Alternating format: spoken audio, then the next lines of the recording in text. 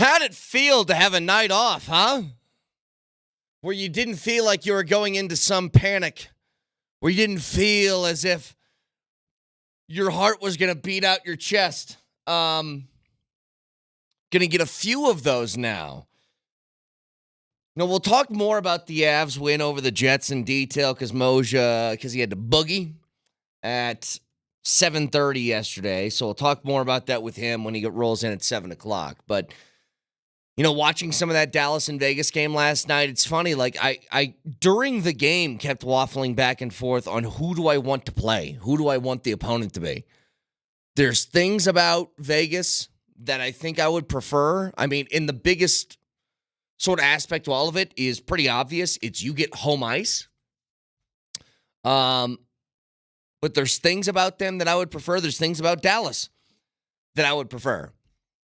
And, I think I've just been scarred because it wasn't this year, but a couple of years ago, there was a couple of games from Ottinger against you where you're just like, gosh, this guy just doesn't miss.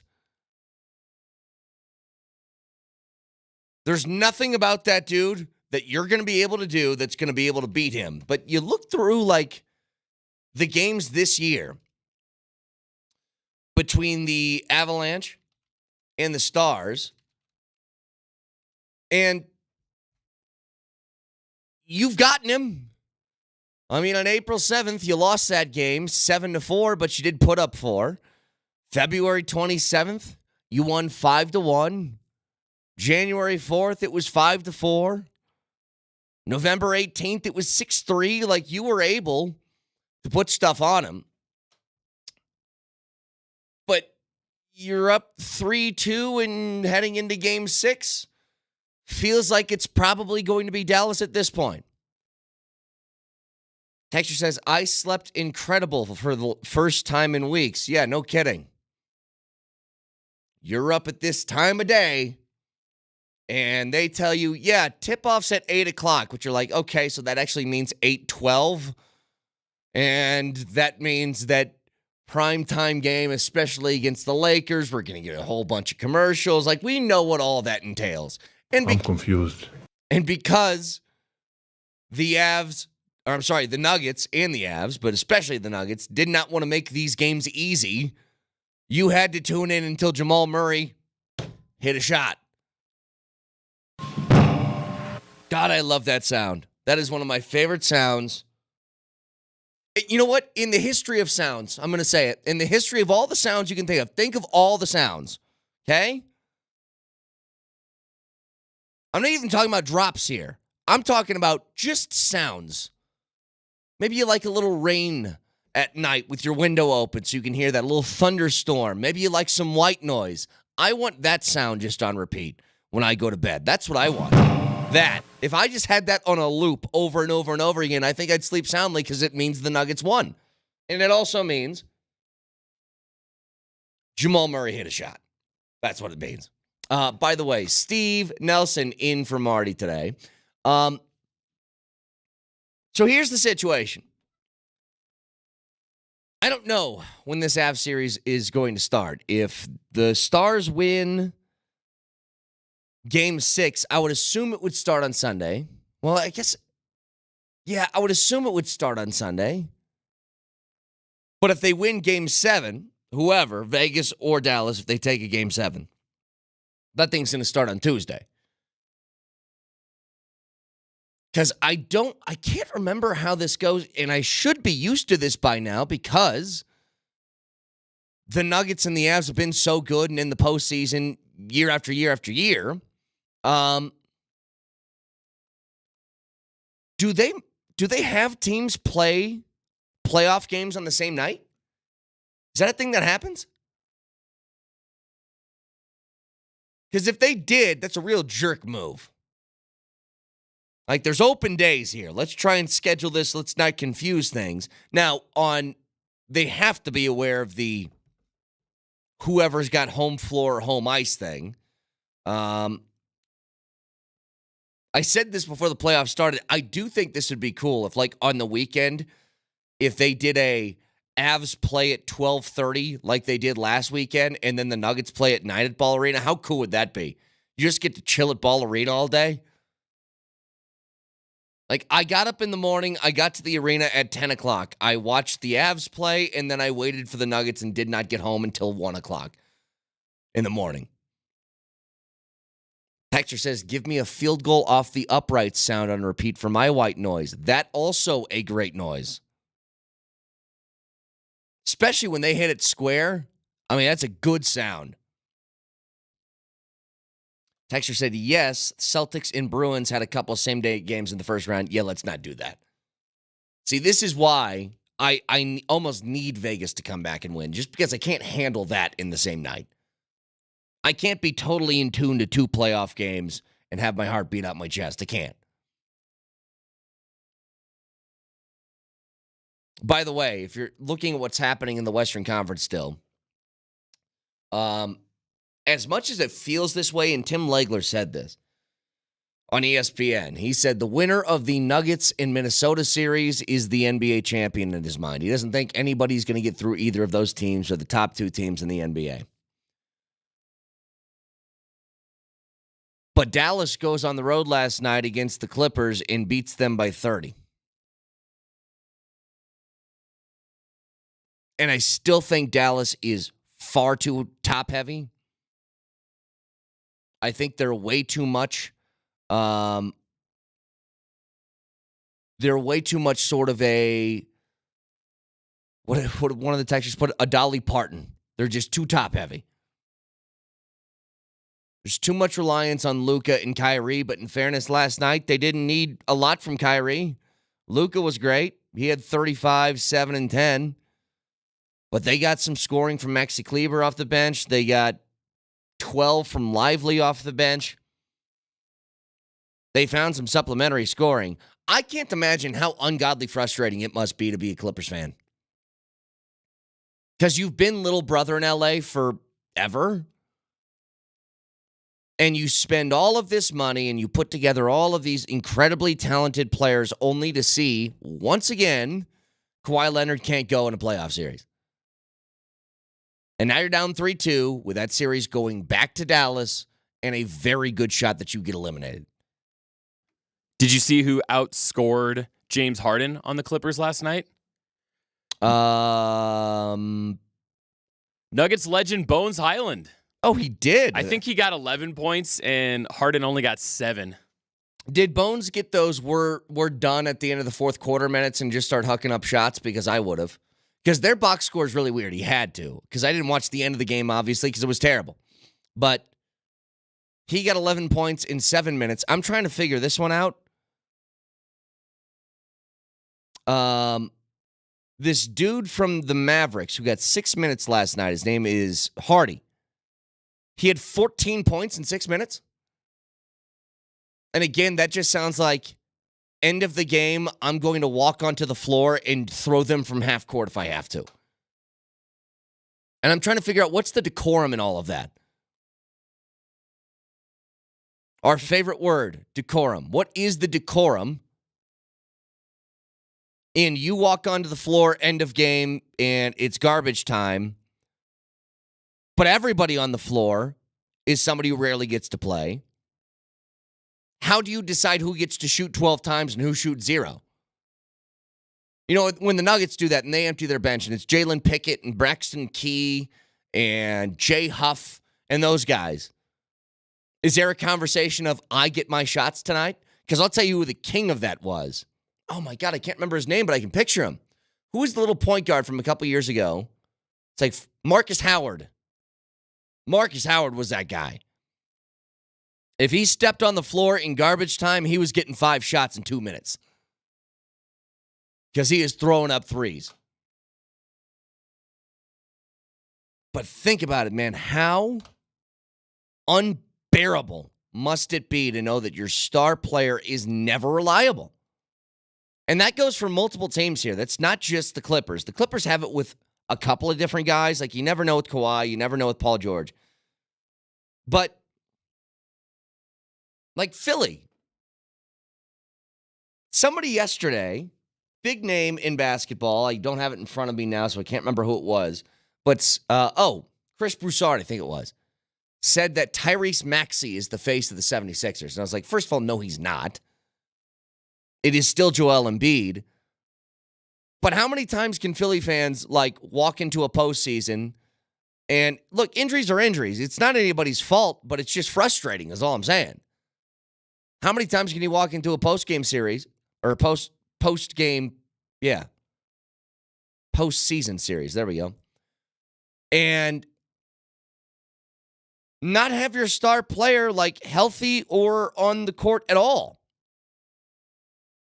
I've said forever, one of the most, the two biggest talents that Jokic has, on top of being incredibly skilled and this amazing touch and all this different stuff, the two biggest thing that Jokic possesses that is going to put him in the all-time ranks, to me, he's already, because he's going to win his third MVP, he's already at a top 15 all-time level.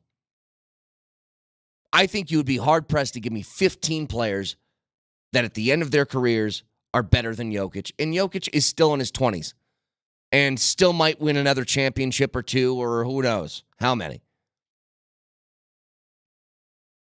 But what I'm saying is the top two aspects of what makes him that level, to me, isn't even the skill and talent. Number one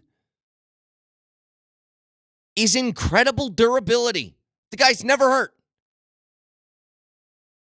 He has nicks and bruises, knock on wood here, but he has nicks and bruises, but you never see that guy missing games due to injury a whole lot. Most of the games that he's missed in his career have been hey, we need to give big fella a break here.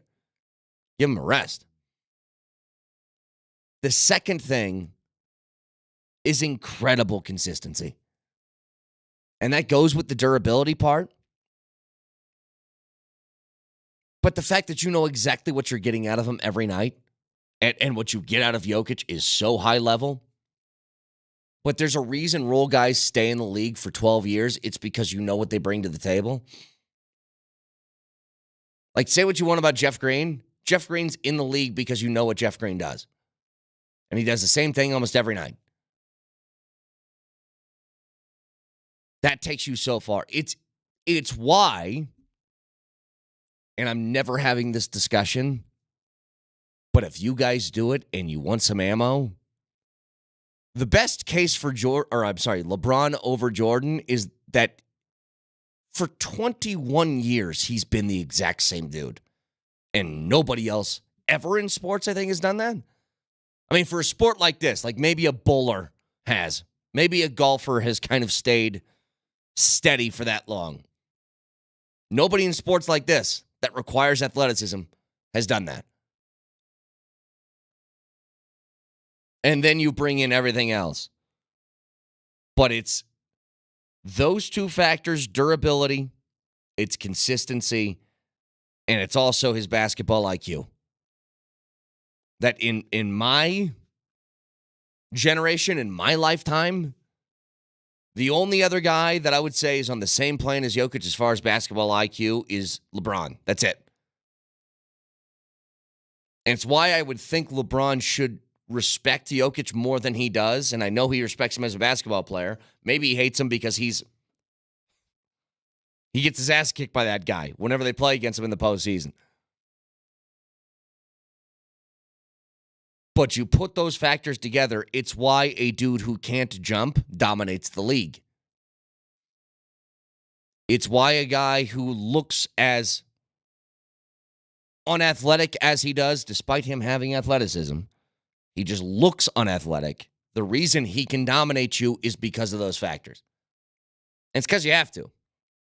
He's almost like, look, I'm not blind nor deaf.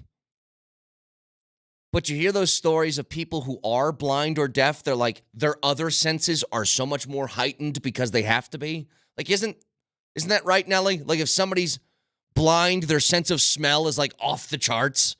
Or their sense of hearing is crazy good, right? Because exactly, they need to make up in some other areas.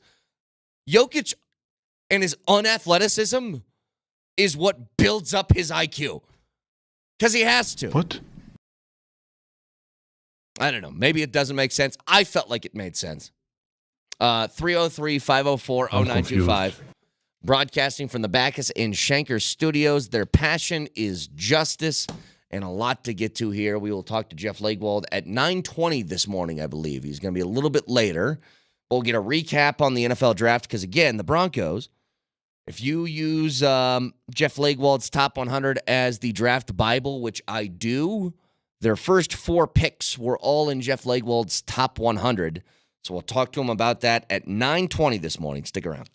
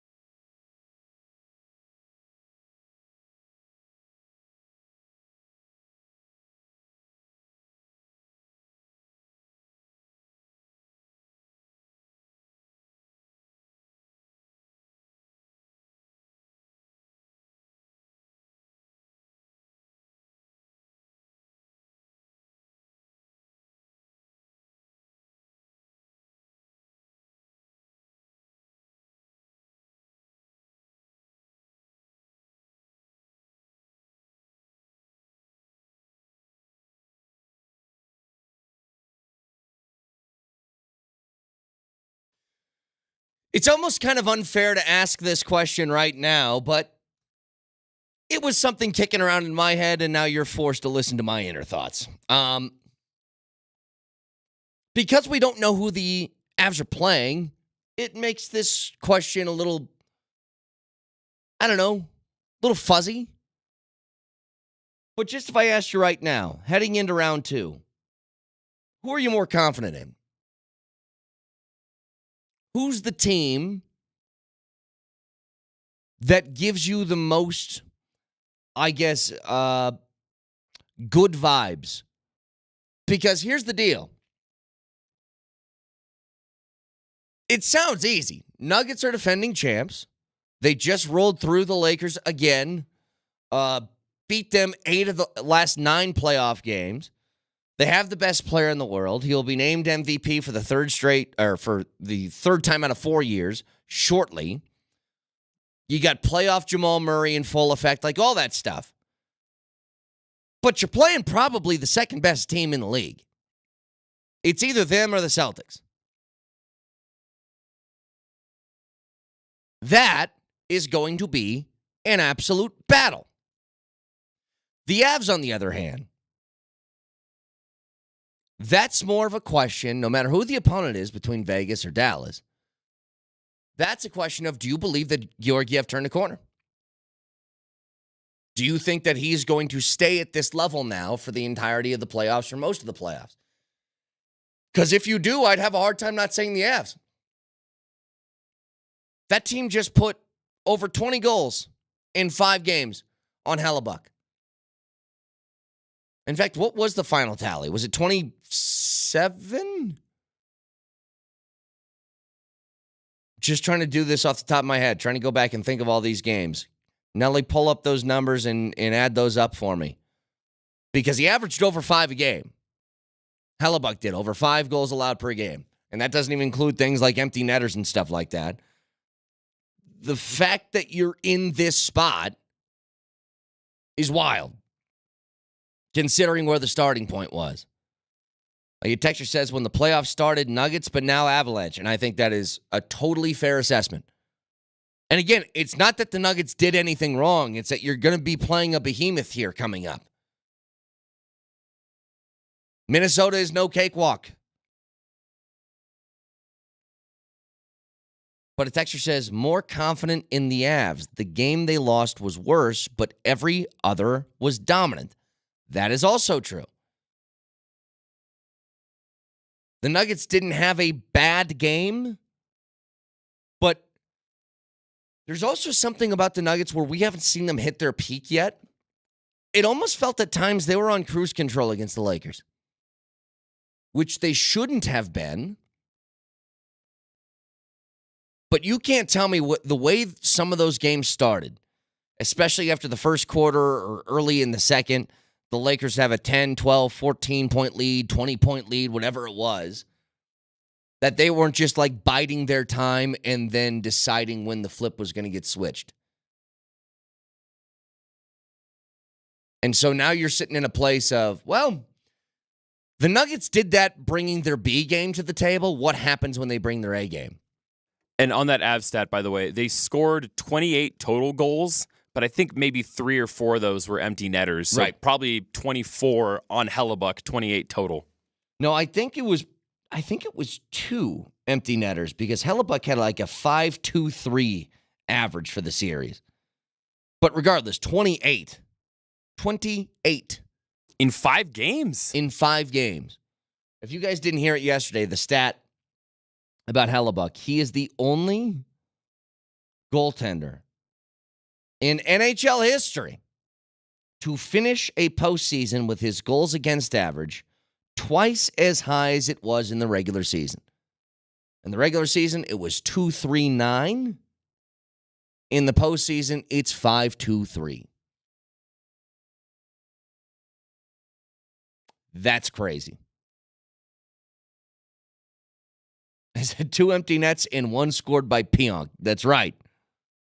The old own goal, but that does count against the goaltender. Anyway, the confidence factor is a very, very interesting question. Because you sit here and you start to think to yourself, okay, the Nuggets who now, over the last 2 postseason runs, think about it this way.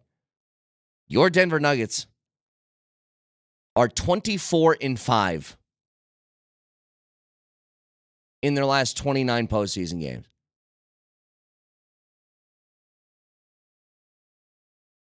They finished last year, 20-5. Goodness gracious, 24 would be crazy. They finished last season 16-4. Now this series 4-1, 20-5 in the last 25 postseason games. Why wouldn't you have the utmost confidence? Well, I do. It's just a different kind of opponent. And here's what they faced, which is similar to last year. They had a really tough series in round 1 last year against Minnesota.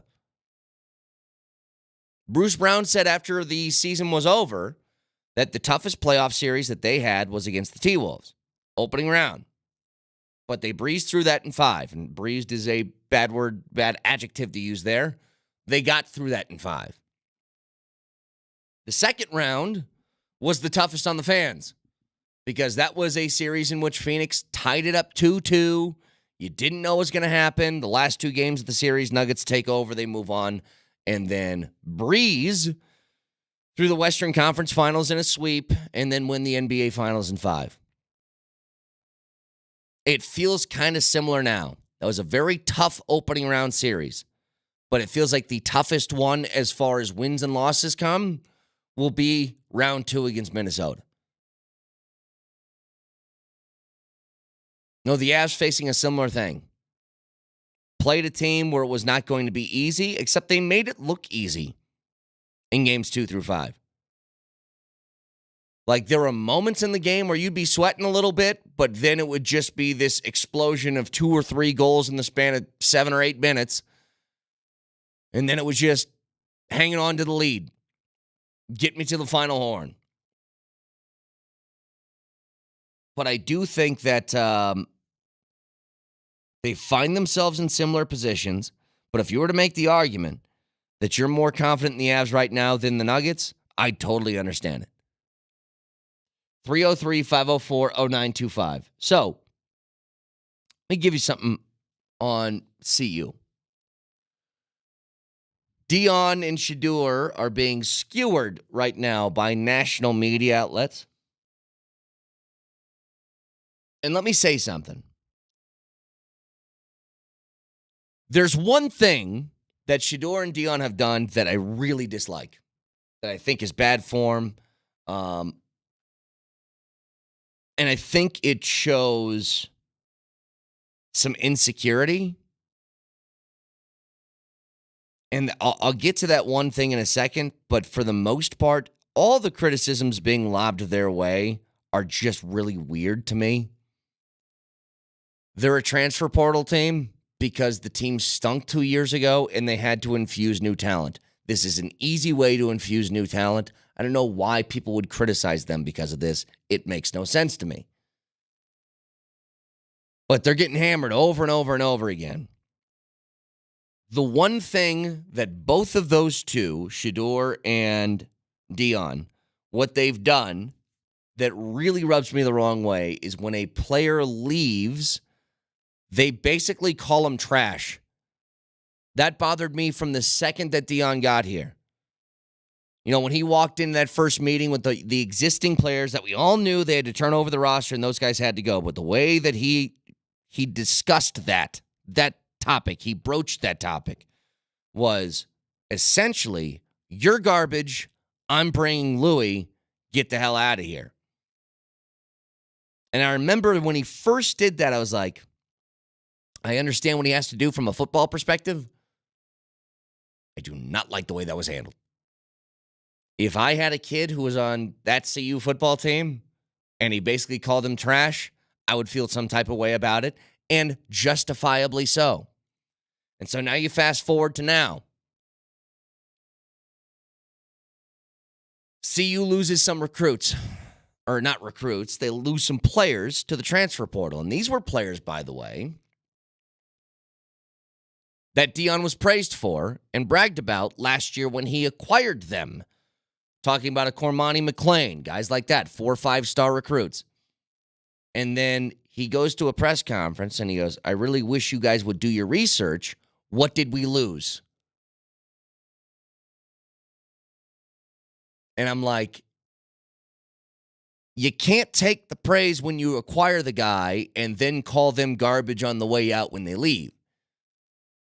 That, first of all, is just a juxtaposition that's very odd, that you want the praise for getting them and then they stink, so who cares? Good riddance. But then Shedeur goes on, and what was the guy's name? What was the dude's name? Was it Xavier something? Xavier something. Xavier Smith, who said, you never even tried to get to know me. He was destroying guys' confidence. Now, this is one of the guys that was sitting in that initial meeting room. And Shedeur says, I don't even remember him, to be honest. Bro had to be very mid at best. And I just don't understand the purpose of doing that. You want to defend your father? I get it. But your father is also a big boy, and he's a lightning rod in the sport, and everybody's going to be saying something about him. And all you have to do if you're Shedeur is you can do one of two things. You can either A, say nothing, or B, do one of the inspirational quotes like your dad. Just quote the article about Xavier Smith leaving and say something like, you get out of this place what you put into it. Hashtag blessed. Right. Hashtag ain't hard to find. That's all you had to do. He did exactly the wrong thing. Well, and I'm trying to get this across to people. That stuff matters for his end goal. And we all know what the end goal is. He wants to be like the number 1 overall draft pick. You don't think some teams are going to look at that and be like, I don't want my quarterback acting that way. I don't want my quarterback calling his former teammates trash. Now, he is projected to go top 5. I'm still like very wait and see if that's going to happen. Like, this assumption he's just going to be there. I don't know how... And I love my boys at DNVR, but I see RK talk about this all the time. Like, he's going top, and I go, well, to go top 5, you need to have a resume on top of the talent. He is no doubt a talented player. It's kind of hard to see when he's on his back 8 times a game, though. So if they get that fixed, they give him time to throw, then perhaps he can do all the things that they're talking about. But right now, and I think this flipped, Steve. We were talking about this yesterday. That one quote there, because you have to be careful, especially when you're a quarterback and the things you say. He was on DraftKings the number 1 or odds-on favorite to be the number 1 pick next year. Do you know who he is now? Carson Beck. Carson Beck now plus 300. Shedeur Sanders plus 450. Like, that's the kind of stuff that they have to know how that is seen and how that's perceived. And also, a lot of chin wagging for a football team that won 4 ball games last year and finished the season 1-7. And that's the other thing, too. Like, you guys are going to get a whole bunch of criticism because this is your MO. And I think it's 100% been necessary to get CU back on the map. They had to do some barking to make that happen. But you got to follow this up with some wins now. Like, all of that talking and stuff was great when you started the season 3-0. And you were a rocket ship in college football. But then you took some embarrassing L's, like the Stanford game, the Oregon game. Like, that's the stuff that can't happen. Now, hopefully in the Big 12, there isn't really a behemoth right now in the Big 12 conference. You know, the best teams that you're going to face are what? Kansas State, Oklahoma State, Utah. Not exactly an Oregon in there. There's no Ohio States. There's no Georgias. But all I'm saying is,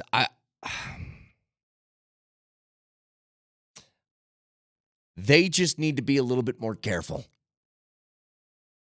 Like a texter says, I haven't heard either of them call a player under Dion as garbage. Look at everything they said about Cormani McClain. On the flip side, everyone forgets about Charlie Offerdahl and his story. Well, let me say this. Have they said the word exactly garbage? No. But has it been pretty easily inferred? Yeah. I mean, mid, if I have this correct, because I am not a young person anymore. Know what I heard yesterday? Nelly, how old are you? 30. That Black Eyed Peas song, Let's Get It Started, came on. And I heard a girl say, I was 10 when this came out. And I go, oh, God, I'm the old guy now. So I'm not very up on my young person jargon. But mid is a synonym of garbage, is it not? I mean, mid means you're not good, you're not bad, I guess. Yeah, exactly. I mean, it's short for middle or mediocre. You're right in the middle. I understand that, but when you call somebody mid, it's not a compliment. It's meant as a diss. Oh, yeah. No, it's definitely not a badge of honor to be mid. That's all I'm saying. So, yes, they didn't say garbage, but you're basically calling somebody not good. And then did you see somebody shared a picture of his stats of Xavier? Which Xavier? I'm getting my Xavier Smith. Xavier Smith. Thank you. I was thinking Worthy. I'm getting them all mixed up. I know. I did the same thing. Point is, so somebody shared his stats last year to show that they were less than stellar, and then Dion quoted that picture of his bad stats and just said, "Lord Jesus." So even he's taking a shot at this guy's resume. So did he explicitly say the letters TRASH? Yeah, No. he didn't do that. However, very easily inferred is all I'm saying. That's it. Anyway, they got to run the program their way. Like, I'm not going to tell them to do anything different. This is who Dion's been forever. This is why you hired him. So do what you got to do. I just think on stuff like this, maybe be a little bit more tactful in your approach. 303-504-0925. Shop Mazda text line. One price, one person, 1 hour. That's Shop Mazda. Back after this.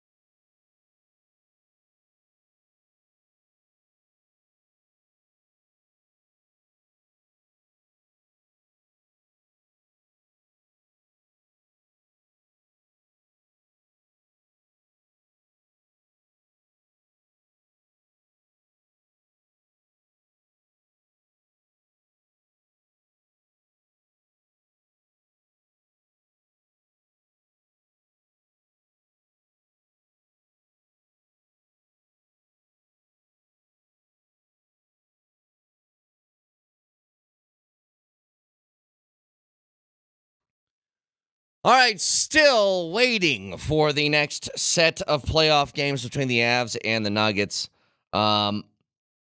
Look,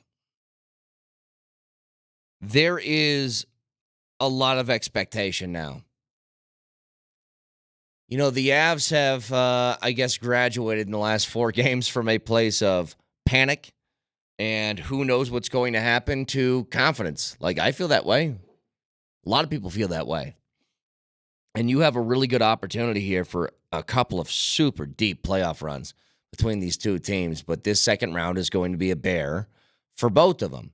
And what I think is funny that's going around, especially the NBA now, and the NBA has been like this for a long time, but we've noticed a theme.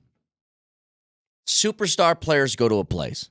Place doesn't work. Superstar does not get blamed. Coach gets blamed. Other people get blamed. That's just what happens. You know, I've been fascinated by the Kevin Durant part of this because we love to rip on players. We love to go out and say, Jokic isn't going to win anything. He got swept by the Suns. And then the following year, he lost in 5 games in the first round to the Warriors. And there was some important context being left out of those discussions. Number 1 was the health of Jamal Murray. B was the health of Michael Porter Jr. Like, we all understand that. But they get the criticism. Embiid has not escaped the criticism, despite the fact that he's been hurt. And look, we can quibble about the idea of, well, he's always hurt in the postseason or something. Always, okay, fine. But the point is, Embiid gets incredibly criticized for his postseason failures. But there's some guys who just skate. There's some guys who don't. Now, the resume of a LeBron James is a pretty impeccable resume. Won a whole bunch of championships, whole bunch of MVPs. He's the all-time leading scorer. He's been doing this for 20-plus years, like all of that. But when they lose, it's never LeBron's fault. It's a coach, it's the team, it's a player, it's something else. There's always something else. In the case of Kevin Durant, think about all the super teams that he's formed and he's gone to. Now, when he was in Oklahoma City, that was maybe the one time that I think that everybody kind of looked at KD and said, really like that guy, hope they win a championship. That's how it felt anyway. Because that team that they formed, they built through a draft between him and Westbrook and Ibaka and Steven Adams and everybody else that was on those rosters. There's in Harden, easy team to root for. But then he goes to Golden State and he wins a couple rings because he joined the greatest team that's ever been assembled. Record-wise, they were 73-9. But then all the other trips, like you go to Brooklyn, you try and form a super team there with Kyrie and Harden, and it falls flat on its face. You join a very established team in the Phoenix Suns. You bring over Bradley Beal, and you get swept in the first round by Minnesota. It's never the fault of Kevin Durant somehow. And listening to Charles Barkley last night, he noticed a similar trend as I did. Take a listen. I just want to say it's about coaching. Anybody who thinks the reason the Lakers suck is because of Darvin Ham or the reason the Suns suck is because of Frank Vogel, you don't know what you're talking about. Frank Vogel is a hell of a coach. Darvin Ham is a hell of a coach trying to get his career started. But for all you punks, idiots, and jackasses on other networks who want to be media and who want all the players to like y'all, do your damn job. The Lakers suck and the Suns suck because of the players. Has nothing to do with the coaches. I feel better now. Here, I can tell. Looks like you like getting that off your chest. I did. I hate it, man. You sit there like Darvin Ham needs to get fired. Frank Vogel needs to get fired. Who put them teams together? Them trash-ass teams put together need to get fired. Them guys, they didn't just all of a sudden suck as coaches. People who put them teams together they start packing up their stuff. Constructing of a roster matters. And by the way, I don't know if he's inferring this or not. LeBron constructed L.A. That was his doing. Like, you can't point to Jeannie Buss or Rob Pelinka for what happened to the Lakers the last 2 years. A sweep and then a 5-game series. LeBron looked at that roster and said, I want him, I want D'Lo, I want this guy, I want Reeves, He put it all together. He also was responsible for shipping the guys out. I mean, remember, at one time, can you think about this for a second? The bad roster that LA had before LeBron got there. Do you remember who was on it? Wasn't that D'Angelo Russell, Julius Randle, and Brandon Ingram? Those are 3 pretty good players. Like, that's a pretty good trio. Is it good enough to win a championship? Hell if I know. Probably not. But it's a pretty good trio of players. The team was constructed by LeBron, though.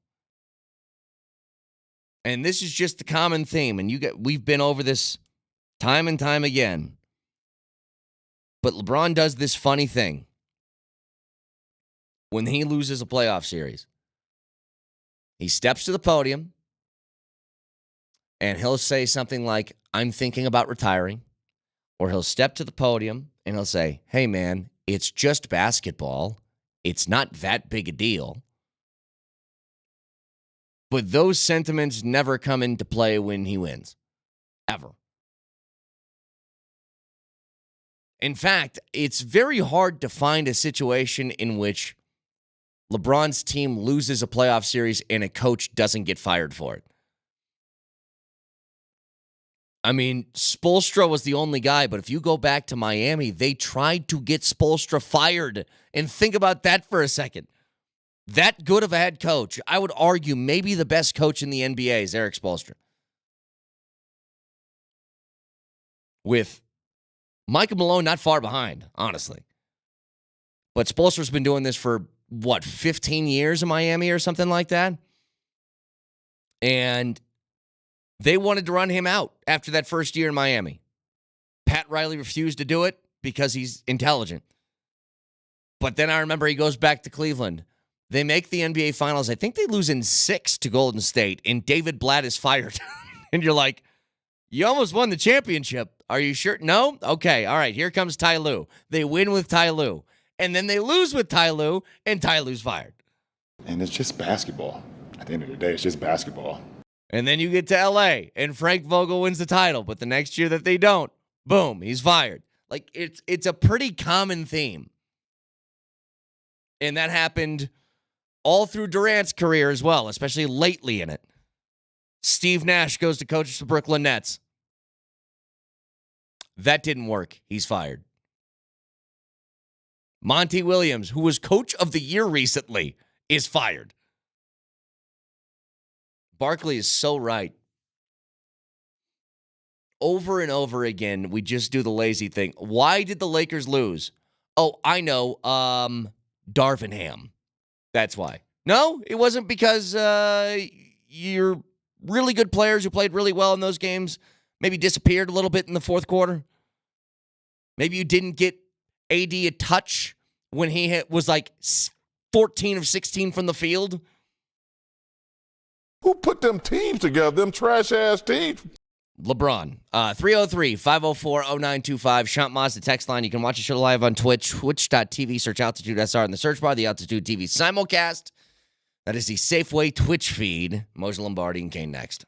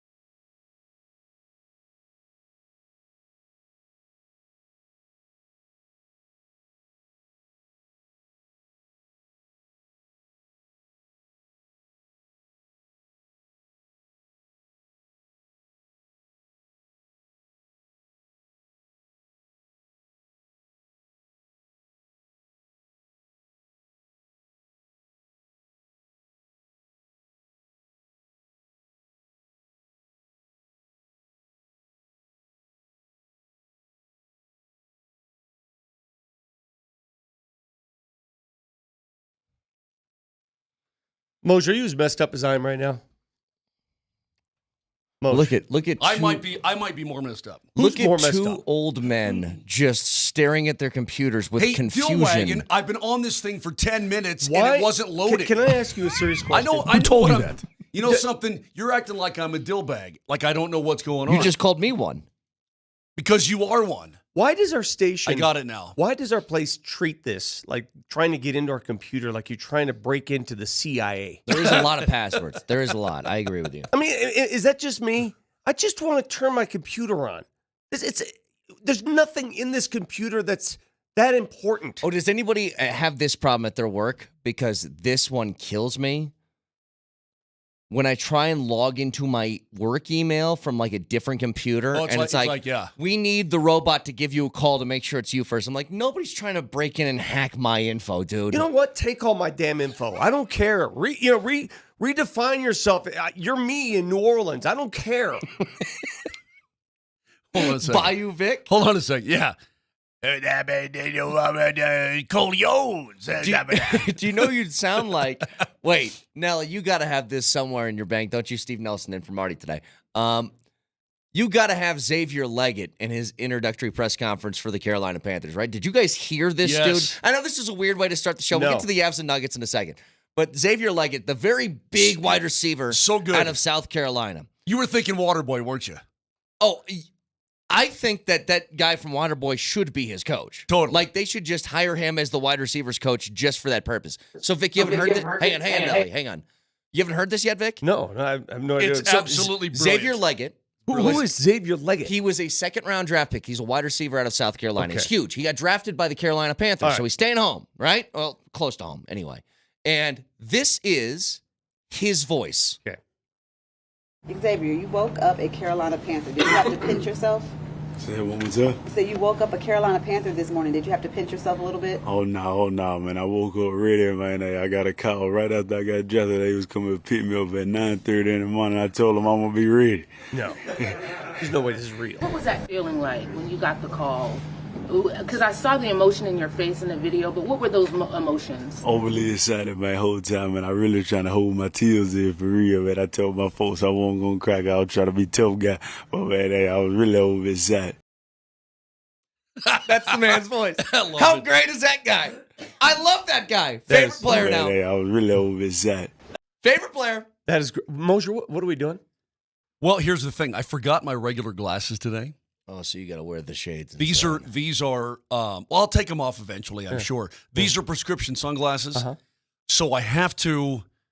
I'm wearing them so I can see right now. If Once I'm established, and I don't need to see, Yeah, okay. then I'll take them off. Okay, hang on a second. Just so everybody's aware, this is the first time we've been in studio for a while, so we're like kind Yeah. of bouncing all Yeah. over the place. Just one thing quickly on the Xavier Leggett before we get to the Avs, because Moj, I want to give you more time to talk about that win from a couple days ago. That's how South Carolinians sound. He's from there. He's not from New Orleans. I thought that was a New Orleans guy going to South Carolina. I had no idea. It's just country folk. I mean, you go into the backwoods of Texas. Backwoods. I mean, Yeah. Texas has a different drawl. Dude, when I first moved Then- to Texas, Yeah. I didn't understand a word people were saying to me. He was born in Mullins, South Carolina. He went to South Carolina for college and now is drafted by the Carolina Panthers. He has been a Carolina guy his entire life. Yeah, but if you're from West Virginia, all right. Listen, I've been all over the South, and there's different draws all from the South, like from West Virginia all the way down through the Florida Panhandle, all the way to Texas. There's different accents and there's that sort of thing. But if you're in the country, man, you're in the country. Whether it's the Bayou, whether it's the backwoods of Georgia, whether it's the backwoods of South Carolina, North Alabama. I mean, you're all in it. Some Tennessee, you're all in it someplace. As Andy from The Office would say, people from the Florida Panhandle kind of sound like this, but people from Savannah talk like molasses Rich. is dripping out That's your that's mouth. true. One time I was driving through You West know what Virginia. I'm saying? There's a rich South. I was driving through West Virginia. And by the way, West Virginia is a beautiful state. It's absolutely gorgeous. But I'm like, I need some gas. And I'm far away from Charleston and all this kind of thing. So I'm like, all right, let me pull off. Well, you got to get off the freeway and then you got to go like a couple of miles. All right, let's go and north wrap to this south. story up real quick here. Jesus. Well, I go. You just have a way of elongating I your go. story. I go into this gas station. It's like a little food Oh, thing, man, I was too. really overexcited. Just like that. And this lady, I swear to God, I think she had like squirrel for sale. You know, like barbecued squirrel or whatever. Yeah. I swear to God, I didn't understand a word she said, and I bought gas. I went and get a soda down it. Yes, ma'am, 100%. I mean, but that's the way it is, man. When you're from the country, you speak country. Moj, how'd the Avs do that?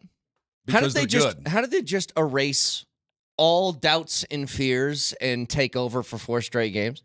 Okay, did you see any of the Spit and Chicklets guys? Have you seen Witt? Have you seen Biz? We got to get one of these guys on. Merles, any of the guys. They are enamored with the Colorado Avalanche. They think that they are a wagon. They think that they are the most complete and put together team right now in the Stanley Cup playoffs. And yes, maybe a 4-game streak to win a series does that, but they're not wrong. It's a very good hockey club. And I'll tell you one other thing, too.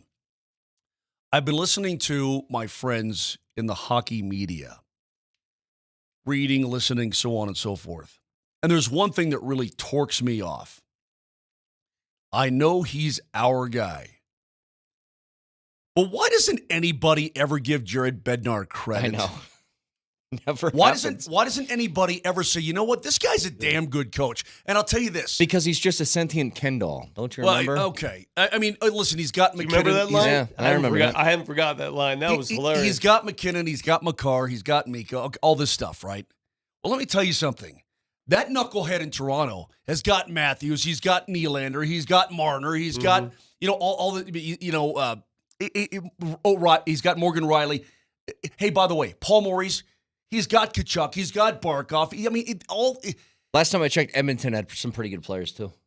Why doesn't Jared Bednar ever get credit? And I'm not even talking about, you don't have to praise him. The Jack Adams nominees will come out soon. He will not be on that list because the voters, I'm sure, say, oh, he's got these terrific players and blah, blah, blah. But he should be. And I'm not even talking about praising him and giving him all the love and all this. How about just a flippin' mention from time to time? Thanks, buddy. Thanks, Nelly. How about just a mention that this guy, you know what, he's a pretty damn good coach. I heard him talk to you guys yesterday. Obviously, I was on the way to the airport when he was talking to you.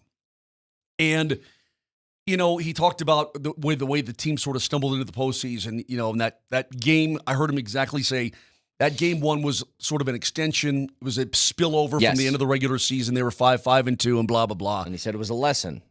Well, you know what? He really got his guys together, did he not, for game 2 and beyond? He really... There's not a lot of coaches who could do that. That's such a good point, Moj. Like, how many coaches, after a game like that and the way that you stumbled into the postseason, could just say, okay, we need to reset and do this, this, and this, and dominate the way that they dominated the next 4? I mean, listen, Tampa's got Kucherov and Stamkos and Point and Hedman. And, I mean, these are all great. And Vasilevsky. These are all great players. And they just got their asses kicked. Oh, John Cooper's some sort of friggin', reincarnation of Jesus? Suck that. You're on to something. So let me tell you something. You're so on I to come in this morning. Moj is fired up this morning. I come in this morning. This is our guy. I get it. I'm biased. But how about you throw a little respect on the man and acknowledge what the hell he's capable of? And I'll take it a because step if he further. was gone from here, I swear to God, you'd have 25 teams in the league lining up with a Brinks truck to sign his ass. I'll take it a step further. Excuse my language. I apologize, kiddies. Have a great day at school. I'll take it a step further. Both of these coaches with their teams currently in the playoff run, Bednar and Malone, they are more underrated than any coach out there for this reason. Has Bednar ever been in the running for Jack Adams? He has. 2 years ago, right? He's been nominated a couple times. He's never won. Do you know? All right, Not one time. So we know he can coach and he can keep it together. We know this. And that's part of coaching is keeping it together. Same with Malone, right? Do you know how many votes he got for Coach of the Year? One. One third place vote, right? One third place vote. Jesus. One. Okay, Well, so did you hear how many times when LeBron James addressed the media after games, the first thing he said, that's a good team. They're well coached. Yes. He said that every time. He knows. So he knows. It's both of these coaches that are so underrated because we expect it. I know they have talent, but sometimes having talent, guess who else has talent? Phoenix has talent. Yes, they do. How'd A they ton do? of it. How'd they do? Well, Vic, they fired their coach who won a whole bunch of games for him because he didn't win the last game of the year, I guess. Remember when Monty Williams was the coach Yes. of the year? Yes. And then they had one bad playoff run. They're like, well, you stink now, so leave. It's I'm just saying, understanding how yes. to meld that talent. You have to know your players. And I think Jared Bednar, and again, Vic, Brett, you guys know this as well as anybody. There are so many different personalities and so many different buttons that have to be pushed at certain times. And they're all different. And then you've got to get all those buttons together in one panel and be able to push them all correct. I mean, and plus know the game, know your opponent, this, that, and that. That's all I wanted to say. It's just that I've been listening to a lot of national people, my friends, guys I know, girls I know. He just doesn't get a lot of run, if any, at all. In fact, I'm going to send a message to somebody when we go to break and say, you know what, up yours. Did you watch the? Excuse my language. Again, excuse my language in the first segment here. Mm-hmm. But it's something that's been sort of sticking in my craw, and I couldn't get it out yesterday because I was part of the first wave. Yes. Did you watch the Stars Knights last night? I'm sure you did. You bet I did. What's the name of that young lady who does the coaches' interviews? Emily Kaplan. Yes. She asked some great questions. Yes, but she it's did. hilarious to me because every time she's interviewing a coach, it's so loud they can't hear what the heck she's saying, and she has to repeat the question every time. What? What? What? And those coaches, it just amazes me that the game's going on and you're interviewing these coaches mid-game. Yeah. Hockey's special about that. That's Pete great. DeBoer, he's so brilliant. Oh, he's got those stars really cooking. Oh, that Bruce Cassidy. Oh, look, he just comes in and he wins in his first year. He's an absolute genius. I'm not saying. I'm not saying they're not good Hang on, coaches. hang on. I'm saying, how about a little run for our guy, and let's kick some major butt here in round number 2. For the record, Moj, I agree with everything you're saying. But just to try and think of a reason why maybe Malone and Bednar don't get the respect they deserve, is it because you have potentially the best players in the world on these teams? It's because Is they've that already why? it's because they've already won championships. And once you win a championship, for some reason, the coaches They don't get the credit role, anymore. Yeah, whatever that is, the perception takes a hit. And Well, it Mike shouldn't. Shanahan, hold on a second. Mike Shanahan comes in here, and he builds his roster, but he wins back-to-back Super Bowl championships. No, football's different. I'll agree with that. Hey, man, Football's he different. was regarded. Hey, everybody's talking year after year about what a great coach Shanny is, and they should, because he was a great coach. He didn't get run out of town. Moj, you know who you look like? Well, Somebody friggin' cool. No, you- Brad Pitt. who you remind me of right now? You know, guys who wear sunglasses inside. We'll get into that. But here you are wearing your sunglasses. Game 5 the other day in Denver. We're watching the Lakers. They're seeing glasses. I Wait, have to see. They're you look like a moron, but that's fine. That's beside the point. Brett. Oh, I'm so. Oh, so you know what you are now? Let me finish my thought. You're an iced. Let me finish my thought. I'm watching the Lakers warm up and LeBron's warming up in AD, and there's this guy that's standing under their basket, and he's wearing one of those it's a suit. It's a really well-dressed suit, but it's like a samurai suit. It's a long coat with some insignia on it, and he's really well put together. Got sunglasses inside. And I'm like, who is this guy? Is he rebounding the ball? No, he's just staring. He's right under the basket staring. Like, who is this dude? So I asked a couple of people from LA, and they go, oh, that's Corey. Corey who? That's Corey Gamble. I go, who is Corey Gamble? That's Kris Jenner's boyfriend. I go, what? This guy's young. So, like the mom Jenner? Yes, the mom, Jenner. Wait, like Kardashian mom? Yes. Kris yes, Jenner? Yes, Kris Jenner's The mom. boyfriend. The Yes, mom. The mom. So this guy who's watching the Lakers, Hideous. and I have no idea why he's there. I have no idea what association he has with the team. I have no idea. It just comes with the territory of the Lakers. It's just another Lakers byproduct. So I did some Googleator work. He's 43. Kris Jenner, 68. That's an age gap of 25 years. Is this the outfit? No, he was wearing, again, some samurai outfit. He looked like he was out of Shogun. But did you hear did you hear the numbers I just gave you? Yeah. Well, good for her. Wait, Did you hear the numbers I gave you? are you Are you surprised that rich, single, elderly person is dating somebody younger than them? He's 43. She's 68. That would be akin to you, Moj. She's 68? Yes. That would be akin to you, Moj, hanging out with an 80-year-old right now. More than that, 82-year-old. 82-year-old. Is she hot? I mean, is she like Martha Stewart hot? I mean, what are we talking about? And by the way, there's not that much. No. Didn't Mick Jagger It'd be have like a me baby hanging out with like with a 20? Yeah, it'd be like didn't me he? hanging out with a 75-year-old. Like, what's the dork. biggest age gap ever? Wait, Mick Jagger just a couple years ago had a kid with like a 29-year-old. Yeah, he's got Mick Jagger is 80. He's got a 7-year-old kid. Hang on, let me Which see. of those 100%. Didn't one of those presidents, those That's dead rude, old presidents? by the way. Like, I would throw him in prison for that if I was the dictator. No, of the world. there's somebody who's You alive. can't have a kid Hold that on. is 70 Oh, years De younger than you. Niro. De Niro just did that. Another one. He's in Yeah, prison. yeah. Yep, he's Freak. jail. Well, Jail. hold on. There's a living grandson of like Of a president. James We talked Polk. about this. Yeah. or James Polk or somebody like that. Like the president had a kid when he was like 80, and his kid had a kid when he was like 80. But anyway, what's he And that doing? guy's walking around saying, "Oh yeah, my granddad was president in 1851." You're like, what? President John Tyler has 2 living grandsons. There you 2. go. Why is this Because guy? they're getting it on late. I don't know. No. Why is this guy, Corey Gamble, at the arena standing under the basket in a That's place? a good question. What's he doing there? Yeah, the Kardashians don't own the Lakers. The Nuggets do. See what I'm saying? Yeah. That's what you why get. is he? Why is Chris Jenner's boyfriend hanging out under the basket? What's his association? And could you imagine that being your like? You're saying he's on the floor. He's got credentials to be on the floor He wasn't even wearing a credential. He was just standing there. No, that's what I'm saying. Imagine not in even, Denver. Hang on. Yes. Hang on, Moj. Imagine not even having a credential. Somebody goes, "Excuse me, you can't be here," and you go, "I'm dating Kris Jenner." Exactly. I can actually.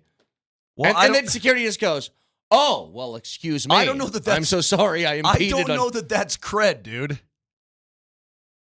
Listen, I'm in a mood this morning. I could be foul right now. I'm not going to be foul, and I apologize to all the kiddies out there for using the D word. Dang. I could be foul, but I don't know why this guy's hanging out into the basket. Okay, I don't know if this is true, Adam. Adam writes in on the text line, and he's a loyal listener. Adam says, "My mom is 57. She's marrying a 32-year-old, and I'm 33." Oh boy. Ooh. That's going to be a fun Christmas, Adam. Do you guys go play golf together? Dude, call him dad. Oh, my God. What do you do there? Ask him for money. Like, if you want to be my dad, then you have to give me money. Hey, listen, can you spare me some bread until payday? I'll pay you back. Yeah, that would. I don't think I could take that. Okay, so I've pretty much flushed my system of the Bednar stuff, but I'm going to send a message to a guy who's a prominent guy at the break here, and just say, hey, how about a little something for the effort, Llama? I mean, that's it. Anyway, I know we're going to talk about the upcoming series. I'm excited about that. Today is kind of a goof around day, and tomorrow's going to be kind of a goof around day. Just waiting. Because we're just sitting back with our feet up waiting. The Avs are taking a couple of days off. I'm sure the Nuggets are taking a couple of days off. They can until they figure out when they're going to play. Actually, they're probably cramming. Saturday. Oh, that's right. They're playing Saturday. My bad. So they're probably cramming for the Minnesota Timberwolves and game plan. Okay. The Avs right now, they don't know who they're going to play. Yeah. But because Dallas won last night, I heard Coach say, all right, we're going to start getting on the team that wins a little bit more, and let's get it on. Dude, that series could stretch until Sunday? Correct. Wow, that'd be a long what do you break think for the them. odds are Vegas goes home and wins Friday night? And Good. forces a game 7. Very good. So odds. do I. Yeah. So these two teams can just beat the snot out of each other all the way through Sunday night, and then we'll figure it out. Do the Avs have any knick-knack injuries they got to fix up? Yes. A couple little knick-knack paddywhacks. Okay. Yeah. We'll get to all that in just a second. 303-504-0925. The Altitude Sports Radio app is powered by the Will Height Law Firm. Injury lawyers. Go to willheightwins.com. That's willheightwins.com. Quick question. Do you believe that the Avs might have more confidence, more faith in Denver fans than the Nuggets heading into round 2? Get to that next.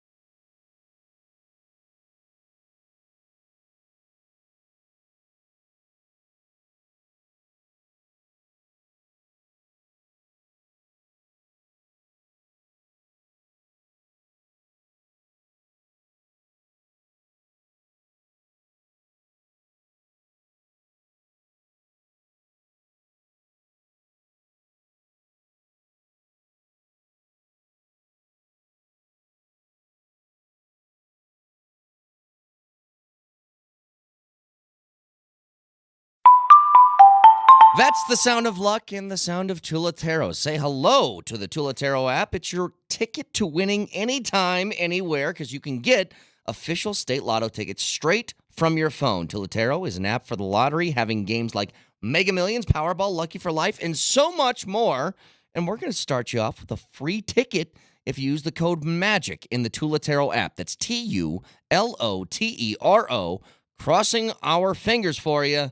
New registrations, use the code MAGIC and receive a free ticket to try it out. Good luck.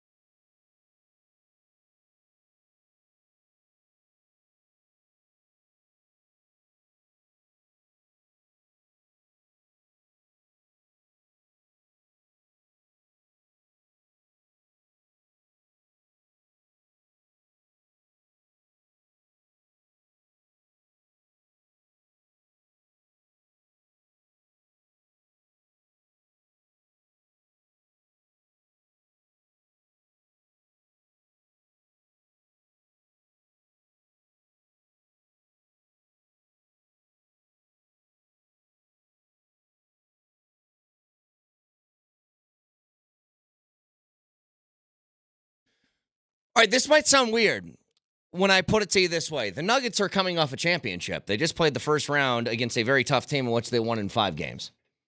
The Avs had questions going down the stretch, but because of how they played in the last 4 games to close out their first round and also win in 5, is it fair for people to have more confidence in the Avs than the Nuggets right now, just based upon the fact that the Nuggets are playing what Tim Legler said is a battle between the 2 best teams in the NBA in this upcoming series? I agree with Tim Legler. I think Minnesota's very good.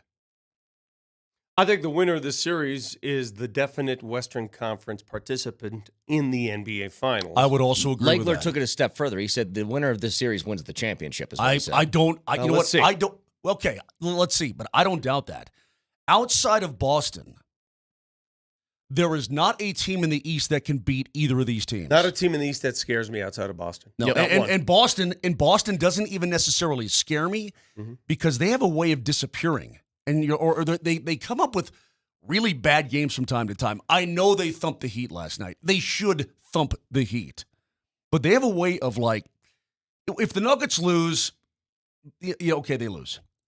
If the Celtics lose, it's like 123-52. I mean, it's what it feels like. It's not real, but you know what I mean. So, yeah, I completely agree with that. There's a lot. For whoever wins this series, I think is going to go all the way. What do you think about that, though, Vic? Because it is, especially for you and me and the place that we were at with the Avs after Game 1, that I think it's a totally fair argument to make that people have more confidence in the Avs going into round 2 than the Nuggets. Well, I'm not saying I agree with it, but I think it's a fair argument. Yeah, we play this game every couple of weeks, right? More confidence in. We've been doing it for the last 5 months. Do you have more confidence in? Really, the last 5 years. The more confidence in game. We've been doing it for a long time. And it's interesting how it changes week to week. Sometimes day to day. Sometimes quarter to period, right? It just changes all the time based on how your team is playing and who they're playing and if there's any injuries. Well, why is it so hard to repeat? It's hard to repeat because I think what happens is you're not going to have the same fortune on the way to that championship. And Okay. fortune is part of championship. Yes, it is. People are going to say, oh, well, that's a cop-out. It's not. No. Health is fortune. Health is fortune. The Nuggets already this season, consider this, Nuggets fans, already one round into this season, this postseason, have already suffered more injuries than they did all of last postseason. The entire run. Think about that for a second. There are several aspects at work. Yeah, you've got to be fortunate. Number 2, you've got to have that drive. I mean, the difference in games is want to at times, right? The difference between winning and losing a game in the fourth quarter is want to. I mean, do you really, really want it? Yeah. I mean, I'm not saying that once you win a championship, you're totally satisfied and you don't want it anymore. I'm not saying that. But if a team hasn't done it, they're going to want it. And you're going to have to match that want. There's just no doubt about it. And also, people forget about this. These guys have played a ton of basketball. You hear me say I think that's a lot of that, too. You hear me say it all the time, man. In the NHL, trying to win back-to-back Stanley Cup championships, teams play a lot of hockey.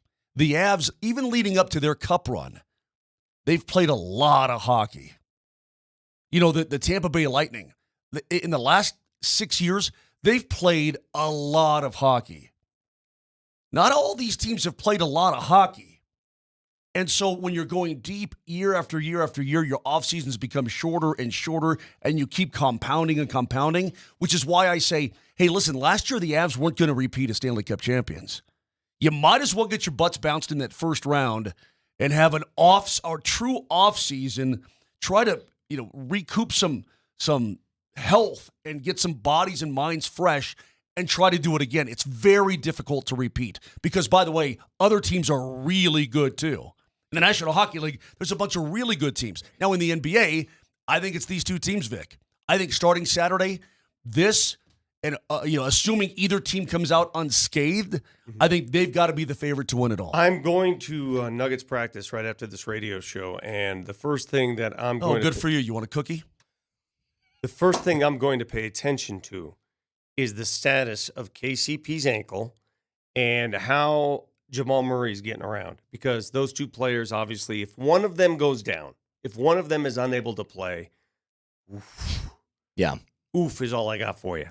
Wood. Oof is all I got for you. Okay? So the fact that anytime you even say anything, and you're projecting, anytime you do that, you've got to knock on your wood. I'd appreciate it. Well, there's no wood here. Underneath. Oh, that is good wood. That is good wood. Oh, I know.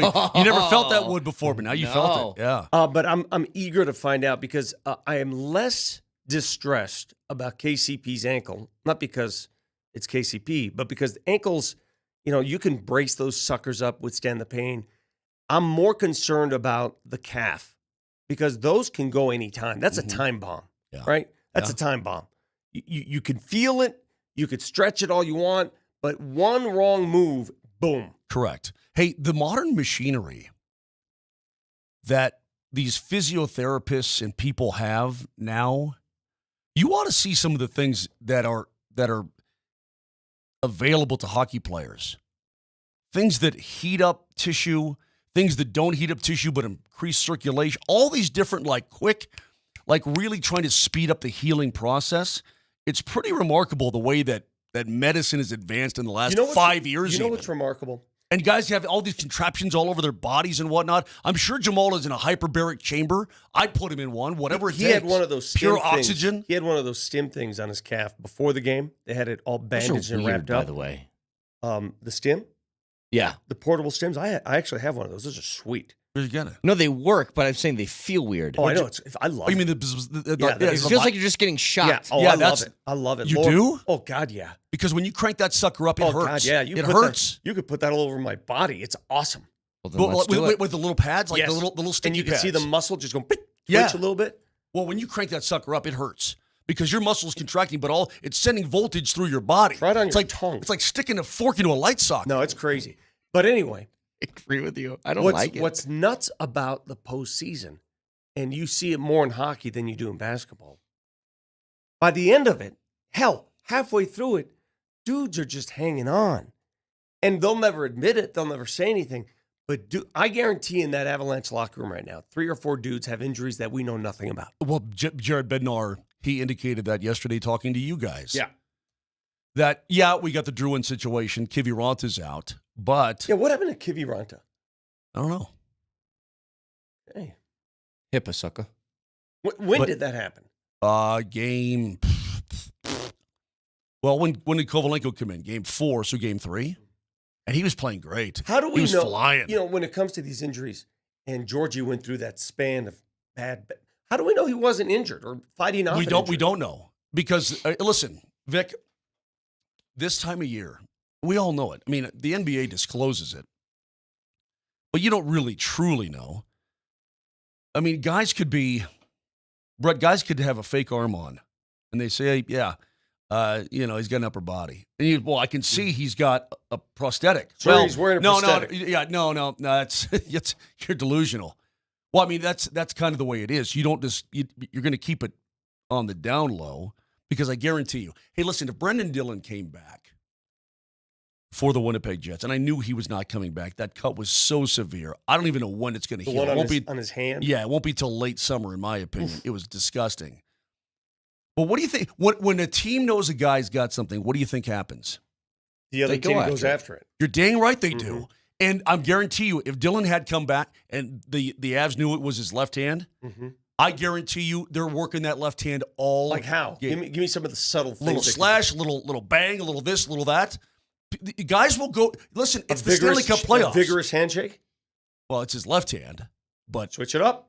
it's okay. Switch it up, Brett. You guys ever had somebody do that? They reach out with an opposite hand. You're like, No, what I are we don't do doing that. here? No, I'll What's just grab happening? their hand like a. Like, if you have a drink in this hand, just switch it over. Like, Yeah. it's not that hard. Anyway, because that's what teams do. You know go what I after feel it. like? This is happening now. This is much more prevalent than it's. So give me a fist bump. Give me a fist bump. Show me your fist bump. All right. You know what people are doing now? They're turning their fist sideways. Oh, they're doing one of these? Yeah, the side fist. When did this start happening? When was this a trend? Wait, I've never been side fisted Oh yeah. like this. Oh, let me show like this. Like that. Yeah. That's weird. Yeah, they walk up, they're like, Phrasing. what's going on, bro? What's up? Yeah, the side Like fist. that is thing right That's there. a big deal now. Okay, well I'm Big gonna deal I'm gonna among- start doing that. I want to be hip. It's a big deal. I'm gonna among start doing kids. it. But then it puts you in that awkward position. Do I also turn? Now, you know what? Going straight fist, just a straight fist, is almost nerdy. It's like, hey, You know what's a fun what? thing? In the old days, it's now side. You know what's a fist. fun thing to do? Moj, give me a fist bump. Show you. This is what the cool kids do now. Hey, stick shift. No, I'm dead serious. If you go in like this, you are such. And I could see Mosher going in. Hey, great game. Well, I think if you wobble around like that, then yeah, you probably look pretty old. So what about the backhand to backhand like this? Hey, like this. What is this? What, No, who that's does stupid. Who the hell does that? What is that? I used to do that all the time. Back Of Go in the course side you fist. did. Go Of side course you fist did. after every game now. Okay, Watch, but just listen, watch how the kids react. You'll be like, hey, that dude's cool, man. you Now guys are what you're but you guys are saying- hang on a acting like second. you're Wait, acting wait, like wait, I'm wait, uncool. wait. That does seem a lot more nerdy. It is. This A does straight seem fist a is- straight fist bump. If you do this now, you know what you are? You're an old man trying to be young. That's what you are. If Hang you go, on. here, I got to conduct an experiment. the now. fist. Motion vamp for me. Yeah. Okay, so Brett, give me the fist. Brett's heading over to Vic right now. Like, what's up? I don't like Yeah, it that. feels- I don't Yeah, like I'm with that you. Now try it the other way. All right. Hey, what's up, dude? What's up, man? Let's go. Hey, I like that. See? Okay, That's so much okay. better. Okay. I told you. That's so much better. I told you. Like, These Mose, are- get up and try it. I'm making life observations that affect people. So look. So go over and just give the regular straightforward fist bump. Okay? Yeah, look at this geek. All right, now be cool Now about do it. the side. Now do the side bump. Yeah, that's how we do. I like that better. Mhm. I think this is a nice little adaptation. If you straight fist me, I will judge you. I will judge all of you who try to straight fist me. I dare anybody today, if you're listening now, if you get your headphones in at work or something like that, go to a coworker and try the side fist bump. It feels more right. You know what? It kind of does. I want to be cool. It's like you got to line up correctly on the other one. You just got to catch some sort of skin when you go side bump. I like that a lot. See, you learn things. Learn things on this You show. know what? You do. So all of you listening right now, you're welcome. By the way, Vic, thank you for bringing us into the 21st century. I have coming up a little bit later in the show. There's a couple things I want to get to. I want to get to the Dion stuff going up in Boulder because it's taken on a completely different life of its own. All right. I said something yesterday, by the Yeah. way, surrounding that Shador comment. Yeah. Saying I don't think NFL scouts are going to like that. Yeah. We'll get to it. I know His numbers dropped. I know for a fact, speaking to a couple NFL scouts, that they don't like that. Yeah. I know for a fact. All right, that's number one. Number two, I want to discuss Matt Ishbia. I'm not sure what he's smoking, what he thinks he's doing over there in Phoenix, and what he said yesterday.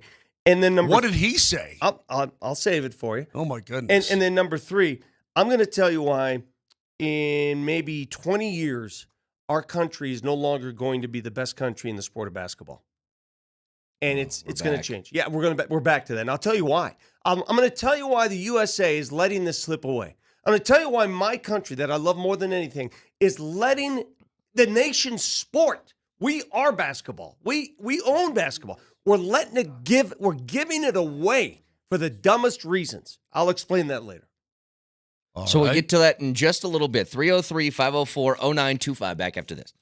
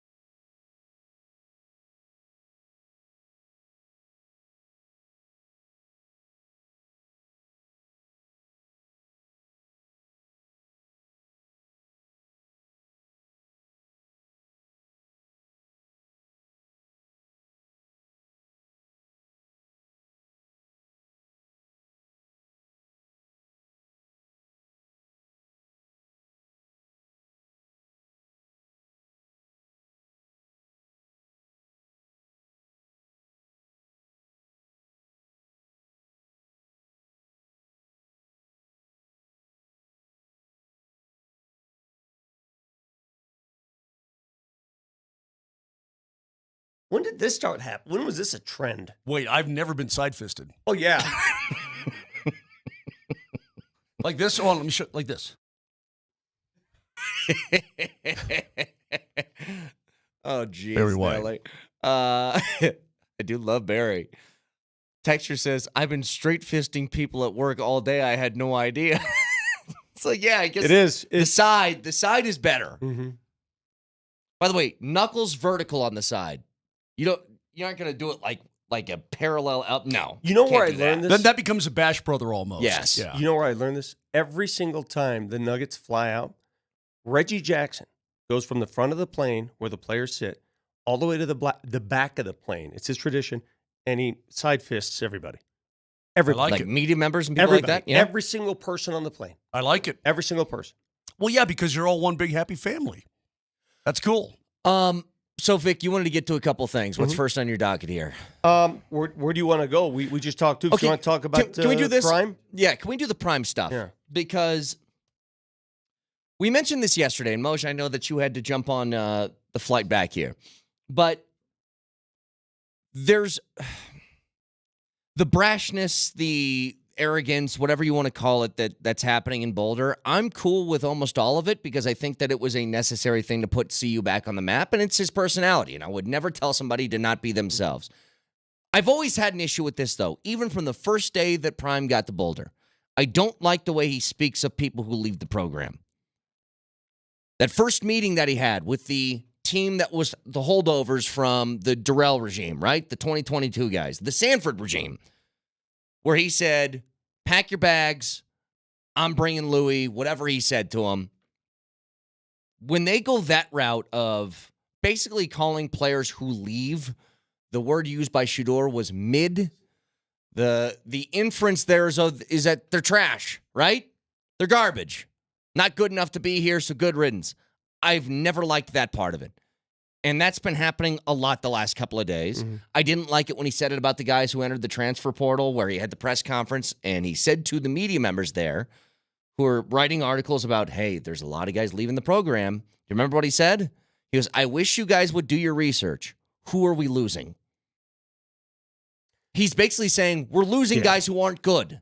And I'm like, well, one of those guys is like Cormani McLean, who you got praised for when he got here, and now he's trash when you leave. I just don't like that stuff. That's what I don't like. Well, you don't, if you're in that position, if you're in the position that Prime is in, the highest paid state employee in Colorado, by the way, right? Mm-hmm. You have kids under your watch. And he is very good with kids. I would never, ever, ever question his ability to motivate and understand the role he plays in nurturing these kids, unless you leave his realm. Yes. If you're no longer in his realm, you are trash to him. Mm-hmm. That's what it looks like. That's what it looks like. That could be further from the truth. Is that what it feels like to you? 100%. That's exactly what it feels like. But 100%. not only that, the commentary of Shedeur, especially about the kid who just left. That can't happen. It can't. Let me put it this way. I don't understand what the motivation is. Because you could easily, in fact, more easily, just say nothing about anything. Just go about your business playing football and getting ready for the season. There's no necessary element there to put something like that into the world when you don't have to, because all it's going to do is bring negativity on you. I just don't understand why you would. And then I also have seen some of the players that have gone other places starting to clap back. And I don't think that's good either. You don't need any of that going on. You need to focus now on winning some football games. And maybe you will. But by the way, maybe Shedeur has dropped, as you said, Vic, you talked to a couple of scouts. Maybe he's dropped in some people's eyes a little bit, at least that attitude has turned people off. Well, Caleb Williams had a pretty bad attitude as well, and he went overall number one. Talent's going to win out at the end of the day. Right, this is not on Shedeur. This is on his father. Shedeur's defending his father. Has nothing to do. Shedeur clapped back at somebody. You know, kids do this. Kids clap back. This is on his dad.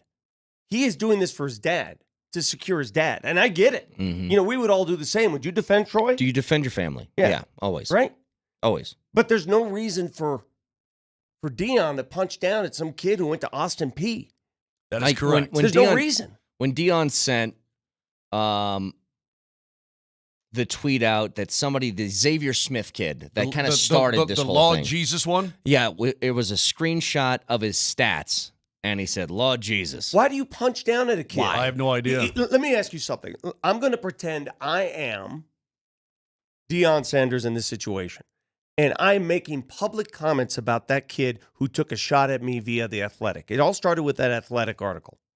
I'm going to give you two versions, and you tell me what works better in the public forum. Go ahead.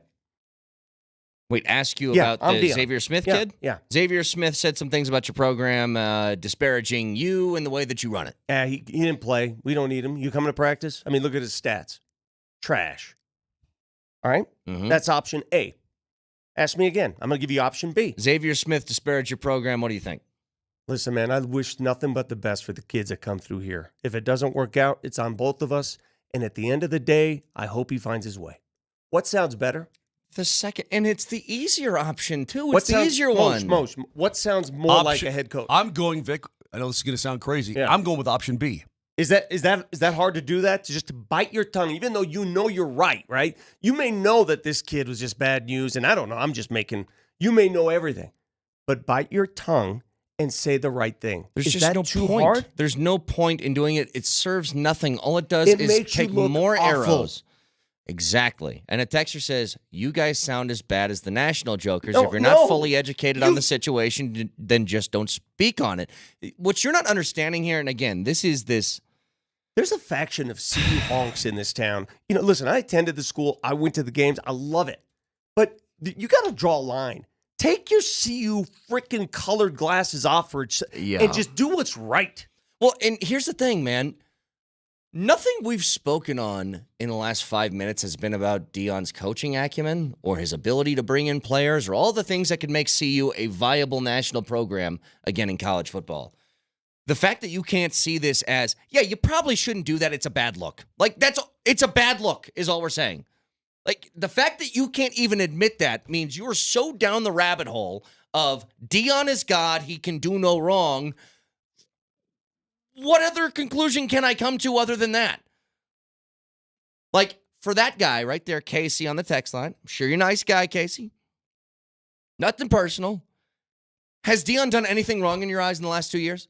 And Can you name a single thing? Because if this isn't something that you can't say, hey, man, bad luck. If you can't do that with this, then tell me, has he done anything wrong in the last 2 years? And if the answer is no, you were blind. You're Totally. blind.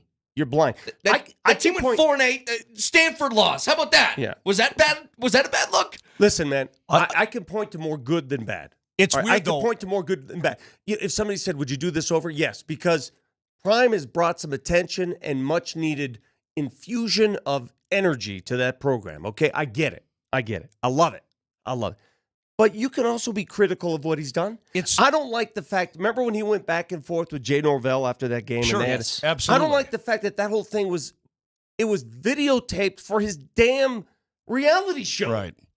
This is like a walking reality show for him. Hang on a second, though. And then yesterday, for the entire Sanders clan to jump in and say, this is why we control our own media. Well, that ain't good either.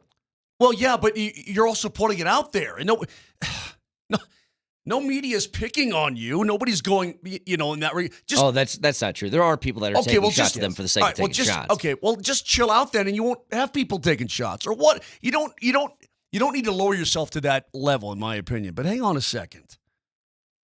I remember a time around these parts where CU fans were just confident and cool, and they were the big dog on the block, and blah blah blah.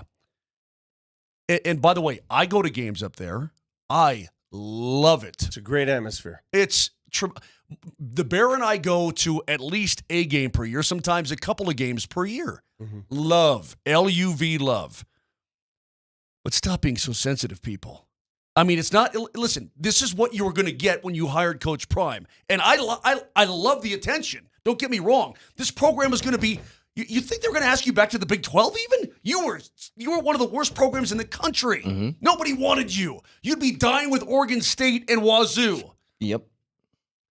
But He's bringing things on needlessly, in my opinion. That's all I'm saying. I love what he's doing. I love the attention. I think it's great. But you don't need, like you said, Vic, you don't need to punch down. You don't need to punch at all.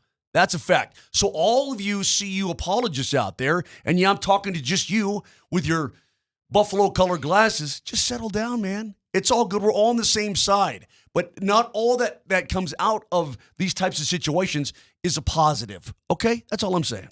By the way, we mentioned this yesterday that I especially think it's not a good look for Shedeur to do this because you're a quarterback. Like, it's one thing. You're the next step down. Do you after guys the agree coach. with this? Like, if Shiloh did it, it's like, all right, that's not good either, but whatever. I mean, he's a safety. He's defending his dad. For a quarterback who wants to be a top 5 or number 1 overall pick to do it, this is something scouts are going to see and they're not going to like. And I said that yesterday, Vic, on FanDuel. Yesterday, Shedeur Sanders was the odds-on favorite to be the number 1 draft pick in 2025. They already have these odds out. He's now second to Carson Beck after yesterday. And you don't think that had something to do with it? You know, again, there are too many blind honks out there who just who turn a blind eye to everything that's done and are incapable of offering criticism. I'm just going to point to my team. When Brian Kelly was at Notre Dame, he was one of the most successful Notre Dame coaches in that program's rich history. Couldn't stand the guy. Yeah, he was a jerk. I couldn't stand the way he ran a program. Couldn't stand the way he yelled at players on the field and embarrassed players. Couldn't stand him. And I said that. I said, I just don't like the way he coaches. I don't like it. It's okay, man. It's okay to be loyal to your school and be critical of something that's going. It's okay. And those of you who are not critical, you know what? You have no credibility. Be true to your school. You have none. Be true to your school. This how's comes. that song go, Cater? No more singing here, Moj. 0064. This comes in. You morons are blind to the persecution that's going on up there, so up yours. Huh? What? Huh? Hey, persecution? Persecution. He was relax, people. Jeez Louise. He was just named Sports Person of the Year from Sports Illustrated last year. The word that's employed by 0064 is persecution. Jeez Louise. I mean, you talk about a blind's eye. Some people have like this Weird, God complex with Deion. Like, and for the record, everybody sitting at this table, myself, Vic, Moj, all think Deion being in CU is a good thing. It's Absolutely. a net positive. It's a net positive. I want them to win, but I want them to do it the right way. And a couple of these missteps are not the right way. Yes. It's not the right way. It's all right to hold somebody accountable to the right way. And you know what? It shows his insecurities that he has to clap back the way he has. And it's a self-defeating purpose because whenever he does this, it's just going to bring more of the stuff that he hates back again. And it's just going to be a cycle. Yes. Last thing. You don't need this kind of all publicity is good publicity. No. This story, incidentally, for those of you who don't think it's that big of a deal or whatever, it's a front page story at ESPN.com. It's right on their main top headlines. Slug. Coach Prime, son, belittle CU transfer, FCS player. You don't need that kind of silly attention. And let me make one last point, and this is my final point. We understood that you have to have a recycling of players when you're picking up the program from the get-go because you're trying to bring your own guys in. All right, the whole Louis line. Yeah, you're right? getting it. You're picking it out of the gutters. I get it. So you're replacing players that you didn't think could play for you with players that you handpicked, correct? Mm-hmm. Listen to this. Colorado has signed 72 players in the 2023 cycle. That was just last year. Yep. That was with all under Deion's watch, right? 72 players under his watch. 61% of them are no longer on the roster. Which, and that on the surface to me, look, it's an That's odd fine. number. That's fine. But if this is how they're going to build their team is through the portal, so whatever, like, that doesn't bother me. It's just when people leave the program and maybe they didn't have a good time, do what Vic said earlier. Be like, hey, wish them the best. It's not for everybody. What do we say about the show all the time?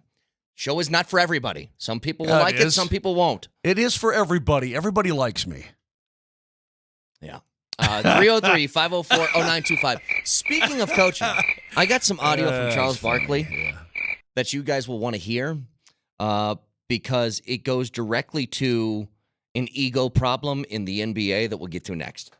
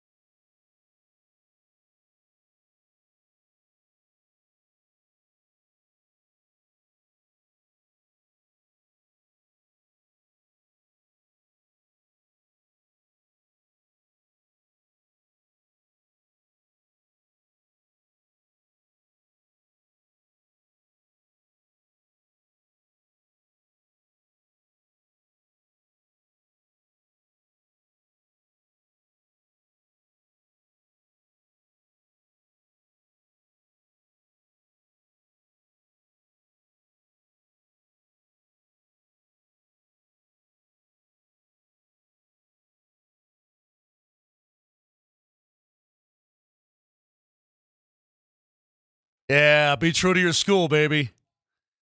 Hey, real quick. We never talk about the Rockies. They just set a new major league record. You saw that, right? They lost again. They're the only team in the league not to win a series yet this season. Well, they just passed the 1910 record from 1910. They've trailed in every game this year. That's never been done before. Yep. Now we're going back to Pebbly Jack. They're in 1900, by the way. It keeps going back. Since 1900. Jesus Lord Almighty. So we're almost in Pebbly Jack era. Somebody was talking about the A's. They're 2.5 out. They got the best reliever in baseball, and they know they're trying to run him out of town, and then they show that gal from the movie Major League. Mm-hmm. When did the movie Major League come out? 1991? 89. 89. Dude, it's 35 years old. And where did I see this? But major league pitchers and former major league pitchers say of every baseball movie in the history of mankind, from Field of Dreams to Damn Yankees or whatever, they say to Kevin Costner, what's the one that he was in, the Costner one and all this stuff? Perfect pitch, perfect game, the perfect. Bull Durham? Kevin Costner Bull pitched Durham. in No, perfect. it was Bull Durham, but it was a different one. The Natural? No, the one where he No. was a pitcher and he pitched a perfect game. And he had the love interest. Yes, well, they always do. They say that Charlie Sheen in Major League, his motion and his ability to For throw the love of the game. That's what it is. His motion and his ability to throw the baseball is most like what a major league pitcher would look like. Mm-hmm. And I was just watching. Where are you going with this? I don't know. Here's where I'm going. We wear caps and sleeves at this level, son. Okay, now you're just going to say movie quotes? Mosier. Well, I love it. Mosier, I'm just sorry, admit, I love you're it. in one of these moods today. Yeah. That is going to cause some explosive activity on the show. By the way, You want some explosive activity? I'll give you. the movie you're looking for, I believe, is Yellowstone. Did he throw a perfect game in that? Yes, he did. Here's what I wanted to get to. Come on, Dorn. If you weren't paying attention last night I love it. to the NBA playoffs, the Clippers lost a game by 30 points to the Dallas Mavericks at home. They were never in it. Dallas is now up 3-2 with that series going back, with them a chance to close out Game 6 in Dallas. And after that game wraps up, they're just sort of talking, as inside the NBA is one to do. And Barkley's like, I got to get something off my chest. And it's about coaching, and it's about the egos in the NBA from some players. And I want you to hear this because, Vic, I think you're going to love it. Go ahead, Nelly. I just want to say it's about coaching. Anybody who thinks the reason the Lakers suck is because of Darvin Ham or the reason the Suns suck is because of Frank Vogel, you don't know what you're talking about. Frank Vogel is a hell of a coach. Darvin Ham is a hell of a coach trying to get his career started. But for all you punks, idiots, and jackasses on other networks who want to be media and who want all the players to like y'all, do your damn job. The Lakers suck and the Suns sucks because of the players. Has nothing to do with the coaches. I feel better now. Here, I can tell. Looks like you getting that off your chest. I did. I hate it, man. You sit there like Darvin Ham needs to get fired. Frank Vogel needs to get fired. Who put them teams together? Them trash-ass teams put together need to get fired. Them guys, they didn't just all of a sudden suck as coaches. People who put them teams together they start packing up their stuff. The people who put those teams together tried to microwave championship squads. And I find it interesting that Frank Vogel suddenly, supposedly on the hot seat. Why did the Lakers fire Frank Vogel? He won a championship Because with the Lakers. LeBron wanted him gone. Be careful what you wish for then. Well, right? 100%. I think he got fired because there had to be an excuse for why they lost in the postseason. Am I right on that? Yes. And it's not going to be LeBron. This is what tends to happen when LeBron teams don't finish the postseason well. It's not his fault. It's Darvin Ham's or Frank Vogel's or Ty Lue's or David Blatt's or remember early Miami days when they tried to run Spoelstra out of town? Yes, and he's still. And Pat Riley said, right, hell no. He's still there. You know who's at fault? Is I'm looking at Lakers games and Lakers rosters. It's LeBron. It's LeBron because come on, guys. Are we naive? I got into a back and forth with some guy on Twitter. I said, dude, grow up. He signs off on everything they do there. There's not one player on that roster that he didn't either A, sign off on or B, bring in. when they made He has it the way. This is what he wanted. one of the worst. We're not moves, dumb. We're not stupid. One of the worst moves that team made, and it set their franchise back years, is when they traded for Russell Westbrook and took on that contract.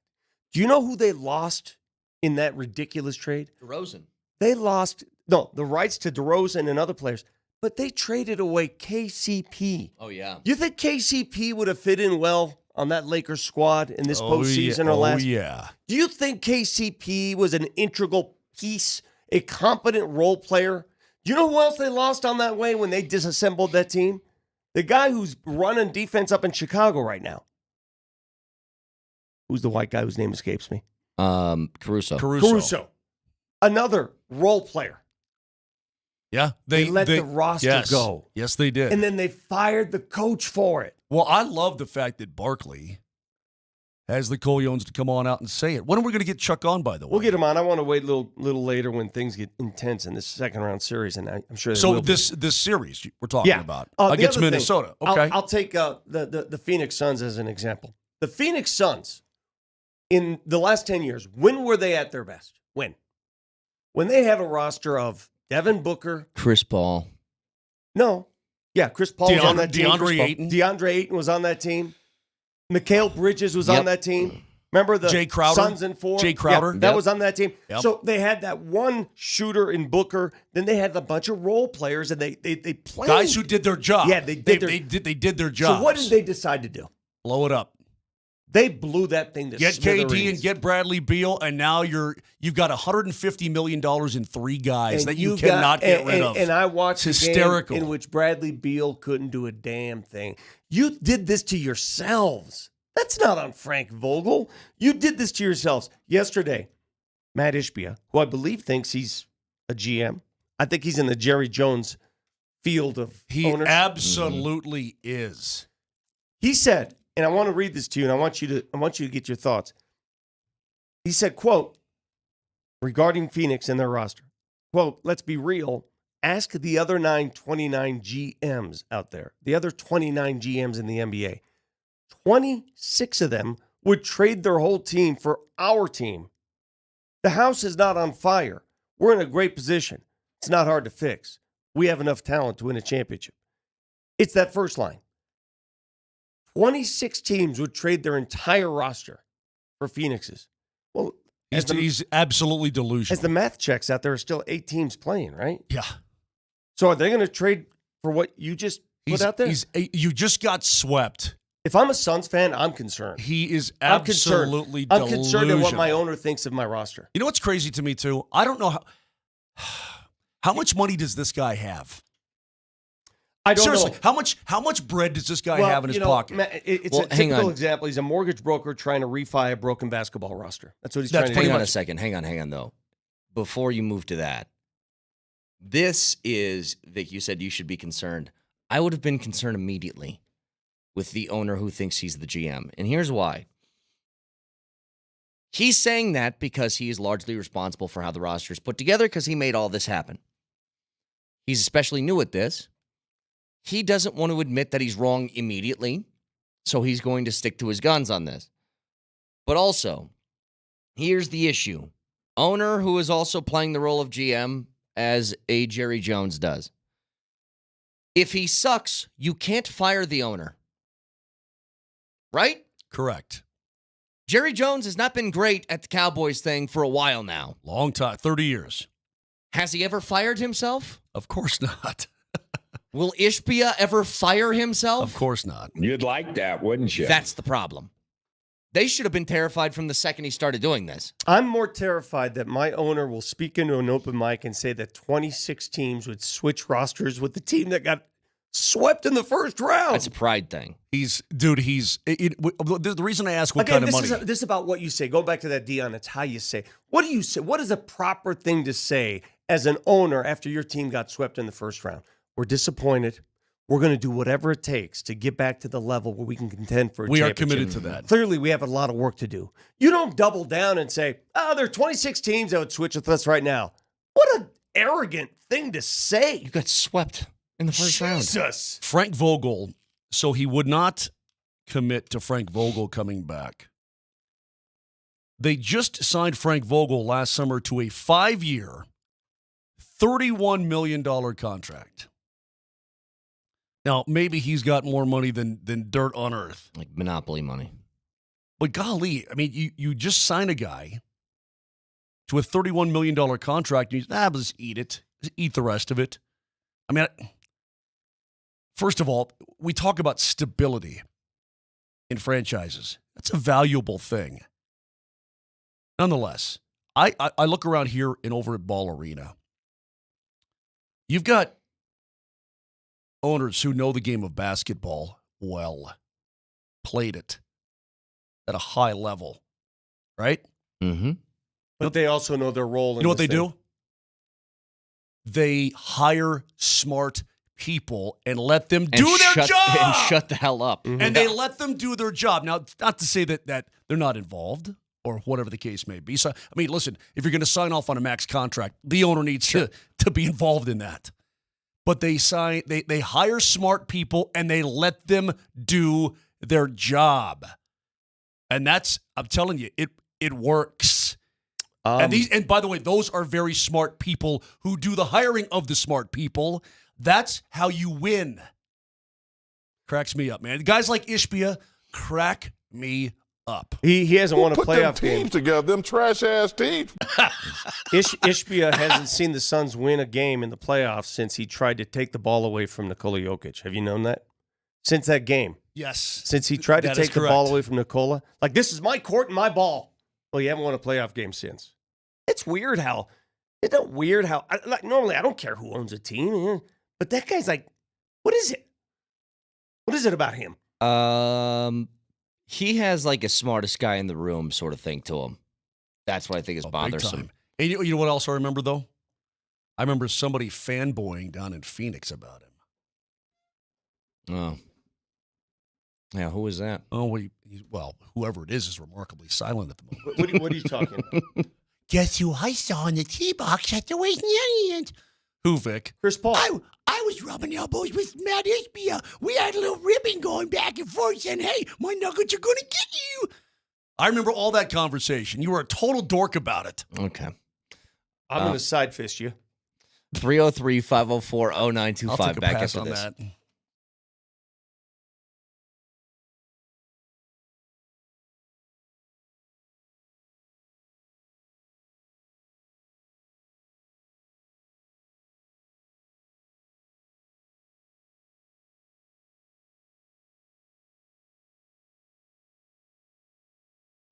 I think I'm going to be in the market for a new ride sometime soon, and maybe you are as well. So what you're going to do is what I'm going to do. Get the Silterhar Motors in Broomfield. When you go up there, you see all the amazing vehicles they have on the lot. And right now, financing is better than it's been in years. They've got terrific EVs, SUVs, all the gas-powered vehicles you want, and you need to check it out because they are the best. And when I tell you they are, the customer support, the service, everything is top-notch. And the Mosier special is still going on. Take advantage of it because I'm going to take advantage of my own. $1,000 in trade allowance or 3 free-year maintenance or $1,000 in free accessories. It's spectacular. So get to Highway 36 in Wadsworth or go online and see what I'm talking about at sthmotors.com. That's sthmotors.com. It's Silterhar. It's everything you want out of a dealership.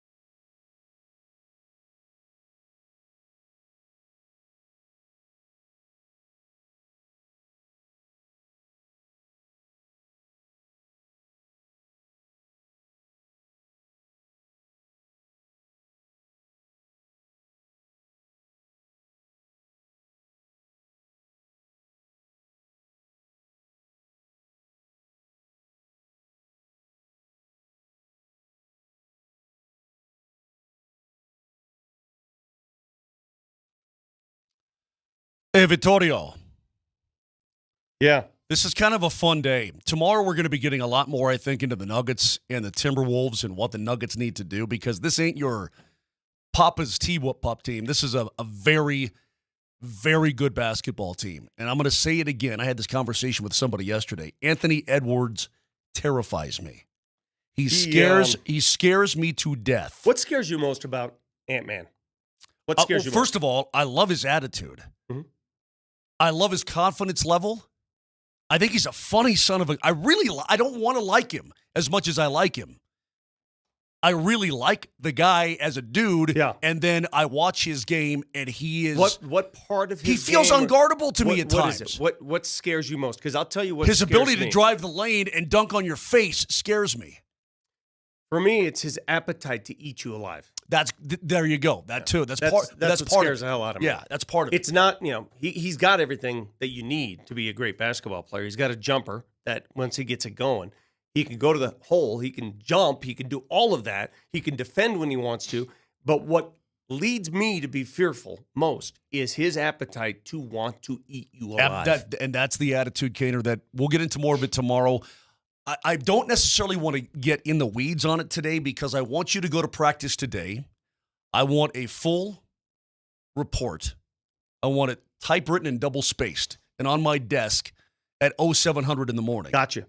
Okay. So then we'll get all of the information, Brett, from Vic after practice today. One thing real quick, though. We're looking at some cool BMW championship stuff, right? Yeah. When was the last time you were at a professional golf tournament? As far as the PGA Tour, I don't think I've ever been. Well, let me tell you.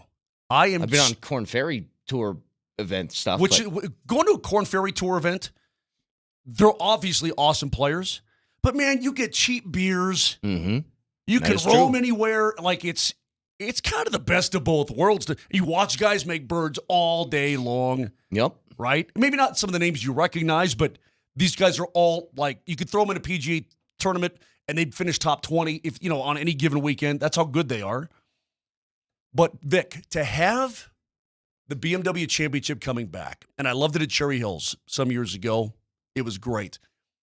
To have it at Castle Pines is also awesome because I used to love the International. When you had top flight PGA Tour golf come to your town and all the big names doing their thing, it was spectacular. So we're talking late August here, coming up here. We're looking at 3.5 months away. But Vic, how jacked are you that this is coming again? Major golf is back in Colorado. I can't wait, and I can't wait to walk around Castle Pines, if not one of, in my humble opinion, because I've played most of them, it is the finest track in Colorado. It's certainly up there. It's it is the finest track in Colorado. There is no, and I know people are going to say Broadmoor. Nope. Brett, see, you don't understand things. This is where you don't know. Nope. Don't give me the hand flip. Nope. Castle Pines is number one on the list. When tracks. you walk through that clubhouse and you just overlook 18. You are under the impression that I've played there like 3 or 4 times since I've been here, right? You've never played Castle Pines. You've never played Castle Pines. You've never played. Oh, sorry, Castle Pines. Yes, sorry. I was thinking the Ridge at Castle Pines. My bad. Listen to Junior here. Sorry. My fault. I got confused. Was talking to Nelly about this thing I got to do in a second.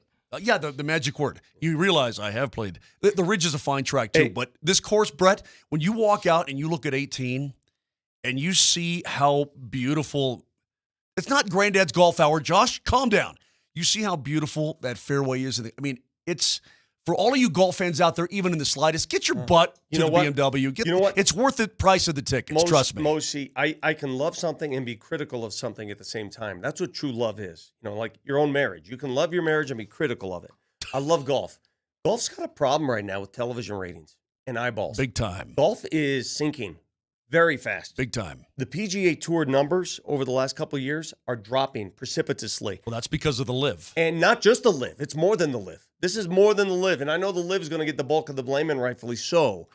Golf is not golf on television. It's not drama-filled. It's not inviting. It's become too dependent on how much money these guys are making. They have taken a lot of what we love about the game, the meritocracy of the game, which made it fun to watch. It's made it fun. And they got to do something about it. And I know those listening right now that are golf fans, you can vouch for this. You're not watching as much as you did years ago. You're not. The numbers prove it. Well, I do because I'm a geek. All right, last thought on this. Matt says, hey, explain to people that it's Castle Pines Golf Club. There are 3 courses with Castle Pines in the name. The Ridge, yes, that you've played. Mm-hmm. I mean, look at Mr. Name Dropper. Well, here. you said I was talking to Nelly. I didn't hear the specifics of I heard a whole bunch of different golf courses, and then I heard that. It's okay. I got a confused. Common mistake. Not really. It's a then there's also Castle Pines Country Club. Mm-hmm. That's not the one either. That's not it. It's Castle Pines Golf Club. That's the international course, the old international course. And that's the one that's going to be hosting the Beamer. Anyway, it's going to be awesome. We got a little gear here. I'm extremely excited about it. I just had to get that out. I was getting bursting a lot at the of seams. feedback. Dan says Eisenhower Air Force Academy is the best. No, I've played that. It's a great course. Someone said Arrowhead. No. I've played all these. Sanctuary. No. Sanctuary's great. Bally Neal. No. The best course in Colorado is Castle Pines Golf Club. And the end. There will be no debate. That is the end of that topic on this show. Move on. Mile High Playoff Sweepstakes is back for Week 3. Tickets to a Nuggets playoff game, an autographed jersey, an autographed ball, and an Altitude Authentics gift card are on the line for 4 lucky winners that will be announced Friday at 5 o'clock. So the key word today for the show is, Vic, I think you'll be fine with this one, Jokic. Jokic is the key word today. Okay. And remember, guys, spelling counts, so get it right. So text Jokic in your first and last name to 303-5. What if you pronounce it Jokic? I think it might still spell the same. What if you go full on Mad Dog and call him Jokic? Text Jokic to 303-504-0925 in your first and last name. Each show has keywords today, and you can get an extra entry online at nuggets.com/playoffs. So again, text Jokic in your first and last name to 303-504-0925. Good luck. Texter 7707. Brett played Broken T the other day and called it Cherry Hills. I actually played Broken T 3 weeks ago. That's a great course. I like Broken T. Fun little Yeah, course. Yeah, I like it. Play Cherry Hills today. Really? Yeah, it's up there. It's close enough. So a couple things here about this matchup with Minnesota, and I would love to dive more into the Avs, but I have no idea what they're going to play. It seems like Dallas. They're up 3-2 right now. Yeah, Dallas. God, boy, Dallas has sucked it up. I mean, they won last night on the home ice. They've won 3 straight against Vegas. And again, pick your poison because they're both very good clubs. What a dumb penalty late in that game by one of the Vegas veterans to take that. It wasn't a major. They thought it was a major. But I'm going to ask you, are you watching these games and are you looking for openings and opportunities that the Avs can manipulate? Are you saying, okay, here's an area that they can take advantage of? Yeah, I think the blue line for Dallas, the blue line, in my opinion, for Vegas is better than the blue line for Dallas. So the Vegas blue line's better. The Dallas goaltending is better than the Vegas goaltending. As far as the forwards are concerned, I think that they're both very, very good. I just think they're both super good hockey teams. There's we asked this to Bednar yesterday. Between the two teams, like he was never going to say who he preferred, but I think the way you asked it, Vic, was, would you like to have home ice? And he's like, yeah, it would be nice, but be careful what you wish for. Right, I mean, exactly. That was an interesting answer, wasn't it? But part of it, too, this is just on a purely emotional standpoint. Don't you guys kind of want to see Vegas bounced? I hate Vegas. Yes. Because, I mean. But I hate Dallas, too. Well, did you see, okay. I have equal hate. Did you see the photo that Mark Stone's wife took the other day? No. She's with that dude, number 61, Stone's number, and instead of the nameplate, it says LTIR. You know what that is? That's taking it and just rubbing it in everyone's faces. That's what it is. You know what? Part of me respects her so much. That's a hell of a troll job. A hell of a troll job. But part of me says, hey, man, everybody's disgusted by the way it's working, right? I mean, not that it's not legit, but everyone is like, come on. It's 3 straight years that dude's been activated for game 1 of the Stanley Cup playoffs. There it is right there. Ugh. says LTIR Vixie right there. That is hilarious to me. Is it that big of a deal? I guess it's not that big of a deal. I'm just saying. Hey, so the way I look at it, Moshe, it's a quirk in the system that every team can use, and if you use it appropriately, then what? Hey, Vegas almost missed as well. They almost missed. I mean, not almost, but they could have missed, and they made it. Anyway, so does part of you want to see them bounced by Dallas? Yes. But the other part of me doesn't want to play Dallas. Either way. So I don't care. I don't know what this fine. I totally agree. Either way, I think we can all agree. Let's get this thing to 7 games Sunday night. You know, I like Bednar's response to that because I don't think you could wrestle the fates when it comes to choosing your opponent. Right? No, you don't do that. You don't play with that. Yeah, when people want to wrestle the fates, as you look back on it now, and we joked about it, and people thought we were crazy. Do you think if the Lakers had to do it all over again, they would have thrown that play-in game with New Orleans? Yes, I do. What do you think? That's playing with fire, though. But if they had to do it all over again, like you get a rear view mirror now, and you look back at what just happened. I mean, yeah, I think so. Would they lose that game on purpose for the opportunity to play OKC? Well, they would have played. They would have played Golden State, right? They would have played. No, they would have played Sacramento. Sacramento. I'm sorry. They probably would have beaten Sacramento and then gone on to the postseason. I don't know. They can't beat the Nuggets, and they know they can't beat the Nuggets. So they wanted the matchup. They got the matchup. They got gentlemen swept. So and they probably would do it all over again. But I don't know. You can only ask them what's going on in their heads. There is a certain thing to a preferred matchup, but these teams are so close, I think, between Dallas and Vegas. And I know there's some things that Vegas holds the advantage over the Avs and some things that Dallas does. But just the home ice part would be the preference to me. I just want that. I want to be able to start game 1 at Ball Arena and finish at Ball Arena. You know what, though? Somebody sent us a text yesterday. And again, our texters are smarter than we are. We just sort of lease this airspace. You're the ones who give us all the prime information. Someone texted the show yesterday. I did not get a chance to mention this. Made a great point. Opening on the road in hockey sometimes takes all the pressure off because you win one of those 2 on the road, and then you come home and build that steam of momentum, it's over. And you saw it against Winnipeg. When 1 out of 2 on the road, you come home and take care of business. When you start at home and you drop 1 of 2, now you're going upstream. Correct. It just feels different. Well, and that is a great But again, point. Dallas lost the 2 games on the home ice to begin their series against Vegas, and then they've won 3 in a row. They're both at Vegas and then at home last night. That's just a crazy series. That's a really rare thing to have happen. But there's no doubt in my mind that Vegas will come back tomorrow night. Yeah. At the loudest joint in hockey.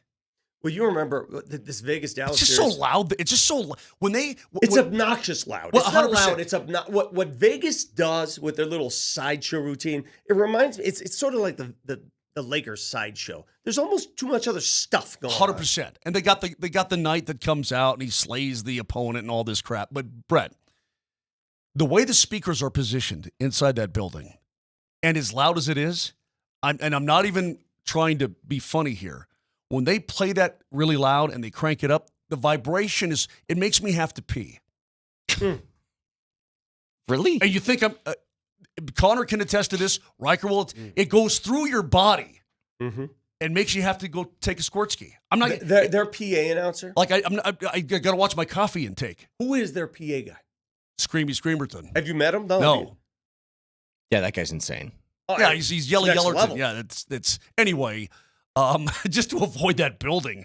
But there's no doubt in my mind they'll go home. They'll probably win tomorrow night, and then we're going to see a Game 7 in Dallas. And this has been a heck of a series between these 2 teams.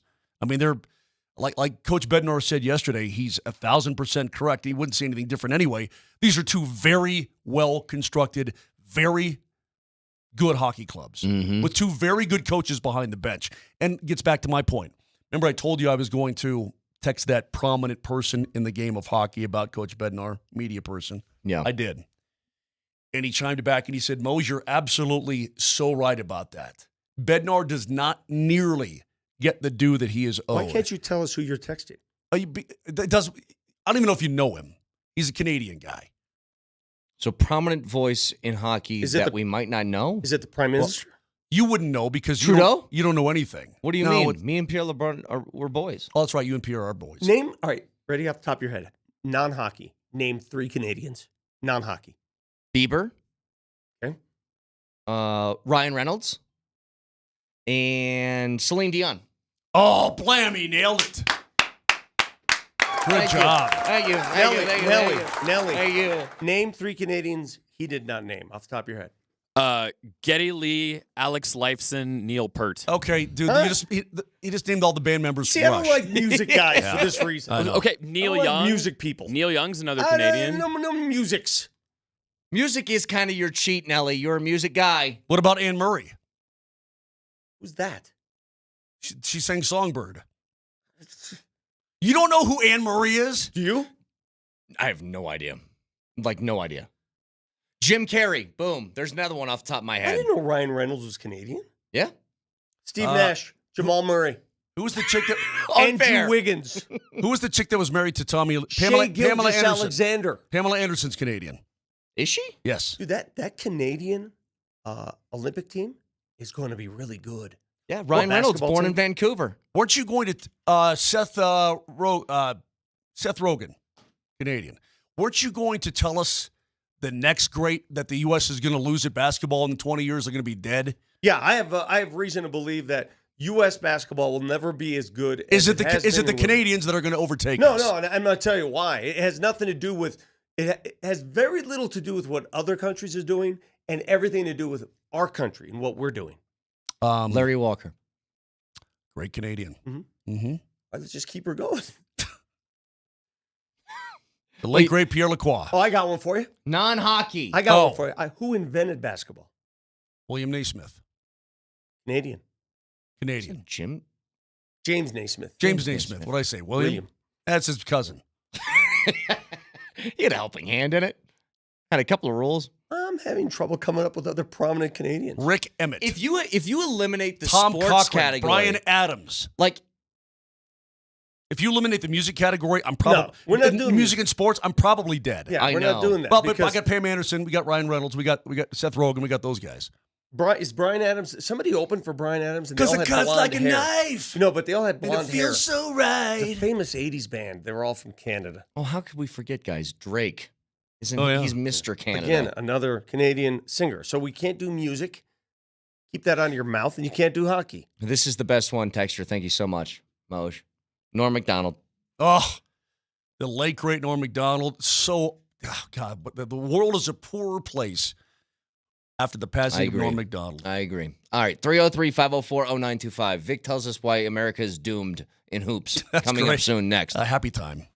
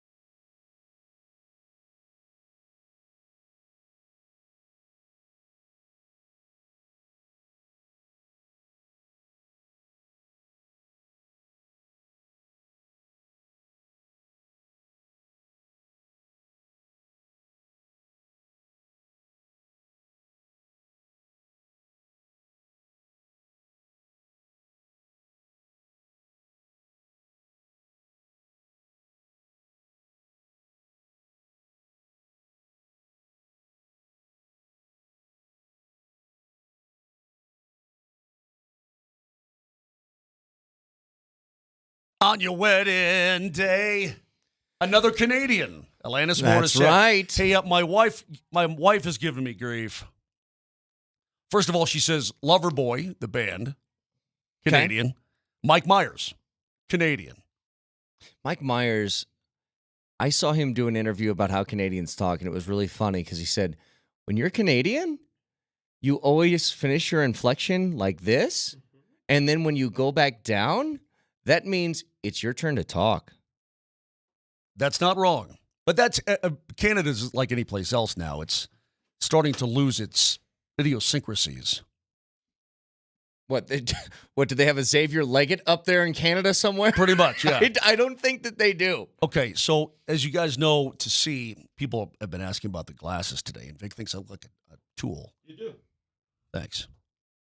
Well, my wife is all over my bacon about it, too. What do you think she says, what's the deal with your glasses? You think you're a professional poker player now? I said, well, no, honey, I forgot my glasses. She's like, yeah, right, sure. I'm like, look, so these are prescriptions. So if I want to see things and read, I got to look through the bottom. I don't care. Well, then don't look at me. I'll tell my wife, hey, babe, don't look at me. What do you guys think of this? Because I actually think this is really funny, and it's even funnier after the game got done. Outside of Crypto Arena last night, ahead of the Mavs and Clippers game, they had a sign out front that was attached to the building. It was an ad for Sky Scanner? I don't know. It's tough to read here. What is that? Something has to do with flights, airports, right? And it's an ad for Dallas to Cancun. And then the Mavs won by 30 points. Oh, I see. They thought they were being clever. So I do think the ad is funny. I think it's even funnier that they lost by 30 after putting that ad outside the arena. And they are now trailing 3-2 in that series.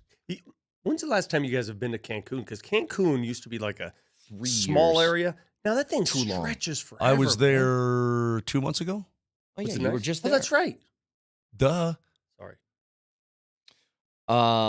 Anyway, You're right, though. It's a weird thing. If you guys have never flown into Cancun, you fly God. in, and it's just a strip of what looks like sand with just towers on it. Towers. Well, the sand is pretty good. It's great sand. It's a much shorter trip to Cabo from here, though. If you want to. Cabo's on the west side of Mexico, right? What's on the very tip of the Baja Peninsula? Wait, why did you give me that look? We're doing geography with Brett. No, Cabo is on the west side of Mexico, and Cancun's on the east side, correct? Because Yeah, but I think Cancun's in the Gulf. Yeah, but it's closer. I think Cancun's closer. Are you talking about Cabo at Castle Pines? Which one here? Yes, Cabo at Okay, Castle we're going to Pines. do some geography. Is Mazatlan? What direction is Mazatlan I don't know from? where that's at in Mexico, so that's I It's couldn't on tell you. the West Coast. Okay, well, I just didn't know where it was. Okay. Can I tell you guys why basketball? Yeah. So does it have anything to do with the Mavericks beating the holy snot out of the Clippers last night? No. And the Mavericks, when they're making shots, and obviously Kyrie he's brought an infusion of playmaking to that team. And Luka played better last night with that bad knee. Do you want to see what's Kawhi's problem, by the way? Knee. Do you want to see Harden bounced? Yes. Okay, good. Wouldn't mind seeing the Clippers bounce because it would be the how many teams that tried to form super teams now are gone. The era of the super team is dead. I don't. Well, it's The not era working. of the super team is dead. I hope you're right. So the Nuggets I'll killed say the the super third team. time. I'm going to say the third time.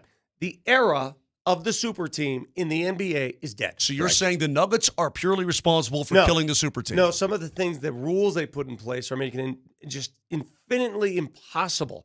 If you want to put together 4 your dudes, right? If you want to put 4 Hall of Famers on the same team, which is what Phoenix has tried to do, which is what the Clippers have tried to do. That's what the Brooklyn Nets tried to do. When you want to play that game, you ain't going to have scraps around them. You ain't going to win. It ain't going to work.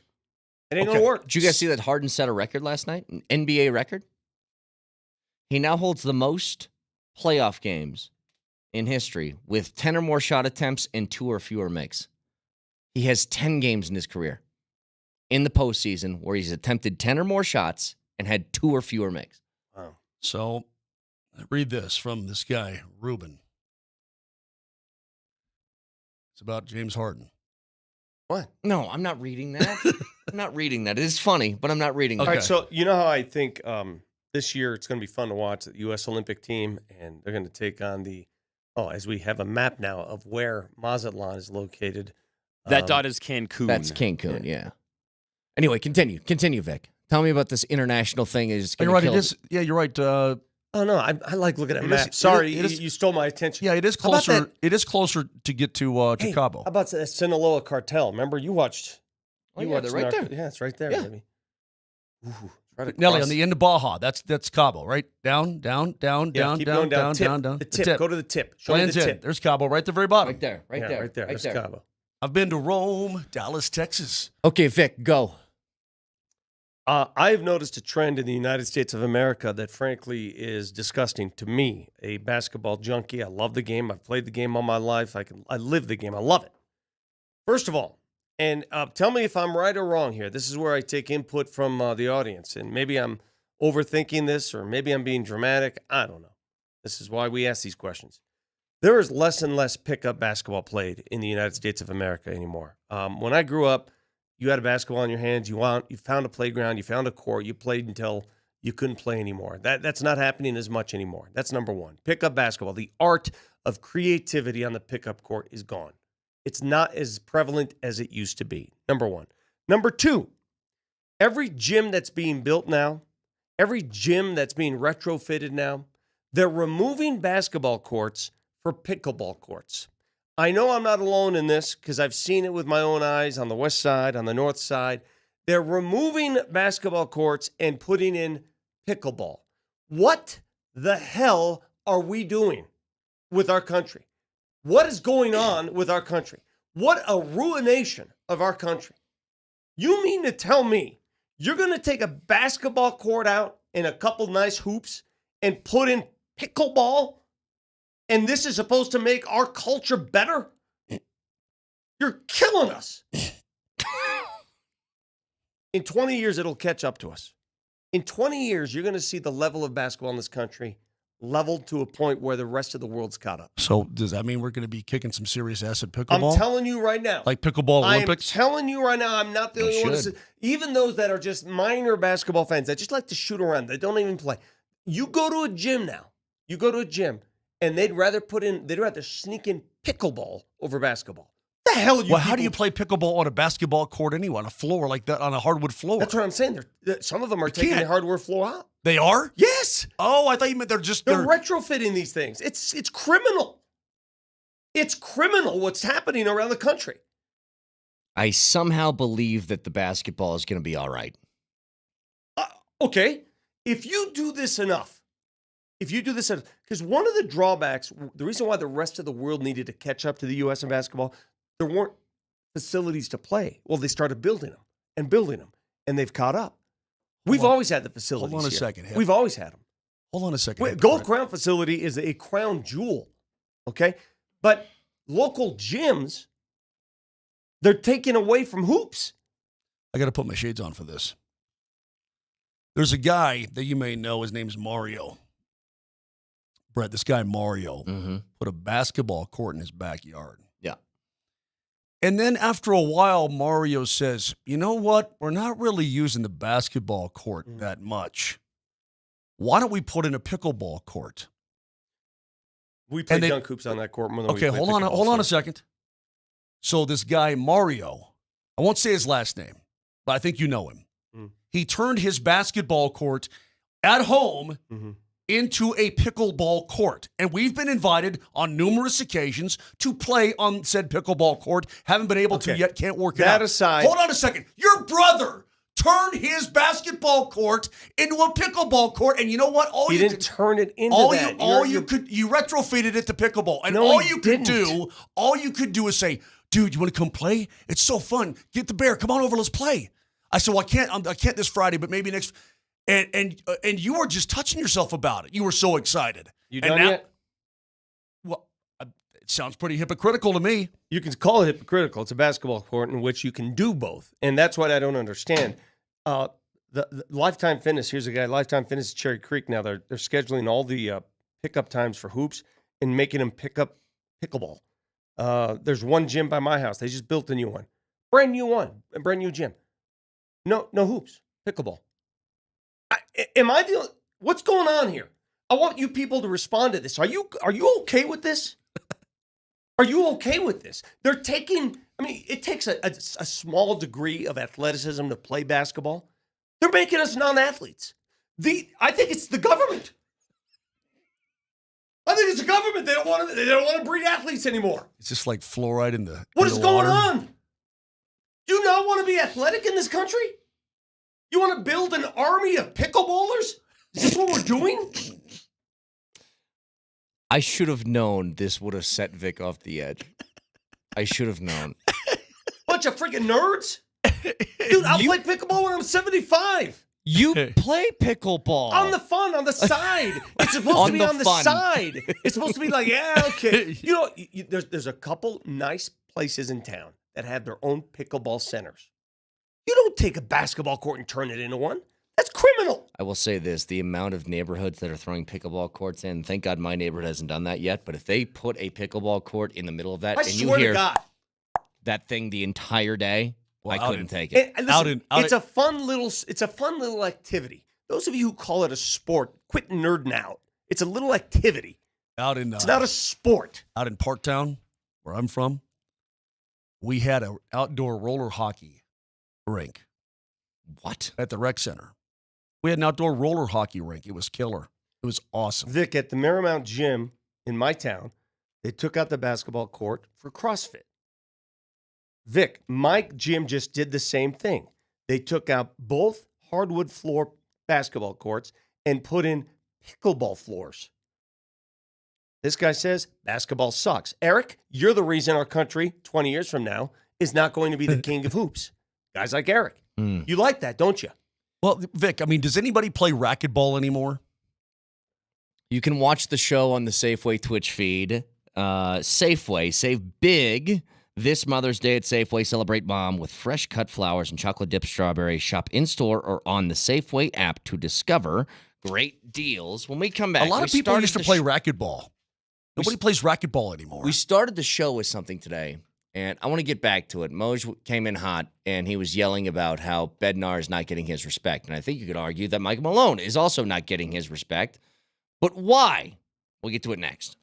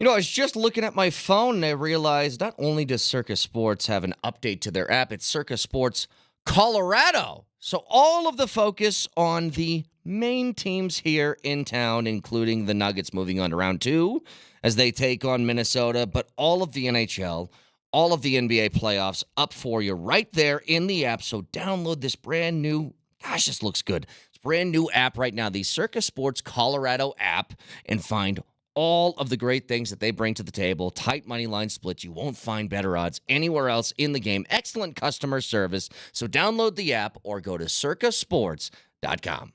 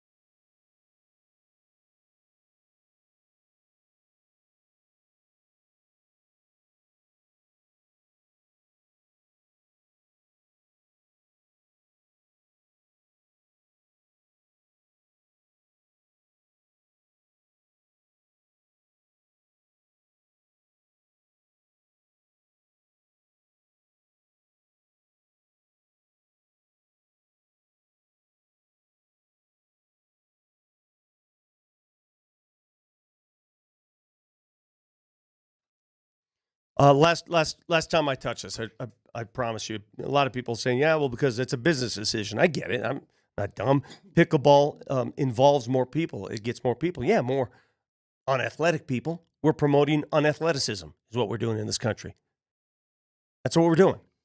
Organized ping pong is what we're promoting instead of athletic adventure. I told you, I thought that pickleball thing, this is going to be a fading thought. This is not going to last. It'll be here for a few years. But all this retrofitting they're doing to these gyms, they're going to regret that I soon. hope they do. And then when they come crawling back? Oh, yeah. They're going to come crawling back to Vic begging him, please, will you come hoop? Please come hoop. At least my gym still has hoops. All right. Well, so's mine. Going back to where we started this morning, Mose, you were coming in hot because Bednar does not get any credit, seemingly, for the success of the Avalanche, at least nationally. Let me explain. A lot of guys get talked about. I heard Bruce Boudreau talking this morning, early, and he was asked, who's doing a good job this first round? And he threw out Paul Maurice for what the Florida Panthers did to Tampa. He was talking about Peter DeBoer and the way he's got Dallas winning 3 in a row, and maybe it's just recency bias from last night. I don't know. But it got me to thinking. I hear people on a national scale talk about, this coach and that coach, and this guy's doing a great job, and, Rick Tocchet and Van. He's done a fine job. There are good coaches in this league, but even though he has McKinnon, McCall, why doesn't Bednar ever get any run whatsoever? I mean, by the way, he's now the all-time winningest Avalanche coach. You know that, right? Yes. He's the third longest tenured coach in the National Hockey League. I mean, this guy he's a pretty damn good hockey coach. It's funny. The late, great Peter McNabb. This is years and years ago. And as you know, Pete and I would fly together. We were right next to each other every flight forever. And there's an early going, and things weren't going well for Beds in the Avs. Obviously, that 48-point season was a struggle and this kind of thing, blah, blah, blah. But Pete he sort of soaked it all in. And one day I don't know what Bednar was doing at the front of the plane, and he looks at me and he goes, you know what? He goes, this guy's a damn good coach. So, well, yeah, I think so too. He goes, no. He goes, and he started to sort of list off why he thought, because Pete obviously has been around the block, and he's right about that. And Bednar hasn't gotten any dumber as the years have gone on. Yeah, his players are really good. Some of them are really, really good, but it's more than just having good players, man. There's so much more involved in it. And this guy never gets any play, and I don't know why. He's never won a Jack Adams. He's not even going to be nominated this year. I guarantee you he's not going to be nominated this year. Waugh won the Jack Adams once, didn't he? Correct. He did. And is he the only Avs coach to ever do that? Yeah, Bob Hartley never won. Tony never won. Crow never won. I don't think Crow won. Maybe Crow did win. I don't remember. Either way, but you know, I mean, people just take it for granted that he's got McKinnon and McCarr and Mikko and blah, blah, blah. Hey, man, a lot of teams have a lot of good players. I could go up and down the friggin' Florida roster and name a ton of studs. Yet Maurice gets all this love and all this run. Right. I mean, not that he doesn't deserve it too. I'm just saying. I just think that people look at teams, they forget that great coaches help make great teams, dude, along with great players. Like the biggest argument. So Michael Malone, he deserves a boatload of credit. Not only that, but for the culture that he's created inside that room. Well, that's what I was going to say. Come on, Vic, you know as well as anybody. You can put Malone in the same category because there is no way that Michael Porter Jr. is the player that he is without maybe some tough coaching early in his career. Yeah, Vic, where would Michael Porter Jr. be today if it wasn't Michael Malone? I don't know. Bringing him along the way he needed to be brought along. If you put him on a bad team to start his career, that's the difference. He played for a very good team, right? When he came here, it was already a very good team. It was a playoff team. So he had to fit in on a very good team and pick up that standard. If you put him on a crap team to start his career where he got to play more minutes, then again, he was hurt too. Yeah. So you had to sort of ease him in. The biggest development this year, in my opinion, in these playoffs so far, because we knew Joker would play more minutes, he produced more numbers. We sort of knew that Jamal was that guy, right? We knew this. What we didn't know is the ridiculous step forward that Michael Porter Jr. has taken. Mm-hmm. He is a different player, a different man. He's taken on a role now where I'm not just going to role play here a couple times. I'm going to take the ball and carry us when we need it. Right. He has carried the team in stretch of these games. And I never thought that would happen. Here we are. He has, and he's always kind of been this way where he's been capable of hitting the clutch shots in the big moments and all that stuff. But there's a level of consistency to his game that was just never there.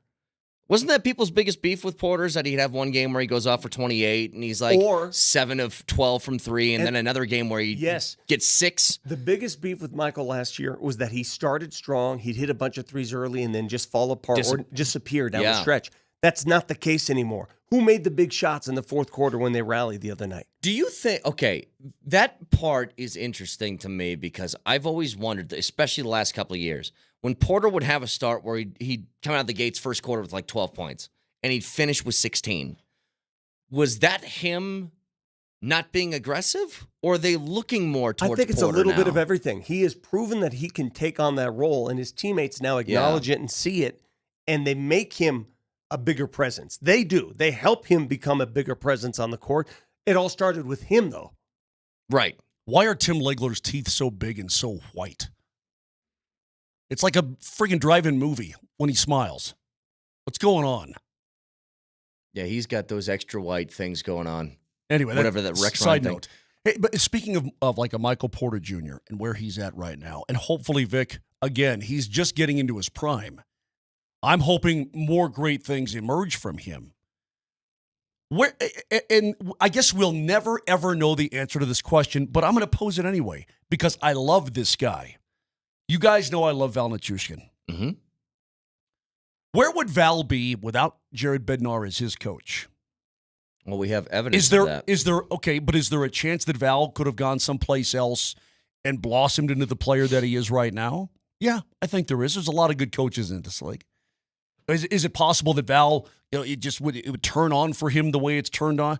I'd like to think that a guy like Jared Bednar has a great deal of influence on a guy coming back into the league on a two-way deal, trying to find his game and find his purpose in hockey again. Former number 10 overall pick, and now becoming one of the damn finest power forwards you will find on planet Earth. How old is he? Val has got to be 30. So is this his peak in athletics? I mean, yes. This is his peak. Let me see. He's 29. 29. His birthday's in March. So he just turned 29. I'd like to think that a guy like that, and again, McKinnon was going to be great, Kale going to be great, blah, okay, fine. But I'd like to think that a guy like Jared Bednar, it's also getting the most out of guys as well. I mean, when you look at the way the Avs played, what did you see in the 4 games that after game 1? Even in game 1, and I know they gave up a bunch of goals. He explained why yesterday. I heard it all. But what did you see out of the Colorado Avalanche? I saw poise and push. They kept pushing with poise. Is that all just a lot of it is internal motivation? It's a reflection of their coach. Yeah, a lot of it, listen, a lot of it is internal motivation. A lot of it is a lot of want to. A lot of it is your best players want it. Other guys, they want it too. They see it. They behave like it. Hey, a lot of it is a reflection of who's the voice behind the bench. Have you ever heard Jared Bednar mic'd up behind the bench? It's pretty. He's a lot more talky talk than you realize. Well, yeah, but it's not yelling and screaming. No, it's not. No, it's not. But I'm saying that it's a reflection. Like, you don't get too high, you don't get too low. You focus on the task at hand. That's all I'm saying. I don't have to sit here and sing the praises of Jared Bednar. I'm just saying I don't understand why he doesn't get more play around. How much play does Malone get around the league, Vic? Well, every player seems to think he's a great coach. LeBron James says it every time. But what about all these talking friggin' heads we watch every single day? People like reclamation projects. That's why Mark Daigneault won. Mark Daigneault did with OKC what many people didn't think was possible. He made them a contender. Well, I thought they would be perhaps a couple years down the road, and right now they are very, very good, obviously. Okay, that's all. I guess I'm off my soapbox now, Brett. You hit on something, though. Val's 29. You understand where we are in this city with these athletes for these two teams specifically? They're all in their 20s. They're in their 20s. We're talking about a guy's going to win his 3rd MVP in 4 years. He's still in his 20s. Mac's going to win a Hart, we hope. He's in his 20s. Yeah. McCarr's early 20s. Michael Porter Jr., early 20s. These guys we're just getting started here. Mm-hmm. Yeah, Nate's just... Would you say prime starts at what, 26, 27, 28? Where's your prime? My prime athletic career was 38. Well, your prime was 18. Every sport is different. Football, you were not in your prime at 30. Unless you're like a quarterback, I guess. Vic, when were you Johnny Swish? Well, how old were you then? 30. Okay, well, Johnny Swish that might have been your prime. Maybe. Okay. Yeah, we are very fortunate to have these guys able to do what they do, and hopefully for many, many years to come. There's my wood. Hopefully. Kyle said something here, and Kyle, excuse me if you don't want me to use this on the air, but I'm going to. And he makes a good point. People forget some of the best coaches are coaches that really don't need to say anything at certain times. Sometimes it's better not to say anything. Sometimes it's not. It's better just to, keep it going. Sort of like Bednar did with Georgie. You don't have to make a big case of what's going on there. Just keep it going. Trot it out there. They believe in their players enough to fix it. By the way, the National Hockey League How often do they eat through coaches? Constantly. How often do they what? Do they eat through coaches? I think it's the most recycled job in all professional sports is the hockey coach. But a coach for 3 years, that's a long time, right? It feels like, right? If you're a coach behind a bench in the NHL for 5 years, damn man, you've been there a long time. Yep. There's a reason. Listen, you can say what you want about John Cooper. Martin's not here to give us his Cooper impression. Well, there's The things. great thing about today is that it's not yesterday. Right. Well, What's Cooper- great about today is that it's not yesterday. Thanks, John. Cooper's a pretty damn good coach. You know what I mean? Mm-hmm. But there's a reason the guys last in a job with even the same players. It's because there's a symbiotic relationship there, and that's not easy to dig out either. With today's volatile pro athlete in any sport, to be Look, honest. what makes you a great coach, especially for great teams, and this is the key here, can you manage personalities correctly? Like, I think that's a quality that every boss has to have. You know who's very good at that? Gary Kubiak. Gary Kubiak, when that whole Peyton Manning injury thing went down, do you remember how he managed that? It was not an easy task. You're taking Peyton Manning, future Hall of Famer, and you're telling him, you're not asking him, you're telling him, shut it down. Yeah, you're not going to play. You're not going to play. Like, you got Hey, Brock egos. Weiler, let's go, baby. egos like crazy on good teams. Like Mac. Now, these are all, luckily for us here, Joker, McKinnon, Makar, they are very low maintenance superstars. Jamal, low maintenance superstars. They don't need the spotlight. They don't seek out the attention, blah, blah, blah. But still, you have to manage some egos on that roster. And especially, like, that's why I keep going back to Porter. Michael Porter Jr. was the #1 high school recruit in the country who was seen as the potential #1 overall pick, if not for injuries. Never sat a day in his life. And he coached him hard. Hard. And he got a lot of heat for it, too. He did, and there were times where I'm sure Michael did not like that treatment, but did it in a way where he managed the personality properly to get the most out of him. I want to ask a question that Zach raises on the text line, which is a brilliant question to ask today. It's unheard of. If we had asked this question just last season, I know what the answer would have been, but now, a season later, things change. I'll ask you guys. Zach says, if you had to trade MPJ for Kevin Durant straight up, would you do it? Nope. No. If I asked you that question a year ago, what would your answer be? Probably. Isn't that amazing? Mm-hmm. Why? Why did it change? What's happening? I don't here? know. It's a remarkable lesson. It's a remarkable lesson. Great talent evaluators, and this is what makes some of the talent evaluators in this town so good at what they do, is recognizing potential. Not just recognizing talent now, recognizing how good they can be. Do you remember when people in this town wanted Jamal Murray traded? Because I do. Well, you remember the Malone I quote, do. right? I do. There was a prominent player that the trade was offered to them. This guy for Jamal straight up, and that guy ended up being Bradley Beal. I remember that, and you bet on the come. You bet on what you think they can be. So that Kevin Durant comp is so good. Kevin Durant is, I don't need to tell you guys, one of the greatest shooters to ever pick up a basketball. I mean, he's a walking bucket. But what about the stuff that comes with What about Kevin Durant? What about the other stuff? That stuff. I don't like that stuff. Let the Suns deal with that stuff. Hey, one final note, Brett, as we wrap it up here. Cale Makar, by the way, was nominated again for the Norris with Roman Josi and Quinn Hughes. Hughes led the league in assists 75, points 92. He played in all 82 games. Cale only played in 77. Say it. They're going to vote for Quinn Hughes.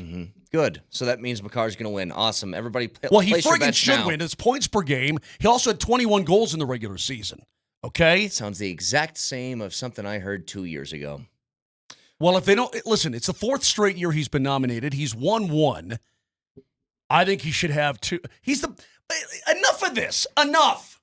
Stop. Nelly just sent us. He's got the Keyshawn Johnson clapback. Remember when I went hard at Keyshawn earlier this week? I guess we'll do that when we come back. Keyshawn clapback at everybody. We'll do that when we come back. If you ask people in the world, just who's the best defenseman in the world? It's Cale Makar. It's Cale Makar. Who's the best defenseman this year? It's Cale Makar. I think Quinn Hughes is playing great. But if you had to He's take, a player. but if you're a coach and you said, who do you want? A 200-foot game and everything that comes. Yeah, if you could draft any defenseman in the league, Yeah. Who you take? every single coach, who's our number one pick? McCarr. Enough said. 303-504-0925. Jeff Legwold will join us at 9:40. Stick around.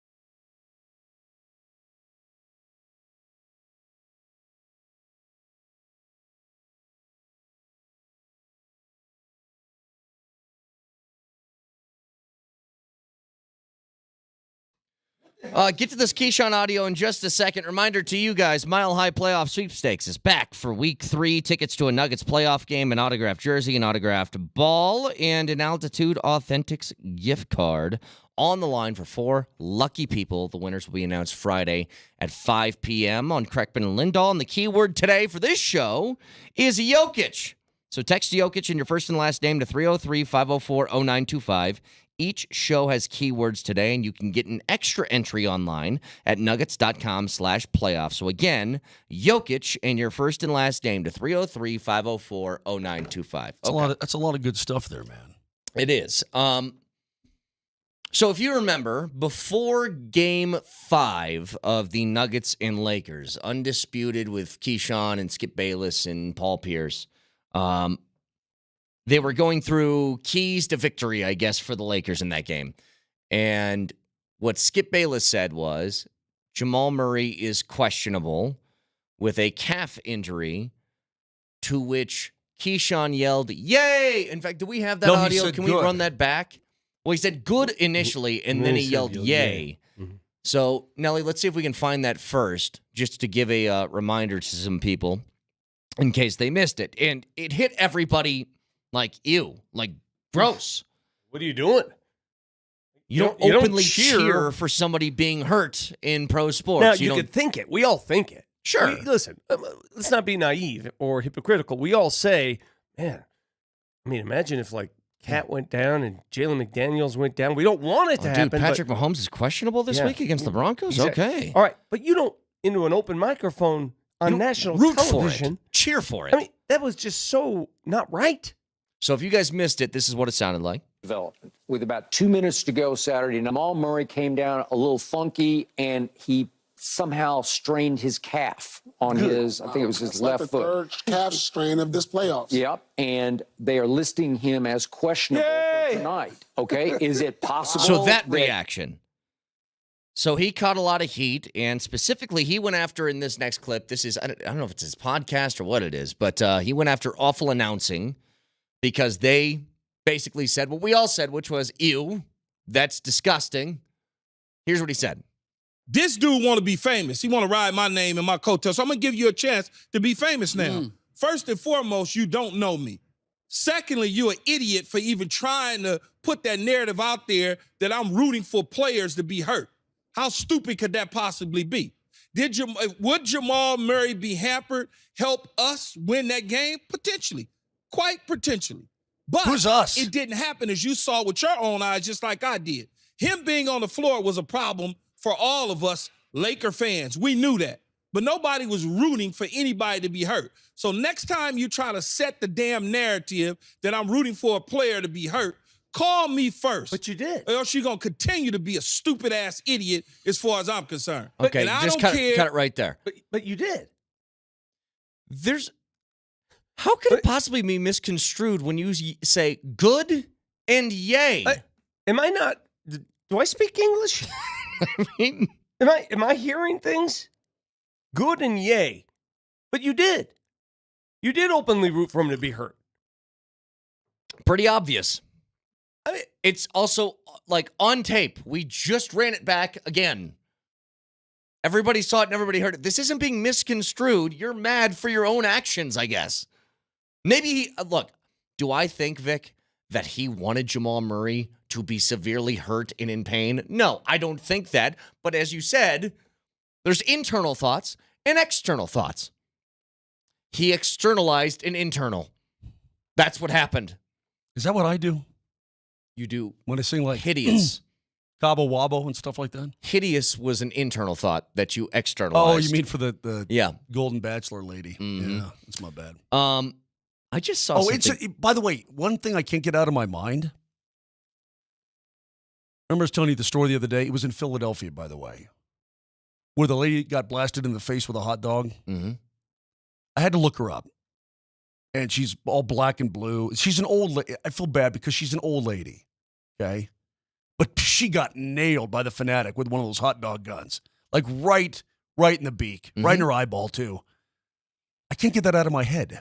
Is this now? Internal thought. Okay, that's an internal thought that I should keep internal, right? Internal thought.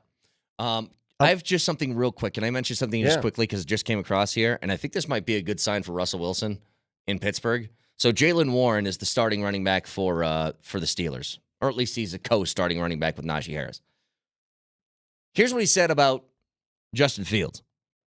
And I'm sure he said a lot more, but he goes, "We're thinking about using Justin Fields to return kicks." What? No, you're not. No, you are not. Well, then he's not the quarterback. He's. You don't put your starting quarterback out there on special teams. And you're not using him in that role anyway. Come on. That's the dumbest thing I've ever heard. It's super early. They haven't even gotten OTAs yet, but still. Return kicks. Where's he getting do you think Mike Tomlin gave that? Did he get that information from the coach? I don't know. That is so dumb. That's funny. So dumb. It's like, could you imagine? Imagine this, guys. All right, opening kickoff, week 1, NFL season, and they're off. Bo Nix returns the kick. You're like, what? Hey, you want to spruce up special teams? Starting quarterbacks must return kicks. I dare them. Dare them to. You looked like you had something, Vic. Sorry. Yeah, I'm reading this article in the Post. Bennett Durando does a great job covering the Nuggets. He's had a couple great pieces recently. He wrote a little... Yeah, we're still doing a show. I know you're looking at your hot dog lady picture, but it's just so she got tagged. Let Vic do his thing. Hey, Vic. Anyway, I'm reading this article where he revisited some thoughts from Anthony Edwards. Earlier this year, Anthony Edwards was asked who his favorite player in the NBA is. You know what his answer was? Oh, Anthony Edwards. His favorite player would be Jamal Murray. Jamal Murray. I was going to say Kobe, but current player. Jamal makes sense. Jamal Murray. And in that interview, he said a couple things that are being revisited now. And I just want to bring them up because I want to get your thoughts on this. He said, this is a quote he used. Jamal Murray, or he said, Joker, Nikola Jokic is the best player in the league. But without Jamal Murray, they are not a championship team. That's fair. We've been saying that for some time. We have a lot of evidence that backs that up. Yeah, no disagreeing with that. But he went on to say, if you can find me somebody that doesn't think Jamal Murray is one of the best guards in the league, then they're crazy. He's averaged 30 in the Western Conference Finals. He's the reason they won. I mean, without him, they're not good. It's just that simple. Well, they're still good. I would agree. They're still good. What do you mean they're just not good? I mean, come on. I mean, maybe that was a step too far. That's silly. They aren't great. How about that? They wouldn't be great. But can't you say that about any team? Of course. Minnesota without Anthony Edwards. But they're not the same. I mean, you could say that about any team. But I think to him, how about this, Vic? I'll try and translate for him. Because this started as, if you don't recognize him as one of the best players in the league, then you're basically an idiot. That's what he's saying. Right. He's giving Murray his props. I appreciate that. But I think here's the difference. Everybody who's in that category, Vic, is already seen as a star player. Mm-hmm. Oh, well, if Booker's out for Phoenix, they're on a championship team. Well, yeah, he's a star. Okay, you're talking about the perception of how good the player is overall in the league. I think that's him trying to say Jamal is in this.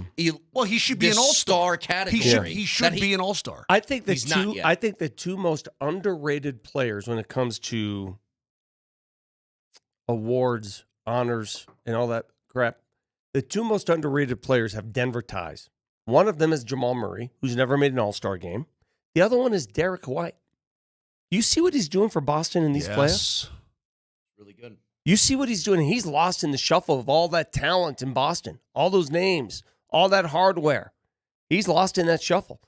Derek White is amazingly underrated. And so is Jamal Murray. Derek White had a great game last night in the elimination of the Miami Heat. He came out hot. He was great last night. But again, he might be, I think...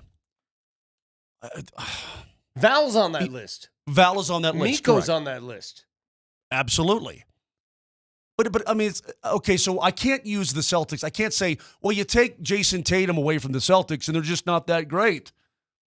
Because he's already an established, quote, star, right, Brett? Is that what you're getting at? Yes. Okay, so what we're getting at here, an underappreciated Jamal Murray, people don't realize, A, how good he is, and B, how important he is to the Nuggets' success. That's what I think we do, but I think Ant has a good point. I think maybe nationally, people don't overall, but they're certainly getting educated with a quickness.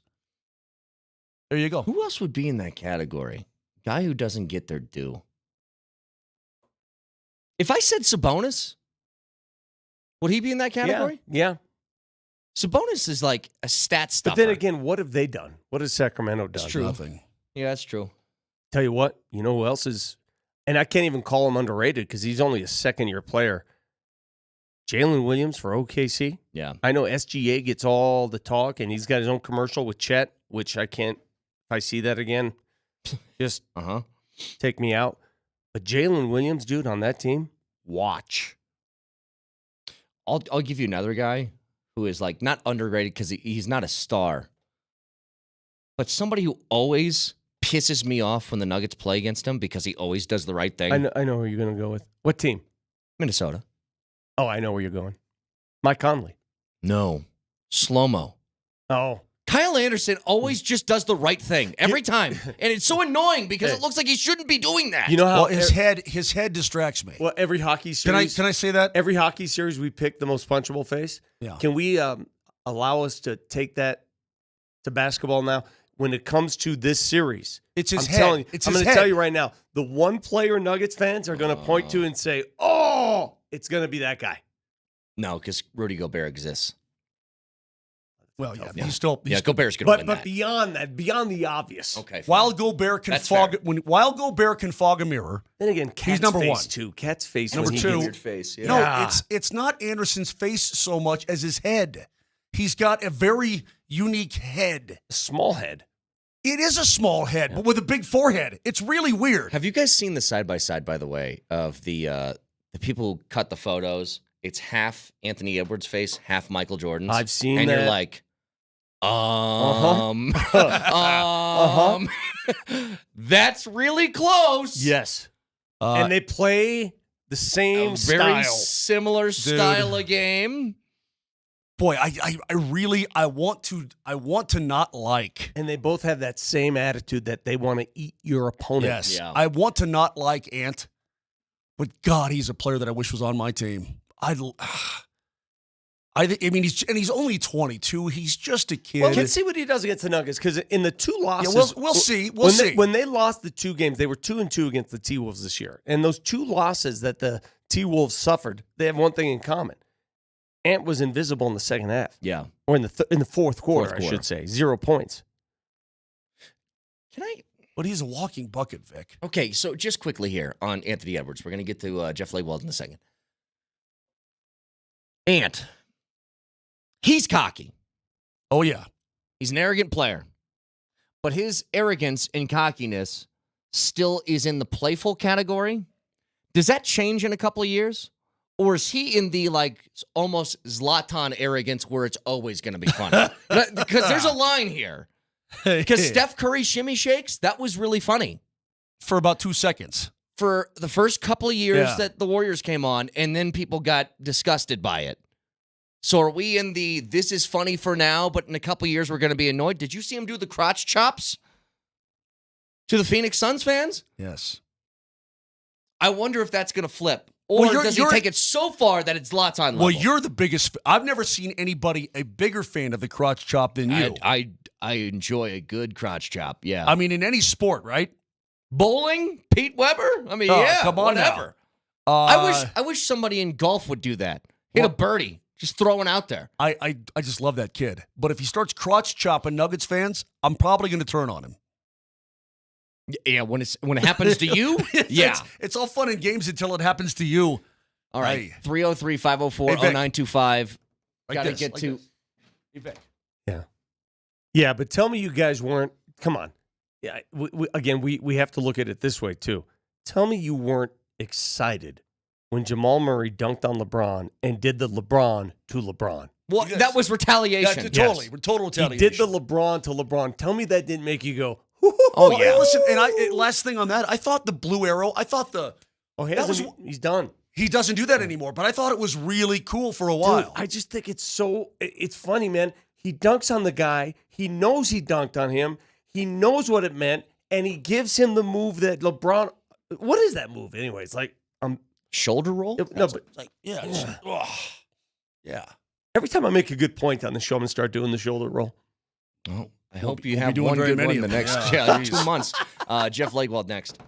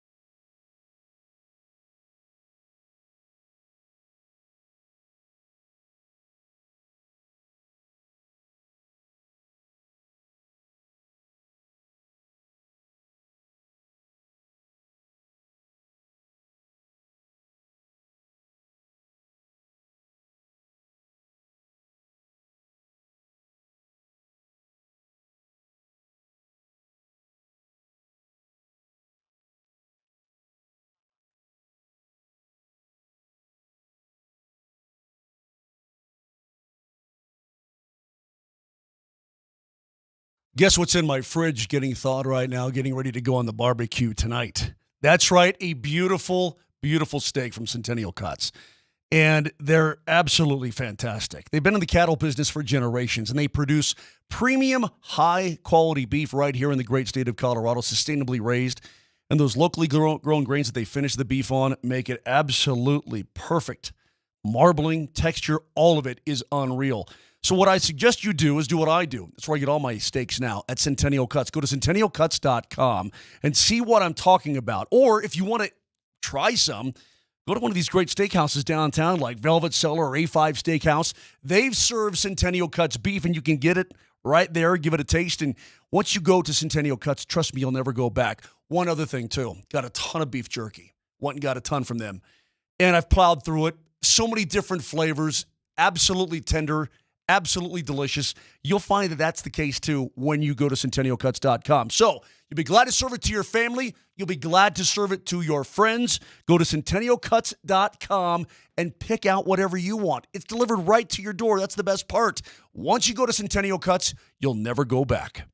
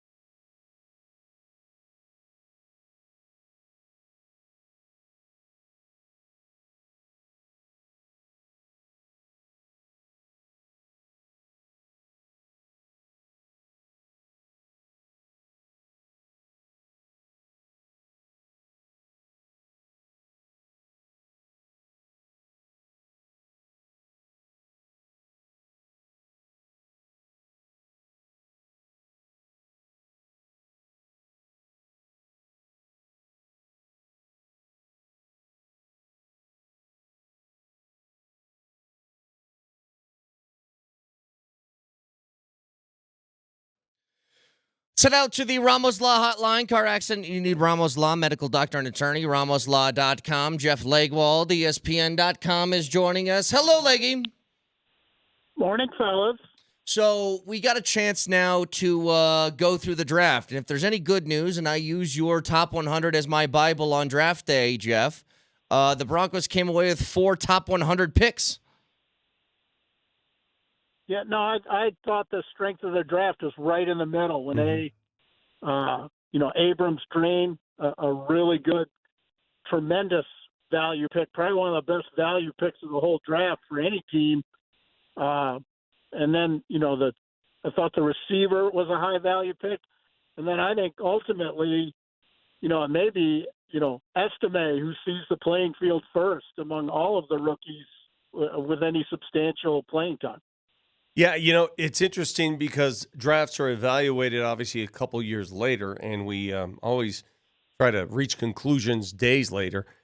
Is Bo Nix the number 12 overall pick if Sean Payton isn't making that pick, or do you think he lingers into the second round? Like, Sean Payton is convinced he can turn him into a competent starter in this league.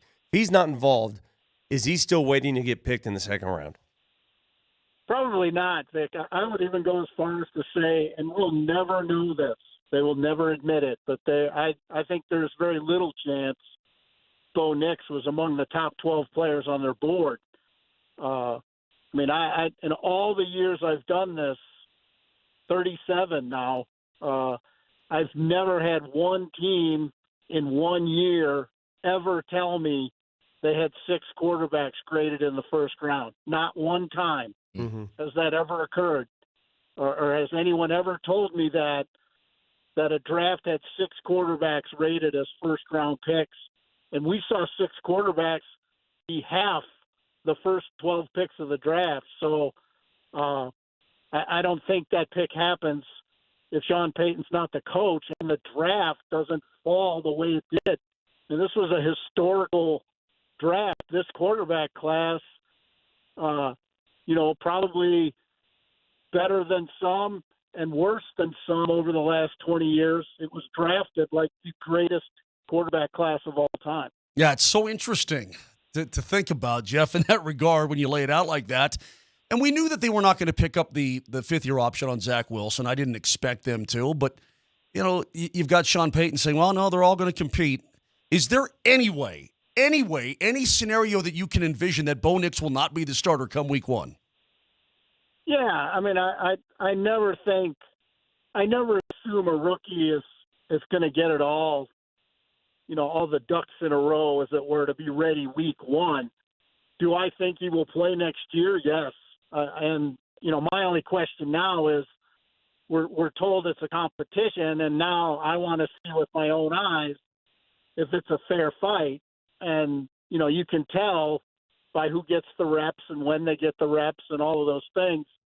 Like in 2016, Trevor Siemian won a quarterback competition that was not a fair fight for him, but he won it anyway. So that's what I want to see. If they're going to call it a competition, I want to see if it really is, or if it's just, if it's going to be graded on a curve and their intention is to start Nix as soon as possible. Do they possibly keep all 3 of these guys, Zach, Nix, and Stidham? Do they keep all 3, or who goes here? Vic, I would keep all 3 in today's world, quarterback world. There's a high value chips. You can move them along later for something, a draft pick maybe, whatever. And just the injury rate in the current NFL, I believe a depth chart should be as strong as possible no matter what. And financially, there's no impact in keeping them all. Hell, the Jets are paying, I think, at least half Zach Wilson's salary. So if Bo Nix is on a rookie deal and Jarrett Stidham's on a fairly reasonable 2-year free agency deal. So financially, there's no reason not to. And, if you're a strong-willed head coach and you let everybody know this is the order of the depth chart and deal with it, I don't think you have any locker room issues either. So, I I believe they're still thin overall, and they might as well be as strong as they can be at the most important position. Why was Troy Franklin still available in the 4th round? He's a smaller receiver. You know that the NFL is about that 5-yard. You know, can you handle the physicality? I mean, let's face it. In that conference, I mean, I would look at game after game and not see a cornerback put his hands on a receiver ever. That's why SEC players are much safer bets in the eyes of NFL scouts, because they play more the NFL way in that conference. And defensively, that was not a great league. There's a lot of catch and run, like 7-on-7. So you're not getting the full data point. And he checked in at the combine under 180 pounds. So, That's a little guy. That's a little guy. Yeah, little guy. Just a physicality issue, but he's tremendous.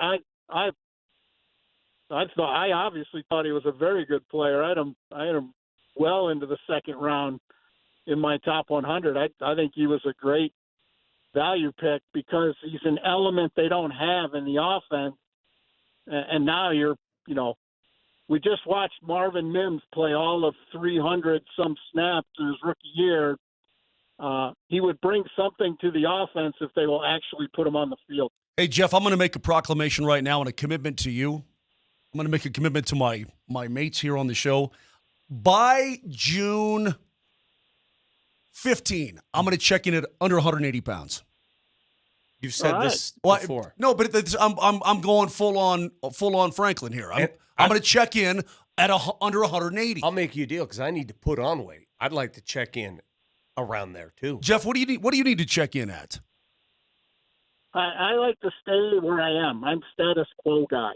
That's how I handle my business. You're honestly, when I look at you, and take this as a compliment, you have not changed in 20 years. Swear to God. You look the same as you did 20 years ago. Some would say I'm wearing the same crap, too, so there you go. Oh, Jeff, we only got limited time here, so before I let you go, I want to get your thoughts on this. The stuff that's happening in Boulder right now where Dion and Shedeur are taking, they're clapping back at people on Twitter. I was just wondering, when you see Shedeur say something about a player who's no longer with the program, I don't even remember him, he must have been very mid. What do scouts, am I making too big a deal of that? Or do scouts look at that and be like, I don't like a quarterback saying that stuff about former teammates? Well, I mean, they don't like it. The quarterback's supposed to be the sort of the CEO and,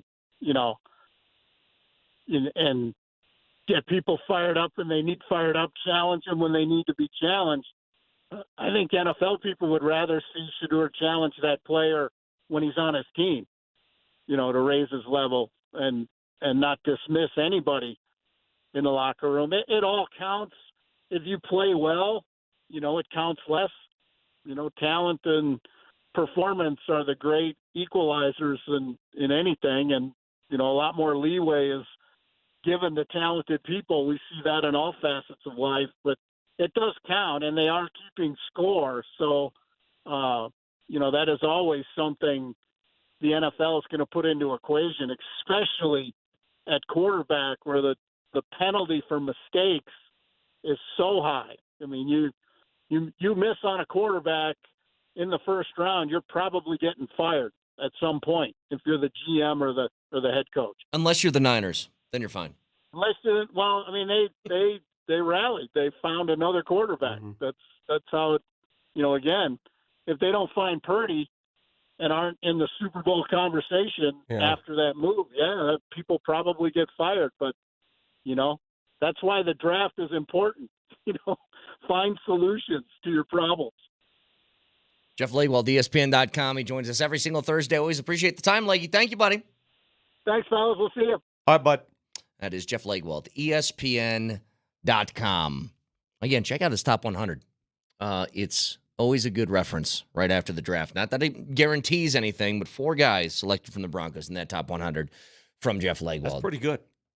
That is good. Based on Jeff's evaluation. And go back and look at him. He's got a good track record because what Legwold doesn't do is overvalue guys like quarterbacks. He just says, here's my best guys in the league. He also had 3 quarterbacks in his top 12 when 6 went because people overvalue the position. Happens every year. You looking at Skip and Keyshawn right now? Yeah, the what they're It discussing says is report. Say it. Peyton sees similarities between Knicks and Mahomes. What? Like what? They both have hair? I watched the way that Mahomes plays, and I watched the way the Knicks played in college. That didn't look the same to me. Texas Tech was airing that ball out and letting that thing fly. Mm-hmm. But maybe like sort of throwing from a mobility standpoint. They both have ears. They both have nostrils. They probably both have belly buttons. They were both drafted around the same time. Mahomes was 10. Nix is 12. Well, listen, Let me I tell you swear something, to God, if Sean Payton could get Bo Nix to be even half of Patrick Mahomes, totally bitching. Awesome. Well, this is a Sean Payton. This is his legacy. Maybe he can. This is his Maybe he career in can. Denver. It really is. I mean, they're interwoven. There's no coming back from this, God, right? You said that, Vic, and I think you're right. Well, No, of course. I mean, when you use the word legacy, like this is if it doesn't work with this guy, he's not going to be the Broncos They coach. are forever linked. he's probably not a coach again. Absolutely. They're forever linked. I completely agree, Vic. Excellent point to round out the day. Oh, can I do this now then? First one of the day. Yeah, good shoulder. Yeah, good shoulder. roll yeah. them shoulders. I like That's right. 303-504-0925. Champ Mazda text line. You can check out the podcast, iTunes, Spotify, and Spreaker. Moshe Lombardi and Kane if you missed any of the shows. So we're just in the waiting. We're in the holding period still. Waiting for the Nuggets series to start on Saturday. Waiting to find out who the hell the Avs are going to play. And who knows, maybe it's decided tomorrow between the Stars and Vegas. What's on tonight? At least last night I had a couple games to watch. Bruins Toronto's tonight. Yep, that's going to be a big one. And also, who's the NBA games tonight? Milwaukee, Indiana, as Indiana has a chance to close out the Bucks. And also, Vic, closeout game opportunity in Philly tonight with the Knicks and the Sixers. What did Tom Petty say? Something about a refugee. The waiting is the hardest part. Yeah, had to end this on Moshe singing. Everybody have a great day. We'll talk to you tomorrow. Love you. Goodbye.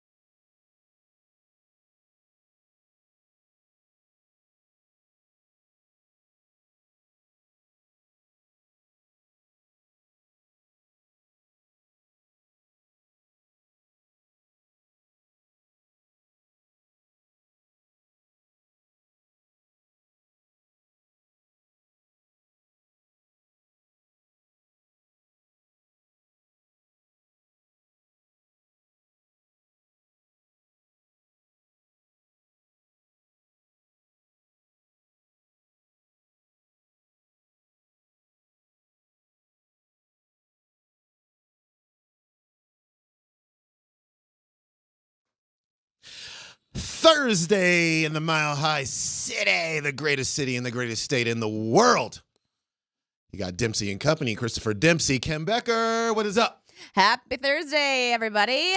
We are doing pizza only, pickles only. Go to Shotgun Willie's. How do we still have that? Because we will never not have that. we will always have that. Steve Nelson, Josh Grismer as well. And you. Hello. Good morning, Dempsey. How are you? Well, look, we got these new Nugget shirts, so we are doing great. We will busily. Made a shot. Exactly. Boom. Exactly right. So the shirt kind of immortalizes that shot. It's the photo of it. They are on sale currently, I believe, at Altitude Authentics. I can vouch. We can both vouch for that. They look great, and you should get one immediately. They're really, really good. We'll put some stuff on social media about it too. Here coming up. But you're here, and I always want to talk about Avs. Like I always want to start in that space because obviously you do so much work with them now. That team, boy, when last you were here, I think we were just wondering how this was gonna. We were just crossing our fingers. Let's just cross our fingers and hope that this turns out okay. Well, turns out we didn't need to do any of that because they were actively dominating Winnipeg in that series. But when you watch the balance of that go down, they win obviously 4-1. How did that resonate with you? Just when you're able to kind of look back at it. So I remember that one of the topics that you and I were talking about last week was the consistency of Georgie and if we felt confident in the consistency, because last Thursday the series was tied 1-1 game. The Avs had just beat the Jets 5-2. Georgie obviously kind of flipped a switch there, had a much better game. So we were like, oh, are we feeling good about the consistency? And I remember my answer being, I need to see more than just one game to even like think about the consistency, because right now I just felt like that was a one-off after the whole regular season. Now that 3 games have passed since then, and the Avs won all 3 of them, scored 17 goals in the last 3 games since I saw you, and only allowed 6. Yeah. Georgie only allowed 6 goals over the last 3 games. Yes, I would say that his consistency now I feel much more confident in. And that is something that every game I chipped away at it a little bit. I was still pretty nervous, even that game 5 when it was going back and forth. You know, the Jets took the lead, then the Avs tied it up, then the Avs took the lead, then the Jets tied it up, and it just was that way until finally it was 5-2, and I was like, okay, I feel a little bit better about this one, or 5-3, excuse me, and then 6-3 was the final score, and it was like, oh my gosh, but my hands were sweating that whole third period because you knew they could do it, but you also knew one momentum swing in Winnipeg's direction, and this could have been anybody's game. But the fact that the Avs had the resiliency and the confidence, and you can see it just in all of the players going up to Georgie after the games, the way that Cale Makar talks about Georgie in his post-game interviews with Katie Gauze, the way that they all are just giving their goaltender so much credit, I think that just shows to the mentality of this entire team. And a lot of us over at the TV studios said before round 1, we were like, dang, if the Avs can get past the Jets in round 1, they could possibly go all the way. Yeah. And pretty confidently we felt that. And I feel like we all pretty much still feel that way. Well, to be honest, they look like the best team in the West right now. They really do. Is what they look like. And I know that Dallas is actively up 3-2. I think they've won 3 straight over Vegas in that series. Okay, let's start in this space. So are we good with Georgiev now? We're good? Yeah. Because that's how quickly we all change our minds, Dempsey. Okay. It's that easy for us. Okay. But I will say, and I'm sure that most of our listeners can agree to this, if you can be a goaltender who is receiving so much crap online, everyone's calling for you to get out of net, and then you go have 4 games like that, and you get your team through the first round of a playoff series against a team that has the potential Vezina Trophy winner, yeah. I think that deserves all of us to say, yeah, we're good with you. We're good. You know, it's also kudos to him, right? I mean, I don't know how much of the noise got to him. You know, I don't know how much he just absorbed him. Not that he was paying attention to it, but I mean, you can't just not, exist in the world. I mean, this is the minute you get outside of Ball Arena or the Family Sports Center. I mean, some of that stuff has to hit your ears or your phone or your something somehow. And it as deep and as detailed and as kind of, as critical as the conversation around him got, it feels like he just stayed the course. Mhm. He blocked it out in whatever way he needed to, and he was able to really turn himself around immediately. And I will say also, because this is something that you and I talked about a couple weeks ago, it wasn't all on Georgie. When the Avs were allowing a lot of goals, when they were losing games they shouldn't have lost, it was not all on Georgie. And we talked about that, how it's not all on the guy that's in net all the time. The play in front of the net needs to be better, needs to be a little cleaner, because it got a little chaotic there for a minute, got a little messy. And I think that the play in front of the net has improved a lot too. The defense has improved. I mean, Cale Makar, you could argue that he's been the MVP of this series. He's been incredible. That coast-to-coast shot that he had, that goal. I mean, Yeah, you've that seen was people crazy. around the league say that they have never seen a defenseman have a shot like that, play like this offensively. The firepower that he has is insane. So the play in front of the net, I think, is helping Georgie a lot too. So I think, just like we said, it wasn't all on Georgie when they weren't playing well. I don't think it's all on Georgie that they're playing well now. They are playing so well, and a lot of it is Georgie not getting in his head, not listening to the noise, but a lot of it is also the cleanliness, I think, in front of the net. And the chaos, that's good chaos, right? Yeah, it is good chaos. And I guess the team in general, that's a good point. Defensively, obviously, they were a little wishy-washy during the regular season. They've shored a great deal of that up and just kind of righted themselves overall.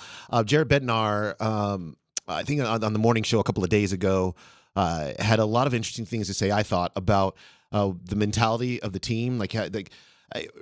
It just kind of seems like a switch was flipped for them. And all of a sudden, where they were in a suspect space, they're not in a suspect space anymore. They're in a very strong space. But this is what Coach Bednar had to say about the mood and the state of that team.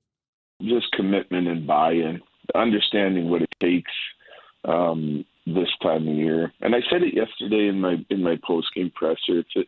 It's a little bit about where our team is at. I know, like, everyone outside of our locker room, like, was a little bit up, in a panic, concern. We really weren't, like, in our locker room. Like, we knew we didn't have a strong finish to the season at 5-5-2. It was not good enough, and you don't really want to stumble into the playoffs like that. But I know that there was part of our team just going like, let's just get to the playoffs healthy. It doesn't matter where we finish. It's the ability to the good teams have this, and because it's not. We don't live in a world where there's no adversity, right? I mean, even good teams go through bad stretches. I think what we wondered with the Avs was, is this just a bad stretch, or are we actively watching something that is not what we thought it might be? Now, in the locker room, it sounds like they really never wavered. Even if there were some probably heavy moments. I'm sure there was some discussion, debate, maybe screaming, yelling. Like that thing happens in every locker room. But they got through that. And on the other side, they understood who they actually still were. It's like, what's the let them know who you are? Yeah. Like, this is who I am. This is what the Avs have been doing. When you hear him say that and talk about the mood in the locker room and the confidence that really sounds like it didn't really waver, it's not surprising, right? Not surprising, but you know what is maybe a little surprising to me is the fact that he did mention, like, people outside of the locker room were panicking. We're not, because that means that he really does pay attention. And he's just such a steady, straightforward guy all the time. Like, no highs, no lows when it comes to Bednar. He's just, like, cool as a cucumber. But for him to say, I know everybody was panicking, but, like, we weren't. It's just one of those things that you're like, that is okay. I've always wondered a little bit how much attention head coaches are paying, to the outside world, to what's being said. And, it's so much was being said, whether it was Georgie, whether it was, everything happening on the ice. Was it the highs and lows of the regular season? Are we going to get another low in the playoffs? Who knows? But for him to say that and just to acknowledge the fact that everybody was, quote unquote, panicking and they weren't is pretty cool. And that should give you a lot of confidence just in Jared Bednar as a coach too. And the captains. I know that Gabe, isn't playing with the team, but he's been in Winnipeg with them. You've seen Mosier post some pictures of him out on the ice writing Coach Gabe in horrible handwriting on his photos. Sucks at editing. But it's true, like, right? Like, having him there too, just having that mentality, I'm sure helps so much. And they just obviously are such a strong unit regardless of what's being said on the outside. Mm-hmm. Yeah, it's a lot of fun. Does it matter who they play next to you? I think they're both going to be very challenging. And I mean, I guess you get home ice if Vegas were to come back and win, right? yeah, and I heard, as I was driving in, I heard Mosier and Lombardi and Kane talk about, well, yeah, it's home ice. However, how great is it to play a couple away games and get one of those and then come back to home ice like they did in the first series? And that's true as well, especially in hockey, right? If you can get one of those away games and you come back, you've got one under your belt. You're basically in a clean slate, best of 5, and you've got 2 ahead of you. Like, that's pretty sweet too. And obviously the Avs can do that in a really hard atmosphere like Winnipeg with those wideouts. Now, I know that Vegas has been voted the hardest, most challenging arena to play in from all the NHLPA. So it's like, well, they probably don't want to go play in Vegas, but they wouldn't, right? It would be home ice if they play Vegas. They'd just start on the road if they play Dallas. So Yep. I don't know. Dallas looks hot right now. I think either one of them's going to suck. Yeah. It just doesn't matter from that standpoint. Just I know. I think them winning on the road has been a very interesting development as well, because they did not exist in that space in a way. Yeah. Remember after the All-Star break, right? That like insane road trip they had, they were like 1-6 or something. Mm-hmm. So if you just looked at that, I would be terrified. Mm-hmm. But then you look at what they did in Winnipeg, the 3 games. I mean, the first game even 7-6 was the final score in Winnipeg. Yeah, like they played well. Yeah, that was when everyone was calling for Georgie's head. But then the other two games in Winnipeg, he played extremely well. So did everybody else. I don't know. As you can see, I have high emotions, Dempsey, because I feel like we could get another high and low like we did in the regular season, and that scares me. So I'm just really nervous right now. Yeah, well, the good thing is they're getting a lot of rest as kind of Dallas and Vegas kind of beat themselves up, beat each other up a little bit in that series, which is going to Game 6. Yes. Here tomorrow night. So it's definitely I look forward to seeing. Like I think that for me, I think I'm just back in they're going to win. They're getting straight to the Stanley Cup final space. I like it. You like the confidence. Yeah. Because, I do want to see how they play in the first game in the next series because, does momentum carry over? I mean, what they have shown you in the first series was bad momentum certainly did not carry over into the playoffs. So does good momentum carry into the second round, or are they going to start from scratch to kind of gain some of that momentum back in the second round? That's what long layoffs will do for you. Sometimes they are momentum killers. Mm-hmm. But I think for the Avs, it's never a bad thing. I think, generally speaking, in the playoffs, to get a few days off. Especially, I mean, not that the first series was super taxing to them. It didn't appear that way anyway. I was not on ice, but it didn't appear that way to me watching them. But still, get some bumps and bruises. Get your game plan together, watch a couple teams, go at it, and then be ready to roll in Game 1. So you're in control of your time, I think, which is awesome too, right? When you're playing maybe a potential Game 5, potential Game 6, potential Game 7, you don't really know what the next few days are going to look like for you. But right now, the Avs completely know what the next 5 days are going to look like, and I think that that's helpful. Yeah, they beat a team. They've scored 5 goals, at least 5 in every single game. Isn't that crazy? Winnipeg didn't do that, so I went back through their schedule. Winnipeg they had one stretch of their season where they allowed back-to-back games of at least 5 goals. Wow. That was it. And the Avs did it 5 straight times. Yeah, I mean, Connor Hellebuyck's one of the 3 candidates for the Vezina Trophy, and that's all regular season stats. So the playoffs were just like not a very good indicator of how Winnipeg was playing in the regular season. It wasn't. No, which sucks for them. I'm sad for them a little bit. It turned out to be a really bad matchup for them. Yeah. Like, it seemed like it was going to be a good matchup for them, but it was the worst matchup for them. The general consensus about this series before it started was that the Avs were going to get smacked, especially when Drouin was announced out for the entire first round. Mm-hmm. People were like, that's it. They were like giving up. They're like, no, we're done. And then in 5 games, 4 straight wins. I mean, again, I'm not going to get too cocky. I don't like to do that. You guys know that I don't like to get too confident. Do we? But I'm excited. Remember the Nuggets? Remember when I said they might not beat the San Antonio Spurs? They might not beat the Memphis Grizzlies. And then they lost to the San Antonio Spurs by 1 point. They did do that. They did exactly that. That's all. The Nuggets are, what day is this? Thursday? So 2 days away from the opening of the series against the Minnesota Timberwolves. So the timing looks like this. We don't know exactly what time that game is going to start, but here are the scenarios. It will start if we have Knicks and Pacers are both playing tonight. If the Knicks and the Pacers both win, which would close out both of those series, then the Nuggets on Saturday will play at 5 p.m. 5 p.m. If either one of those other two teams win, so let's say Philadelphia wins, it really doesn't matter. Philadelphia or Milwaukee wins. If either one of those two teams wins tonight, then the Nuggets will play at 7:30 on Saturday. 7:30. Yeah, nobody wants that. so I'm actively going to be an Indiana Pacer and New York Knicks fan. Although, let's see, with the Knicks are on the road, I think the Pacers are at home for that one. So we'll see how those are two weird series that are going kind of back and forth in a way that I think maybe a lot of people didn't think was going to be the case. But the Nuggets also getting days off, and they really actually need it. Like, really need it. Yeah. What's going on with those injuries? Do we have updates? Yeah, well, Michael Malone said that on our air that KCP will be fine. His ankle is expected to be fine. He'll be good to go. And obviously Jamal's going to play. If he played literally 2 days after he strained his calf, then he's definitely going to play, days later. Mm-hmm. But that is a situation where I'm just going to keep my fingers crossed, because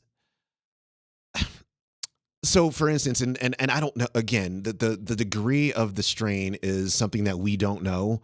I mean, they're not divulging obviously every single detail about it, but we just actively watched Kristaps Porzingis get basically removed from the series when he strained a calf as well.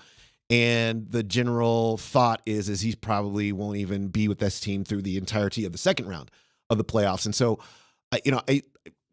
we talked about it.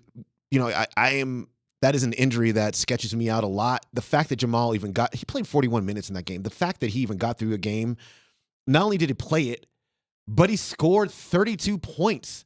And he made 5 3-pointers. And he dunked on LeBron James. And he did that on a strained calf. Jamal Murray made a shot. It's crazy. It's crazy. So, obviously he'll play, but I think that's just a situation that bears always watching. He's unfortunately for a calf, it could get worse at any point in time. So, between those two guys, and then I thought Aaron Gordon kind of toward the end of that series looked a little like physically like he could have used a couple of days off too. So I just think the Nuggets were able to. Good thing for them, they were able to get that series. They didn't have to go back to LA and play on Thursday. Because that would have been a problem. Then, that's basically just a quick turnaround before you got to play round 2. But they are getting those days off. Weigh in. We want you guys to weigh in on all of these, especially the Avs. I want to know how people are feeling about Georgiev. That's what I want to know. On the Champ Mazda text line, 303-504-0925. One price, one person, 1 hour. When we come back, let's... I have a couple of keys to what I think the Nuggets need to do against the Timberwolves. Let's talk about that next.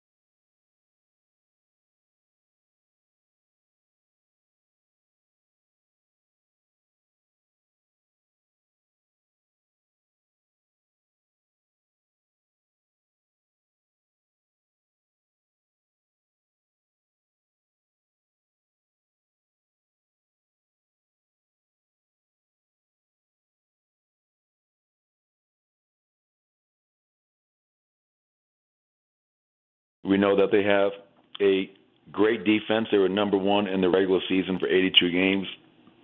Finding ways to score against that team is going to be a challenge because they are just long and active, and they make it really difficult for everybody to score against them. And then you look at that first-round series, I mean, they obviously swept Phoenix, a very talented Phoenix team. And it wasn't just their defense. Their offense was on fire. They averaged 118 points a game in that series. Anthony Edwards had 31 a game on 51 from the field and 44 from three. There's nothing that young man cannot do on the basketball court. Nuggets coach Michael Malone, as we welcome you back to the program. Chris and Kim coming from you from the Backus and Schenker studio, serious lawyers for the seriously injured.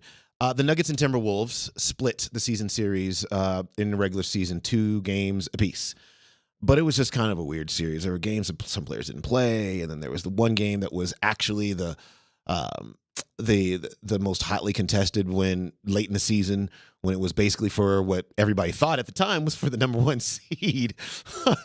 And the Nuggets came out with a victory in that game, only to obviously lose the number 1 seed. About that San Antonio game that we just referenced in the last segment. But then the Minnesota Timberwolves lose to Phoenix in their last game. And then voila, Oklahoma City is number 1. The Nuggets are number 2. And thank goodness for the Phoenix Suns doing the Nuggets a solid. Otherwise, this series would be starting in Minnesota. Otherwise, I don't know. I think the general consensus is that this is going to be, this basically is the Western Conference Finals. I think the Oklahoma City Thunder might have something to say about that. Yeah. The way they're playing really, really well.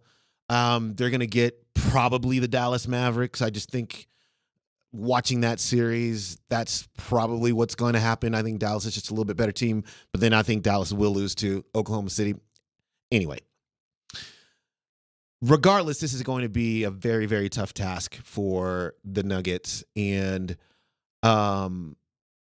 it is all of that size that the Timberwolves put on the court that is going to cause the biggest issues. You know, like Rudy Gobert and Jaden McDaniels and Naz Reid and Karl Anthony Towns, just all the tall players. Everybody standing at 6'9", 6'10", 7 feet tall. And look, they were built that way. They were built that way by the former GM of the Nuggets, who understood that when he moved to Minnesota, the team that he was going to have to deal with if he was going to get his new team to the NBA Finals is the Nuggets, Nikola Jokic, the team that he mostly built into what they are today. And so, you know, how do the Nuggets deal with the length defensively? But Kim, I'll say this. In the first series against the Lakers, I didn't think that the bench really mattered at all, because the Lakers starting 5 was being so severely outplayed by the Nuggets starting 5 just over the course of time that it kind of negated what you actually had to have from the bench in terms of its production. I think that is a completely different thing now. And this is going to sound like a low number off the bench, but if the Nuggets can score 20 points off the bench every single night, that might be a little low, but that's I just need to see that number hit every day. In order for what? Them to win, or for them to play well in your standards? In order for them to win. Okay. In order for them to win. Okay. Because you can't. Your starters. There were a couple of games in the Lakers series where the starters basically scored 100 points between them. Like that's how much production they were putting on the court. I just don't think that's going to be a thing against the Timberwolves. Timberwolves are the number 1 defensive team in the NBA. Yeah, you think they're going to wear them out a lot quicker, right? Don't you Yeah, it's going to make it a lot tougher. Yeah. And so, what are your support players doing? What are your bench players doing to kind of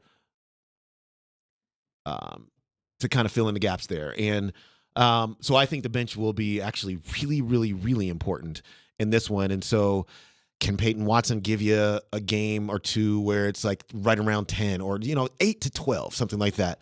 Can Christian Brown be a little more consistent, because he showed it to us last? And so he didn't appear to be super confident in that last series offensively. Can he give you some points? And then can Reggie Jackson give you some points? Okay, I have a question for you, Dempsey, after what's happened the last couple of days in the NBA. So Frank Vogel gets fired, right, from the Phoenix Suns after they get swept. There's a lot of talk about... Did he? Is he gone? Yeah. Right? Frank Vogel? Is he? Did he get fired? A report came out last night that he was fired. Oh, well. Okay. Yeah. So if my question is, how much emphasis is put on the head coach when it comes to getting guys on your bench to play better, like Peyton Watson, like Christian Brown? What would Michael Malone have to do in the next few days before round 2 starts? What would he have to say to them? What would he have to have them do? Because there's just, to me, like this, the Suns getting rid of Frank Vogel after 1 year because they got swept in the first round is like, what was he supposed to do? Like, I can imagine a lot of head coaches in the whole league right now are like, oh my gosh, what does Malone have to say to these guys? It's a good question. You're walking us down a road of two different things. Like let's start here because we have actually a fun clip too. So one of the things you just said was, what does a coach have to do? And is it quite honestly always their fault? That's my question. I don't think it is. maybe in Phoenix it wasn't exactly always his fault. Charles Barkley had something to say about this on the TNT set. Actually, he's super strong words about whose fault it is, and sometimes media siding with the players a little bit too much. This is how that sounded. I just want to say this about coaching. Anybody who thinks the reason the Lakers suck is because of Darvin Ham, or the reason the Suns suck is because of Frank Vogel, you don't know what you're talking about. Frank Vogel is a hell of a coach. Darvin Ham is a hell of a coach trying to get his career started. But for all you punks, idiots, and jackasses on other networks who want to be media and who want all the players to like y'all, do your damn job. The Lakers suck, and the Suns suck because of the players. Has nothing to do with the coaches. I feel better now. Yeah, I can tell. Looks like you getting that off your chest. I did. I hate it, man. You sit there like Darvin Ham needs to get fired. Frank Vogel needs to get fired. Who put them teams together? Them trash-ass teams put together need to get fired. Them guys, they didn't just all of a sudden suck as coaches. People who put them teams together they start packing up their stuff. He's not wrong. He's not wrong. Look, the Phoenix... I was wrong. Not fired. Speculating that he's possibly going to get fired. Still the coach. He should still be the coach. It's a tough job. Look, these are two. They're similar in that, and I'm talking Lakers and Suns here. They're similar in that they made moves to get stars that really messed them up financially. So the Lakers, you got to go back a couple of seasons, and I've heard a couple of people reference this now, and in the aftermath of the Nuggets series, which was they had a good team when they won the title in the bubble. KCP was on that team. Alex Caruso was on that team. Kyle Kuzma was on that team. Like, they had a good basketball team. Now, what happened after that was season after that, LeBron and AD barely play. They're like injured all the time. The Lakers were in great jeopardy that season of not even making the playoffs. I mean, it was touch and go with that. And so they get into that offseason, and what they want to do is make sure they didn't feel like they had enough offense. They didn't feel like that if LeBron and or AD wasn't on the court that they could survive. And so what they do?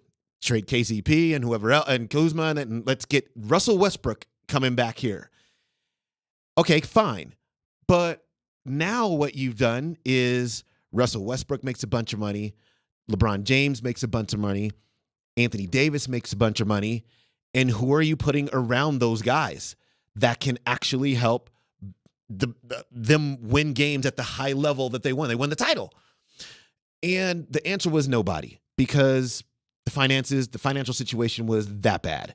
And they are still trying to get out of that right now. When you look at what the Lakers put on the court and just how they continue to try to retool around those guys, they have to do it with the cheapest talent as possible, because they're still trying to dig themselves out of that hole. Now, the Phoenix Suns, exactly the same thing. You go. Who put them teams together? Them trash-ass teams put together need to get fired. Yeah. Well, it's tough because you feel like we have these big-name stars, and those stars are going to lead us to where we need to go, but those are also aging stars. And those aging stars, our mind's eye, we see them as the championship, stars that they are. But sooner or later, some of that shine starts to fade.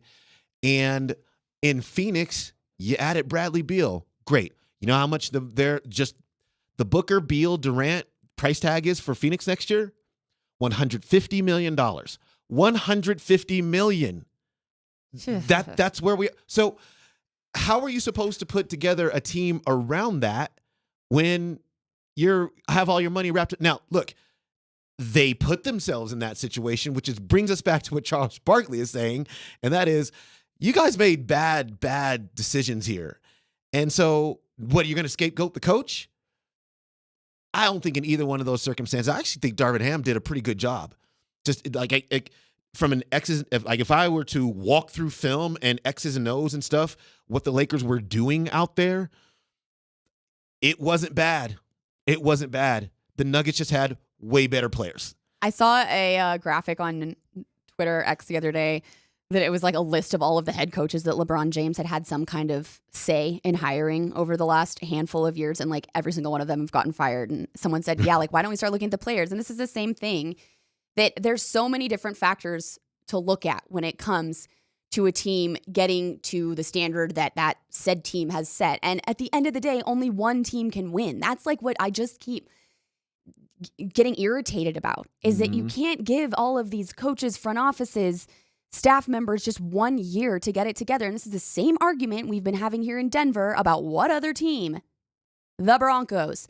I mean, you fire Nathaniel Hackett halfway through the season, 3/4, whatever, through the season, his first year, because you think you have the star Russell Wilson on your roster. And you're not even going to touch George Payton, because no way. Well, fast forward, look where we are. Everyone thought maybe George Payton was going to get fired because he's the one that put the team together. He's the one that hired Russell Wilson, and they already got rid of Hackett. But nope, they keep George Payton, they keep Sean Payton, they get rid of Russell Wilson. Like, there's always going to be someone, I guess is my point, that is going to be getting rid of if the team is not meeting the standards that were put in place. But to me, it's just such a short-term attention span that I just do not think will ever unfold into any kind of championship team that you want. You have to give these people time and investment. And to me, it's just it's hard for me to understand, to fathom. And it's just basketball. At the end of the day, it's just basketball. And the Nuggets did that, right? So you have Michael Malone, who has been here a long time, and he's the first to tell this story every single time when last year after they won the championship. One of the questions, that was asked of him, or was, how appreciative are you of the patience that ownership showed? And he always, it's a long drawn out answer every single time, because they didn't do that way here in Denver. They understood the incremental progress that was made. And even if there were disappointments along the way, like they didn't get to the playoffs in a couple of seasons, they thought they maybe should be in the playoffs. Okay. Do you just get rid of them? Or do you step back and see what the bigger picture is and see if is your program headed in the right direction? And under Michael Malone, it most certainly was. It most certainly was.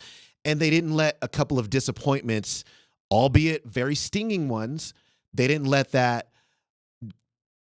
color their decision to go in a different direction. And for that, they need to be like that.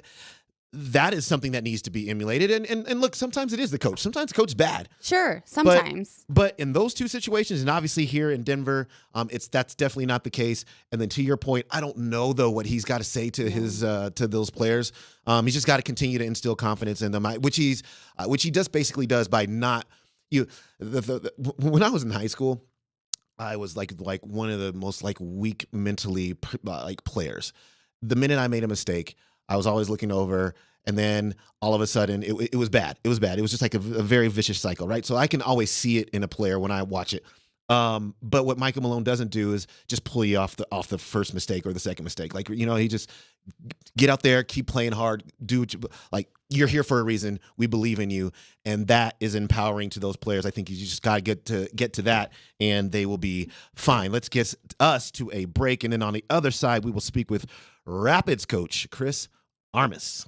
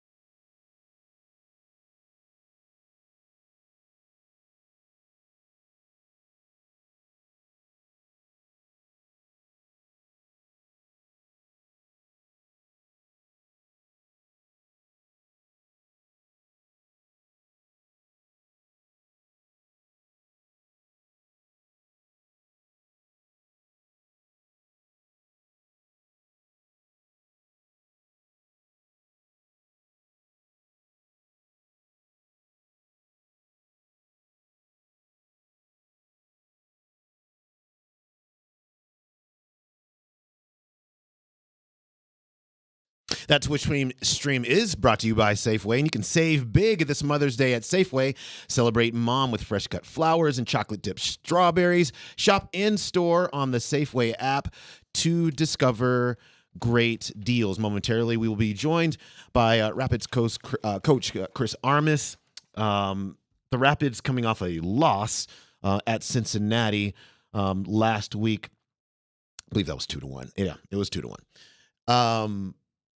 And have a game at New York City FC coming up this weekend at Citi Field. So where the Mets play.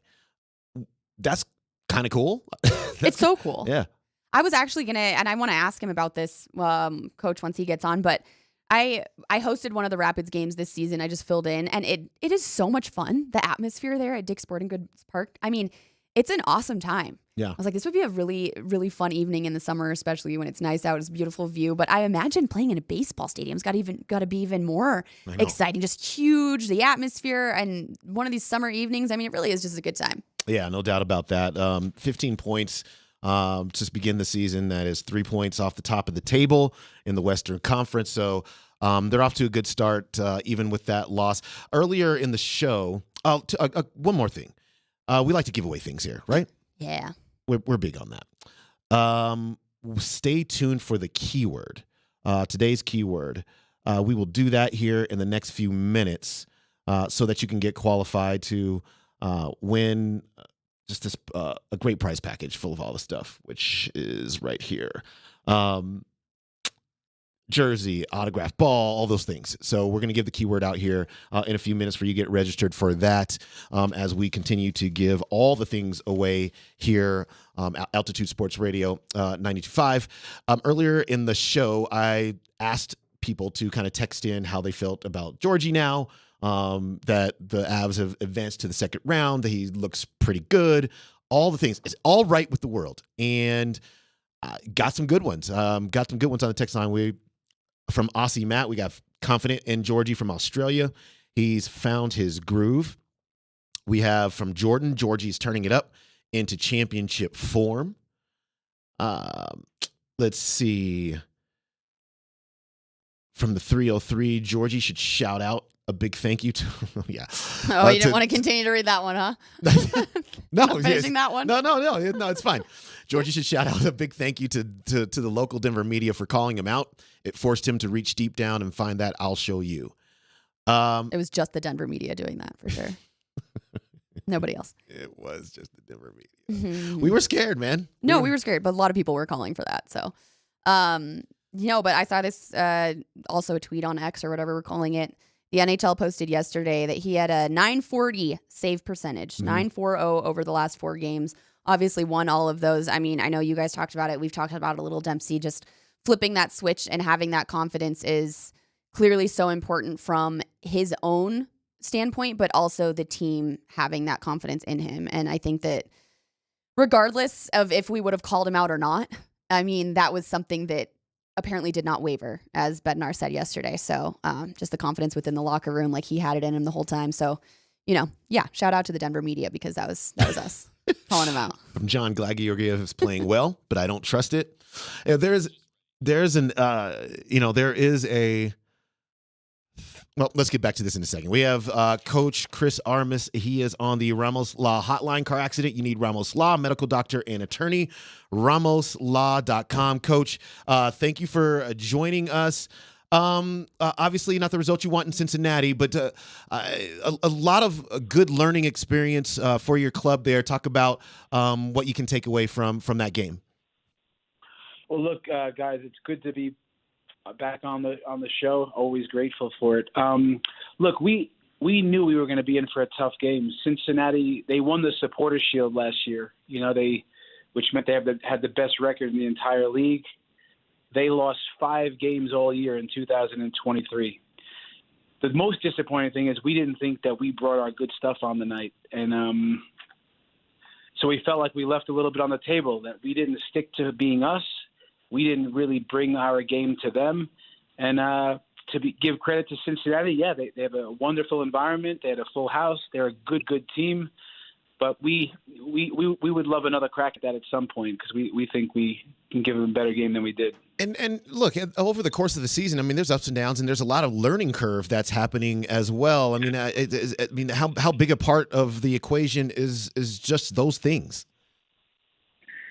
On the weekly call with you guys, I say we're still a young team, which is it's another way of saying that we're not the most experienced all the time, you know. And also with young players and young teams, we can play with energy and enthusiasm and an aggressive style of play. So there's things that come with it. It's a night that we take a lot of learning from.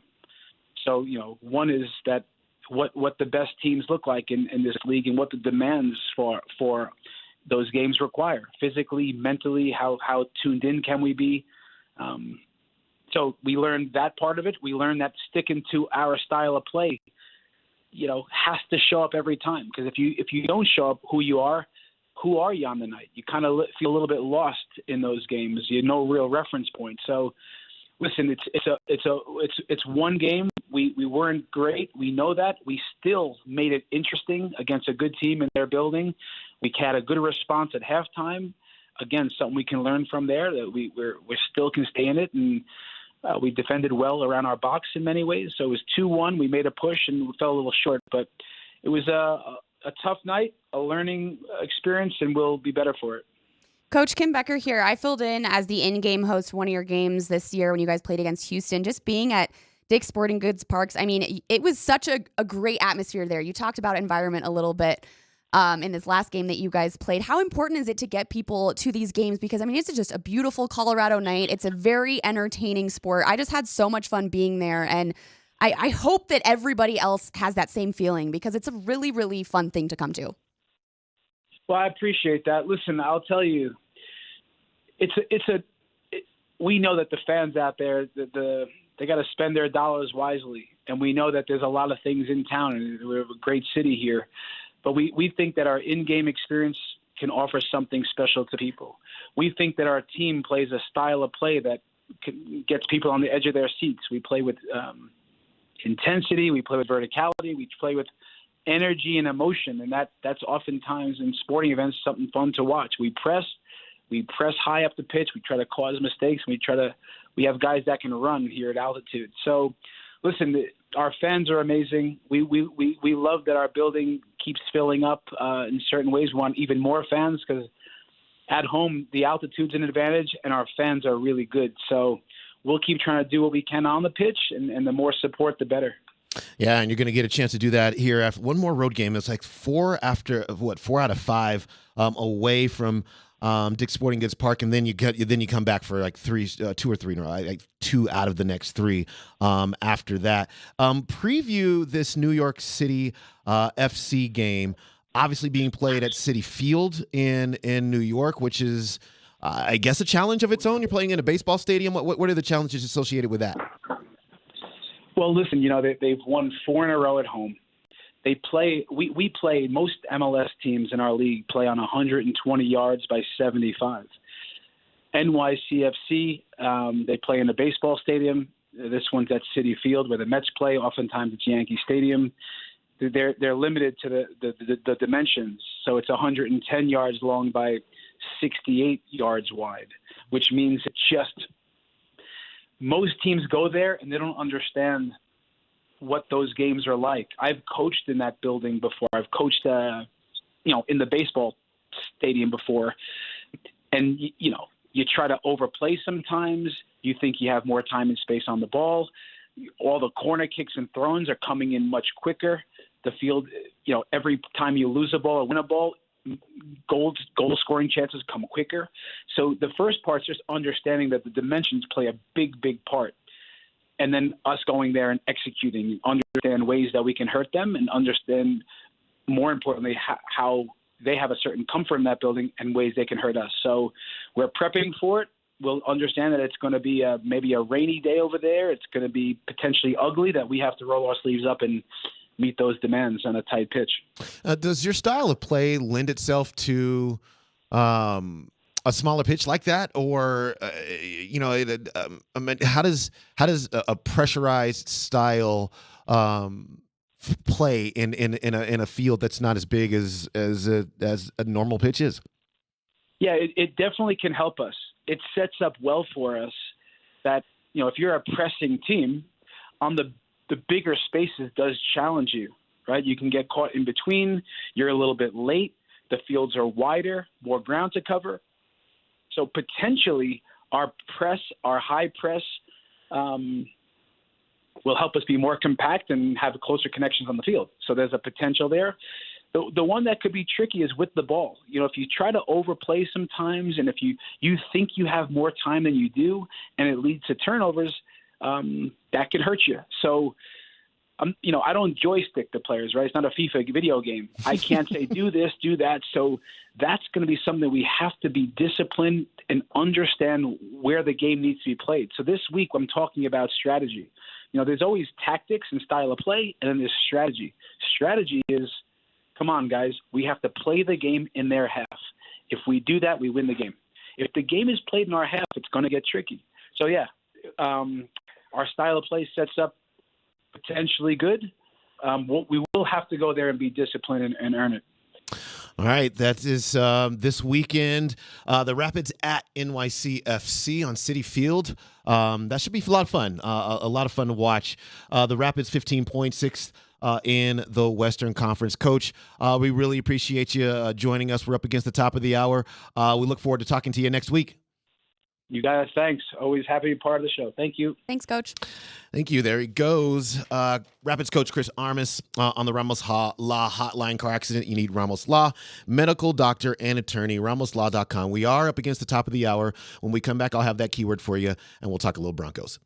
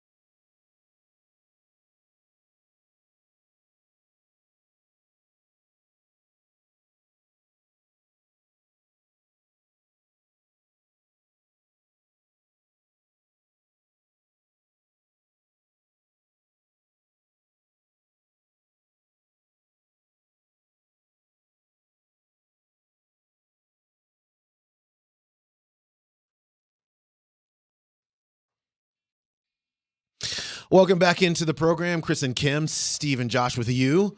Altitude Sports Radio 92.5, hour 2 of the program beginning right now. Later on in the show, we'll have Nelly's NFL Notes. As a matter of fact, that'll be next segment. And then we'll have Jason Kosmiski on to end the show. Always fun to be able to talk to him. We'll get a little bit of a preview with him about the Nuggets and the Timberwolves. But I promised you a keyword. Mile High Playoffs Sweepstakes is back for week 3. Tickets to a Nuggets playoff game, an autographed jersey, an autographed ball, and an Altitude Authentics gift card are on the line for 4 lucky winners. It's going to be announced on Friday at 5 p.m. during Kreckman and Lindahl. So the keyword for our show is Gordon. Text Gordon, Gordon, Gordon, and your first and last name to 303-504-0925. Each show has keywords today, so you can get an extra entry, and you can get an extra entry online at nuggets.com/playoffs. Again, text Gordon and your first and last name to 303-504-0925 to enter. Good luck. You know who doesn't need luck? Oh, Bo boy. Nix. Okay. I was really intrigued with where you were going to go with that one. Bo. Oh, yeah. Oh, yeah. He doesn't? Please explain yourself. Oh, he's good to go. He's ready made. Okay, wait. So you think that Bo Nix is going to start under center game 1? You know, I think he should. Okay, why is that? Well, because why not? That's why. fair. Why not? I just, you know what? Here's what I think. I think that it doesn't make sense unless he's just completely not ready to go. Like he's a disaster basically in training camp. He needs all the work, and you just have to put Zach Wilson or Jarrett Stidham on the field. Okay, then do that.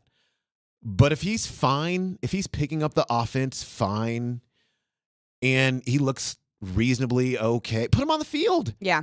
Just get the clock started. No, I think that you make a good point. And who is he going to watch if he's actually sitting on the bench as the second or third string quarterback? Who is he learning from? Jared Stidham. Who is he? Yeah, exactly. Your That's boy. the thing. Is that my boy? My boy, Jared Stidham. He's a funny guy. Broncos country, let's go. Let's go. Oh, we're changing it to let's go. Yeah. Okay. It's the Bo Nix remix. Oh boy. Good. That's a good one. No, I do agree with you in that sense if he's ready to go. And also just why not? I think why not is the only answer you need, because you can't have him sit on the sidelines after all that and watch a Zach Wilson go try and pick up an offense that he's going to just be learning in training camp as Right. well. Like it's the best of both not greats, I guess. I don't know. The both of 3 not greats. Yeah, why not? I don't sense a lot of confidence out of it about the Broncos. As you know, from- Dempsey, I've said it on air, I've said it off air. I've kind of lost interest in this very moment. I'm checked out. I'm in off-season vibes, and nothing matters. Everyone's like, "Oh my gosh, the draft was so great for the Broncos." I'm like, "Yeah, it was fine. It was good, but are we really that like we can't get excited, people?" Yeah. Have you Go looked Broncos at the country. No, And it's over for every motherfucker that try to play me. That's right. that's pretty good. I like that kid. Yeah. That was awesome. After the last 2 years, my hopes have dwindled. I am a doomer in this moment when it comes to the Broncos after being excited about Nathaniel Hackett 2 years ago, after being excited about Russell Wilson 1 year ago. At this same time of year, Thursday, May 2nd at 11:09 a.m., I had to be excited then. I'm not going to be excited now, so that maybe I'll be pleasantly surprised. Whatever.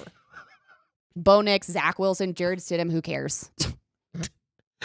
Bo Nix is going to be great. Yeah. You're going to love it. Yeah. You know, I'm going to enjoy as the season unfolds. And they look like a real football team. You're A real football team? Yeah. Russell Wilson was on the team the last 2 years, and you did not think that was a real football team because now we have Bo Nix or Zach Wilson? No. Yeah, give me that real Zach Wilson. That's right. He's your guy. Now we got a real football team. If Bo Nix is the starter, I wonder if Zach Wilson actually even makes the team, just to be honest Yeah, with you. fair. Because at that point in time, he's here for no reason. He's a trade asset. And Yeah, whatever. And Free. you could just have Jarrett Stidham be your backup. I don't know what the Broncos are going to be this fall, but you know what? Here's what I think. The trajectory. I like. I think the arrow, even if it's just a slight up, I think the arrow is still pointing up because you have at least the hope that you have got an individual who can lead your franchise as the quarterback. We'll see how he plays. And beyond that, you're starting to fill in some of the areas that you need some more, you just need more pop. What does your running back room look like? Mm-hmm. I'm really, really looking forward to seeing Audric Estime. I am very super curious to see if our guy Troy right there is going to, if he's going to make, what kind of impact does he make? Is he just, like deep shot guy once or twice down the field? And if he is, did he make the catch? I don't know, but it's kind of exciting to have a fast guy out there on the field. Can Marvin Mims step up and be, assume the role that Jerry Jeudy just couldn't quite get a grasp of in his time here? Is Tim Patrick going to be, a player that comes back and plays well? Is Greg Dulcich going to play at all? My gosh. because kind of forget about Greg Dulcich, don't I know. we? Because if he does, that's another. Obviously, he has shown in the few times he's been on the field, he has shown some flashes of being able to be a pretty dynamic player himself. So I just think that there's interesting thing. I think maybe this is the reporter side of me more than the fan side of me. Like the reporter side of me is very interested to see how these things sort themselves out. The fan side of me might still be like, yeah, well, we'll see. Yeah, no, and I think you're right, especially having Troy Franklin there with Bo Nix. They've obviously got some experience together, some chemistry together. So I think there are things to be excited about. I'm not trying to completely diminish your hopes and dreams and excitement about the Broncos, Dempsey. So this is to your reporter side. Don't worry. I do think you're right. I think I want to ask you the same question that you guys actually asked me last year, probably around this same time on this program, and that was, what will it take for them to move on from Russell Wilson but keep Sean Payton? Like, if they get to 500 this last season, will Sean Payton still be there? Will they get rid of Russell Wilson? And I will hold myself accountable and say, no way, they'll never get rid of Russell Wilson. Are you kidding? I thought that was true. Mm-hmm. I have been proved wrong. So my question to you right now is, what if Bo Nix goes in there, he starts, he plays, and it's not good, and they get less wins this year than they did last year? Do you think Sean Payton is still around? Yes, 100%. 100%. Yeah, 100%. Nelly, grab that receipt for me. Set a timer for 365 days from right now. Okay, but see, all right. Yes, I still think 100%. But okay, so the context here would be, I actually actively think they are going to have fewer wins, this upcoming season. But it doesn't have to be 4. It could, what do they have, 8? Yeah. So it could be 6 or 7. And if, let's just say, here's what if it's a bad season like that, if it's a low win total like that, here's how I hope that would go down. That the beginning of the season is a disaster, right? So like you're losing games, things don't look good. But then what happens is over the course of the season, things start to get better. He starts to look better. He starts to understand what he's doing a little bit more in a complicated offense. Also getting familiar with the NFL as a whole and that whole professional life. And so if the flow of the season is that, then I'll be good with that. I'll be good with that because I think we can go into the offseason and go, all right, that was year 1. Now we can expect a really nice jump for year 2. If the flow is a little bit more, they get out to a good start. Choppy. Yeah. Then it's bad. Then it's good again. Then it's bad. Then that's going to be a little bit more like, okay. If it's not in a slow progression, Mm-hmm. in a positive trajectory, like you said, okay, wait, but I do want to rewind because you said they could have 6 or 7 wins. They could have a bad season. So is 6 or 7 wins a bad season? Because then you also said that's okay. So like, is that bad or is that good? Like, that's what I can't, and I'm with you. It's hard to decide. Yeah. What are reasonable expectations for this team, Exactly. especially given, it's a good question, Kim. I would say, let's see, Russell and Jarrett got you 8 last year. So if Bo Nix gets you 7, I would say that's probably good. If he gets you 7, that's probably pretty good. What if it's a mixture of Jarrett Stidham, Zach Wilson, and Bo Nix getting you 7 wins? Then I don't love that season. Me neither. I don't That's love the that season. thing. So, so I'm asking like this question, And it's more of a very hypothetical. There are so many different storylines that could happen, and I understand that. But that's what I just struggle with so much with the Broncos right now is I have no idea what expectation is a good expectation. I don't know where the bar is set. I think it's a good. I just think that we have to watch it all play out because if especially if Bo Nix doesn't start, then I don't know what we're really doing. I keep coming back to that conclusion because it's not like he's sitting behind Aaron Rodgers. Exactly. So like Zach Wilson was, right? Yeah. So I hope for Bo that he gets in, he really studies whatever it is he needs to study, and then is able to be effective enough so that Sean Payton says, all right, let's just put you on the field. I know that their schedule is not easy. I mean, they're playing the AFC North teams, and then the Jets are still on the schedule with Aaron Rodgers and Nathaniel Hackett. Yeah, well, but that doesn't matter when Aaron Rodgers is there because Aaron Rodgers just runs the offense. But it's the schedule of games is tough, and then I haven't even gotten to the AFC West, which we obviously twice against the Chiefs. Okay, whatever, but then. How good are the Chargers going to be? Got them twice, So it's. I don't think there's a good. I don't think there's a good time to put in. Like, when's the optimal point at which you would put them in? And so that's why I think training camp is going to be pretty instructional for all of us. You're right. It has to be right away because then people will also make an argument if Bo Nix does not go in and play right away, and Zach Wilson and Jarrett Stidham start and they suck. Everyone's going to be like, now Bo Nix is going to suck because he's watching these sucky quarterbacks suck.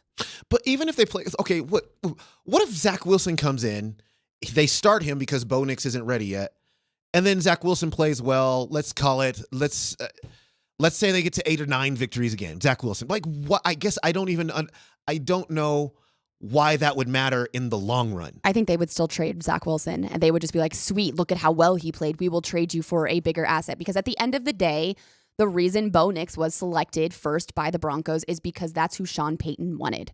And you've made the argument 100% he will still be here next season regardless of what happens. And that is because of his specific system, his specific vision for the Broncos.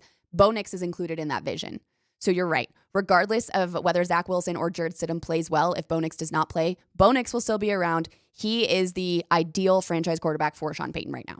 Yeah, and it's going to be very interesting to see how quickly Payton can coach him up. And Davis Webb, you're there too. You're the quarterback coach. Everybody says that you're really, really good. So, and that you have a really bright future. So he'll have a hand in that as well. And then you turn loose a guy who completed 74% of his passes last season. 45 touchdowns. Like I know that those obviously are not repeatable numbers in the NFL. He was playing in the Pac-12, which actually was a good conference last year, in college. But college versus pro is two different animals. But it doesn't mean that he has to completely fall apart. I was watching. I can't remember what show it was this morning, and they had a Kevin over/under. Do you think Bo Nix? I think his over/under touchdown passes was 17.5. Do you think he'd throw more than 17.5 or fewer? And really, I think that's a no-brainer. I think it's over if he starts from day one. Mm-hmm. But if he doesn't start from day one, then obviously when does he ever get in and all those things. Yeah. And so I think that for the Broncos, the worst case, he has to play this year. If he doesn't start the season, he has to end the season. There is no scenario at which Bo Nix doesn't play a single game. There's not one. Not one. No, I think you're right. And I think you are also very right in the fact that like Zach Wilson might not even make team if Bo Nix has a good training camp. So yeah, because why would you keep him? Why would you keep him? Yeah. You like Jarrett Stidham. Sean Payton told us last year how much of he could be a starter in this league. Jarrett Stidham thought the same too. He thought he'd get more playing time with the Broncos than he would with the Raiders. Played great. And he actually probably did. He played pretty well. He was right. Let's take a break and get back with Nellie's NFL notes.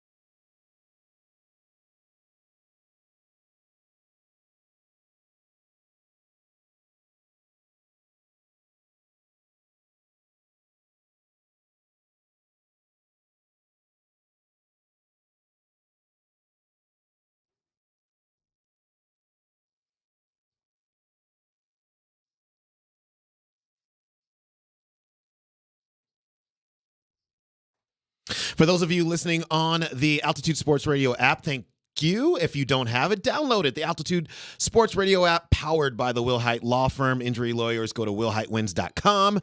That's willhitewins.com. Nelly, it's your notes. What's story number 1? Earlier this week, Chris Harris Jr. announced his retirement from the NFL after having been a free agent for a full year. Didn't find a home, decided to call it quits. So he posted a video, or rather he recorded a video, and the Broncos shared it on their social media with him thanking the fans and appreciating everyone for his time. As an undrafted player, to have a career as long as he did in the NFL, very rare, very special. And the video is about 2 minutes long, but I grabbed some selections from it here. But especially to the Broncos fans, Broncos country is definitely was an amazing place to play, to have my career there, play 9 years. And y'all have been so good to me and my family. I just want to thank y'all for just all your support. Also, I got to give a big thanks to John Elway. Elway was a guy that, he believed in me, took a chance on me. Even though we had some ups and downs, Elway still was the guy that took a chance on Chris Harris Jr. So I just want to thank him. I got a couple games I'll always remember, man. I always remember playing in San Diego, getting my first chance to start, really start and have 2 interceptions and win that game Monday night. That was always a big game. Also, Super Bowl 50, taking the pick 6 back home in that year at the Black Hole. So that was always fun, man. Those were some great memories, some great games. And I just can't wait to come back to a game this year in Denver. It's going to be fun. I'm looking forward to it. We are too. He's just one of our favorites. I loved that video. I was glad that he was able to do that because, for all of the things about social media that we may not love all the time, this is one of the things I really do love, and that is just the immediate ability to pick up your phone, record something, put it out there for everybody to be able to consume. The no-fly zone, is one of my... I love that nickname for a secondary, maybe more like it's one of my favorite nicknames. Yeah, it's great. And he was obviously a big part of that. Obviously, also undrafted. Mm-hmm. So you're talking about when he talks about John Elway giving him a chance. Yeah, undrafted. Crazy. Yeah,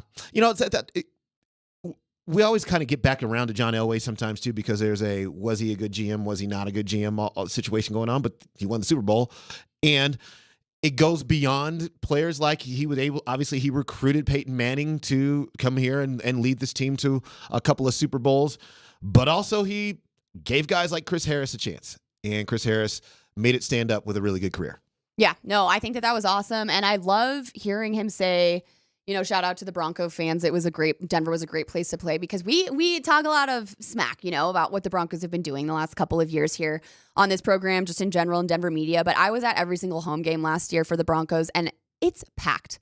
Fans are so loyal. We did some social media stuff around the tailgating experience and everybody out there. I mean, there are families and groups that have been tailgating in that Broncos parking lot for decades, and they have come to every single game, and they are excited as can be every game.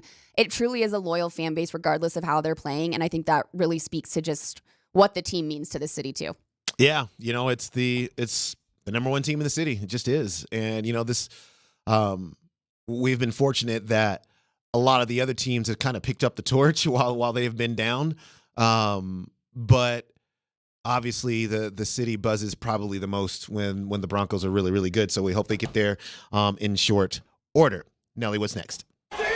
Side note, my favorite part about that video is how he would go, I loved my time in Denver. The ownership was great. John Elway was amazing. I love the fans. Also, shout out the Chargers and the Saints for letting me play there. I love the Broncos fans. Broncos are amazing. And it was almost like he was legally required to mention that he played for two other teams, but not much. That's so good. That's good. This segment is brought to you by Mountain High Appliance. We are Colorado's most complete local appliance store with locations in Denver, Louisville, Littleton, Colorado Springs, and Glenwood Springs. Offering every major appliance line and brand, mountainhighappliance.com. Steelers defensive lineman Cam Hayward has a podcast because every athlete with a pulse these days does a podcast. That's right. And it's called Not Just Football. His latest guest was Steelers running back Jaylen Warren, and he asked him, with the new NFL kickoff return rules, would you be interested in returning kicks? Here's what Jaylen had to say, and his answer is not what I was expecting. I mean, I would. I think it's pretty cool. As soon as you touch the ball, that's when everything, starts to happen. But our offense or our special teams coordinator was talking about Justin Fields being back there. We're like, hold on. Whoa, you breaking news already? We looked at him like, Justin Fields better be that back there. And, it's, I don't know. I think it's cool. Nelly, what? Justin Fields returning kicks? Come on, man. I could see it. I could see it. Well, since Russell Wilson's already the greatest quarterback of all time, according to Kim Becker, you can use Justin Fields as a kick because they won't returner, need him. right? Yeah, you don't need him. You don't need him. Bingo. Get him on special teams. This is a fail-safe. It's a fail-proof. Don't worry, Justin. You're still important. Special teams is important. Get out there, buddy. He's got that, like, he's quick on his feet. I like this. I actually really like this for Justin Fields. Congratulations. He's going to need to actively start by week 2, so they shouldn't. Oh, my gosh. They shouldn't put him in jeopardy I that wonder way. if that was just like a little kind of sarcastic comment that was made in their offensive meetings there by the coordinator. Wow. Do we know if that was actually true? I bet it was just kind of one of those like, He thought about it because Justin Fields really is if you're just going to give him the football and say run, like He's great. Exactly. he's really good. Watch him scramble all the way down 99 yards. Boom. Like, I could see it. Steelers will be set. Russell Wilson won't have to do anything. Justin Fields will just keep returning kicks into touchdowns. Well, yeah. Let's get Justin Fields. He won't even have to Russell take the Wilson's field. like, please put him back there, get him killed, because then I'm starting every game no matter what. I think these new kickoff rules we're going to see some wild things. We're going to see some players returning kicks that we're like, what? This guy's back there? And the answer will be yes. However, I can't imagine. Can you really not? I actually can. I can see Justin Fields doing that. Do you think Mike will he be Tomlin happy? heard That's that another and was like, wait, what? What did they say? What is my... Yeah, there might have been a secret meeting held last night for all offensive players. They are signing NDAs currently as we speak in a team meeting. Wow. You know what? I actually kind of hope it does happen because I want to see what he would do in a kick returning sense. So yeah, that's amazing, Nelly. Before he throws all the footballs for the Steelers when they replace Russell Wilson. Nelly, what's next? Dolphins owner Stephen Ross recently received an offer to buy the team. He got a $10 billion with a B dollar offer, and that would have included not just the Dolphins, but also he owns Hard Rock Stadium and the F1 Miami race. All of that would have been included in the $10 billion price tag, and he said, nope, the Dolphins are not for sale. And the thing that's crazy is, do you know the price tag for the Broncos? Do you remember how much they... I was just looking it up, so I cheated. I already looked it up because I wanted to see how much more that was than the Broncos. So Dempsey, do you remember what the price tag was for the Broncos when Walmart bought them? Was it 4.5, something like that? Yeah, good call. Yep, $4.65 million. So the price tag is just going up and up and up. Yeah, you know what the problem there is the Formula One race. I was going to say that's huge in Miami. I mean, it's huge everywhere, but huge in Miami. Right.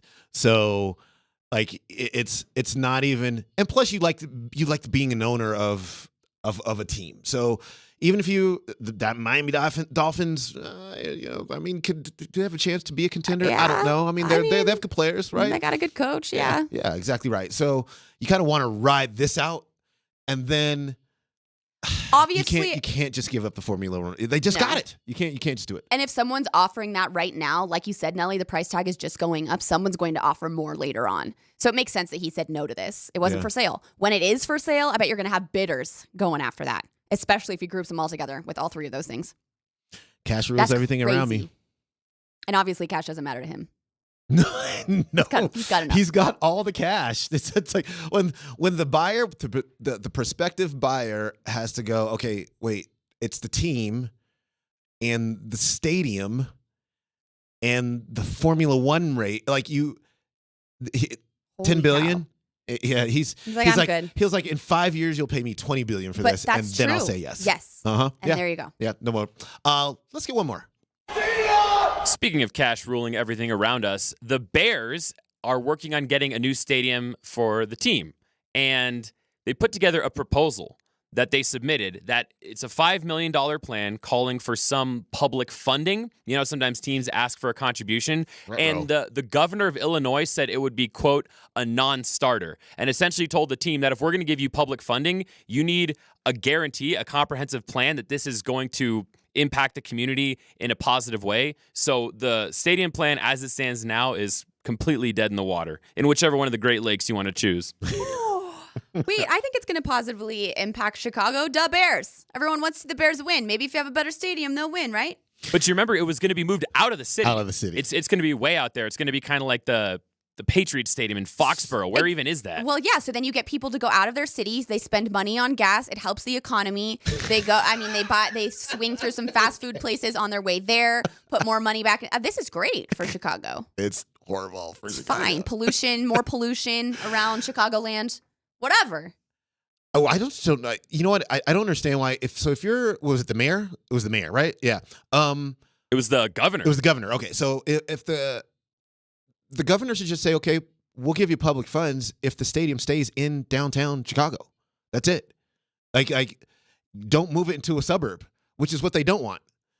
So when he talks about impacting the community, he wants that stadium to stay there. Now find another Chicago. I mean, like, I don't know where there's not a square inch of space to put anything down there, but I know that in the beginning that was kind of the sticking point, which was like, hey, we want to go out and do what everybody else is doing with new stadiums, and that's build the stadium and then build everything around the stadium, right? Mm-hmm. So restaurants and bars and places to live and shopping and whatever else. So I that's what I would say. I would say, look, we'll give you public funding. Yeah, you stay here, and that's it, and then see what they say. But I tell you, man, this is all these stadiums. Like Kansas City's going through the same thing right now. Yeah. With the funding for their stadiums, and it's just. It's also crazy that like a governor can just make that decision and be like, okay, yeah, no, we're not giving you public funding. But even if he did say, okay, we'll give you public funding if you stay here, it's just everybody else's tax dollars. So he's just making a decision for everybody else to pay for them to stay there. Unless they have some sort of fund so from weird. somewhere that they No. pull money from. Yeah, it's called taxes. You know how much property taxes are in Chicago? They're insane. Just do the hotel tax. That's the workaround. The workaround is the hotel tax. That way, the people who actually live in the city aren't paying that tax. Yeah. The people who are coming to the city are paying that tax as a part of Yep. their hotel bill. Yeah, and that's then true. that funds whatever you need to fund for whatever stadium that you're trying to build. Tourists. Why don't we just do that? Pay Just for our do that. things. Kim. It's all wild. Yeah, it's Yeah. all right. All right. Nellie's NFL notes, man. Always a time. So good. So good. Let's take our final break.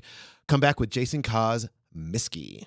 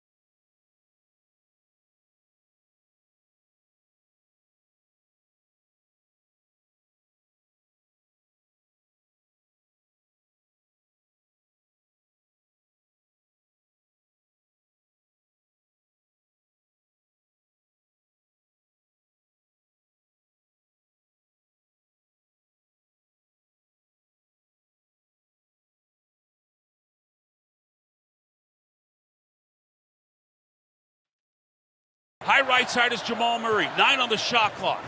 Denver looking for a game winner. Murray has it on the high right side. High pick from Jokic. Murray, jumper from 8. Got it again! 3.6 seconds left for the Lakers. LeBron over to Prince. Jumper's no good at the horn. And the LA Lakers can take that L on the way out, along with that whistle. Denver takes care of La La Land for the second game in a row. Might be the best win I've ever seen. The Los Angeles Lakers and their free throws can go back to La La Land. You know, I'm convinced that Jason Kosmiski loves calling Lakers series defeats more than any other team that the Nuggets could defeat in the playoffs. And so this is my theory, and I'm going to ask him now that we're going out to the Ramos Hala hotline. Kaz, am I right about that, or am I not right about that?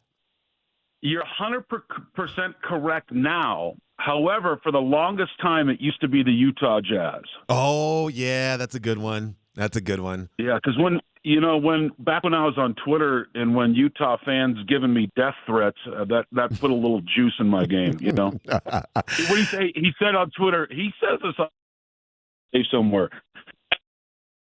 Media comes out of that building. I'm going to wait for you there and kill you. I'm like, wow.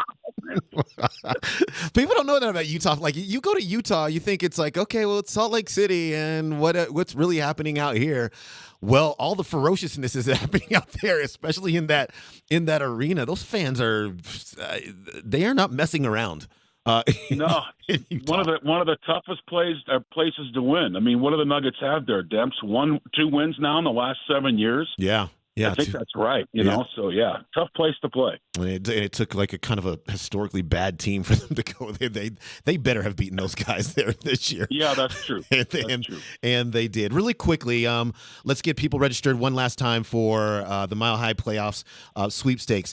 The key word for our show is Gordon. Text Gordon and your first and last name to 303-504-0925. That it's Gordon and your first and last name to 303-504-0925. All right, the Nuggets are a couple of days away from maybe the biggest challenge that they'll face in the playoffs. We'll see. It's the Minnesota Timberwolves. Kaz, when you are looking at this series, how are you thinking about what needs to happen for the Nuggets to win? Yeah, I mean, we all know they have a strange double team, Demps, is that, when they have Karl Anthony Towns, he kind of takes care of Joker takes care of Joker on the perimeter with the double team. And what's really hard about Minnesota is that, whatever you want to call it, center field rover position that Rudy Gobert plays. He just kind of floats back and forth from the left side to the right. Obviously the best help defender, in my opinion, in the NBA, great rim protector. So it causes some problems. But the one thing I do know is that, Denver's had a handful of days to get ready for this. And, the Nuggets coaching staff will figure out how to go about handling all that. But, I can see this thing going either way. I can totally see this thing going to 7. Mm-hmm. But if Minnesota doesn't understand how to win in the playoffs yet, and if there's still, they have one of the greatest talents at 22 years old in Anthony Edwards, are they ready for this? That's my other question. Do they have it figured out on how valuable every possession and every quarter is, in the second round of the playoffs? Yeah, you're right, man. I think that there's an element of that still exists. And I know that they were in the playoffs last year. Obviously, the Nuggets ushered them out. And I know Rudy Gobert has been in the playoffs before. Mike Conley has been in the playoffs before. So it's not like they're devoid of playoff experience. But I think for so many of those players, especially in those late game situations, Kaz, you can probably you can trick them. So much of what's happening at the end of these games is just, can you be prepared for what you're about to see? And maybe there's still an element of this Minnesota team that's still just young enough that in some of these late game situations, you can kind of get over on them. Yeah, no, and I think there's truth to that, right? Yeah, you're right. They do have some playoff experience, but man, the Denver Nuggets are battle tested. Yeah. And how big was that last game of the year? I mean, now you're the 2 seed. I mean that could have changed everything. So that's the question. Is to me they have the talent, to go all the way to the NBA Finals, but the big question mark is how do you respond to pressure situations? Well, we know how the Nuggets respond. We've seen a couple of game winners in round number 1. They won the NBA championship, and all that stuff matters. The question is can Minnesota find a way to get that done? And to me, that's a huge question mark. Is there anything? So these teams obviously split the 4 games this season. Yeah, but that was kind of fake news. Weren't 3 of those back-to-backs? Yeah, they were. And then that wasn't really a fair shake at that series, I don't think. Yeah, okay. So that's what I was going to ask. Was there anything to be gleaned from the regular season matchups that can be applied to the playoffs? Maybe just the one game where at the time it was for first place in the Western Conference, where everybody was kind of poured into that game, both teams. Right. But I don't know. I mean, you tell me. I mean, I don't think so. I just think the playoffs are a whole different animal. I mean, if you buy into that theory, what happens when the Nuggets play the Oklahoma City Thunder, where they got crunched in the regular season? I just think it's a different animal. And what, in my opinion, what it comes down to is, a regular season game on a Wednesday night at the Target Center is one thing, but second round playoff game is a whole different. And I just think the players I know the players are just more locked in. They're more focused. They understand the importance of it.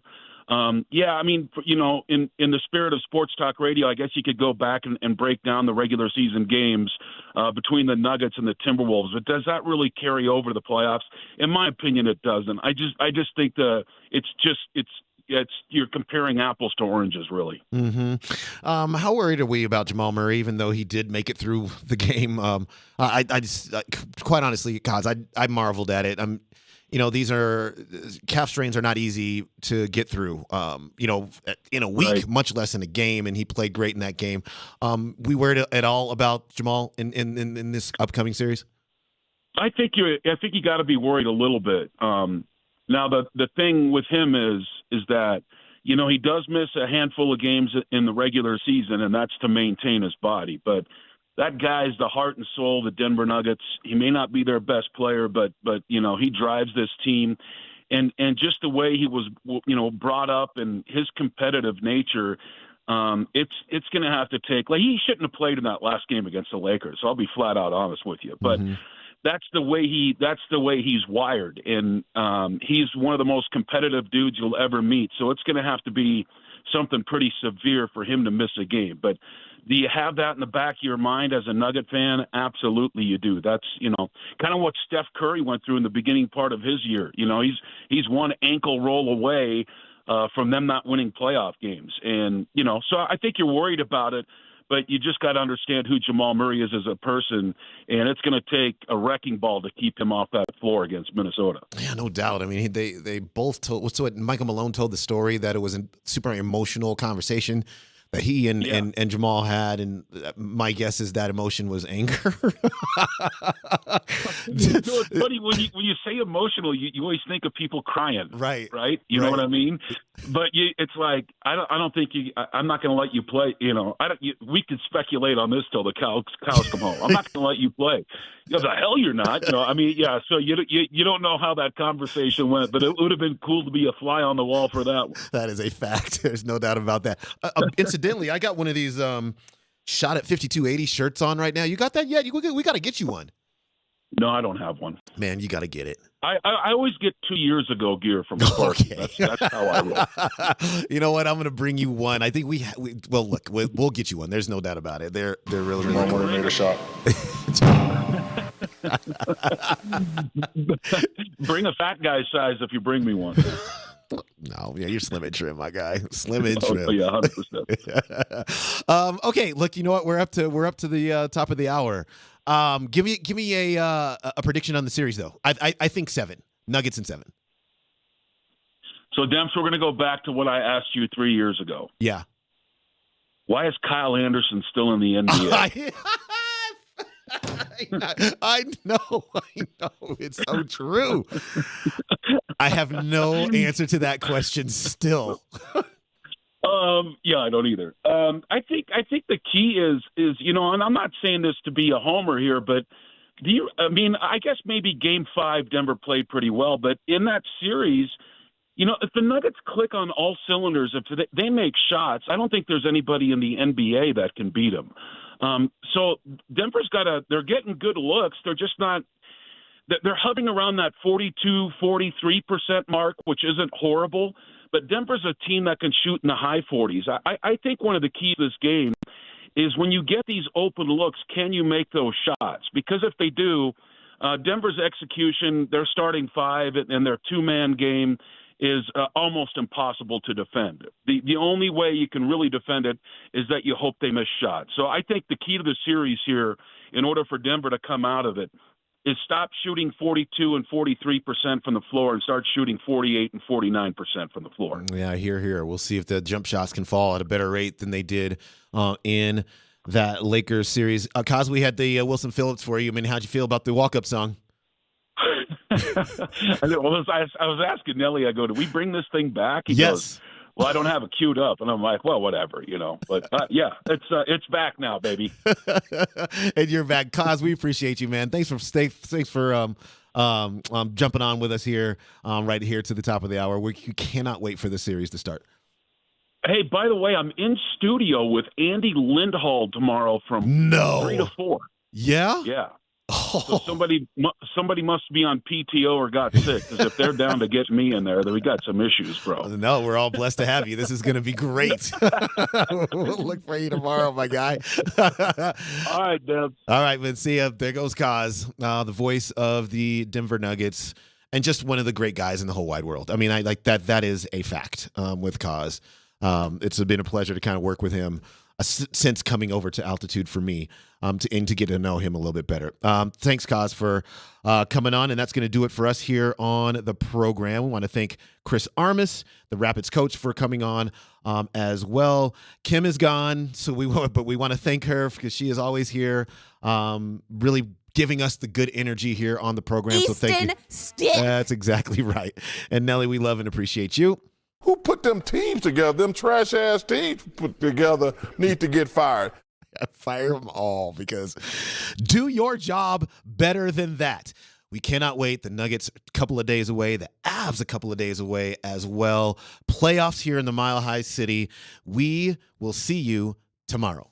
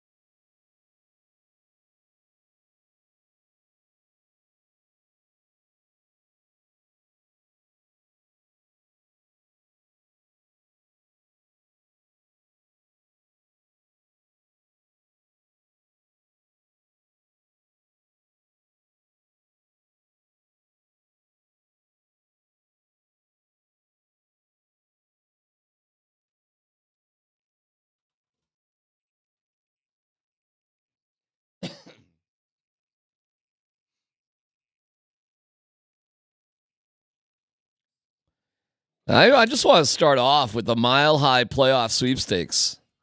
So I'm wearing my Jamal Murray, the Shot at 5280 shirt from Altitude Authentics. Just leaning all in. Dempsey was wearing it, putting it on. Jamal, why? The key word for our show is Murray. It's Murray. Text Murray in your first and last name to 303-504-0925, the Shop Mazda text line. Text Murray, your first, last name, and you got a chance to win tickets to a Nuggets playoff game, an autographed jersey, an autographed ball, an Altitude Authentics gift card. Maybe pick up one of these fine jerseys. On the line for 4 lucky winners to be announced Friday at 5 o'clock. So there you go. Good-looking shirt. There you go, right? The Shot at 5280. Nuggets are practicing right now. You know, I got to meet Fred McMurray once. Fred McMurray from My Three Sons. Good pull. That's right, brother. Yeah. Tyler, I'm like a bridge. I'm No, like no, the Jarrett Stidham of talk shows No, here. no freaking clue. No, I know, but I know you don't know, but I get it, and it's like you better be better than Stinkum, okay? Don't put yourself down there. I had a tough year I played too. a golf tournament with him, and what a wonderful man. Yeah, Hey, that was a nice poll, but before we start the show, we actually need to address some family business. There's some issues going on Oh within wow, the family. you want to bring that up? Yeah, on the air.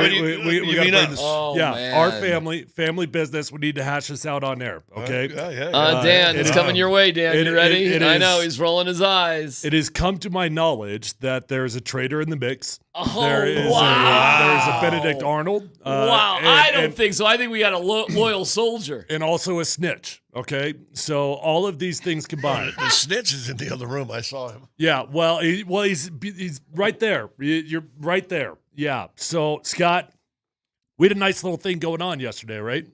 We had a nice little thing was going Scott on. in on this? Scott did not do it, but I told him about it. He knew about it. Yeah, Scott knew about it. Okay. D-Max got this precious little Red Wings hat that means the world to him. It's not my hat. Okay. I gave it to Scott. It's really Scott's hat. A few weeks back, somebody moved the hat, and D-Mac lost his mind. Right? He's like, "Oh my gosh, who touched the hat? You better How dare explain they- what the hat is. How dare they touch this hat that I got for Scott because And quick backstory: it's a red hat, a Red Wings hat after McCarr got a hat trick, first career hat trick on but the it same was thrown day. in the trash can because thank God for the people down at Ball Arena. We'll take all your hats and they donate them. We ain't taking a Red Wings hat. Throw it away. It's a little kid's hat too, Right. by the way. In the trash can. So Trash can. D-Mac got it for you on the and- same day that Scott did what? The it McCarr said needs the to McCarr's- step up. Well, I think he said he sucks, but No, something I like said that. McCarr needs to start stepping up. By the way, you know what we didn't talk about? Did he take a shot late in that game? Yeah, that's a weird one. Whoa. We'll get to that. Yeah, But go ahead. So there's there- it's not just a hat. It's there's a very there's a story special with hat. it. to Significance to D-Mac. it. Even though he got it for Scott, it means way more to D-Mac than it means for Scott. Way more for But I D-Mac. did give it to Scott to do whatever he wanted with it. And I had the idea because we have in the green room Yes. a great picture of McCarr. Beautiful. And I said, why not? We could put the hat up there. It's a reminder that he got a hat trick against the Red Wings. Against the Red Wings, and we got it up there. Cute little story. A few weeks back, somebody takes the hat and hides it from D-Mac. We still don't know who that somebody was. And I thought it was Mosier, who I thought it was. I don't know who it was either, but they just threw it under a desk, but I didn't see it, so I thought it was gone, but it was Right. just under a desk. And we all know that D-Mac gets very upset with things like this. Everybody knows the mug story. We'll go back to the mug. We won't talk about that now. Okay. I don't know about the mug. No, don't even worry about it. Yeah. D-Mac does not like when people touch his things. So D-Mac gets all bent out of shape out of that, but somehow D-Mac finds the hat. I'll tell you the story later. Somehow D-Mac finds the hat. Okay, so it goes back in the spot where it belongs. Well, there's a little tag under the poster that's got a little loop. So I just took the hat and here's the loop, and there Snap you back, go. boom, Snap boom. back, bump, doom, pop. We're all good. So last week, as any good friend would do, knowing that something bothers a friend, I took that hat off and I hid it from him, right? I did not do You it the did first that? time. I did not do it the first time. I did it the second time, okay? So I took that hat off and I moved it to hide it from D-Mac, knowing how much it means to him. Well, D-Mac didn't notice for like an entire week, right? Yeah. Yesterday he comes in and he finally notices that this hat is missing, And he's keeping his cool a little bit, knowing that like he's being Well, judged. I noticed it the day before. So 2 days ago, I noticed it. You guys weren't here, but I noticed it and it bugged me. Yeah. And I started going off to Dan about, that sort of thing. Yeah. So it was in the back of my mind, but I hadn't seen you guys. And then, so when I saw you guys and I saw the hat, I just started, Now when I came in complaining here, about it. someone took the hat again. Someone took the hat again, right? Yeah, so as any good friend would do, I just felt like I had to press his buttons a little bit, right? Well, this had gone a week. It hadn't been noticed. Yesterday, it finally gets noticed. Yeah. And I decided to bring Scott in on the joke. Dan already knew. Dan knew for a week, right? Because we were all in there, and then he walked out to get his So mug. I decided, you know what? He's got a backpack in the room. Let's put the hat in his backpack. And so eventually he finds the hat in his backpack. Which he'd left in the backpack you're talking about. He'd left in there because I'd asked him about the backpack for a week, months. It's been there for months because I take my bike and I thought, I have a bag that I can just put clothes in. Which was perfect because I knew that you don't look at it. And I don't look inside the bag. I literally said to the boys yesterday, this is going to be a long-term game, and we'll see how long it takes them to notice it. This could be a long-term game. I never look in that bag. I walk in the building today, Scott. Dan Tanner just told him out of nowhere to look in the backpack. Out of nowhere, it's just like, hey, D-Mac, why don't you go look in the backpack? Why your hat is in the backpack, D-Mac? He didn't say that. He said, look at the backpack. What like how should I feel about this, Scott? Wow, we got a big ethical dilemma. I got your back here, Dan. I think what you did was fantastic. I don't know if necessarily snitch, although it sneaks in there. But there's another word that rhymes with snitch. Yeah. That it might be a little bit also. I mean, we couldn't just have this long-term game, this inside joke on D-Mac. Like we had to just fess up to it. Hold on now. You remember the other day when Dan came in and had the tape on his broken nose? D-Mac took a hard left and wasn't ready for it. And so, I mean, of all the people that would tell you that or tell D-Mac where it was, and you had to pick one guy that would do that, who would you have said before today? Honestly, I didn't think anybody would because it was a funny joke. It was a funny joke. And Dan's just like, we can't have fun things. We can't do funny things around here. Well, listen, to stick up for Dan, how long was this joke supposed to? Because this right here is more. It was forever. Forever? Until you found it. Who's the joke on And then? then like in a month or 2 months, whenever you open up that backpack and you see that hat, you're going to be like, the hat was in my backpack the whole time? You are taking the degree that I care about this, like, we're not. way too far. No, that would be Scott, now, wouldn't it be funny? Scott, you got to hat, have my back on that. hold He cares on. about the hat. If I really cared about it, I would have complained about it on the air yesterday. I would have brought it up yesterday. But you admit it would have been funny, like a week from now, and you finally goes, man, I got to get that change of clothes. And you reach in there and the hat's in there. You would have gone, oh, man. That'd have been Well, here's funny. what's so funny. I'm so lazy that I've taken my change of clothes, I've taken it outside of the bag, and I just lay it there. So I swear to God, I have no idea when I would have dug into that bag. I really have no idea when I would have dug into it. I mean, look, would've gone a long sometimes time. in life, it's actually good when things get exposed. I know now that Dan cannot be trusted. Dan, you need to speak up for yourself here, bro. Like, come on. We got to hear from Dan. I mean, I Tyler. don't care. Oh, wow. You don't even want to talk on the air? Wow. Do you really seriously not want to talk on the air? Oh, no, Dan? it's fine. Okay. Tyler, I apologize. I didn't realize just how important this was to you. Well, I just want to know why. What I want to know is the why. Turned around on Tyler. There's a I why. love it. There's a why in everything. Why did you not want the game to be played? I don't know. Did he walk in today like complaining about the hat? No. No. I didn't say a word So about nothing was mentioned about the hat. Hey, And D-Mac, you- look in your bag. Was that? I mean, you walked in and he went, "Hey, D-Mac, look in your bag." Well, yeah. What the hell? I mean, seriously, what the heck? Why? Gosh, I'm legit mad at Dan. Like, Oh, I'm mad come at him. on. No, I'm not. I'm It's not a happy funny with joke. him. I give you credit. It was funny. You got me going a little bit, but Because I walked in the building and the first thing D-Mac says was, "You got me good. You got me you good." did get Yeah, me good. yeah. I thought it was a good joke. So the joke still worked. Oh, it definitely You, worked. you would have been more appreciative had it. I wanted to Take it a little marinate, longer. Yeah, marinate this thing.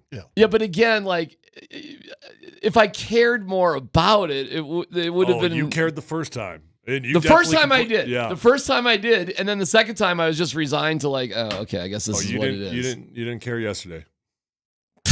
I mean, if I really cared, hold on. If I really cared, I would have said something on the air. Well, you did say something when the first time it was gone. I did. Yeah. I brought it up on the air, like who's the this, that, the other thing. And then I realized, I just sound like a whiny jerk, and I probably sound like a whiny jerk too much anyway. Well, so why double down on it? So Well, I just from sort of here left on it out, alone. I will. Every prank I ever have will be on Dan moving forward. We have a prank war between you and Dan. Yeah, I'm gonna steal. I'm gonna steal that. I'm gonna steal that stuff going to Florida. You know how prank wars end. Badly. Ask JR. Yeah. Speaking of JR, we got to get into JR today too, don't we? Sure. With George? Oh my God. George, sure. The wife in bed last night goes, why is George and Mello? She said Mello, not in JR. She goes, why is George and Mello just always after each other? Isn't it time for the whole team? All concerned to kind of let that We go? can get into that next if you want. This is a good day. This is like a potpourri day. We haven't had like no games. The Rockies did. They're. Did you see that? The stat I saw the on whole them? game yesterday. So, but I'm not. They're even, on right now. We could maybe. We are. They should. Yeah. How much? Well, they do just figure out a way to lose. Sometimes they're winning and they just figure out a way to lose. But why don't we bring that 30 up? 30 straight games, by the way. Also, I'm glad. Last thing, real quick. Though. Yeah, of course. Whenever you want your bike back, just let me know. Don't. That's. Oh wow. Don't do that. You can't do that. It's off. It's off limits, dude. You can't. You cannot even mess with that. If he brought your bike back, on one hand you'd be happy, but again, how PO'd would you be? Well, I thought you're talking about my new loaner bike. No, I'm talking the one the you original. lost. Yeah. That would be an unbelievable prank. That would be a prank of like next level. Yeah, you're joking. I know. Am I? I'm much more sensitive about the bike I got. You know what? I shouldn't even told you that. That's bad. I'm telling you, I'm begging you, do not mess with me with the bike that I have right now. Please. I am literally begging you not to mess with me on that. Okay. Seriously. All right. It'll be gone tomorrow. I can't take it here to work then. You'd break my heart. Couldn't you lock it up in the green room? I take it into the green room on purpose. I could lock it up in the green room, but I had been locking my bike up upstairs. I'm not even doing that anymore because that to me is the safest place that I could find. You can't mess with me on it. Please don't. Oh, I definitely won't. I won't. I definitely will not. Just say, Tyler, you win the prank war. You win the prank war. Yeah. You win. You already win. You win. This war's just starting, it's not your fault. It's Dan's fault. But I'm mad at you. I'm going to tell you. How are you mad at me? Wait a second. It's not your fault. But you're involved. That is not fair. I have nothing to do with this. I'm not going to prank you back. I promise. I am not going to prank you back. If you and Dan want to get into something, we'll document it. Yeah, but I am out. I am not involved with this at all. All right, we can talk about JR and stuff, but I just I had to get that off my chest to start the show. Well, I'm glad you did. That was fun. This CU stuff too. It blew up yesterday.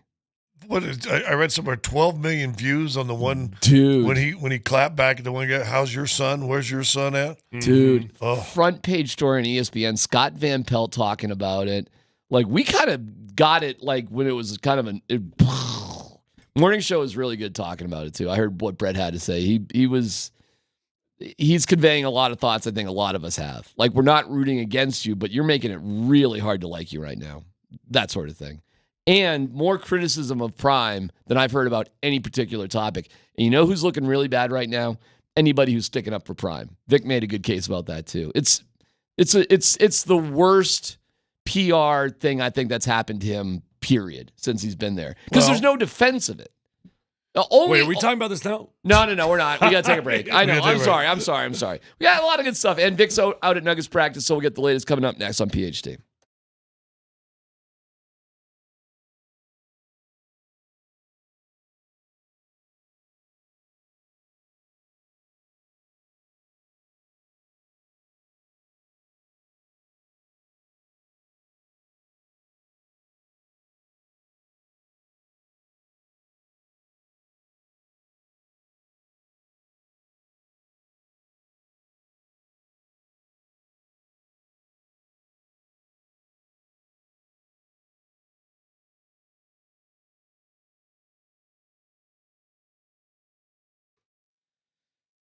Hey, it is DMAC, and this is the best time to buy a car, truck, or SUV from Mike Maroney Buick GMC. Mike Maroney Chevrolet GMC. Mike Maroney Chevrolet GMC in Longmont has the inventory, and they're discounting their most popular models.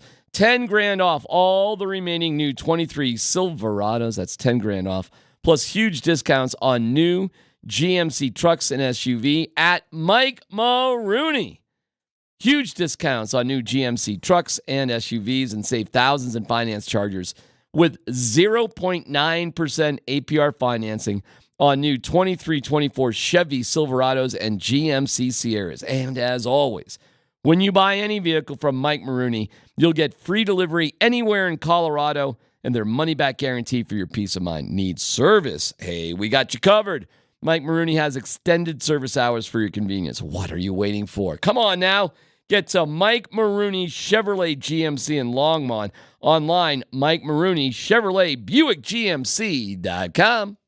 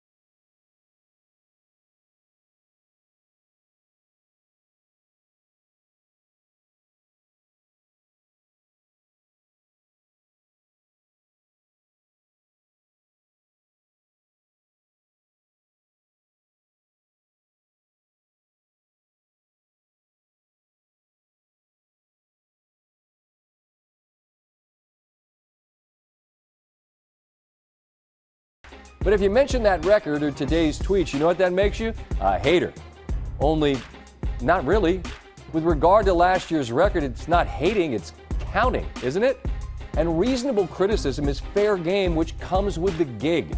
The term haters gets used like a bulletproof vest. It's Kevlar to deflect the source of any criticism, no matter how fair it might be. Undoubtedly, plenty of what is directed at Sanders is not. But everyone's just a hater? I'm not at all. And as a guy who used to have to endure segments on radio where we recounted my Twitter beefs, I understand how difficult it is to do what people suggest those in the public eye should do. Just ignore the noise. Sometimes it's hard, though, to hold your tongue. However, as the leader of a program looking to ascend, I don't believe that any of this serves to elevate. Scott Van Pelt. ESPN about this. Lead story on ESPN. Still kind of one of their top stories. I mean, I get it. Deion moves the needle, obviously. That's why they're talking about it. I got progressively more pissed off about that whole thing and Deion as the day went on. I'm pretty upset about it right now. So I don't want that to cloud sort of our conversation. But I do think it's remarkable that you have entered a new world there, Prime, where there's not much defense. And for the first time, I've heard more backlash. I mean, there's still people that will defend it because there's just obviously just people that will defend anything. I mean, they're not objective with this whatsoever because, like, zero, if you've got a brain in your head, you realize this is a bad look and unnecessary punching down. Well, here's the deal on it. I, as a CU alum, sometimes I just kind of close your eyes. You're like, all right, I don't love that, but whatever. Like, it's still good. Like we got so much good energy going on. And I can legitimately say, of all the things that have happened that Deion's caught in shade for since he's been up there, for the most part, I really could kind of brush it all off and be like, yeah, but I love this and I love that. And so, like, it's fine, like whatever. Are there warts in the closet somewhere up there? Yeah, probably. I wasn't naive to that. I know that. But like, even like the well-off media, whatever, man. I mean, that's how he's building his brand. Cutting all the kids. Cutthroat. I don't care. It was the worst roster in America. He's right. Everything that he's caught all the heat for, I legitimately could give you a reasonable other opinion on it. There's no other opinion on this one, though, unfortunately. No. And there's really nothing I could say. It makes me sad. I don't know why he felt the need to do it. Although, Scott, the one thing that Scott did say in there that is absolutely right. Scott Van Pelt. Yeah. Hey, man, it's not as easy as people think to take sling after sling after sling. And it doesn't make it right. He shouldn't have done it. Mm-hmm. But we talk about these athletes, like, why do they ever get on Twitter? Why do they respond to anything? Look, man, human beings. It's not fun to take sling after sling after sling. And so he fought back, and unfortunately, he just flat out should not have fought back on this one. Where are you with it today, Scott? Same as yesterday, or any different feelings about it? Well, since Deion is known as a man of faith, professes it hundreds and hundreds of times, I would throw to him to Proverbs 16:18, which says, pride goeth before destruction, a haughty spirit before a fall. And I think he's seeing this. Now, how far will he fall? How big of a destruction will it be? But as you said a while ago, we have seen more people finally go, all right, that's a little too much. And listen, you're going to have, as you said, and I don't read the whatever line there. The Shot Mazda text line. Yeah, the text line. We love Shot Mazda, though. Well, yeah, absolutely. Of course.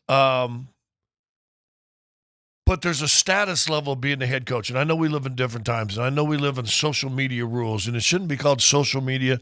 And this is another prime example. It's anti-social media because there's nothing – it seems like the good is slowly being leaked out of any social media stuff. He's a head coach.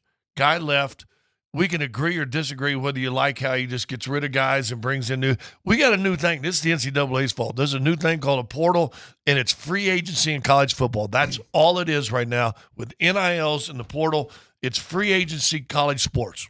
Fair? Yep. I mean, that's fair to say. Yep. So if you want to run a program on that's we can disagree with that and say, hey, how about getting a top recruiting class? But there's nothing inherently wrong with it. No. I mean, it's a system that's set up. Yes. But when you take it a step further and a kid gets upset, a boy who's 19 or 20, right? And I'm telling you, and I've seen boys at 28. I've seen men at 17. Right? I mean, so when you see a young man, a boy who gets upset because his dream gets squashed here and leaves and throws something out there, you know what you do? Okay. That's Let fine. it go. Let it go. That's fine. And by the way, I'm not mad at that kid. I'm not. Like I didn't love the coaches that cut me. I didn't love the coaches that traded me. Like you get hurt, feelings are real, and that's cool. I'm not mad at him. Sometimes I do think that the kids think that they're owed something that they were not owed. They're not owed anything by anybody, especially with the new coaching staff. That's the system. And the system, and that's in NFL anywhere. Hey, new coach comes in. Everybody's holding on for their job with dear life. You know what shocked me in 1978 when I signed my letter of intent for the University of Arkansas? Because back then, hey, you got a 4-year scholarship. Not true. That's a million years ago. And then I'm signing them papers. Yeah. It ain't 4 years.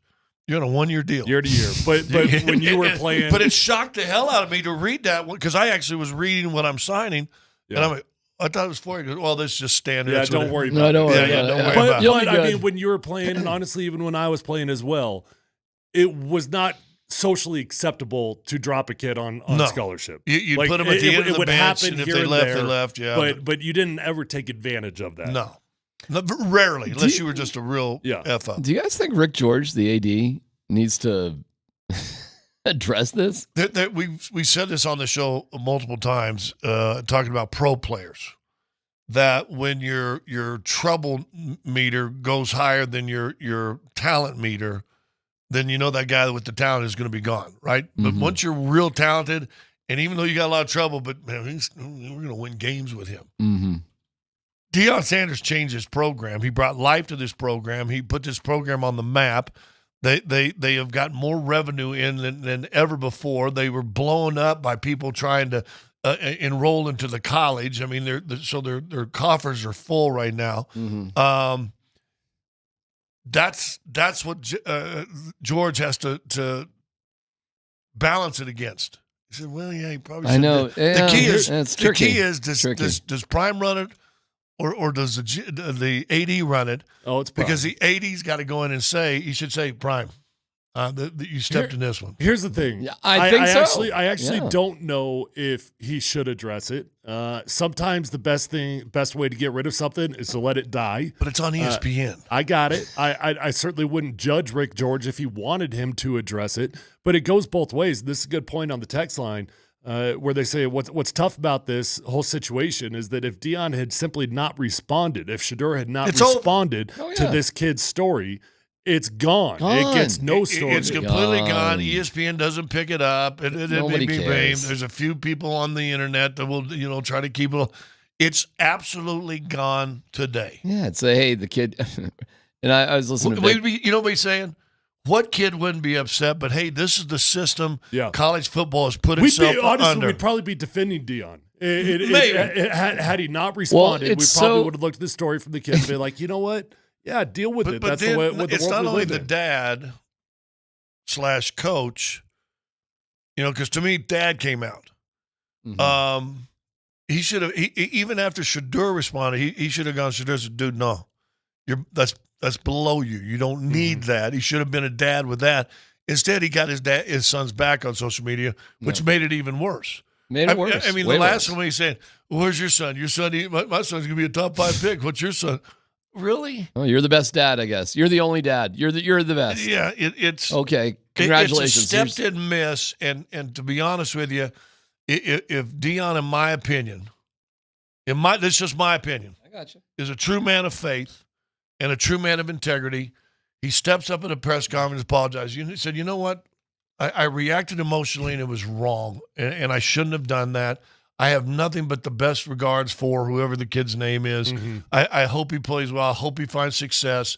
We were looking at something else, and so I should have handled that better, and I apologize. When should he do that? And When should he do that? Today. Okay. This morning at 10 a.m. I agree. You got a dozen lap dogs that'll come when you just snap your fingers. They'll be there. They'll The key is here's record where everything you say. In my opinion, I had not a confrontation, but I had a good friend, and we had an issue. I'll tell you guys what the issue was. It's insignificant when you look at it 20 years later, right? But he goes, I'm just being honest with you. He said, but I'll ask you, do you want me to be a fan of yours or your friend? Mm-hmm. And I went, yeah, I want you to be my friend. And so we had a very honest talk, very good. Still disagreed with him, but it was I'd rather have that honest conversation. Does Deion and his circle of people around him have fans or friends? And that's what I would ask right now, because I don't think a friend lets you keep carrying on like you're carrying on. You think he has real friends? Well, I'm sure he does, but I mean, real friends. The people around him. Real friends will call you on your stuff, right? You know what? I know that he's in bed with the DMVR guys. Is that who he's in bed with? Yes. Or the Barstool, or whatever. Amongst others. Yeah. Yes. They ought to call him out too. And I'll go They should. Charles Barkley. What Charles Barkley was saying. We're gonna get to that. About the Lakers and then Golden State. If you're really being honest, and your job is to analyze. That's how people get on me. You're kind of hard. Well, my job is to analyze. Sometimes negative comes with analysts. I mean, if you would do said. what you just said, it probably goes away, and it probably goes away pretty dang quickly. I think no matter what, it goes away, because this is what just happens in life. You've got these moments, they come and then they go. But the hard part for me as an alumni is I really could look at all the other stuff that drove you guys nuts, and I'm like, I get it. I get why it drives you nuts, but hey, look at where we were. Look where we are. And you've said that kind of on this show before. And I have, for sure, you know? And so it's like, at the end of the day, it's a net positive experience with Deion Sanders. Despite whatever warts there is, this is by far a net positive experience. This just happens to be the one that I can't justify. But because there is no justification for it. Punching down is just so poorly looked upon, and there is no defense. There's zero defense. I went on a tirade years ago, so think about me years. When the Rockies got rid of Juan Pierre, their center fielder, didn't have a great arm, very speedy guy, and he ends up signing a free agency, I think, goes to Florida, which, oh, by the way, won a ring with the Marlins. With Juan Pierre, yes. Yeah. And Juan Pierre started and having a good World Series, I remember. But as he's walking out the door, the Rockies start just bashing. Listen, we had to, because fans liked him. He's a nice guy. Listen, he 200 hitter with a weak arm. Why would we want this guy on our team anymore? And just really just started hammering the guy on the way out. And I'm like, why? Why? This is no different than this, except now it's public. It becomes more personal. Usually it's just kind of whispers behind the scenes. Well, it shows you who moves the needle more, the Rockies or Deion Sanders, because that was just a local story. I don't think it ever got broadcast everywhere else. Yeah, and if Deion doesn't realize he has that kind of impact, I mean, I think he does, because he just he does know he has it. Okay, he doesn't. That's care. even worse. Like if he like, oh man, wait till this kid gets a hold of this. Like, I know what's about to happen. But here's what's weird. In 1 year's time, you realize a year ago at this time, everybody in the country was rooting for CU. Everybody. Yeah. Everybody. Who's rooting now? Oh, I think his fan base is still there. I really do. Yeah. That's small, relatively. Maybe. I'm telling you, people who don't have a dog in the hunt are going to be rooting against CU now, not for CU. Other than TCU fans, that first game of last year, the whole country, football fans, everybody were cheering for Deion. That's true, CU. but it didn't last as long as you guys think it did. I mean, by about halfway through the season, and why, though? America is pointing the finger and laughing. Right? And then why, though? Because now we're doing the watch thing, and we're doing the taunting thing, That's fair. and then you're getting your butt kicked. Listen, everybody loves a rise. They tremendously love the fall. They do. Charles Barkley Charles is great. He's ripping his colleagues in the media, and it kind of blends in. We can get to the George Karl, JR Man, that is a long time ago. That's still simmering. That's 2010, right? Damn, that's still there, huh? George and JR and Mello, they Kenyon. All of them have had Twitter wars. like it's still going on now. Details coming up next.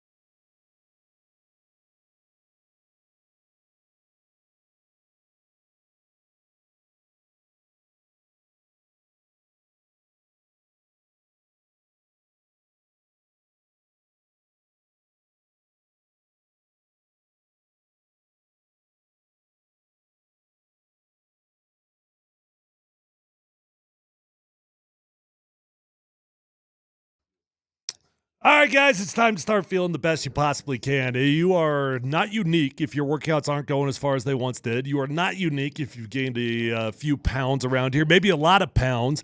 And if that's you, call my friends at Revitalize Health today.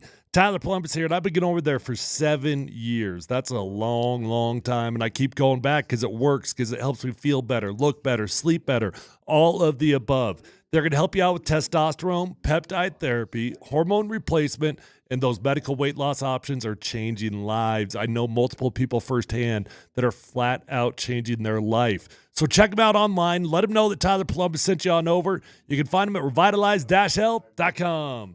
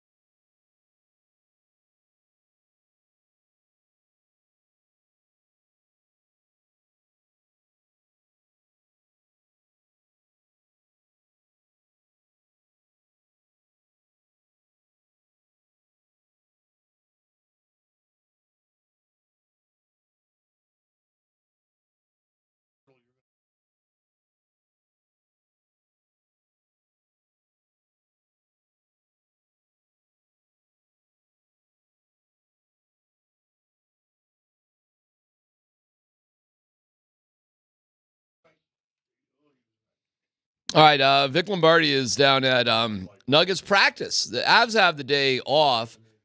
We are scheduled to have Andrew Cogliano on with us tomorrow, right around this time. So I'm looking forward to that.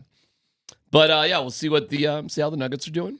I mean, a couple days before the game, I'm sure everybody's in a loose mood, and it's gonna be interesting with Chris Finch, the coach for the Timberwolves. Well, they said they're trying to find a way to get him to the games and allow him to do it. Who had a surgery yesterday. He seems like a great guy. Really good guy. What does that mean, though? Get him to the games? Yeah, I don't know. What does that mean? I just read a small article, and they said they were trying to find a way to. He will travel, and they're trying to figure a way. You know, but you pointed out the other day, Tyler, if you're in one of those braces, if you got your patella tendon torn, you're probably in a brace that locks your leg straight out. Gotta. And you're Gotta probably have on it. crutches. Yeah. So now, how are you going to sit on the bench with your legs? So now, someone comes over. You're not getting up quick if someone flies into you. I don't think you can do it. It's going to be tough. You would need to be like in a lifeguard stand. Well, you know well, or one of them things they do on the football on the sideline, you know, like Booger used to do. Remember Booger was on that one? They called it the Booger Mobile. Yeah, the Booger Mobile. He needs somebody to just. My God, Which, you how know what? funny That would was actually kind of a cool idea that went away with Booger because he was bad at it, but it was kind of a cool idea. Well, part of the problem was he was blocking the views of people who had pretty good seats, too. I mean, it was kind of a whole mess of things. He wasn't very good at that job, though. No. So. I like Booger, though. I like him doing what he's doing now. His evaluation stuff's pretty good. Yes. That was because who was the other dude? Jason, the tight end. Was it Witten? My God. Or no, yeah, no. Witten, he was terrible. Oh, my It God. was But Witten. that combo is Jason Witten and was Booger. brutal. Probably the worst Monday night crew we've maybe ever It had. was so bad. So, anyways, Jason went back to playing. He was like, "Oh, I suck as an did. announcer." So you know what? I think I'll go play football again. God, he was so bad as an announcer. Like, how does it get that far? And yet, you look at Olsen, who moved from the tight end to do it. I He's think fabulous. he does a fabulous job. Yeah, he's He's incredible, and he's kind of. But you know what? Isn't he out? Isn't he? Didn't he tap out because he didn't get the number one job? Not to my knowledge. Well, I thought he did the he Super Bowl wanted it. I last know year. he wanted it for sure, but I don't think he tapped out. He was like one of their main guys. No, But you know what he did as a player? He every time he had an off week or whatever, he would call a game. So for like the last 4 years of his career, he was actually calling games whenever he had a bye week or the season was over or whatever. And he actually worked at his craft before he got handed that job. Well, he's in a weird spot because it was supposed to be Brady. Then Brady said, I need a year off or whatever. And they were like, okay. They put Olsen in there and he kills it. He did great. And It says here that with Fox, he's the Fox's lead analyst. I thought he did the Super Bowl. Well, last if year. he's smart, he definitely would not throw too much of a temper tantrum because He's Tom not, yeah. Brady literally might not ever do the job. you know what I saw? I saw him advocate for himself to be the lead guy still. Like, he still wants that. He's being very Sure. open about that. And he probably should. I don't know how good Tom Brady's going to be. I think Tom Brady's kind of interesting with Jim Gray asking all the suck-up questions because, Brady throws in some F-bombs every now and then, and it's kind of like, ooh, look, Tom Brady's cursing. I think Brady would be great. I really do. I think he's got enough personality. He's obviously got the IQ. I think he'd be really good at it. Okay. I'd like to see it. Yeah, he called the 23 Super Bowl. I know. It's kind of weird. Like he's... Anyways, Charles... I think he does a good job, though. Charles is, of course, in a whole nother level. The greatest thing about Charles and that TNT crew is it really doesn't seem that they care about traditional storyline. Like, they don't have anybody's water to carry. That's No. what it feels like to me. You know what makes that crew so good? Yeah, I don't care what you're doing, whether it's TV, whether you're doing a broadcast. Mark Schlereth once told me one time when I asked him to listen to one of the games I called, and he's like, actually, you do one thing really good that's really important. You know how to bring some levity and humor into the broadcast in the middle of it. And those guys, it's not just the humor, but it's the trust. That's what makes that show so good, is those guys freaking trust each other. They can rip whatever the heck they want to rip. There's never hurt feelings. Well, I think there's sometimes a little bit hurt feelings, but that makes it even better. It's always, I think Charles and Shaq do love each other, but it's But they're like, not afraid to get on each other. Exactly. It's enough that you're like, But it's trust. If you don't have that trust, you can't do that. Did you see the other day? So Kenny's run to his big board, trips and falls. Oh, I thought it was great. They Yeah. come back the next night. and there's like body tape where he fell, and it's cordoned off like with yellow tape around it. great. Oh, it's hilarious. Well, the great thing is they think of it like a David Letterman show, Yes. not like a. And I watch ESPN, and it's so breakdowny and so like ESPN's terrible. The show that's pretty good too is the hockey show on TNT as well with Biz and Gretzky and I those agree. guys. TNT just has an interesting If sensibility. they got Gretzky off it. Yeah, but I know you think he's a stiff on it. I get where you're going on that, but there's something just about him there with all those other guys. Who's the Gretzky on the NBA version? Kenny Smith. No. Well, it's No, like Not level, but seriousness. He tries to be but more Kenny serious. still laughs. I don't think there's anybody like Gretzky because he's such a curmudgeon. Yeah. On that TNT show, it kind of. I think you don't like it. I think it works. I do too. Well, I think Biz is great, and because he's on it, it works. Oh, by the way, him and Whitney and all the Spit and Chicklets guys, they are over the moon with the Avalanche right now. So we can get into that a little bit later, but it's fun. That's a great show. You ever watch the Spit and Chicklets podcast? Oh my God. I haven't watched their podcast. I will do Oh, that. it's though. so good. I've watched excerpts. It's really good. But TNT, you said a while ago, TNT has and this is a scary thing, because now with Amazon, as was reported the other day, getting it into the NBA, the TNT may be out. Because I don't think they got the money to match up with ESPN. Well, and that would be a disaster because ESPN's post and pregame shows, for that matter, it's boring. It's like everything ESPN does right now. They take themselves too serious. Oh yeah. The best thing on ESPN is Scott Van Pelt. Scott's great. And his commentary about Prime was really good. Stephen A. as a listen, I think he's fine doing his thing he does. But on basketball stuff, it's like, I mean, the greatest thing when I'm watching Shaquille, Kenny, and Chuck, even though they play for a wide variety of teams, I don't think they care about the teams they used to play for. They're just being honest about everything. Meanwhile, you watch Stephen A., he's just like a Knicks fan, and that's it. So I got to watch a Knicks fan analyze basketball, and it feels like it's boring to me.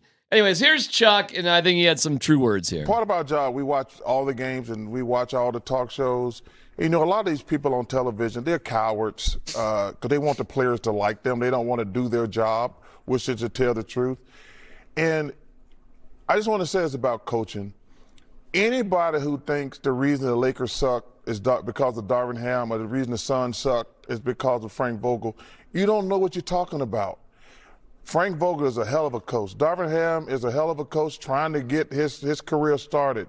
But for all you punks, idiots, and jackasses on other networks who want to be media and who want all the players to like y'all, do your damn job. The Lakers suck, and the Suns suck because of the players. Has nothing to do with the coaches. I feel better now. Here, I can tell. Looks like you getting that off your chest. I did. I hate it, man. You sit there like Darvin Ham needs to get fired. Frank Vogel needs to get fired.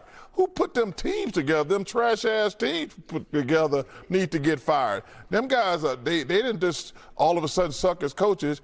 People who put them teams together they start packing up their stuff. Oh, man, I could not agree more. 100%. So it's Darvin Ham's fault that D'Lo went 0 for 7 in one of the games. Yeah. That's on Ham. Yeah. Look at the roster. What else is he supposed to do? It's a bad team. It's not a bad team, but it's not a great team. You want to blame somebody, point the finger at LeBron. Or point the finger at the guy that put the team together, decided to spend all that money. And it's the same thing. You know, Phoenix, James Jones, who I think is a horrible general manager, he'll get to fire another coach and be his second one, and they'll just and I've said this forever. Well, you didn't like Monty Williams though as a coach. Yeah, I know. And how's he done in his 2-3 years in Detroit? Not good. He's not a good. He's a wonderful man. Okay. To me, he should be man of the year with what he did when his wife passed away. As a father, I have more admiration for him as a human. Okay. But again, I'm not trying to be his friend. I think he's a horrible coach. That's keeping it real. But you know, it always blows my mind when GMs get multiple cracks at it. Like, okay, you were my idea, but you don't work, so let me try a different idea. I feel like in college athletics, it does happen, but more times than not, an AD gets 2 or 3. Do you think? I don't think they get 3. But they used to get 3. They used to. That's it a used lot. to be 3 for GMs and AD. And usually, when I say 3, a G or an AD will get hired. They'll have the coach. They'll fire him right away. Yeah. Then the next guy will work. Fired him right away. Get the next guy, and now by the next guy, this guy, the ADs realize I better look for another job, and now he's usually trying to get out. We don't have a ton of time. We got a kind of a theme here with this sucking up sort of stuff, and then with the prime, we can get to that too. But I do want to ask you on the other side, how important is it for these announcers to actually be pals with the players? I guess I'm not that aware of that. I didn't realize that was such a big deal. It's PhD on 92.5.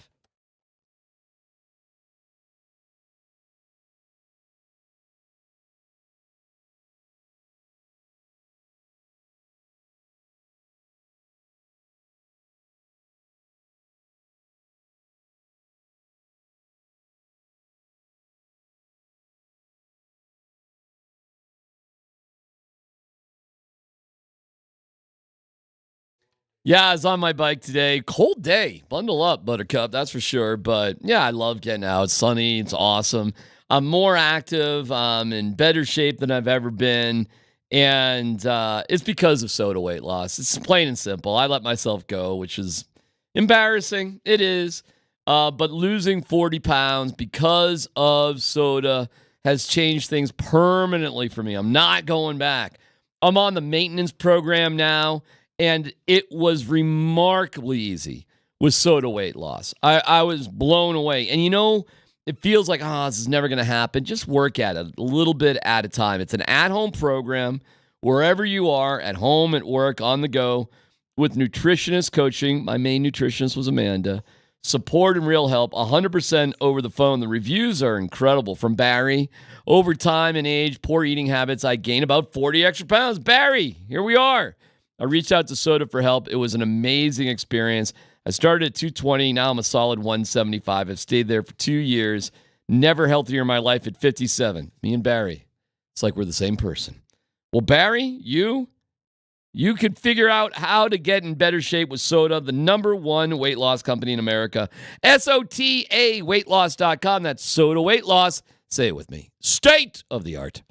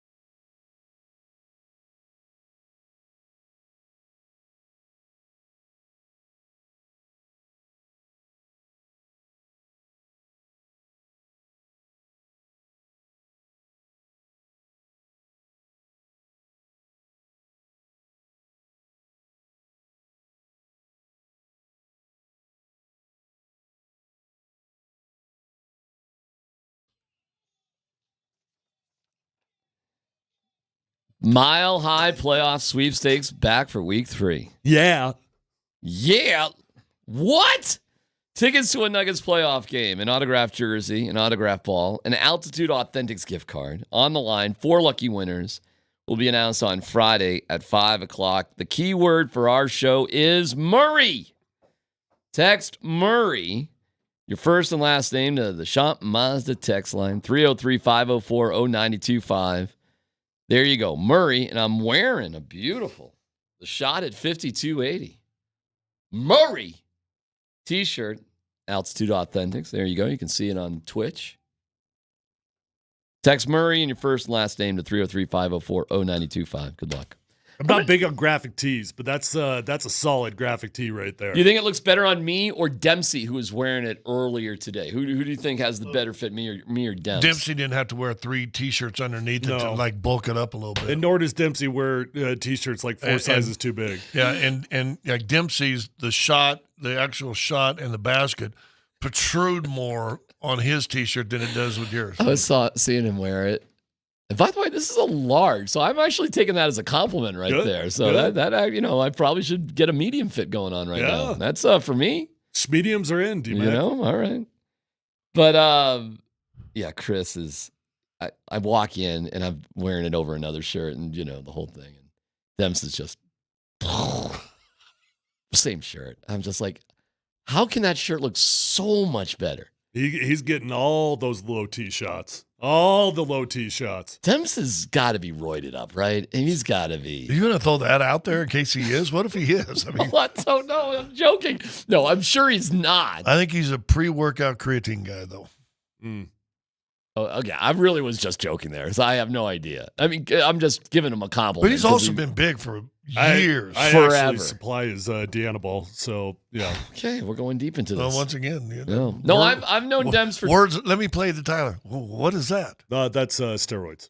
I'm on my third massive wave of being fat, being better. Third. It's weird how every time I start a show with you. You go on the weight loss program. Every time you start a show with him, someone pays him. That's right. Oh, there you go. That's right. Yeah.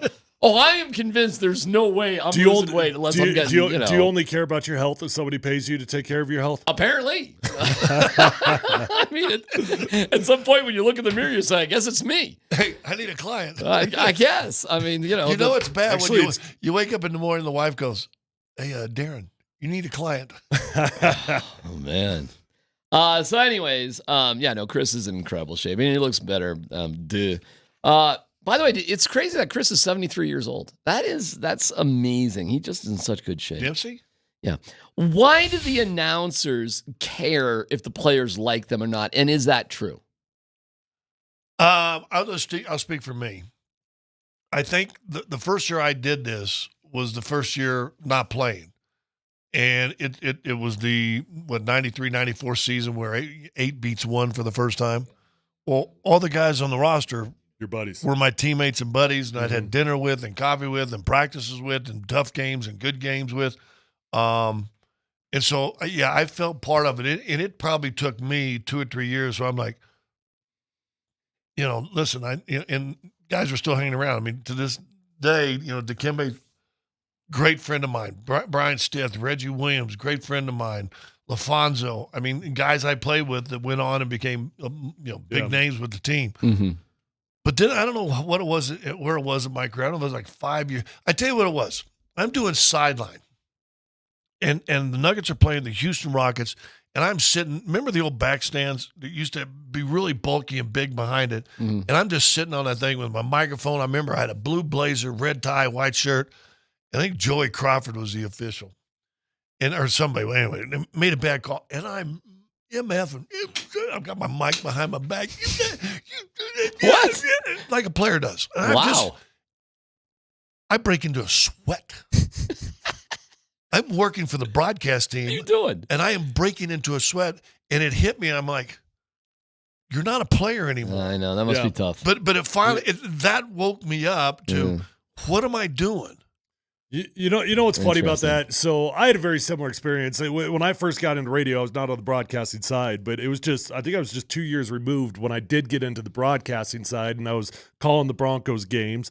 And Broncos are terrible. I mean, terrible. Mm-hmm. And I'm the dude that is second the game is over, I got to be out there in the midfield getting an interview from one of my buddies. Nobody wants to talk to anybody, you know. And, you know, Dave gives you like 30 seconds to go get a guy. And I'm like, all right, I got someone, right? Ask him all these questions. These are guys you played with. Oh, yeah. And then back in the locker room doing the post-game interviews, knowing how much I freaking hated it, knowing as a player how much these dudes drove me nuts, and I'm sitting there talking to them. Well, to your point, whether it was radio or whether it was broadcasting, it was very, very difficult the first couple of years to give an authentic opinion because you're just too close to it. Every year that went by, it got easier and easier to give an authentic opinion. But unfortunately now, sometimes when I catch myself acting like D-Mac over here, I gotta remind myself how freaking hard the game is, because that's the danger. The further you get away from it, is you start losing touch of just how freaking hard it is, right?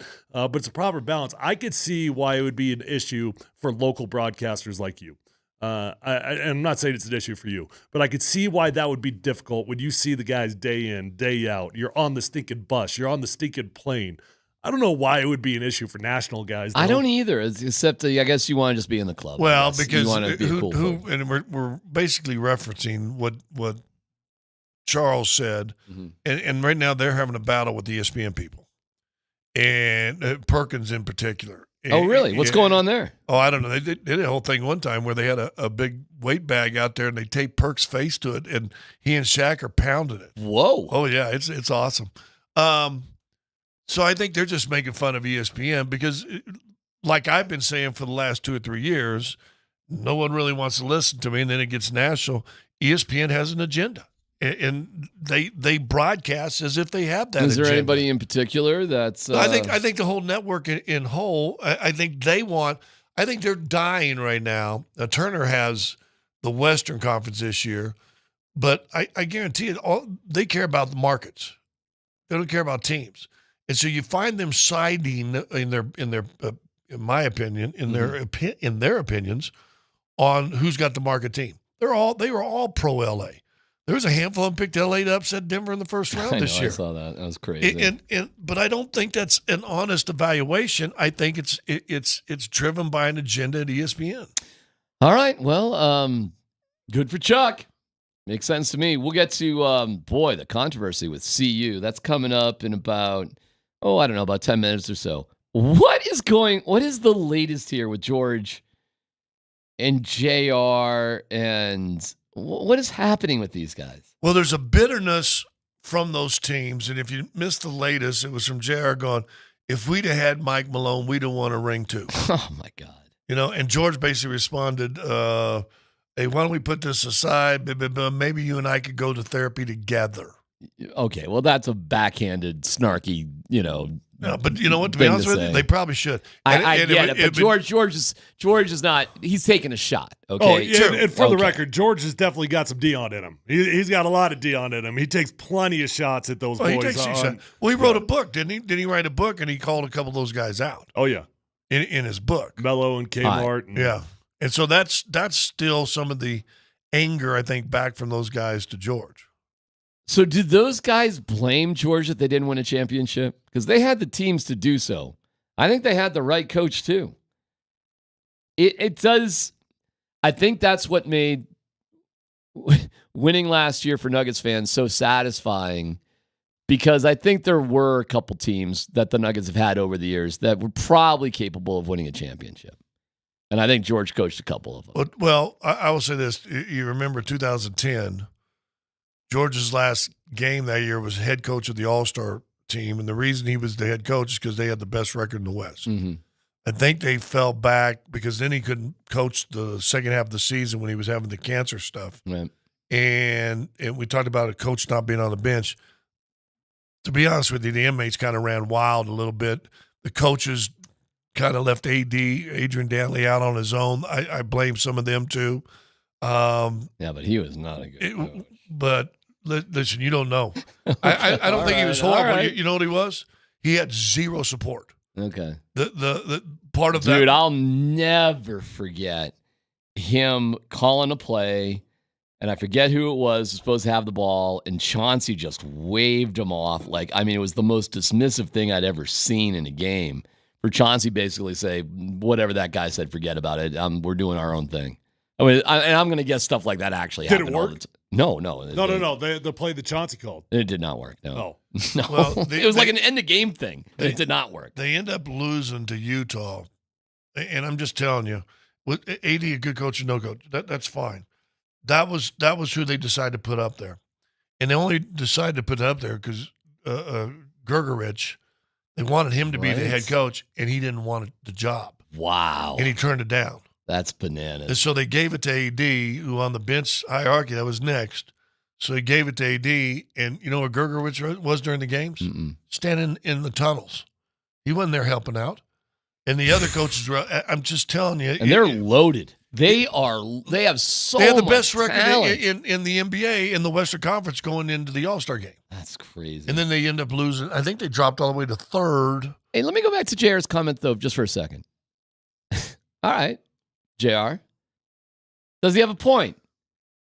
With Michael Malone, did those teams win the NBA championship?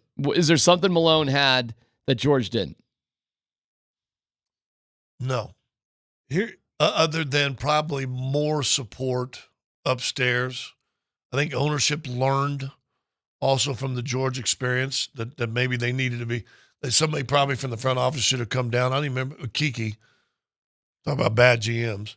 Somebody should have came down and said, hey, listen, like it or not like it, this guy's in charge right now. George is out. You're not doing, and no one did it. There was lack of leadership above the coaches in that sense. And the owners, I just think didn't really know at the time. I think Josh and Stan learned from that situation and said, listen, we got to get ABC in here.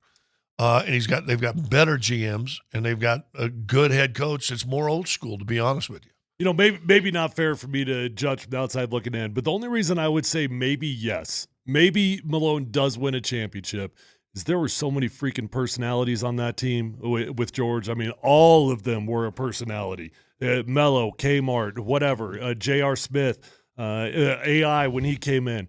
All those guys, and I don't think the Nuggets really have anybody like that on this team right now.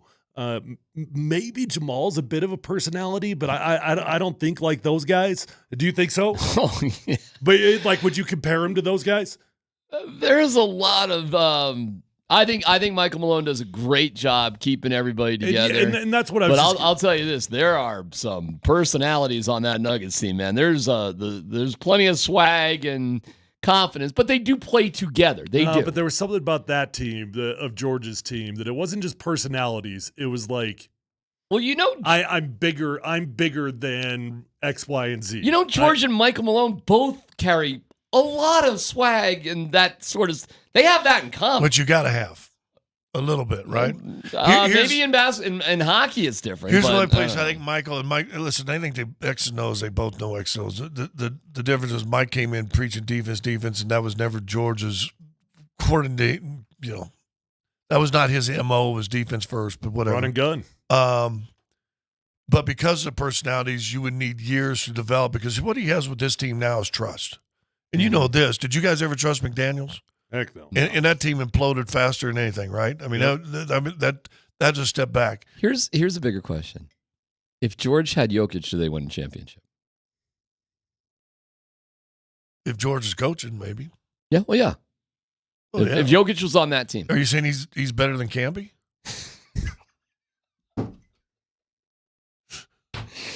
Right there, Minutemen unite. Right there. I can hear George Karl actually laughing right there or right now. So let me ask you this: Camby or Joker? Seriously, Joker. It's right? PhD on 92.5.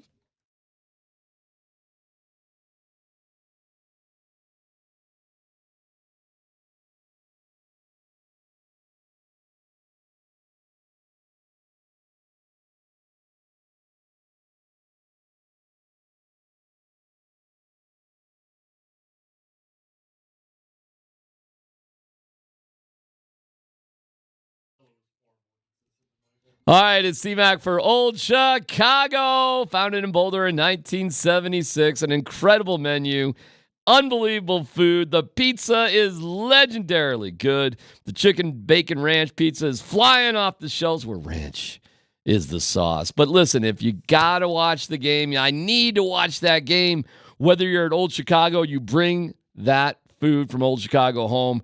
The game goes better with OC. Ain't no doubt about it. And boy, does it go better with some of those over 100 local and legendary beers. It's Old Chicago. So whether it's in person at your neighborhood Old Chicago or takeout, they got you covered. Go to oldchicago.com for the nearest location to you in order to take out or delivery. Better yet, how about this? Download the Old Chicago app and you get $5 off your first order of $25. If you haven't tried the chicken bacon ranch pizza, you got to give that a shot and make an appointment and say, hey, man, tonight it's Old Chicago. Find them online at oldchicago.com.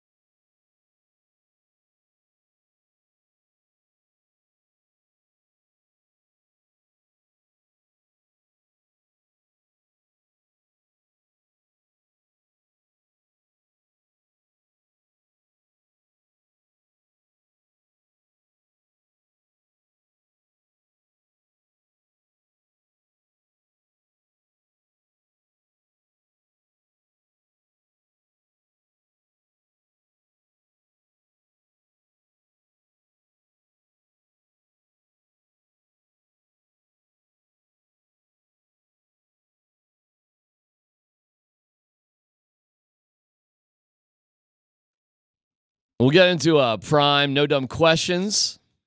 If you want to get into that, 303-504-0925. You know what we pride ourselves here in the middle of the day is that we have all sorts of news and action happening, and we literally cover it all. If it's Denver, Colorado sports, I mean, we're there. So when the Rockies play in the middle of the day, what's really going on at 20th and Blake? Or Miami. That's a fair ball. He squirts it up the line. Carroll's home. Here comes Gurriel. Walker into third. Moreno a 2-run double, and it's 14-1 on opening night. Let's keep it real with the Colorado Rockies. And back lifts his ball high, deep to right. How about a walk-off Grady? Here's your Rockies reality check on Columbus, Hastings, and D-Man. All right, we're going to Miami for a very early game, and of course the Rockies are trailing because now we're dialed in though. Now they've trailed in 31 straight games, and okay, got that checked off. So they're down 2-0 in the bottom of the first. Rockies rally for 3 runs. Yes. In the top of the second. 3-2. Make it. They're winning, but it's tied up now in the bottom of the third. 3-3. Miami goes ahead 4-3. Don't worry. 31 game streak. Have some faith. The Rockies rally in the top of the 5th to tie the game at 4. That's what I'm talking about. This is why we watch the game. Dude, then it is just a freaking scoreless battle for the next 4 innings. So we're going to throw a runner on second base because we're done with 15-inning games in baseball anymore. We're just going to sort of get to it. And there's a million ways to score a guy from second. The Rockies bravely sacrifice bunt to get that guy to third. We got a runner at third. One out. One out, and Ryan McMahon, who's having a good year. Our best player is up. He strikes out. Then the next player has got to be somebody good. I mean, they're hitting it's Montero playing first base. He strikes out. So give it up. So I mean, you put the ball in play with one out and a guy on third, you're scoring a run. Anyways, so who got they start a guy on second, right? Yeah. So did they ask Doyle, because doesn't Doyle hit from McMahon, so they asked Doyle to sacrifice bunt? Wouldn't you have to be the last guy who batted. Doyle was the first batter of that inning. But that's Tovar. He's fast. You can't pinch it, like you can't do a pinch runner? You can do a pinch runner, but you can't do somebody who's already in the lineup. Okay. So you can bring in... I mean, we didn't want to put Kyle Freeland in there? I guess see where you're going. That's clever. That's good best athlete on the team. It's an opportunity missed. Good stuff. Good call, Tyler. Actually knowing the Rockies this year, I'm impressed. That's impressive. Yeah. So let's go to the bottom of the 10th. Let's see what happens. Sanchez, left field, down, and that's gonna do it. Here comes a rise. It's a Marlins win. That happened with 2 outs, by the way. I really thought this was the one, boys. I thought this was the one. 2 outs. So we brought you the stat yesterday of the Major League record that they keep adding to. Keep adding to it. Now having trailed in 31 straight games. Sure. Yes. Which is a record. Do you realize, I read this last night, and I would assume this is now still the truth. You know what it is. The Rockies are the only team in Major League Baseball to have not won a series to start the season. Yes. But they're also the only team in Major League Baseball not to win back-to-back games. That is stunning. Well, Scott, they've that's more stunning than the series. They've only won 7 of their 24. 7 and 24. That's not looking good. Do you know? Yeah, but see, they're it though. Like there's other bad teams. The Marlins are 9-24. Well, they just swept the Rockies, so they obviously took care of consecutive, back-to-back games. They are not the worst team in baseball. No, the White Sox, I think, are the worst in baseball. The White Sox holding it down at 6-25. But that means at some point, though, in their 6 wins, they won like games 3 and 4. Yeah. Or games 4 and 5 or 1, whatever, right? They even figured it out. Yeah. But I'm sure this game had nothing to do with how it was being managed or set up. I'm sure it was just the young guys' fault. It's all the young guys' fault. That's all I hear about young guys, not the pitching. Defense is pretty good, no errors or whatever, making plays. Pitching, we just had 4 scoreless innings until the end. But I'm sure it's just the young guys. I'm sure there's nothing else that could be done because it's the young guys. Well, you're Bud Black. You get up there, you've won 7 games, you've lost 24, you're talking to the press. People ask you what the problem is. What are you going to say, D-Mac? You gonna say it's me? Not my it's fault. Me. It's my fault. No I way. mismanaged that game. I put Kyle Freeland. I should have put Kyle Freeland there on second base today. I missed that opportunity, so it's on me. Deion Sanders thinks Bud Black has lame excuses. That's how you tie it all back together, right there. That's how you tie it in back together. Why you guys got to make fun of my university? I don't Because like, you're making it easy to do I'm so. not doing anything. Well, you just said we. I want to change in the runner at second base in extra innings. I want to change. To what? This right here. I want to be more like college football. Like college football, I love their overtime, 20 or 35, and then go play. It's fun, but it's dumb. Okay, that's fine. It's but great, after and I'm you glad. get two possessions, third possession, you have to go for two. So I would say give them the 10th, real baseball. Yeah. Oh. And then start the 11th. Now go with the runner in. They talked about that. Let's just get to it. It's second enough. base is actually not real baseball. D-Mac's actually right. It's fine. I got It's an actually the best thing baseball's ever Is done. 3-on-3 is 3-on-3 real hockey? But it's fun. It's fun. Is a shootout real hockey? All the hockey purists that yell at me every time I say 3-on-3 is fun. Yes, not it fun. is. It is fun. I think It's action horrible. packed. Something's It's going to horrible. happen. It's like bang, bang, somebody scores and a team that doesn't deserve to win wins. Well, that's what college football is. Go by the way. 4-on-4 at least. That's what the overtime 3-on-3 rules is are in college horrible. football. But They tried 4-on-4. They couldn't. Nobody scored any goals. No, that's because it's good. Then we're just going to shootouts. Shootouts are terrible. I love a shootout. How? Oh my god! You can't say those two things back to back. So wait, you hate You three- can't say the 3-on-3. I hate 3-on-3. But you like shootouts. You can't say the wrong team's going to win in 3-on-3 and then say you love shootouts. Yeah, because now I can see what kind of goal Oh my we gosh, got. who was? I can't even remember. I can't remember what game I was watching. Who the Oh player my was? God. But there was a shootout going on a few days back. Shootouts are so bad. And some dude is literally like inching forwards, inching. It took him like a minute and a half to get to the goalie, and then finally the goalie comes out and just dumps it behind him. One of the most creative ways to go about it I've ever seen. Creative, right Yeah, there. yeah. There you go. Do you know who else? Do you like shootouts in soccer? No. Oh, I think now that's you stupid like it too. in No, soccer. I never said I don't like it. I like it in hockey also. Oh, okay, good. Yeah, you know who hates shootouts? By the way, is Jared Bednar. He hates shootouts. He's talked about it a million times. He thinks it's a crapshoot. Says it's not worthy of a point. Like you Okay, gotta, but Scott's right. It probably is a crapshoot, but so is 3-on-3. But it's fun to watch. I think they should just play another 3-on-3 period, frankly. And if it's tied after 2 3-on-3 periods, it's a tie, and we just go to that again. I think giving a full point has for a shootout is dumb. How many shootouts were in the NHL this year? There's less and less because there's more goals scored because of 3-on-3. I mean, I don't know. I'm not sure what the number is. It's less, thank God. They're stupid. How about a coin flip? How about you get it in a tie man. game? Baseball and hockey, you get it in a tie game. Well, you can't do it in baseball, but in hockey, coin flip. Whoever wins the coin flip gets 2 points. The other team still gets its 1 point. After 9 innings, let's just go. I mean, let's put the. I think it's a great Why thing. don't we have ghost runners too? You're Let's have a ripping ghost on runner. it, but you realize in baseball, on just- every can I level except for Major League Baseball, they use that same tiebreaker. Yeah, Can I Stupid. just, So can I every just say level's this? stupid. You'd rather stay up till 2 a.m. watching to the 17th inning? Yes, I love those. Baloney. No, nights. you don't. That's such a lie. Baloney. You like talking about that game. have done it I'm calling 100 times. BS on you that you watch Baloney. that you would watch. I think it's fabulous. What's In fact, what's the breakoff No point on way. how many innings you'll watch? world record? First off, I know you got to poop at some point. Well, that means I don't go. The take a truth break. is, everybody has romantic ideas about 16, 17 games. They suck. You can hear individual conversations in the stands. Nobody's paying attention, and it's one dumb game. And you know they've got a game the next day or they got to travel. This is so much better for the fans. You're just being a goof. I know. Who cares about the fans? I don't like exactly. agreeing with D-Mac, but he's right. Let's go to no dumb questions. No, must be painful. Columbus, Hastings, and DMAC present No Dumb Questions. This is your safe space. Send us your not dumb question now. You're a smart guy. Tweet it, text it, or Twitch it. It's No Dumb Questions. Hey, I know this segment is called No Dumb Questions, but sometimes there are. With thanks to Old Chicago Pizza and Tap Room. Visit oldchicago.com for a location near you. You got to read anything? I don't have to, but I could say we're in the Backus and Shanker studios. They're serious lawyers for the seriously injured. Oh. I mean, I couldn't say that. When did you guys start hating sports? No dumb question. It's not hating sports. Sports should be played like it was invented yesterday. And nobody would have a 16 5-hour baseball game if they invented it yesterday. Hold on. What color is his goatee? His goatee is white. What about the hair?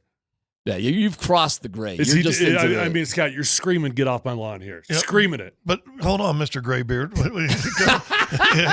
forgot to diet this week, so you better watch that gray stuff. You better watch the gray stuff, Graybeard. Hey, no, I don't know.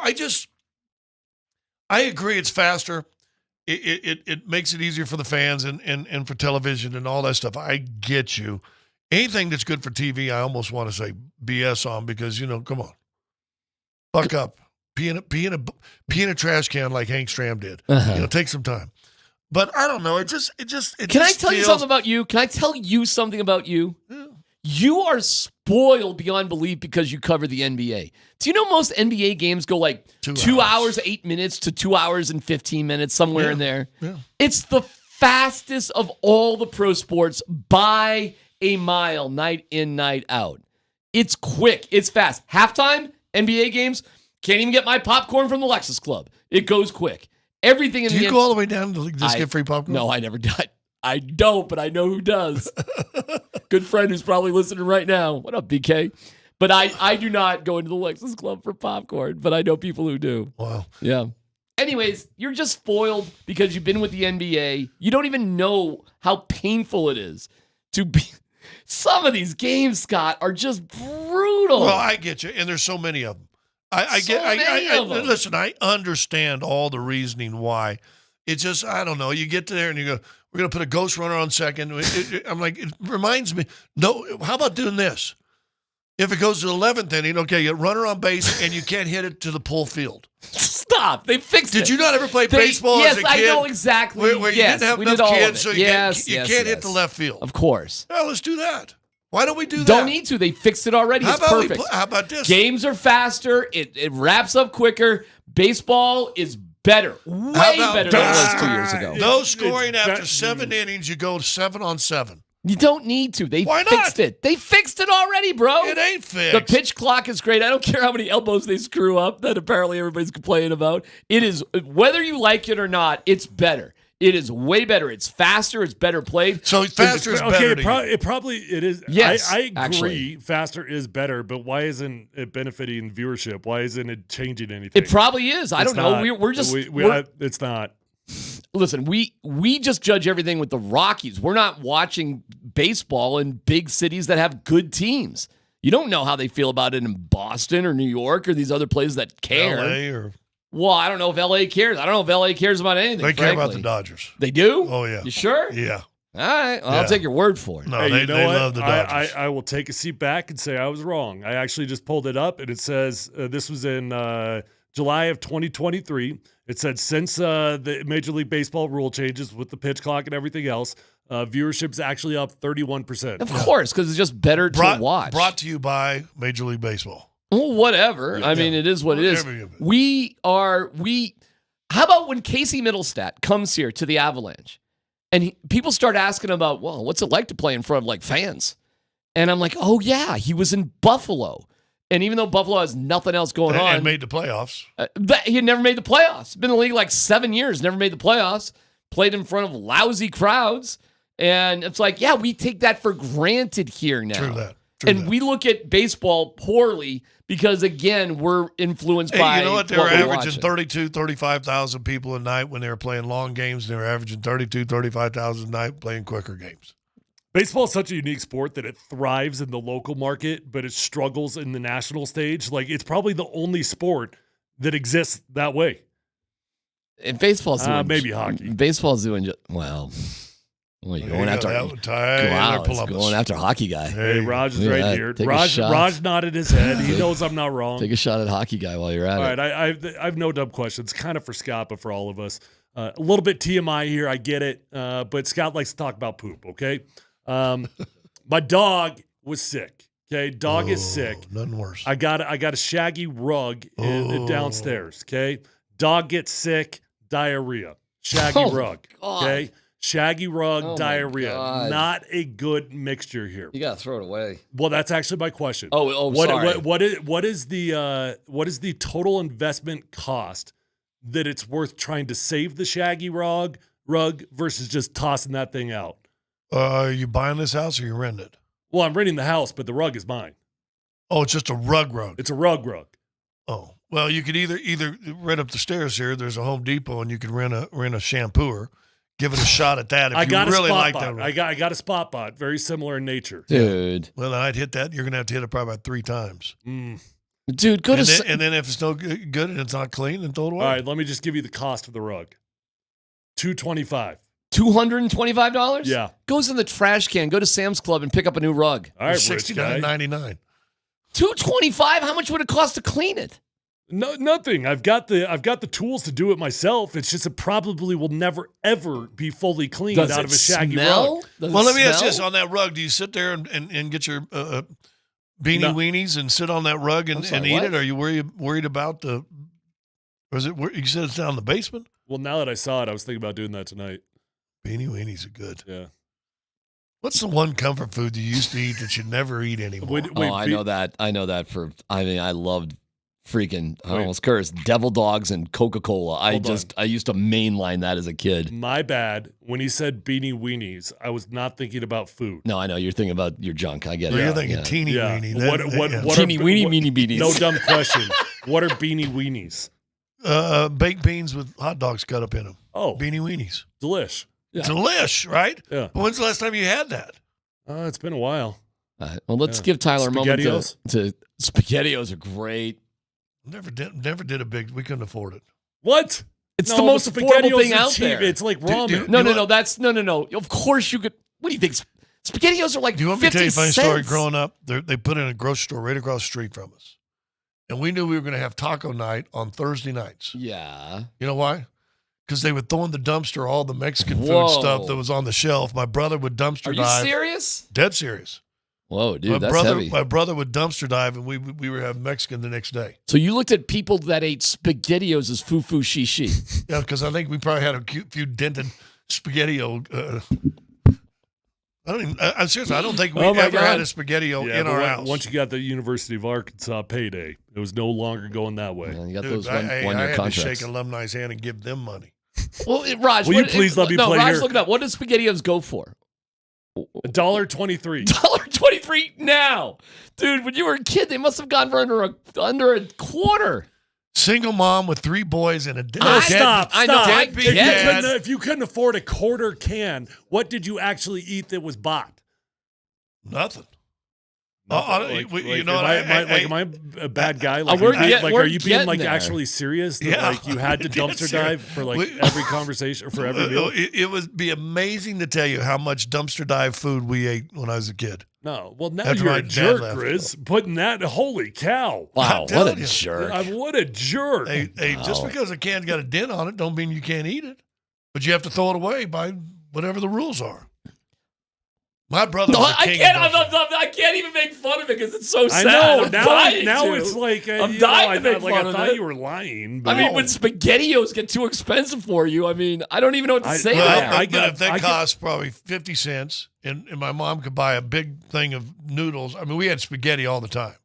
See, all right, turn the music down. I'm feeling like bad. I got mad as a kid when we ran out of caviar in the pantry. Cherry Creek. Yeah. Speaking of fancy things, Vic Lombardi from Nuggets Practice next.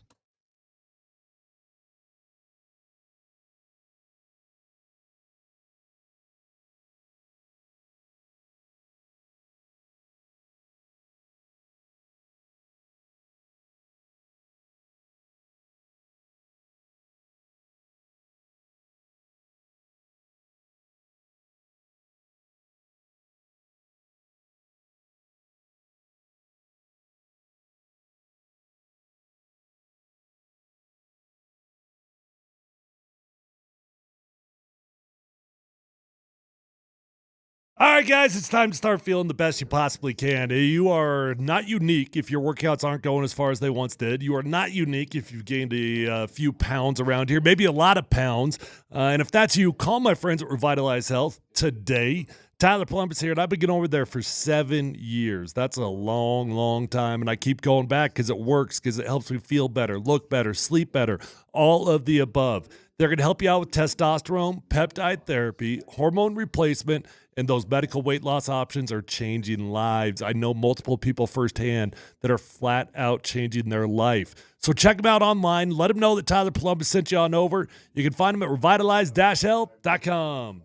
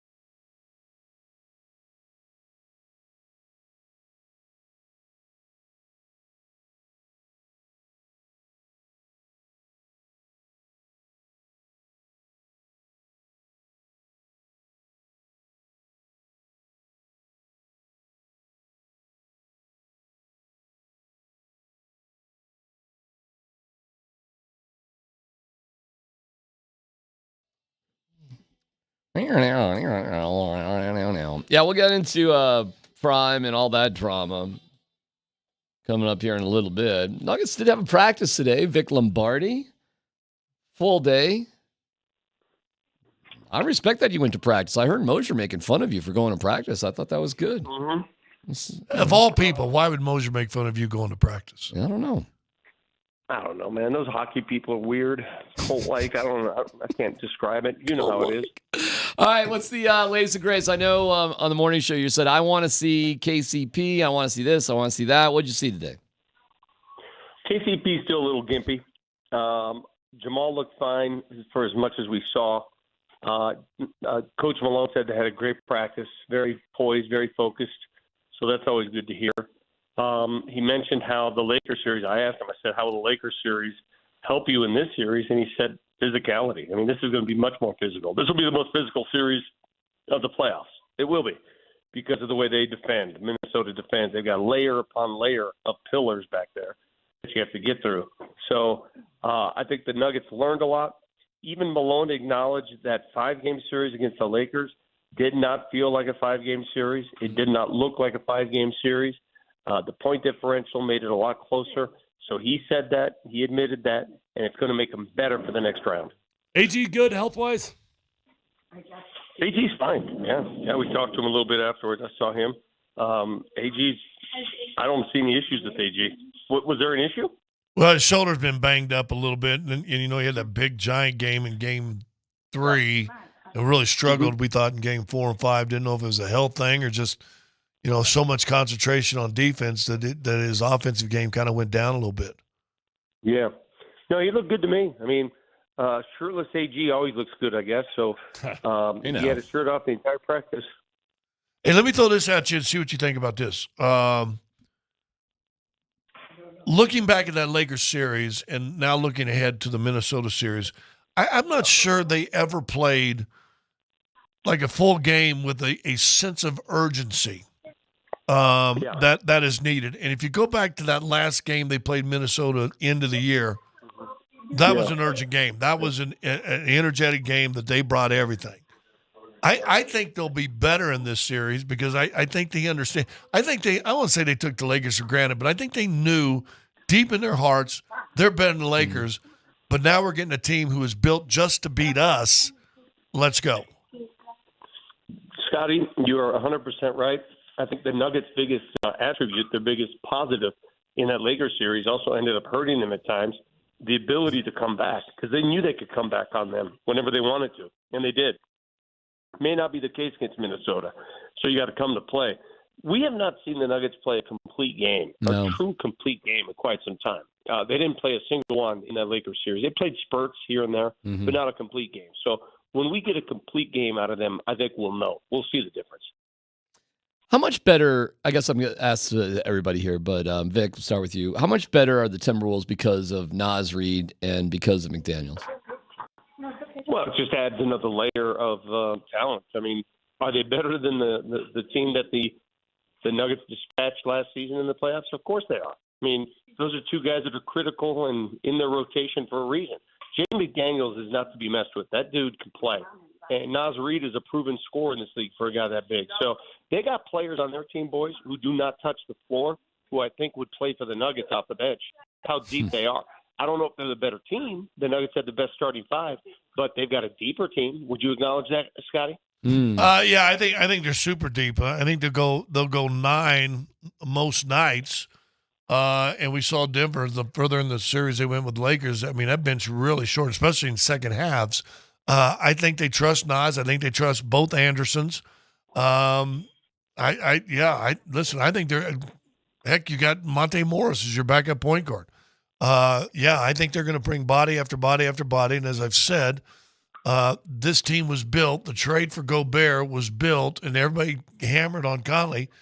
He was building a team to beat Denver in the postseason because he knew that's what was going to have to happen. So, yeah, this is no room. I think who wins this series goes to the finals. Well, yeah, I agree. I agree wholeheartedly on that. And I don't think there's any room for injuries here. So if a member of the Nuggets starting 5 gets limpy for whatever reason, that's going to be a tough fix. It's going to be a tough fix against a team that really has so much depth. So you got to get fortunate to win a championship, guys. You got to stay healthy. Do you know that the Nuggets already in one round of and playoff basketball have suffered more injuries this year than they did the entire playoff run last year? They didn't get injured at all. Nobody was hurt last year. No, at no point was anybody hurt. You know, they may have been broken down a little bit, but nobody hurt. They've already suffered. Think about it. Reggie Jackson's ankle, KCP's ankle, and Jamal's calf. None of those things occurred last season in the playoff run. Well, what would be your prediction in this series then? How are you feeling about it? Is it going the distance? I think it's going 6 or 7. No doubt about it. I think it's going to go the distance, and the fact that the Nuggets have home court, and it's going to require somebody to step up in each of these games. It can't be the same old, same old. Somebody else has got to step up and play hero. And you know what? It's going to be a little bloody, and I can't wait to watch it. I think you're going to see some things unfold in this series. Ejections. I can see something like that happening, Scotty. You know how it is when two teams play each other as often as these teams have. They know each other so well. It's going to get personal at times, and there's nothing wrong with that. No, I think it'll be physical. They're physical anyway. I think it's going to be a hell of a series, and I if it's a 6-game series, I'm worried about Denver. If it's a 7-game series, I think they win it. I don't think they lose a Game 7 at home. Yeah, I was thinking the same thing. As much as the T-Wolves have proven that they're a good team and a solid team and a deep team, one thing that the Nuggets have that they do not is the ability to come up clutch in these kind of games. All right? Look at every game that Minnesota won against Phoenix in the first round. It's a blowout. Every game was a blowout. Maybe the last one was close. But blowout sake. When things get tight late, let's see who gets tighter. And my money is Minnesota gets tighter. I have 3 quick ones for you. Ready? Mm-hmm. Give me one word to describe Deion Sanders. Showman. Okay. He's a showman. All right. Yeah. There's no other way to describe him. Have you been side-fisted today? Okay, that is taken out of context, out of a conversation we had this morning. When you give somebody a fist, you go to the side instead of straight on. Only nerds go straight on. So you're taking that entirely out of context. I'm just asking a question. I think if you go side fist, you got to do whole form, too. I'm just asking a question. It's a simple question. Okay. Last one, what's for lunch? Yeah, what's Mom cooking? I'm eating right now. I was going to ask you if you guys want to come over to Mama Lombardi's. We're having some patan, fajoule, and minestrone. Yeah, tell him I said hi. But I do have one more question for you. So I had membership at Lifetime Fitness. A little bit expensive. They got everything you need, right? 2 basketball courts, 1 basketball court. Which Lifetime? What? Which one? Which one are down you there? Down there in Parker. Okay. 2 basketball courts. 1 is now pickleball courts. How do you feel about that?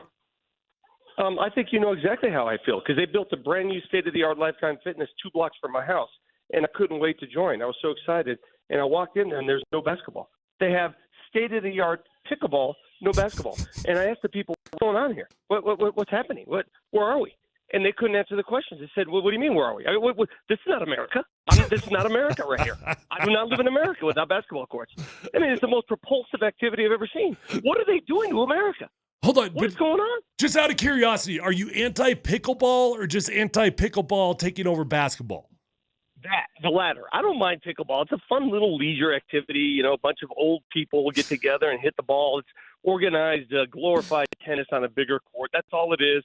There's no athleticism. When I hear people say, "Oh, you got to see these pro pickleballers," I've seen them. Watch out! It's terrible. So watch out for the pro pickleballer. Yeah, give me a break. What's the long-term impact of this, Vic? How long are we looking at until we feel the effects of these decisions? Well, I mean, eventually, what's going to happen is this, Tyler. Our country is going to lose in the Olympics in basketball, and people are going to wonder what happened. And I'm going to tell you what happened. These freaking pickleball courts took over the game. That's what happened. You're welcome. Is You're welcome, by is the way. picklebable going to be in the Olympics? Do you guys Oh, see for that? sure. in the Of next course. 2 or No- 3? It's the doubt. fastest growing sport in America. There's no doubt. Break dancing is in the Olympics. There's no Break doubt. dancing. There's no of course doubt. Pickleball will be. Vic, we agree with you so much. If I could side fist you right now, I would. Oh, you're gross. See you later. Okay, that's Vic Lombardi live from So is he Mama anti-side fist or pro side fist. I'll find out later tonight. I didn't Would get we what say it was. side fist? I'll turn the lights down. Side fist is like like Oh. we're Oh, going like it's that? Yeah. Oh, wow. Like you're hitting with the bottom of your fist rather than the knuckles. If he likes that, it's because he probably got his knuckles hit. It's wrong. the drama at CU coming up next.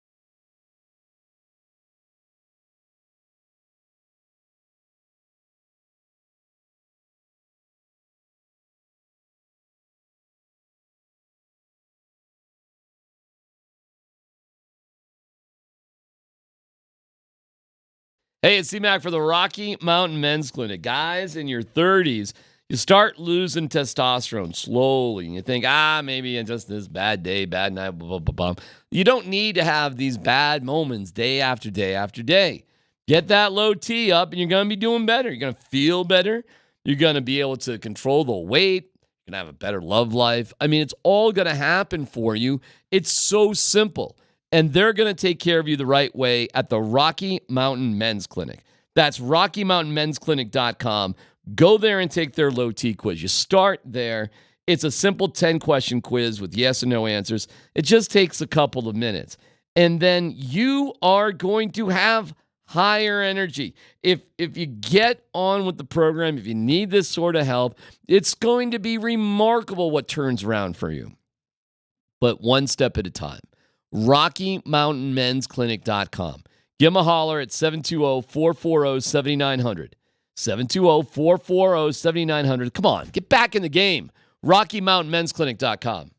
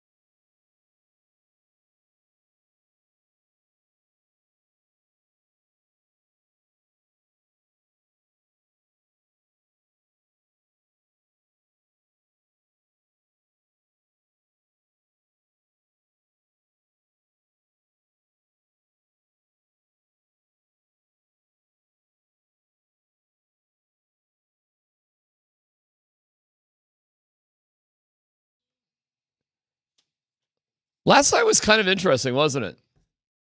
You find yourself kind of like, tonight's like that too. It's just nothing going on. Friday's going to be like that too. Netflix and chill. Yeah, I know. It's kind of like, What do you do during the chill? What do I do? What do I do during the chill?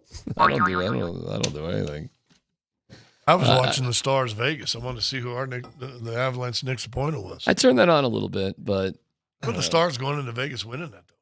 Do you realize the Avs have never knocked Vegas or Dallas out of the playoffs? Look at Scott dropping some stats that mean nothing but are interesting. No, I'm just saying. No, I get it. Denver had never beaten the Lakers in basketball till last year. I didn't realize the team of completely different guys had anything to do with the team of these guys, but that's cool. I mean, not my history, hump. dog. Not my Learn hump. your history or fail to D-Mac's repeat team, it. not my hump. Okay, does sports history matter in series? Yes. Explain why. Confidence. Lack of. Huh? Yeah. How does that filter down? I think I'm anti-Scott on this one. Recent history matters, sure. But you're talking about historical history? They lost to Dallas, 4 years ago, 3 years ago. Lost to Vegas 2 years ago. So the three guys 3 years ago. The three guys that are on that team, that makes a big difference? Just telling you. Gives you confidence.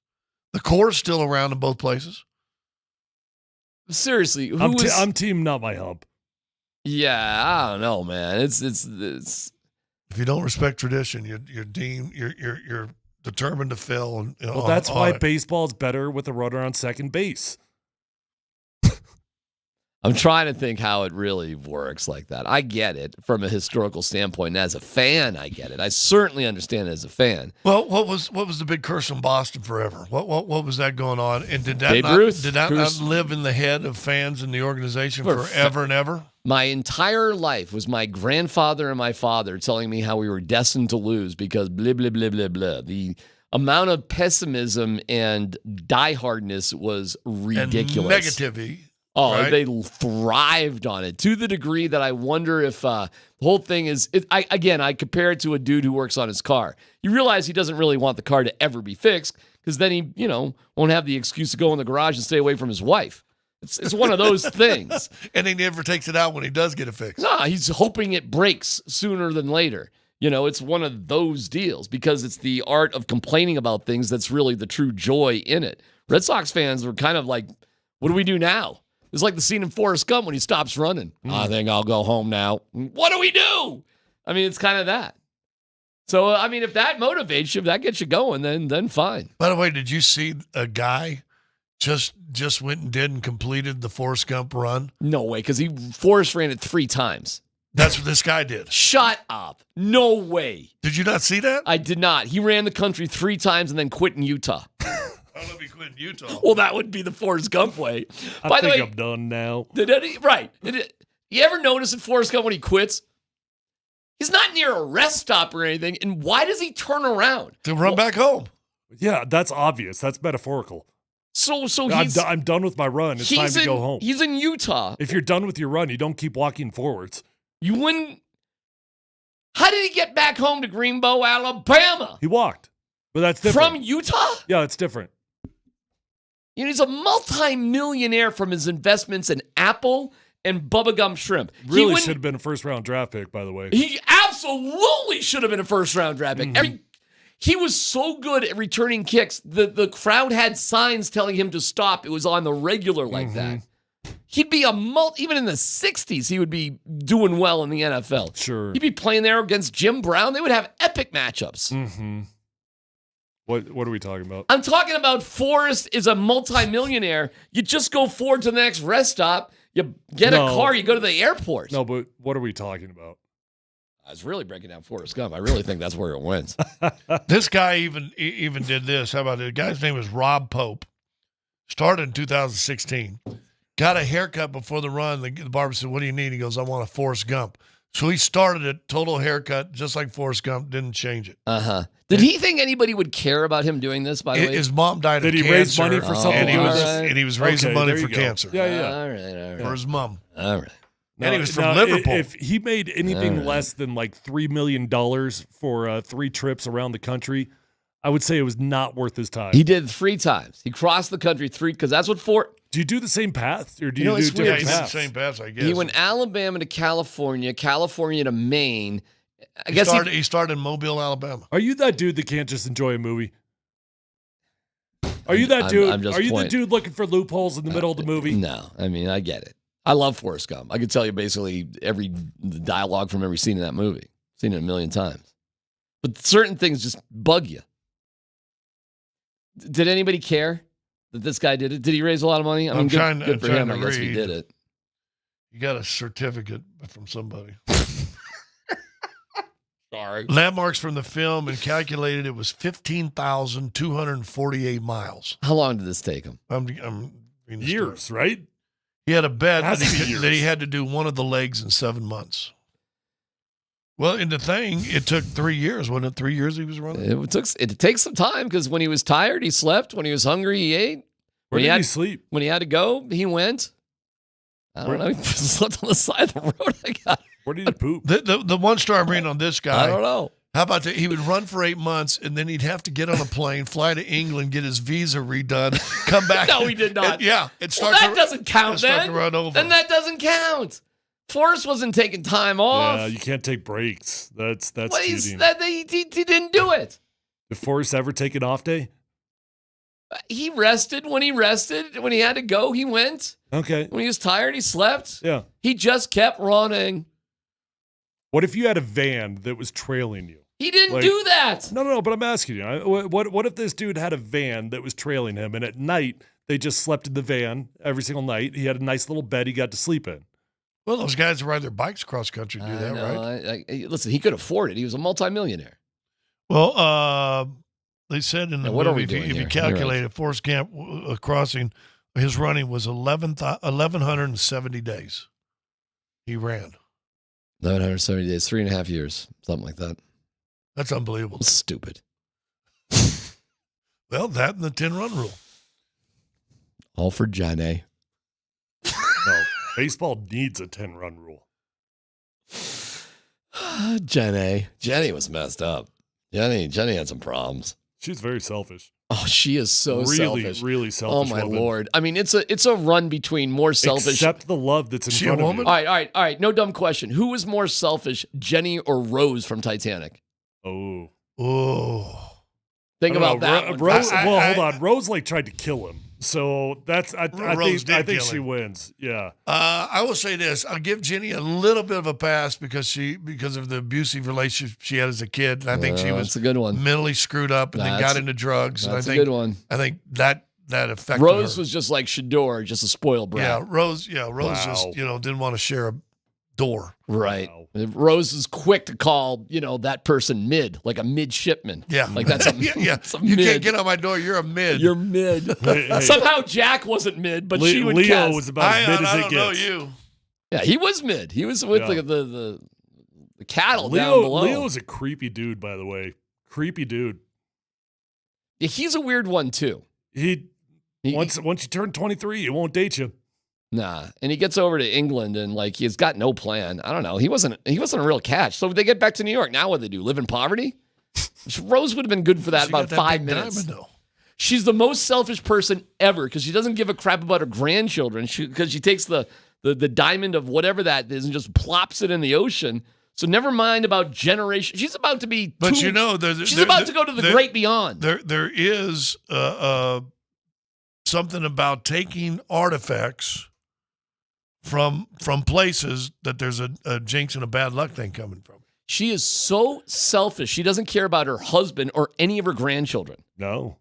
Her husband, she was just like cheating emotionally on her husband who fathered, children and grandchildren for like 80 years, for a guy that she, had a fling with in a car for what, 24 hours? Sounds Good like scene, everyone. though. Never mind. Good scene, though. We've all had Scott, the steamy. Let it go. Let it go. That was Scott. a good scene. Oh, it's You a and great you and your scene. beanie weenies. I'm telling you. It's like, it's they were filming a porno. True fact I heard last night watching a show on Discovery. Yeah. Do you know Pompeii? That was Mount Vesuvius and boom, boom, boom, killed all the people. Those people are slow. Do you realize they have a museum at the site of just artifacts that were returned from people who had stolen the artifacts from the site originally. Nobody wants and that all juju. of them, they were all, they all got bad juju. Yeah, they don't want that. And they sent it back. So they got a museum that's just packed of stolen artifacts returned. Isn't that crazy? Yeah. Is Shedeur Sanders a spoiled brat?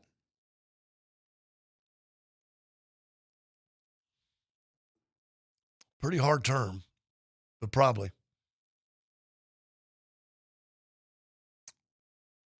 Yeah, probably. I mean,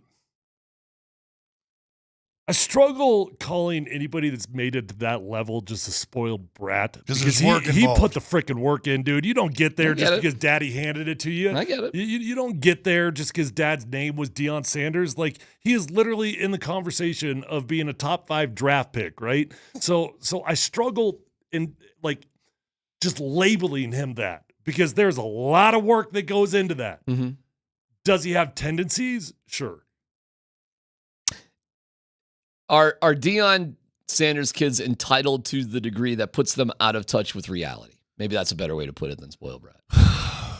I think their dad has helped lead them. And son, the oldest son that has his own video company, I'm not sure it takes off like it has or has the exposure it has, if not for father. The biggest mistake, in my opinion, we saw this earlier with a less nationally known head coach and a son quarterback who did throw up great numbers the time he was quarterbacking here, had records. But you could see the disconnect between team and coach and son. And what I was told, the son hated it. He really struggled with it, especially in school. But Deion, and I said this to you guys last year, I said the problem is he the head coach or is he Shedeur's dad? And to me, once you walk into the facility, you stop being Shedeur's dad.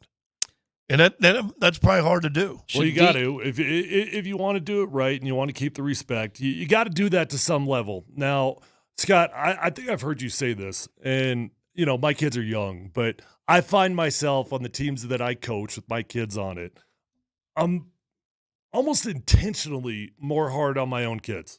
Intentionally more hard on them, not because I'm like because I'm mad at them or because I want so much from them, but because I want the other kids to know, hey, when I get on you, I get on my own kid also, right? So you got to have that in you as well. If you coach him different, that's when people will lose respect. I coached my daughter, and I told her that. I said, listen, I'm probably going to be harder on you so that people don't think there's favoritism or anything like that, so just know that.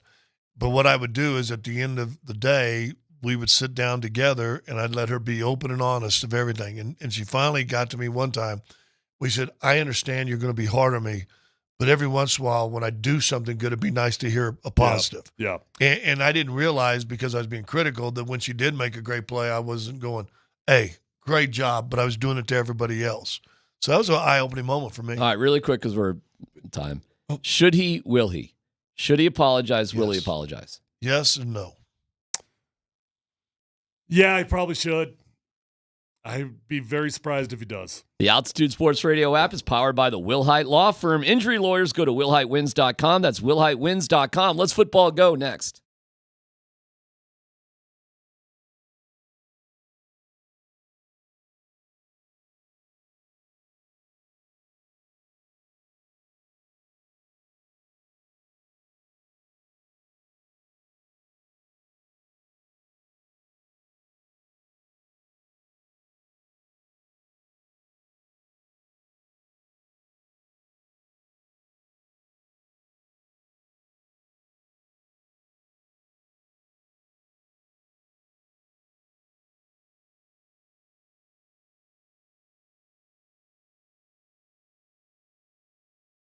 Hey, this is Tyler here for my friends over at Phil Long Ford. Guys, every single car that I bought since my rookie year has been from Phil Long Ford of Denver. And I keep going back because I always have a great experience. I know that car shopping can feel a bit cumbersome at times, but not at Phil Long Ford because they've got the largest inventory in the state of Colorado. Whether you're looking for a used vehicle or a new vehicle, they've got the largest selection and they've got the best deals. And you can check out all those deals online at phillongdenver.com. They've got incredible inventory arriving daily. They've got cars and trucks on the lot for you to choose from, or you can always go online and get exactly what you want. And check out their incredible line of electric cars, pickups, and vans with the latest technology. They've got the largest selection. They've got the best deals. They're going to get you in. They're going to get you out. And once you buy a car from Phil Long Ford, you will be a customer for life because you will realize that it is an experience that is different than other car dealers in Colorado. Go check them out online at phillongdenver.com and let them know that Tyler sent you on over.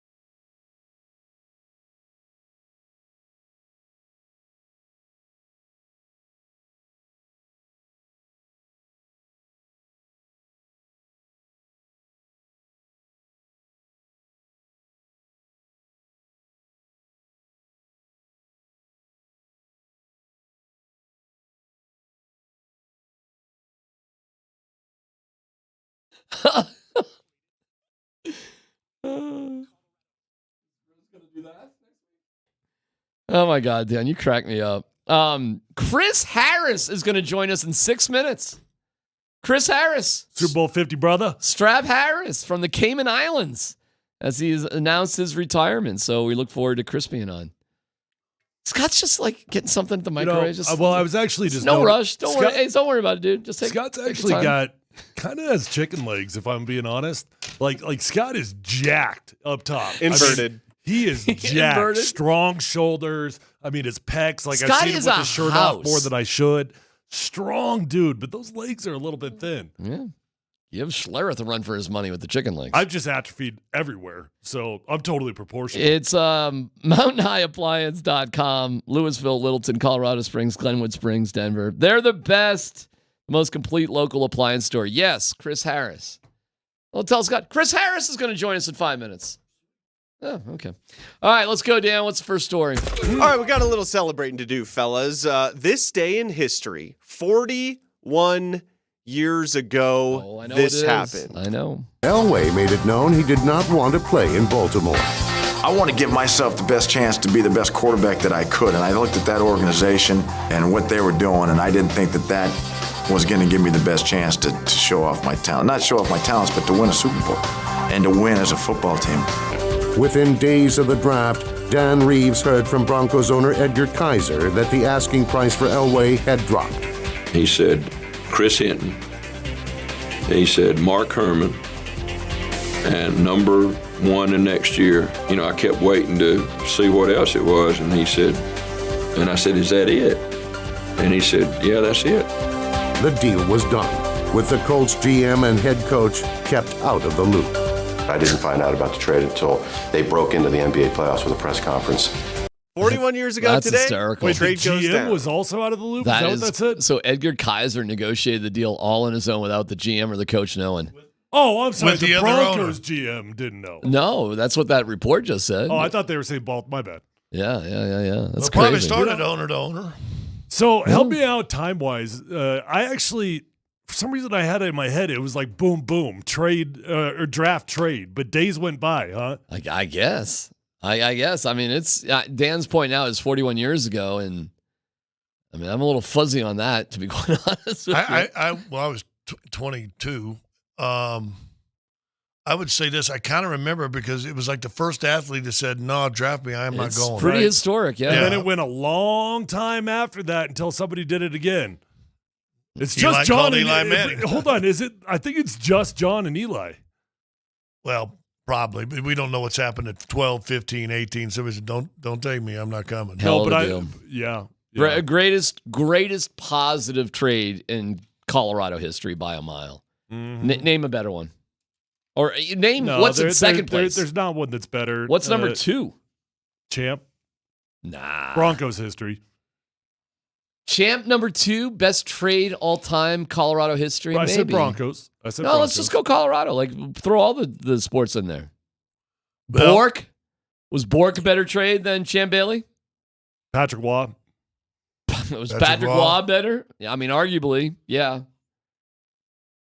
I mean, it was Quebec, but Forsberg got traded from Philly. He had a spleen thing. He wasn't even there in the finals. Well, he won For one of them, yeah. One of them. Damn, was that your question, or I mean, we kind of bulldozed that story. Yeah, it's great trades. We talked about the AG trade a couple of weeks ago, and we're kind of tossing that around as one of the better. That's trades looking in pretty Denver good, history. isn't it? That is looking damn good. Who did we give up for AG? What It was Gary Harris, R.J. Hampton, and a first. Good players. See, Rockies have had a couple big trades, but it's hard to, like, when you don't have the impact and the wins and losses, it's just kind of lost. It's just kind of gone. One of the craziest ones in Rockies history is they were really trading Matt Holliday for Houston Street, and they threw in Carlos Gonzalez. Turned out great for him. Yeah. That kind of worked out. I don't know what other Denny Nagel, Mike Hampton. I mean, or were they free agents? I don't think that was even a trade. I don't even know. Like, who else are we thinking about for the Rockies? I don't know. Well, you got rid of a salary with the. Oh no, actually, you paid the salary. Never mind. I was going to say Arenado might have really worked out. It's the dumbest trade. Well, I don't know. Now you look at the Chris Bryant deal. Like, Tulowitzki, you traded for him for a shortstop that was suspended 100 and some days. Yeah, good memory. Yeah. That's crazy. How did we get Forsberg? Eric Lindros was traded. Okay. Pretty good. Yeah. Who had a great year. Yeah, but listen, what are we doing here? It's John Elway, Patrick Waugh. Yeah, the Elway deal is, I mean, it's so incredibly monumental. It's unbelievable what it did. I mean, it's up there. You got to make the trade has to deal with the championship, doesn't it? That's what I'm saying. Absolutely. That's like the immediate qualifier. Because somehow you got Alex English out of Pacers, and Alex English had a Hall of Fame career, but didn't equate to any championships. Listen, the Elway thing is so mind-blowing because it's not just the playing career, which is legendary, the championships, which are amazing. Even the Super Bowl losses, at least you were there. It goes on to what he's meant in the impact in the community and is spending his life here, basically, and then winning another Super Bowl. And listen, I don't think he was that great of a GM because, I count the last part as well, but I can acknowledge his impact on this organization was like none other. I mean, none other. And so it's really like the age of Elway. So that trade resulted in like basically 40 years of bringing positive things to the Broncos and the Colorado sports. 40 years. Can you imagine that? A trade that results in 40 years of positivity. Shoot, you know what? If we're being honest about this, you can open this up nationwide, like all sports, the entire country. John Elway might be at the top of all of them. I think Chris is calling right now, I believe. Chris Harris retired. He's in the Cayman Islands right now. He has to wait 4 years to go in the Ring of Fame. Yeah, how stupid is that, by the way? Well, you got new ownership. Why don't you text him up and say, they could. Why don't we just stop this rule? Hey, Greg Penner said the one thing is you don't have to follow old rules if they don't make sense, They did with Manning. I'm not saying they're going to do it, but I actually was chatting with Carrie Penner one day about DeMarcus Ware, and she's like, well, we do make the rules. Right, exactly. So like, she didn't say they were going to do it, but it was like, I suppose exceptions could always be made. Is Chris Harris, as we bring him on here, hopefully shortly, God, I guess Rod is the best undrafted guy ever. Yeah, Chris and Rod are up there 1-2, however you want to look at it. Oh, so the service from the Cayman Islands is poor? So we're getting a heads up that this might not go well. But we wanted to congratulate Chris on an incredible career. Chris, thank you for joining us. If the connection's bad, we'll just let you know. We'll do our best with it. But we just wanted to bring you on and say, way to go, bro. And congratulations, and we love you. And we think it's amazing, an amazing career you had. Oh, thank you, Darren. Appreciate that. Yeah, that was good. Good. Yeah. Hey, is it really good? It's that bad? Like he can't even hear us? Real fast. I've got Tom Hanks from Italy called in just real fast. Wanted to say they really love the show. And hey, Tom, obviously multiple Academy Awards. We really super appreciate grateful, you. Tom. Super grateful, Tom, for joining us on the show. Let's put it in, Tom. Thank you, Tom. Are you there? We appreciate you. The connection's bad. We'll just deal with it. Hey, look who I got.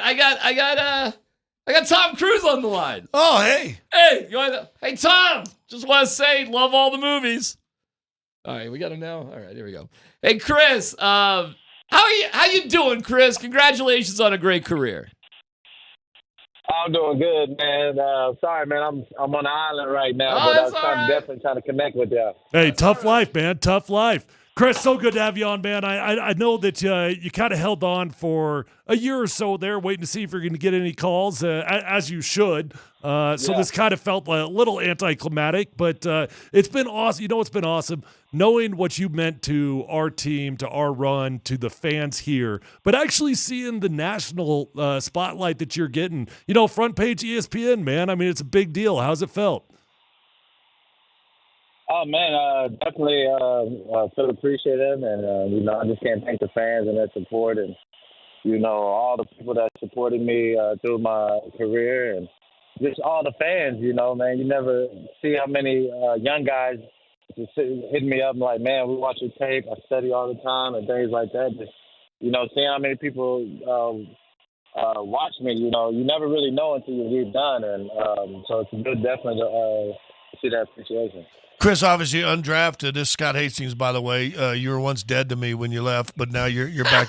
You're back alive, and you should be in the Ring of Fame tomorrow. He never looked comfortable in that Chargers uniform. In my opinion, but you should be in the Ring of Fame right now. That being said, obviously you had to put the work in, and you had to do that, and you had to find a source of confidence and everything else. That being said, was there somebody along the way when you made that transition from Kansas to the NFL that really helped mold you on your way to becoming a 4-time Pro Bowler? I would just say I had a good supporting cast. You know, my moms and my pops, they was always there for me. But, you know, I always had that dog in me. Right? I was always very competitive. And that's something that once I stepped on the field, I always felt like I was one of the best.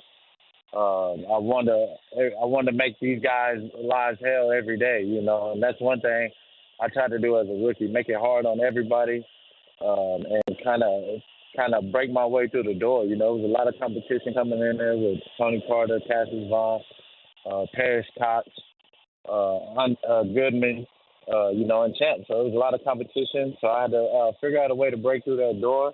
And, you know, and the Broncos, you know, they did a good job. You know, they kept bringing in other guys, you know, to keep me motivated, you know, to keep that shit, you know, bringing in Tracy Porter, Drayton Florence, DRC, Talib Roby, you know, bringing guys around, you know, that was going to keep that edge on me, and also I could push them. So they did a great job. That's where I got that motivation. I was just so surprised that you're able to overcome that lack of confidence. You know, you never talked, you never talked trash or anything. I mean, just as a young player, I just thought certainly this kid doesn't have the confidence in this league. Oh, man, that's the number one thing in this league, man, especially at corner and defensive backs. You have to have confidence.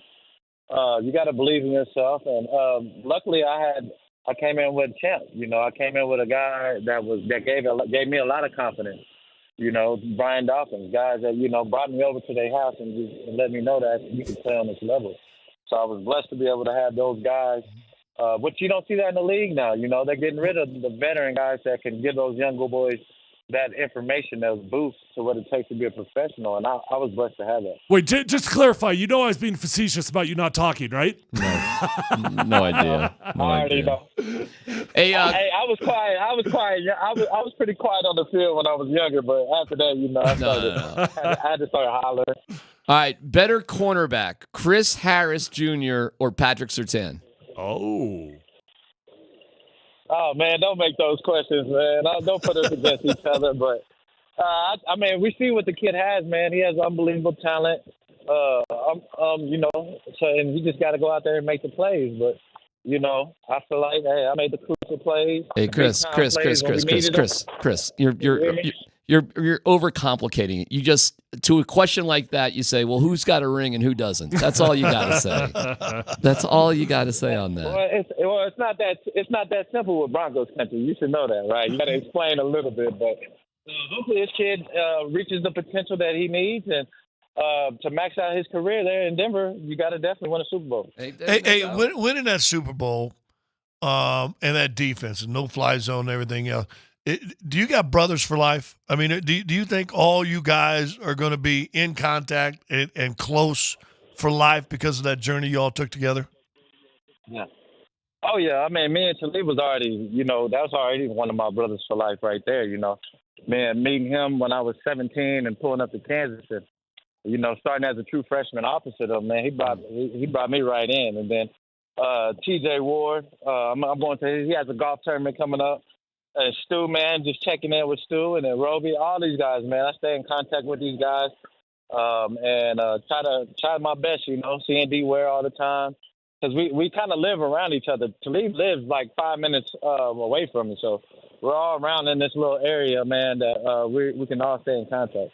That's cool. All right, Chris. Well, we love you. Hold on. One more. All right. Chris, on the way out the door here, I'd just like you to rank the the greatest Denver Broncos undrafted players of all time. It's me, it's Rod Smith, and yourself. So just kind of curious how you rank those. I'll put myself number one for sure. I think, of course, I love Ryan. He was able to get a Super Bowl one more, but I think I got more. I think I got a little bit more accolades. You just dismiss me Put on entirely. Yeah, you don't even include me in the conversation. If that's the premise, the distance between 2 and 3. He didn't even entertain the idea. By the way, Chris, rightfully so. Tyler Columbus is on the show, so if you didn't know who that was, that's Tyler. I know who it is. I can hear your voice. I know who it is. All right, one last quick one. Give us a game where Chris Harris dominated. I could tell. Oh man, that's hard. My most dominated game. Yeah. That's a good question, man. I don't know. I really don't know. I had a lot of consistent games. Let me say, dang, man, that's tough. It might be in that playoff game, my second year in the league. Okay. My second year in the league, we played in the playoffs versus the Ravens, even though we lost. But that was a dominating performance right there. Or the playoff game our second year, or the regular season game when I had Antoine Bolden at 0 catches the first time in I think it was 8 years. So that's something I can think of the top of my head. There you go, man. I knew you'd come up with something. Enjoy the Cayman Islands, and we'll catch up with you. But we love you, and we congratulate you on an amazing career. Love you, brother. Thanks, Chris. Hey, check on my bank account down there, see if it's still rolling. All right. No problem. Thanks for having me, guys. See you, Chris. All right, see you. Automatic should right now, if the Penner Group is listening, put him in the Ring of Fame. He's a Ring of Famer. I don't know. And you know what? And I would put, you know what I would do? I would put him and Talib in at the same time. That'd be great. Or else you put play that in? entire defense. I think Talib had 4 years. Was it 4? How about you put that entire defense in the Ring of Fame? Now you're talking like D-Mac. Call it no-fly zone. Put all the guys' numbers underneath it that started. You know, you could do that. Like, you could do something fun like that. That. Just acknowledge the entire defense. And bring the them impact all that they've back had. for a game. Chris is not only a guaranteed Ring of Famer. I mean this when I say it. I think he's got a Hall of Fame resume. I don't think he'll make it, but I think he's got a Hall of Fame resume. It's good. It's I love statues, and to me, a statue of the no-fly defense together. Well, I mean, somehow. Chris in particular, How cool would that they be? all did it, but Chris really the hands out, no fly, incomplete. He's known for that thing. Couldn't you see that somewhere around the stadium though? Just those. All right, who is the no-fly zone? Real quick, who is it? Talib, Stewart, Ware, and him. Whoa, where? No, he just merged that. That's Where? all right. He meant T.J. Ward. Or Ward, I mean. Yeah, So Chris, Ward, T.J. Ward, Stu, and Talib. And then you got the Roby as your nickelback. Yeah, Roby's in there. He had a good one. Yeah, put Roby in there. Justin Simmons? No, Justin he wasn't on that team. Oh, okay, so you got to be on the Super Bowl team to be part of that.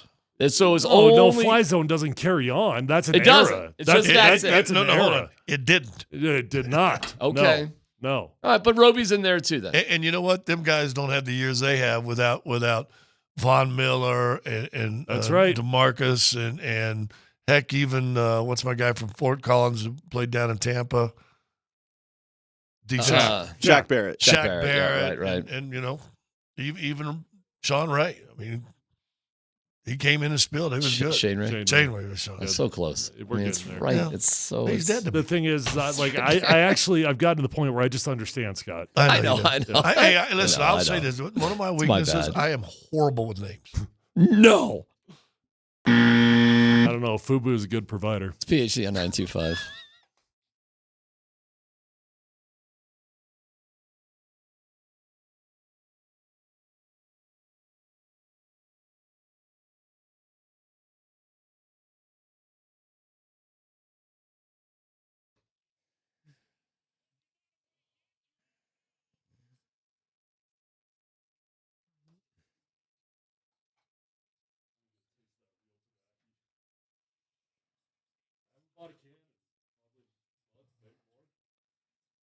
You know, it's weird little things like this. Hey, Altitude Authentics has this great Shot at 5280 t-shirt featuring Jamal Murray. Oh, what size are you? And it used to be embarrassing when it came to like t-shirt size and stuff because it was like, extra large. And even those extra larges were kind of, slightly tight and embarrassing, and the whole thing. And I got the wrong size because I should have got a medium, not a large, as I'm wearing that today. It's those type of things that still in the back of your head, you wonder, well, what really is going on? But the truth is, I've dropped 40 pounds thanks to SOTA weight loss. I'm in maintenance right now.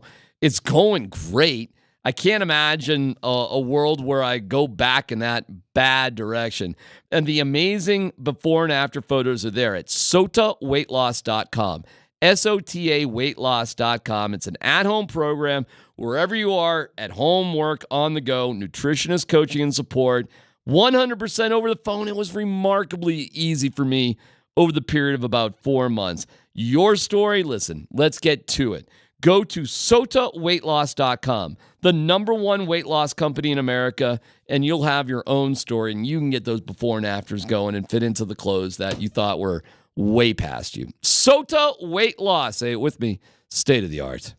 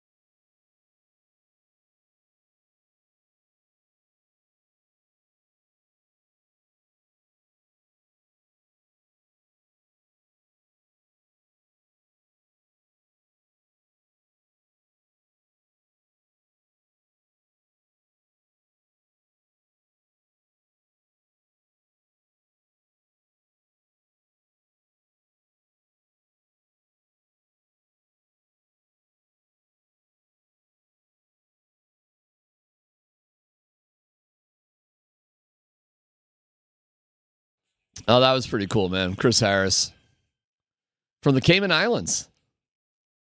He kind of took my question about not talking more serious than I thought he was going to. Yeah, it's I actually wasn't sure if he understood. I was being facetious. Yeah, maybe there's loss in translation in the phone lines of the Cayman Islands. Who knows? The voice of the people on Altitude Sports Radio app is powered by the Fricky Law Firm. They're in your corner, and we always want to thank our friends at Revitalize Health. Visit them at revitalizehealth.com. Okay. Do we care if it's the Stars or the Golden Knights? Does anybody really give a crap which one it is? I mean, I have the reasons why I want. I'm rooting for Vegas because I just want home ice. That's it. It's as simple as that. It's, that's probably a lousy hockey breakdown, but I just think the advantage for the Avs is having home ice. Well, I think like the Nuggets, whoever they play in that second round is going to be a physical matchup, and that you're going to have to be, get ready for that.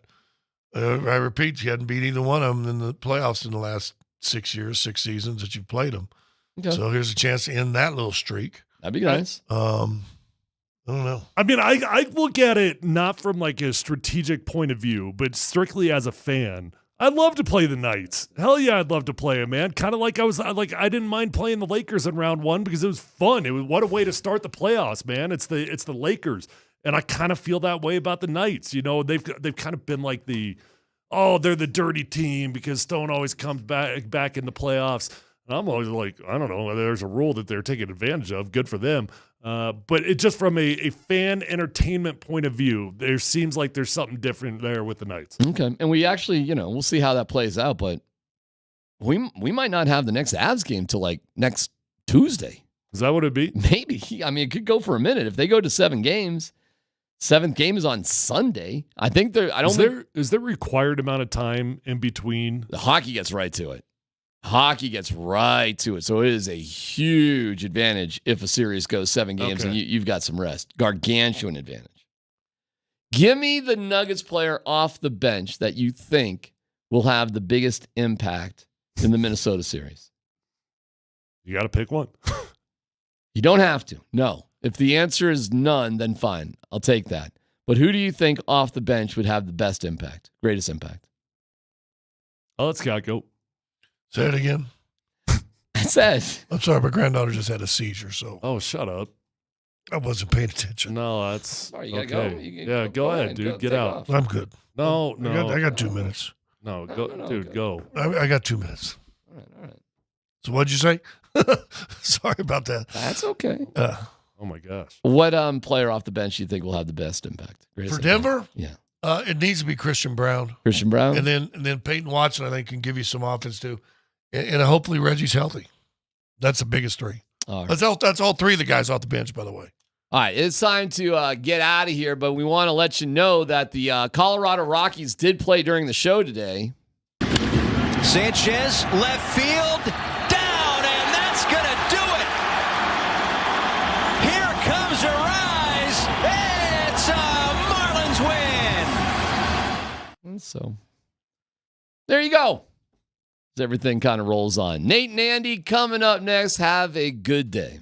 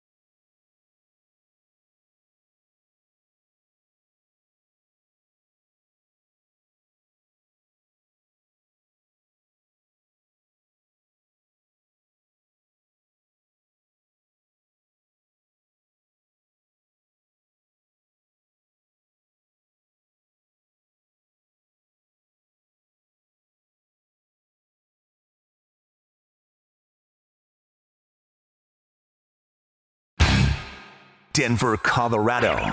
Altitude Sports Radio 92.5. It's Kreckman and Lindahl. Dinwiddie has it up the left sideline. He gets down the lane, leans in, layup no good. Rebound down to Jokic. Got a score here. In the paint, Holiday. Watson, layup good. Take the ball to the rim, Peyton Watson. Long rebound comes out to Anthony Davis. Denver's down by 12. Davis has it up the left sideline. Stopped by Jokic. He dips his shoulder. Blocked from behind by Peyton Watson. Loose ball down to Peyton Watson. He attacks. Leans in. Layup good. Here's Nate and Andy, driven by Colorado Off-Road.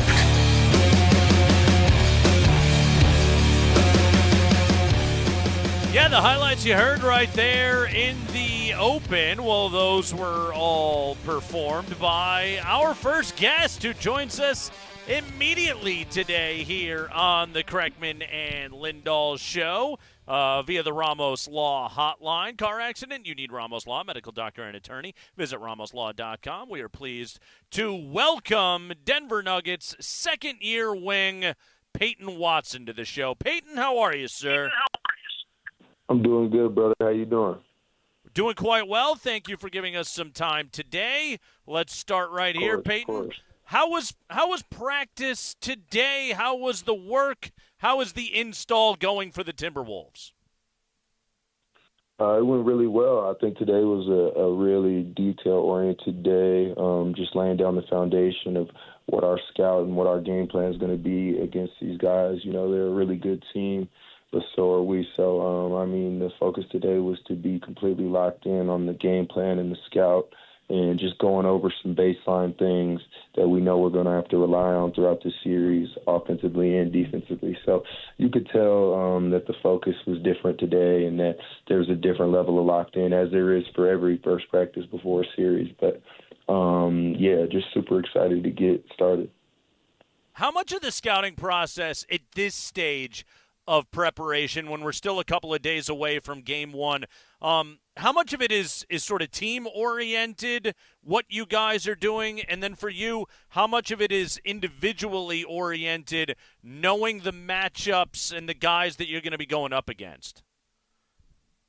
This first day of practice, I think everything pretty much was pretty team-oriented, but I always find ways to challenge myself mentally within practice and things like that. I know who my matchups will be. I know who I'm going to be guarding, so I always try to challenge myself as best as I can to put myself in game-like scenarios and just try to do things the way that I would do it in the game. So I'm definitely, focused on what my matchup will be and the task at hand. But, today was more team-oriented, more just focused on their sets, the players that they're going to play, what positions they're going to be in, and things like that.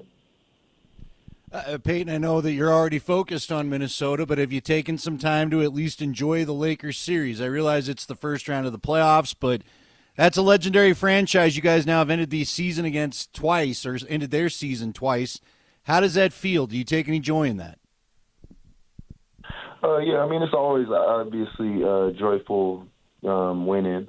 That's what we go out there and compete to do. That's the main goal always, all the time. So it's definitely, something that we feel proud of ourselves for, but we understand that the job isn't finished. And, being in this scenario before last year and seeing our team able to take it all the way, you take these small victories and you kind of cherish them. But at the same time, today, the next day after, you got to get back to work and you got to get ready for the next team, So we'll never get too comfortable. We'll never, be complacent and stop working or think that this is one already. We know that there's a long journey ahead of us, and we're just trying to win, one game at a time, 12 more.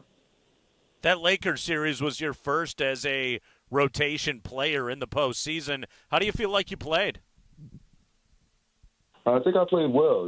My role is to go in there and provide energy, play defense, and, whatever I can contribute, on the offensive end is also just a bonus. So I think that I did all that well. I think I made some big timely shots, some big timely blocks, and, some deflections to help us get stops. So I definitely think I did my part in contributing to us winning games. But, I give all the credit to my teammates for, having me in positions to succeed, and also my coaches as well. So I think that it was a great first series just to get that experience, especially against a high IQ guy like LeBron James, someone who, obviously is thinking steps ahead.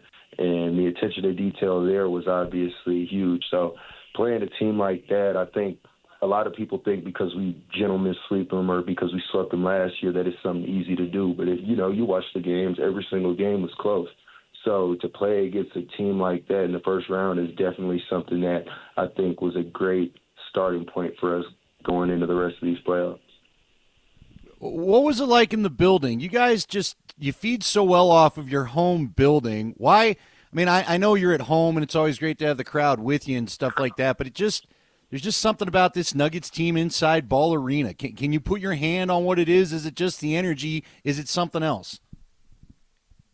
Oh, yeah, the energy is so contagious. I believe we have the best home court in the entire country and the entire league. So I think for us, it's just all about embracing that. We know that our fans are going to show up night in, night out. They're going to come. They're going to be loud. They're going to actually enjoy the game and, be interested in the game, not just there to, take pictures and post on social media and, be fair weather fans. Our fans are really diehard fans, and they care whether we win or lose. They care about us as people. So it's something that's, very comforting. There's a very comforting feeling about playing at home because we know that our fans are going to show up and show out. So it's definitely something different about playing at home, especially also in the altitude as well.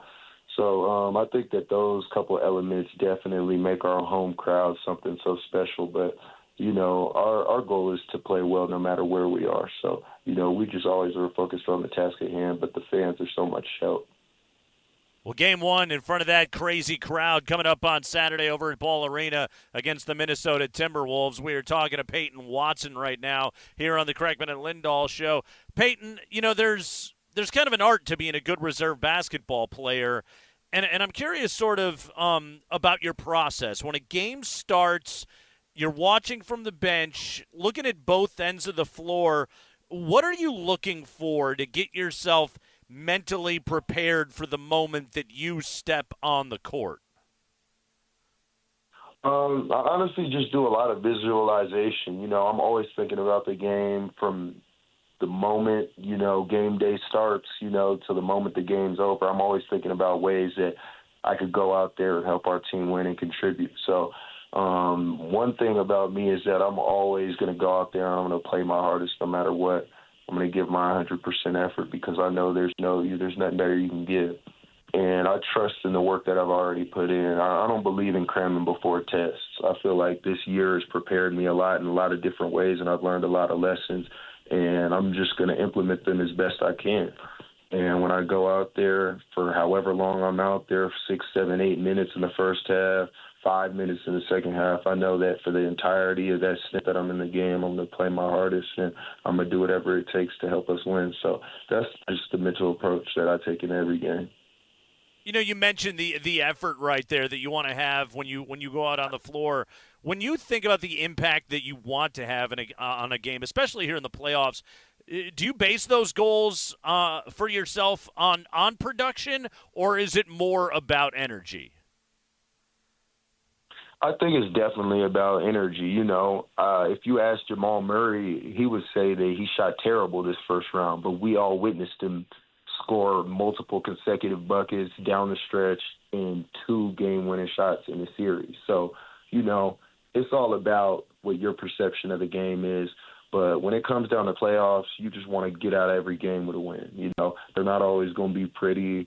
Everybody's going out there to play their best basketball, their sharpest basketball. Teams are scouting other teams faithfully and know everything you want to do and what your preference is and which way you like to drive and which wing you like to have the ball on. So everything is so, detail-oriented and specific that it's not all the time going to be a pretty outcome. But for me personally, it's less about the production and more about the actual impact on winning and the energy, like you said. Peyton, I'm curious, you went through that first playoff series there. Do you get sick of a guy? Do you have a guy on the Minnesota Timberwolves, because you're divisional opponents, you know each other well, We see it in hockey a lot of times where two dudes you can tell they are just sick of facing each other because it's 4 to 7 games depending on how it goes. Do you have a guy you think you're going to be sick of in this next series? Was there a guy you were sick of on the Lakers? No, I wasn't sick of anybody really on the Lakers, and I don't think I would be sick of anybody on the Timberwolves. One thing that I always reiterate is that this is all still a dream for me. You know, this is my first rodeo doing this and playing and contributing for a high-level team like this. So every night that I get to go out there just feels like a different part of my story and a different way to get better and learn and grow and experience things. So somebody like me, I'm just, looking forward to getting out there, and whoever's in front of me, I want to go out there and I want to kill, offensively, defensively. I just want to go out there and make my mark on the game. Talking to Peyton Watson here, Game 1, Nuggets-Timberwolves here on Saturday. Dude's just looking to kill. Peyton, what's the bond like with Christian Braun? Same draft class, playing together in the second unit. How much do you guys lean on one another mentally and in talking about the game? You touched on a big point just right there in the question. We lean on each other a lot mentally because the NBA season is no joke. I think anybody you talk to will tell you that to play 82 games and just the highs and lows and the emotions that come with it, it's not easy to deal with. And for a lot of us, this is our first time living on our own without our families. You don't always have people to talk to. But one thing I know is that I see Christian every day, more than I see my mom, more than I see my sister, more than I see my dad. So that's real life a brother to me. And me and him lean on each other a lot just for encouragement, to keep each other energetic, keep each other locked in, but also just out there being on the court, seeing him succeed and him seeing me succeed. I think it inspires one another to go out there and, play our hardest. So I think it's definitely a bond that we share from coming in together. I watched him contribute last year to helping us win a championship, and that was something that I thought was so cool and something that I thought was big time of him to be able to do in his first year. And, my first real year playing, that's something that I look to replicate. So definitely have a tight bond with Christian, and it's special to be a part of this team with this group of guys. How has the room been overall? You were there last year. You know what Bruce Brown and Jeff Green and guys like that meant to this locker room. It was a bummer to see them go, although maybe not for you because that always opens more opportunity. But is the group still as tight? Does it feel like it did a year ago? Yeah, it's always tough to lose any guy. It was tough when Bones got traded. It was tough when we lost Thomas Bryant this offseason. It was tough when we lost Ish Smith, Jeff Green, all these guys. So, as well as Bruce. So it's always tough to part ways with somebody that you spend a majority of your time with. But I think the team is as close as ever still. That's just the type of locker room we have, and the leaders in our locker room make sure that that's a point of emphasis. And I think that's something that we carry with us wherever we go, no matter who's with us. So it's definitely, not always easy losing those guys. But at the end of the day, you got to realize that you got to focus on the guys that are here. You know what I'm saying? It's hard to focus on people who are no longer with us. We just got to focus on what we do have and try to win and complete the task at hand no matter what. All right, I got to ask you this. Hopefully we're talking to you after the next round too, but have you pulled out the ring much this year? How many occasions have you had to wear the ring? Or even that little insert? Do you maybe just go with the insert? Is that like the nice little pinky ring or whatever that maybe is not as gaudy as the big ring? How has that gone this year? I've actually only worn it once, and that was to the Mile High Gala where we did that special event for people who come to the games, people who hold season tickets. So that was the only time I've actually worn it outside. I wear it all the time inside, just look in the mirror and wear it. But it's something that I'm not necessarily too comfortable with wearing outside, because it catches a lot of attention, and it is very gaudy, like you said. So I've actually only worn it one time, but boy, did I feel special. Yeah, but come on, man. You're 6'8". You got the braids. Like, everybody knows Peyton Watson by now. What is it like walking around town in this city? It's basketball crazed. Like, I gotta assume, Peyton, like, you guys, you got to be encountered by fans everywhere you go these days. It's got to be a huge change of pace in your life. Yeah, it's crazy now. It's honestly a really big adjustment. I was talking to my friend about this the other day. Just, everywhere I go out, and now in Denver, people show me love. There's a lot of support. A lot of people recognize me, and that's something that, is new to me. So it's definitely something that I enjoy because the love and the support from the fans means a lot to me. And I think just, with the way I play, my game resonates with a lot of fans. They love the energy that I bring and how I play both sides of the ball and, give every play my all. So I think that, it's beautiful to see that people are, starting to recognize me and know me for my game. And it's something that, I definitely never take for granted. Anthony Edwards is going to be handling the ball, is going to be taking a lot of shots in this upcoming series. And, Peyton, you're going to see a lot of different matchups, but I would assume you'll be picking up Ant from time to time and trying to, play your role as a wing shot blocker. Give us the scouting report for when you're going up against Anthony Edwards. How do you defend? How do you make him force him off his spots? How do you defend without fouling against a player like that? How are you preparing for that matchup? I think the biggest thing for me, we're still preparing for how we're going to play him and defend him and what necessarily we're going to try to do with him defensively. But I think for me, just knowing who he is as a person, he's very confident. He's someone that believes in his game, and he's somebody who's going to bring it to us. He doesn't care, if we have a 3-time MVP on our team or what we've done, and if we won a championship last year, he's going to go out there and he's going to try to kill us. But I have the same mentality that I think that's the number one thing coming in this series is that I'm ready to match all that. I'm ready to match his mentality because that's the type of player that I am. I'm not scared of anybody. I would never back down from anybody. And, I think just as highly of myself as the next man does. So I'm definitely going to go in there with my hard hat on, confidence, and, go in there with intentions to do well. And, I think I will. By the way, Peyton, growing up in L.A., playing pickup with Kevin Durant, with Kyrie Irving, you're now doing commercials with Nikola Jokic. What do you think it is about you? So many luminaries of the sport, future Hall of Famers, are willing to take time and energy to sort of take you under their wing. I think it's just the type of personality I have. Honestly, I think a lot of people kind of can connect with me, and they admire the way I think about the game. And it's just all stuff that my dad has instilled in me since a young kid, my dad and my mom. And I think that just the way I carry myself and kind of the charisma and the aura that I kind of bring to the locker room and to the team, I think a lot of people recognize that. And it's something that obviously I don't fake. I could never fake it. It's just who I am. So I'm glad that people, think of me highly and respect me the way that they do because I give out a lot of respect.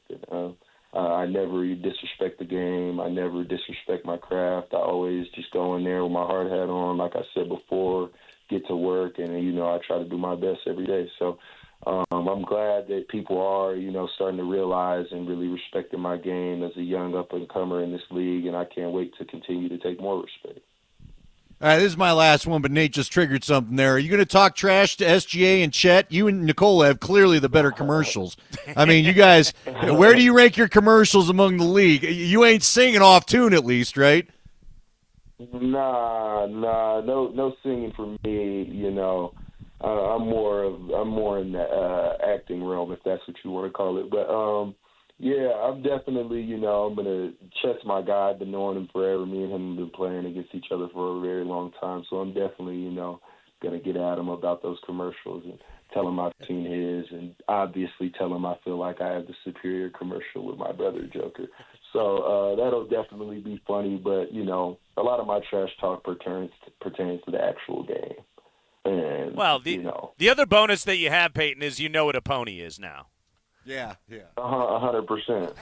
I'm knowledgeable.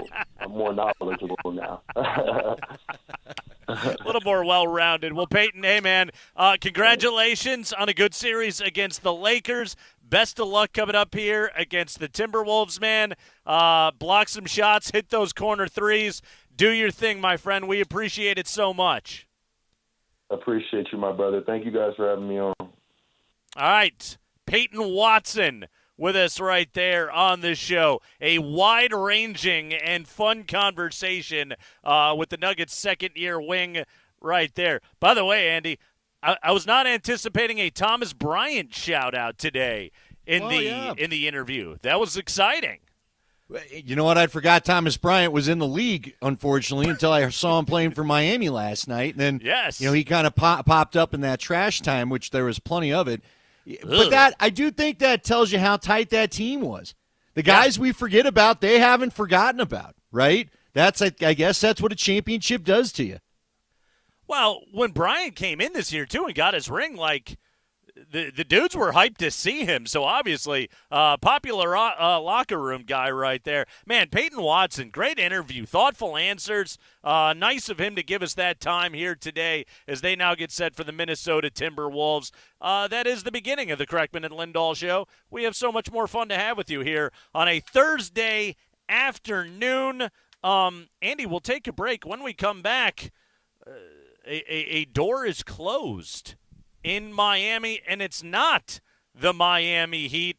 We need to ask some questions about what is going on behind this closed door. We'll do so next.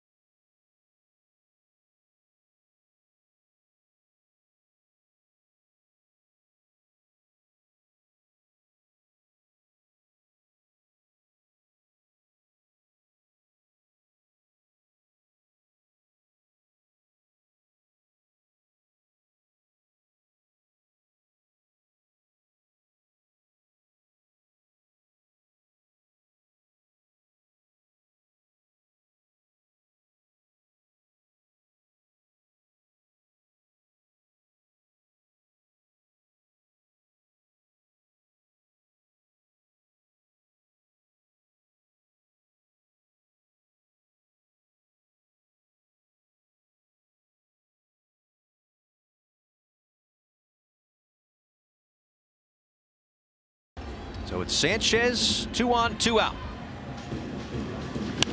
Sanchez, left field, down, and that's going to do it. Here comes a rise. It's a Marlins win.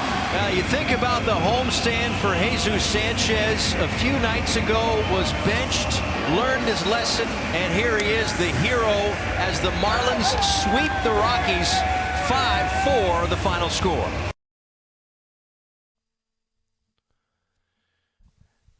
Yeah, it is the Kreckman and Lindahl show here on Altitude Sports Radio 92.5. Yeah, let's dive into this situation as we join you live today from the Backus and Shanker studios. Their passion is indeed justice. Don't lie to the people. It's Andy, the Backus and Shanker studios are in our hearts, okay? Wherever we go, the Backus and Shanker studios go with us. Just real quick, I got to wait. Everyone's done this. I'm waiting on a appliance delivery because, I don't know, my family needs clean clothes. So we had the dryer break, and you get the 4-hour window, and they were just like, yeah, how about your show? I was like, oh, great.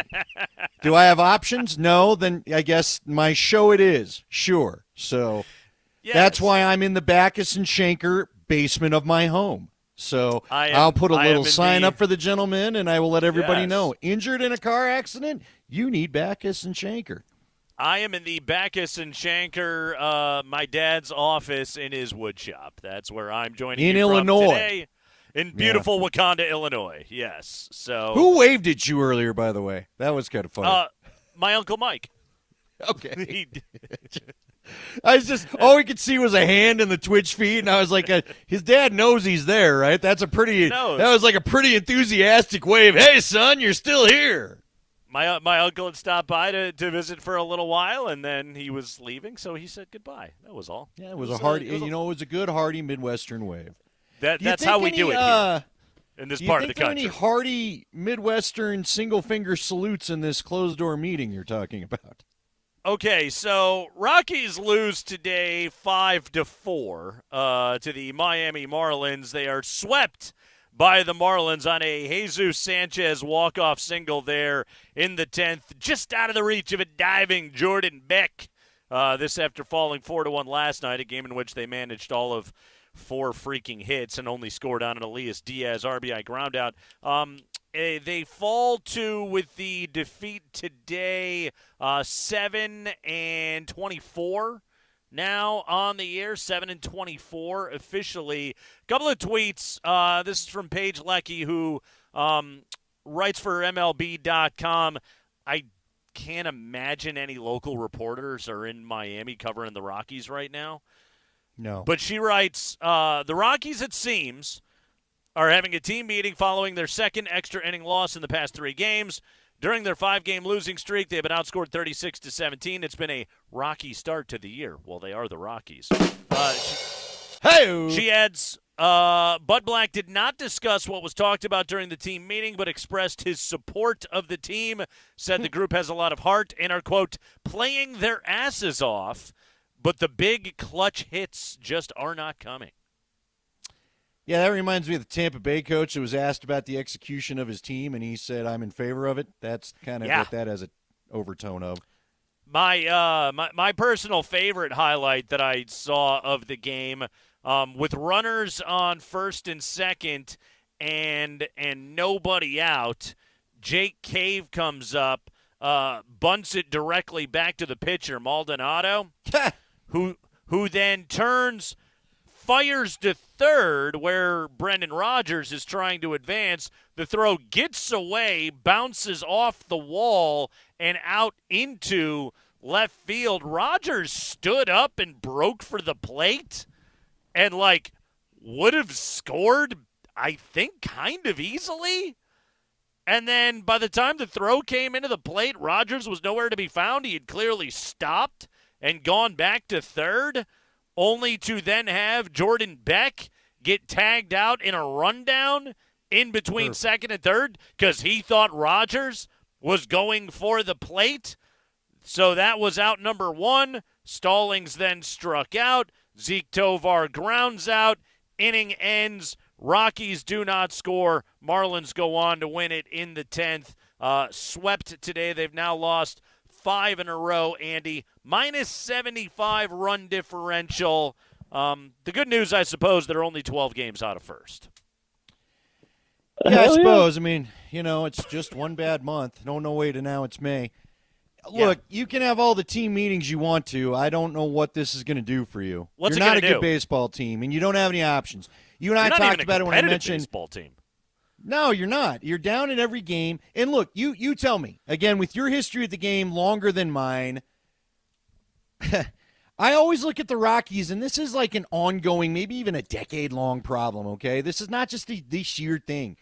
They score in an inning or two. They have like 2 good offensive innings most nights if you're lucky. If they're lucky. And otherwise than that, they put up goose eggs. Like I'm looking at the box score today, and I'm noticing the Marlins have sprayed like 3 straight runs, 3 innings with a run together at least, right? Like they at least spread out their scoring. They continue. Like, to me, when I see a box score, and you can educate me on this, when you only get 1 or 2 innings of runs, it means you're only seeing the ball good for 1 or 2 innings. Why is the offense so putrid most of the game? It is very putrid today. So they scored 4 runs in the game today. They scored 3 in the second, 3 off of a Jacob Stallings 3-run home run. Okay, which, hey, that's good. Hit more 3-run home runs. You absolutely need to do that. But then for the most part, the offense is just quiet for the rest of the ball game, and the pitching is so poor. Today, your starting pitcher was Peter Lambert. He gave up 4 earned in 3 1/3. He was terrible yet again. A sub-5 ERA eludes this baseball team right now. The pitching just flat out is not good enough. So they're terrible with the bats, but they're also awful on the mound. So put it all together, you've got a 7-24 baseball team. Again, if not for the Chicago White Sox, we'd be talking about the Rockies as an historically bad major league team. Instead, they're just an historically bad National League team this year at 7-24. One of the things that I kind of keep coming back to, and again, you want a closed-door meeting this thing today all you want, great. And Andy, I don't know what he's supposed to do because he's got nothing to work with, but this losing at this clip, are they going to have to fire Bud Black simply out of the necessity to show the public that they're trying to do anything right now, No. that they're aware of how bad it is, or will they just ignore the situation completely and Bud will stay in the chair? I don't know. No, look, I agree with your sentiment, and you were saying these words to me a month ago. No, they don't do that. The only time they've done it is when they actually fired Clint Hurdle to let Jim Tracy take over, because I feel like at that time they did know, and they were. In 2009, they were a competitive baseball team. They were a season removed from being in a World Series. They had a core together. They weren't this mismatched. Dude, this is like goulash. I don't know what's in goulash, but I get the idea that goulash is just a bunch of random crap thrown together that you crock pot and stew up, right? That's basically what the Rockies roster feels like. You got some call-ups. You got some guys finally getting a shot at the big leagues. You got some aging veterans happy to have a check, and then you got the $185 million Chris Bryant and fan favorite Charlie Blackmon. But it's the weirdest roster ever. Brendan Rodgers, who I've been a fan of Brendan Rodgers. I root for the guy.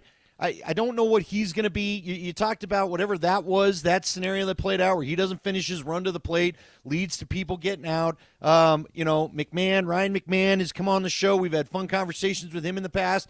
There's another guy that I kind of just frankly wish he'd get out of Colorado. He's just probably a middle-of-the-road baseball player, but the guy plays hard, and I like his personality when he comes on the air. So I would like him to go someplace where he could play some competitive ball.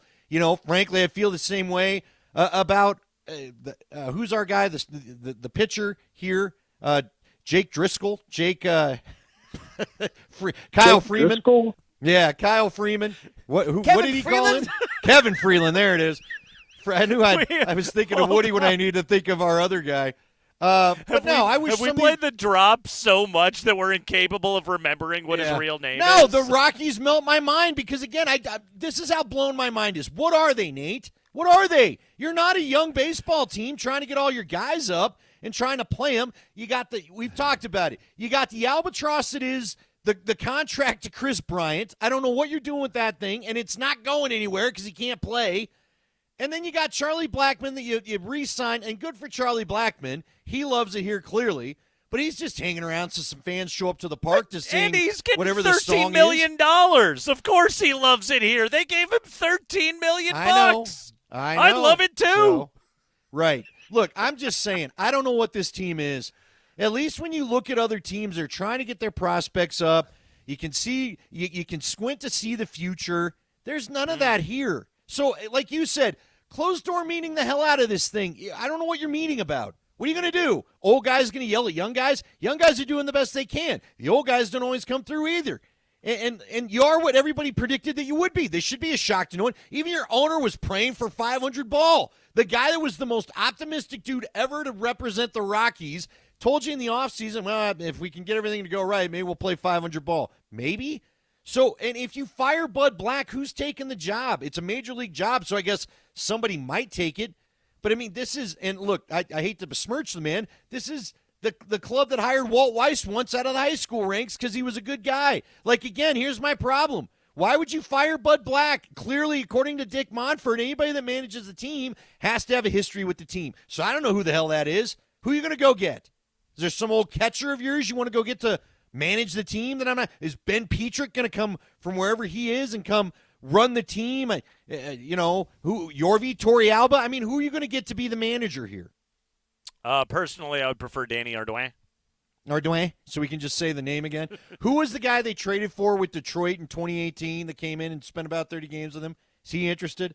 Remember that catcher that came in and platooned with everybody?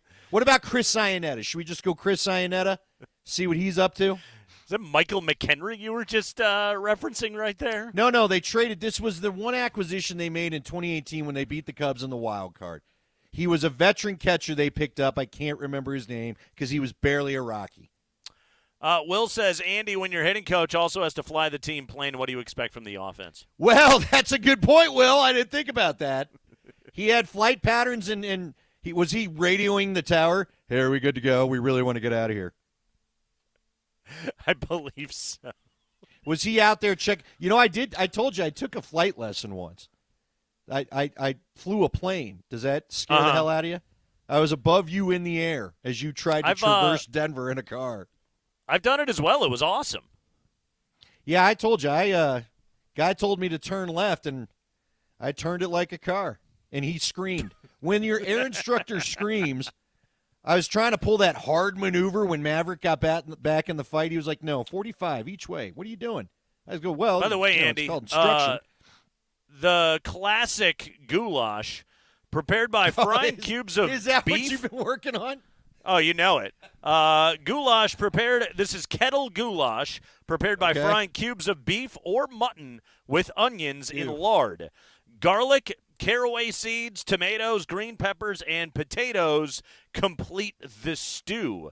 Zsikeli goulash, another Hungarian specialty, is a stew of pork and sauerkraut flavored with tomatoes, onions, caraway seeds, and sour cream. There you are, my friend. Goulash. What is mutton? What in God's name is mutton? Mutton is it's lamb, isn't it? Okay. If I'm not mistaken, lamb or sheep, I believe. I know of mutton chops that you can grow on your facial hair. I don't know. Mutton is a meat from a sheep over 2 years old. So, yes, lamb is the younger version of it. Mutton is when they get a little bit older. Mutton. Doesn't that sound like maybe it's not as good then? A little rougher? Little like Clark's turkey and Christmas Vacation after it got fried. That's the mutton. Thanks for mutton. Yeah, there you go. So we've learned quite a bit here in this segment. The Rockies stink, and goulash can have mutton in it. Do we have a guest coming up next? Are we doing this? If you want to, you got to answer me. I don't know. Well, I saw that the text. I gave you the horns on the screen. You didn't see the horns? No, I didn't see that. Well, I threw up the horns. That typically means good. Yes, do it. All right. Good, then. We'll try to talk to Chris Harris Jr. in about 5 minutes. So. Okay, Andy will work on booking a guest in the next 5 minutes. This is the Kreckman and Lindahl Show.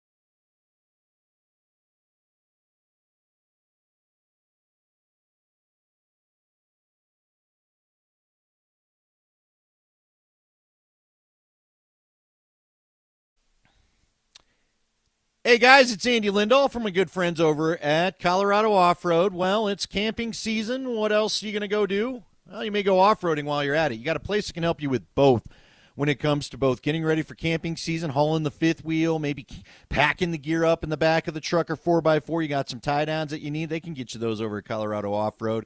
They can also get you ready to haul the fifth wheel. But they've got great 4x4 accessories, truck accessories that can make the off-roading, and I have a lot of friends that go and do when they go camping, a lot more fun. Light bars so you can see the trail a lot later into the night. Jerry Jones, who owns this place, he's got some light bars that, you know what, you can see all the way up the dang mountain with some of the stuff that he's got. They got tow winches, suspension if you need it. I had a buddy that used to drive an old Land Cruiser, and I swear to God, we'd go and drive one time. Next thing you know, the suspension was broken. If that's your vehicle, Jerry can fix it for you and hopefully not break every time you try to take the thing out. Colorado Off-Road is the place when you're looking for the truck and 4x4 accessories. They're located 3 blocks south of downtown Littleton on South Prince Street. They're just right behind Arapahoe Community College. Find them on the web at cooffroad.com.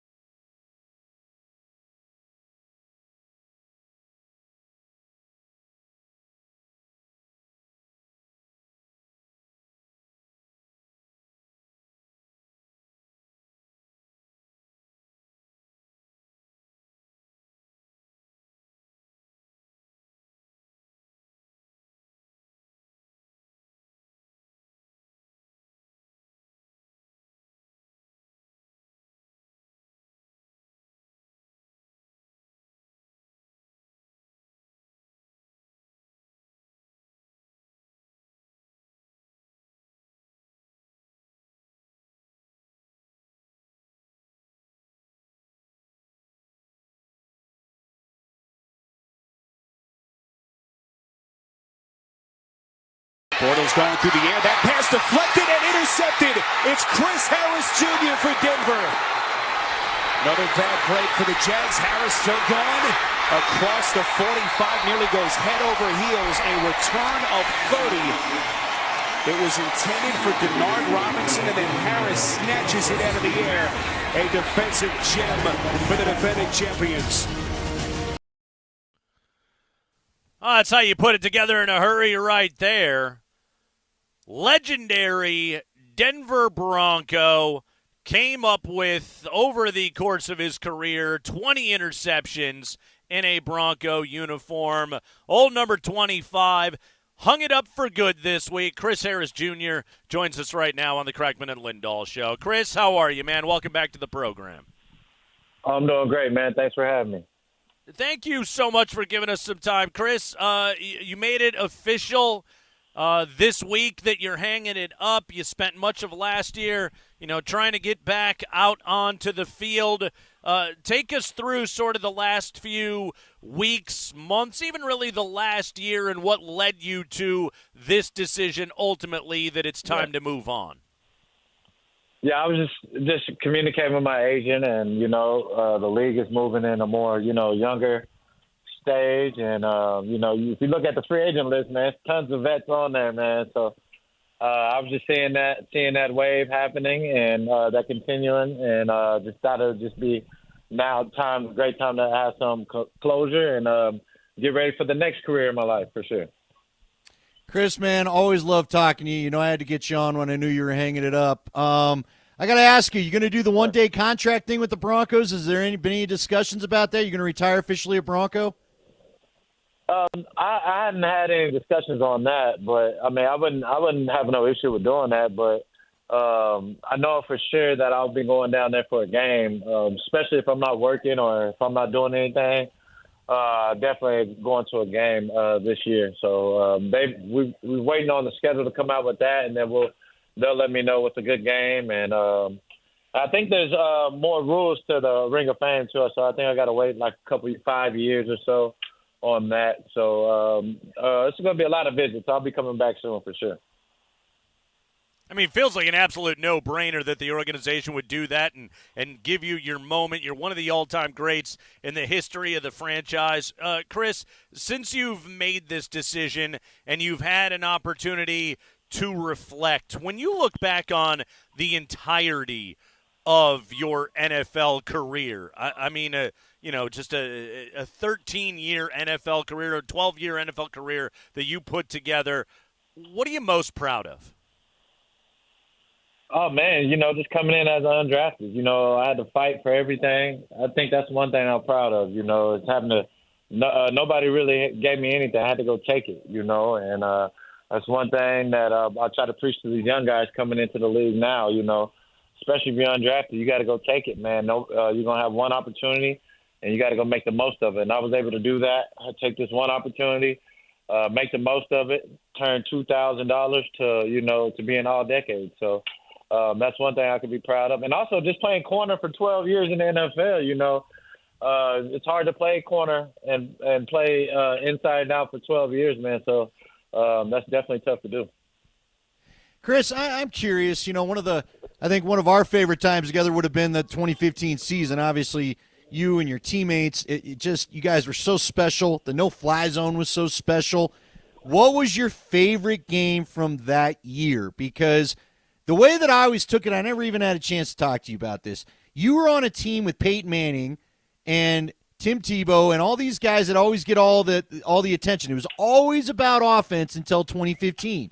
And then your defense was the talk of the town, and it looked like you guys really loved being the center of attention. I remember the Cleveland game in overtime where Peyton threw it. Like, to this day, I still can't even explain the interception Peyton threw, because, he threw it right to the guy. It was Barkevious Mingo. And I remember, Barkevious, I went back and watched the tape with one of my buddies that had access to it. Barkevious didn't just jump out of nowhere. Peyton just made a bad read, which he never does, and threw it right to him. And then you guys, I don't know if you remember, you pushed them out of field goal range with 2 or 3 straight sacks so the offense could get the ball back and you could win the game. You had won the Raider games. You had so many big games that year. not including the Super Bowl, what was your favorite game that season? Oh, man, it was tons of them. You know, that whole season was wild. You know, it was such a roller coaster. I'll never forget, man, playing Aaron Rodgers. I think, how many yards did he have? 70 yards? 73. Right? 73 yards at home, you know, in the Blues, you know.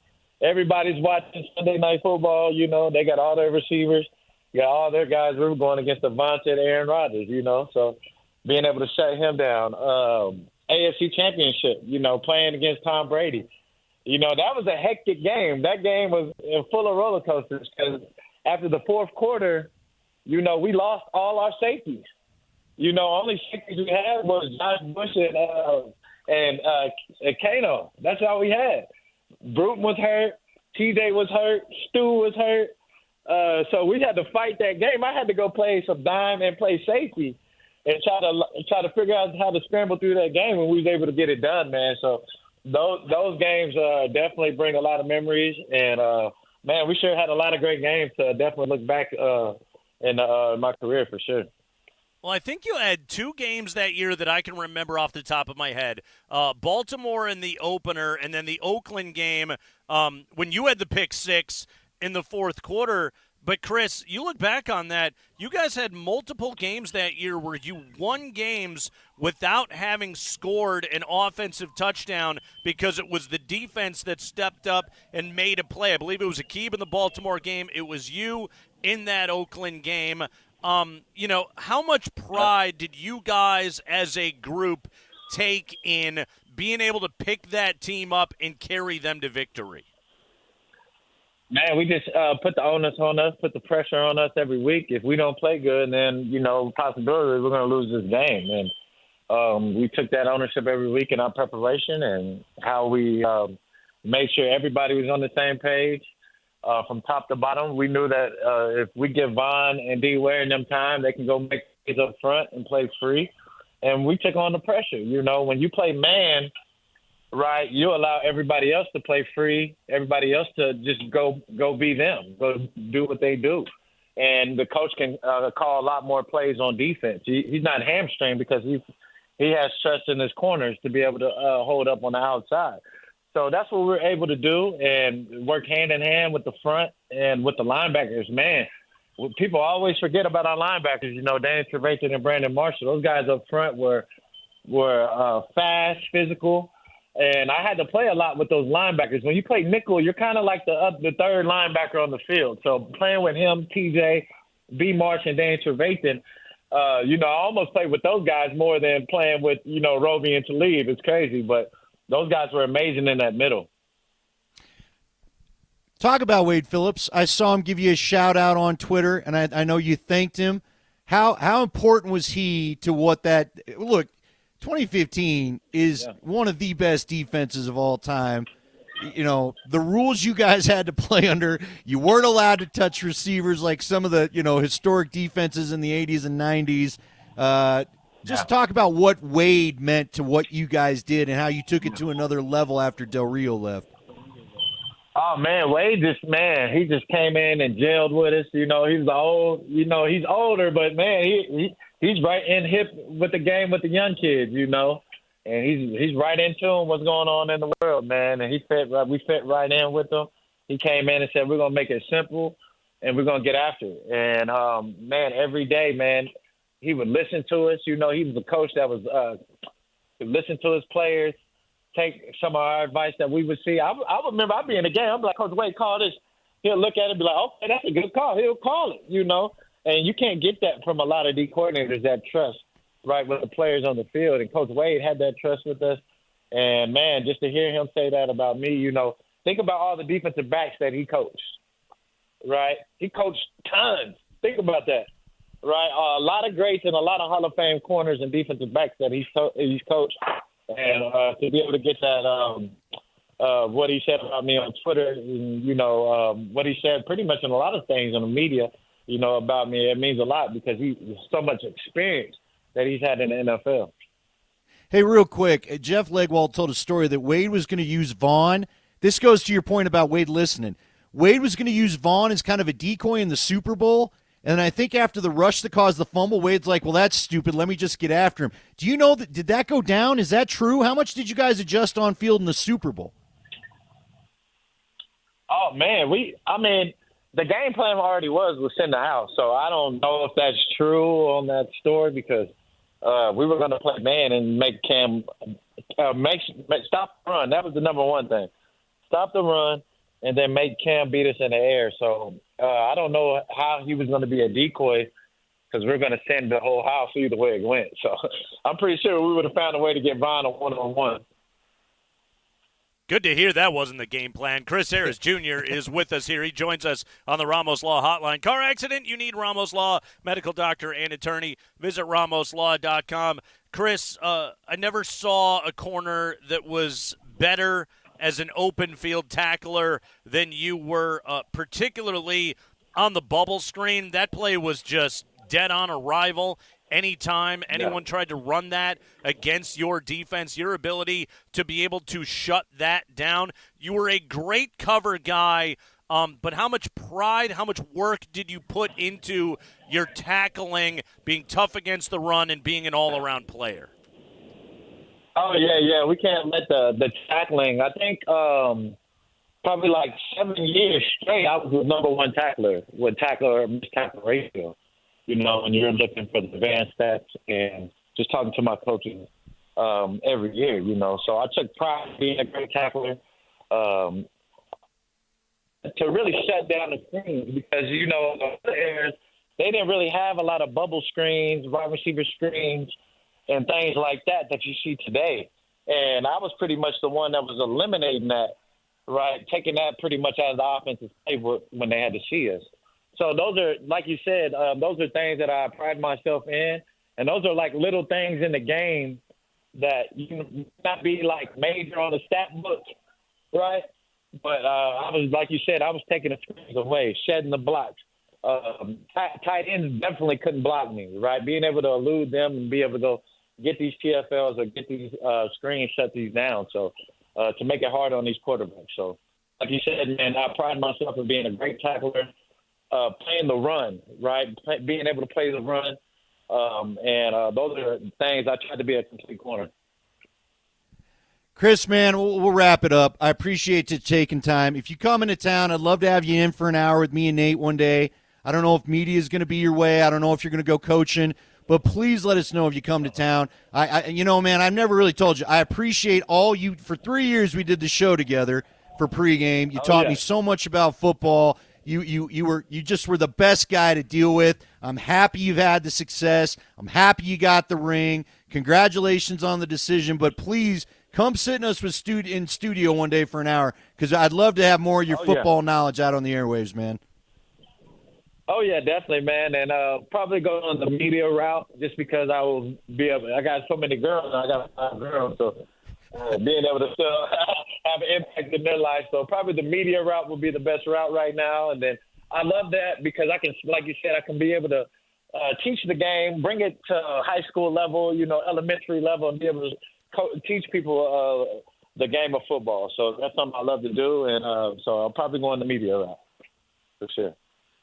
Well, Chris, man, thank you so much. Congratulations on a great career, and enjoy retirement and getting into media and all that good stuff. We appreciate it, man. No problem. Thanks for having me. All right, number 25, Chris Harris Jr. with us right there. That's a good get right there, Andy Lindahl, hauling that one in. Right there in a commercial break. The man knows how to get it done. We'll take a break, and when we come back, Michael Malone spoke today. How in the world do the Nuggets make life difficult for the best weapon that the Minnesota Timberwolves have?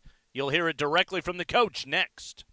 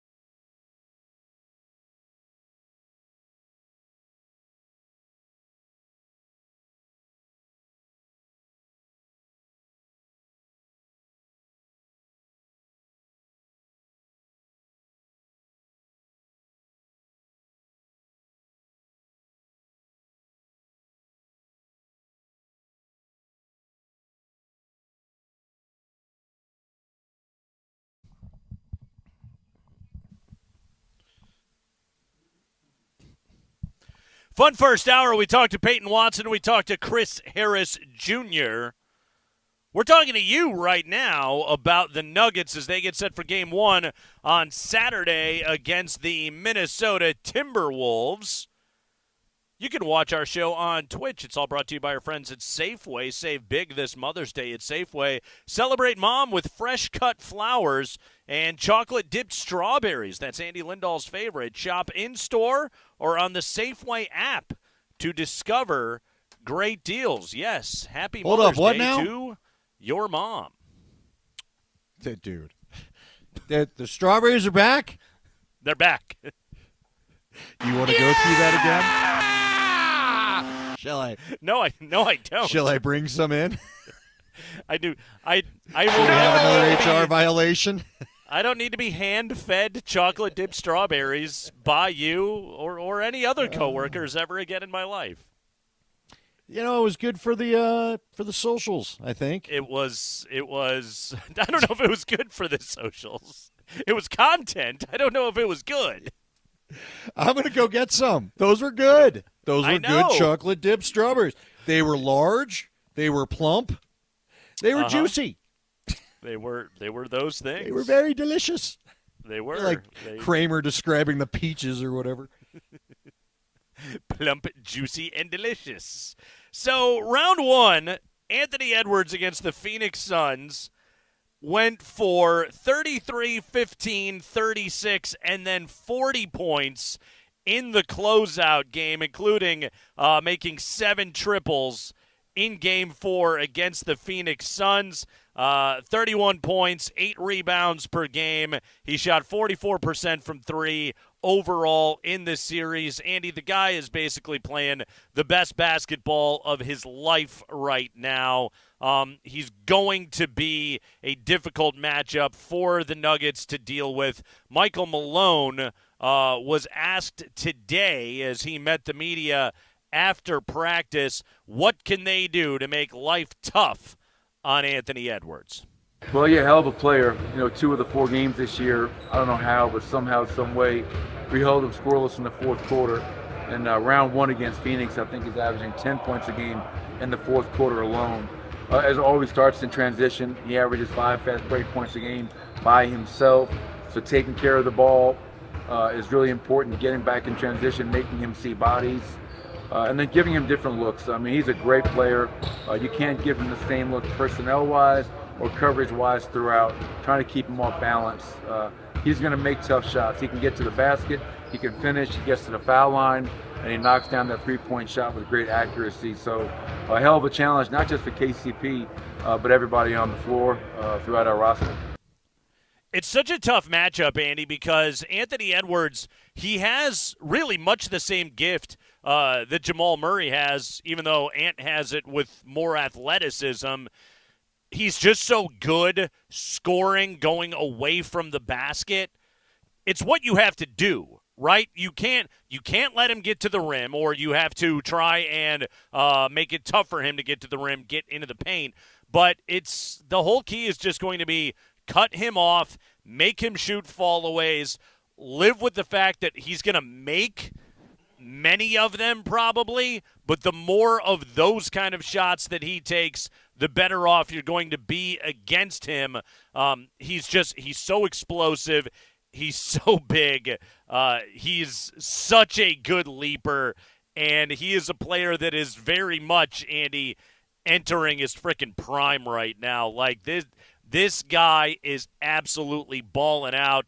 You got to guard him with size. KCP's going to get that matchup. AG's going to get that matchup. Peyton Watson's going to get that matchup. And you just got to make it tough on him, knowing he's just going to beat you sometimes.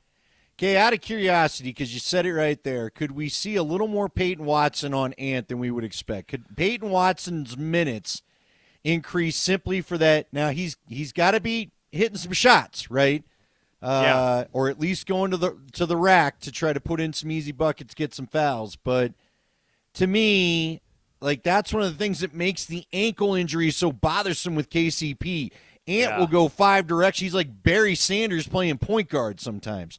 And so, KCP's ankle's got to be feeling good about it. He's he's the guy that I think may hold the key to the series, quite honestly, Nate. We all know what Joker's going to bring. Hopefully Jamal shoots better this time.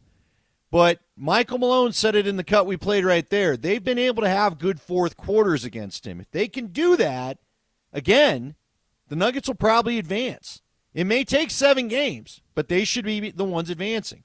But if they can't keep that same success in the fourth quarter against him, especially with his ability to go to the hoop and the way he gets the whistle sometimes, he could be the difference in whether the Wolves advance or not.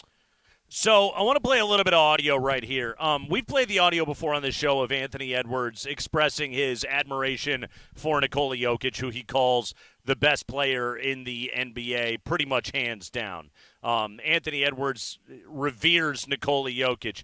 He also is a huge Jamal Murray fan. We're going to play a piece of audio here, and then I want to read a comment to you that he made to the Denver Post, and we got to get a ruling here. Is it shade or is it not shade? First off, this is Anthony Edwards talking about Jamal Murray on some random NBA podcast because that's all these guys do. But probably for real though, Jamal Murray, he the truth. Because I never really seen him play. So we played him in the playoffs, first round. He the truth. Out of all of them, probably Jamal Murray, he the truth. Jamal Murray is the truth. Okay. So a couple of the comments that he recently made to the Denver Post. Bennett Durando had these in the Post today. Quote, Jokic is the best player in the league, but without Jamal, they're not a championship team. He adds, bleep, he averaged 30 in the Western Conference Finals. If you can find me somebody that don't think Jamal Murray is one of the best bleeping guards in the league, then they're crazy. He averaged 30 in the Western Conference Finals. He's the reason they won. Without him, they're not good. It's just that simple. Close quote. Seems a little extreme, but I know where he's going. Is that shade? Or is he simply trying to express his admiration and the importance of Jamal Murray on this team? I think that's just admiration, And look, maybe if it is, I don't what would the shade be at? I don't know how anyone could have any shade left for Joker, Right. Right. But look, this is coming from a guy that plays on the team where if Jamal Murray can't play, they're going to have their struggles, right? Jamal Murray missed a game this year, and I think it was one of the games where the Nuggets did not have a good showing because of it, because then they can, without Jamal Murray, they're able to focus all their attention on Nikola Jokic, period. Yep. And they got some big bodies to do so when it comes to Karl Anthony Towns and Rudy Gobert and the like. So that Naz Reid is still in the mix. They've got some guys they can dedicate resources to Jokic to. Jamal is going to have to shoot well this series, Nate. It's almost a must. If he were to shoot the same way he did, as clutch as he was amazing against the Lakers in the late minutes. But look, not just Jamal. They all got to find their shot for this to be a series they get past. The one Timberwolves game this year, Jamal didn't play. They lost by 13. That was the game back on March 29th. We were flying back from Vegas that night. To Ant's point, the Nuggets were 48-16 with Jamal this year, playoffs included, 13-10 without him. Okay? Now, it's not a bad team, but also, it's not a championship-level team. If Jamal Murray is compromised in this series or is even forced to miss games in this series, the Nuggets will not win this series. Now, here's a little bit of good news. He'd had the bad calf in Game 5. He scored 9 points in clutch time. He scored 32 points in the game. He was stronger as the game went on, even though the calf was clearly bothering him. So, again, am I concerned about Jamal? Of course I am. Could it take one simple tweak? Sure. But he's also dunking on LeBron in the fourth quarter of that game and going for 32. He's a mind over matter, tough as hell dude. Jamal Murray's going to do everything that he possibly can. But we got to hope, Andy, that calf gets a little better between what we saw in Game 5 and Game 1 coming up on Saturday. Look, to your point, Giannis is out again tonight. They've said Dame Lillard's in, but Giannis is out, and you don't want Jamal's calf getting to the point of what he being Giannis and the big guy from Boston is dealing with, Kristaps Porzingis. Yeah. Turns out they were okay without him. Yeah, Boston, good God. How about Miami going – were the Clips aware that was a playoff game last night? Did they know? Luka's got the strained knee, and he's sick, and he's going for 35 and 10 against those dudes. Where's the intensity in your own building? What was that effort? I wanted to talk about this, and I don't know how big a conversation it is, so I'll just throw it out now. You know, Bones Highland finally got into the game last night. I was just watching that. I was switching between that and obviously the hockey. Took in some of the Oilers and Kings. Obviously had interest in what the heck was going on with Dallas, Vegas. By the way, I think I maybe want Vegas again. I forgot that we had home ice on Vegas. And, of course, Dallas wins. But, you know, Bones Highland, it really frustrates me. Bones Highland couldn't have held his water to just be part of his team. This team. Now, they were pointing out he had not played at all. He doesn't appear to be in their plans. He sent himself to no man's land. And I know we can all get a big laugh about that because he showed himself to be a little bit selfish with some things. That's what kind of got him shipped out of here. But, man, what a waste. You know how bad the Nuggets could use a guy like that could heat up and go off for three in this playoff run right now? What? It's just really a shame he had to go do what he did to not factor into their future plans. Yep.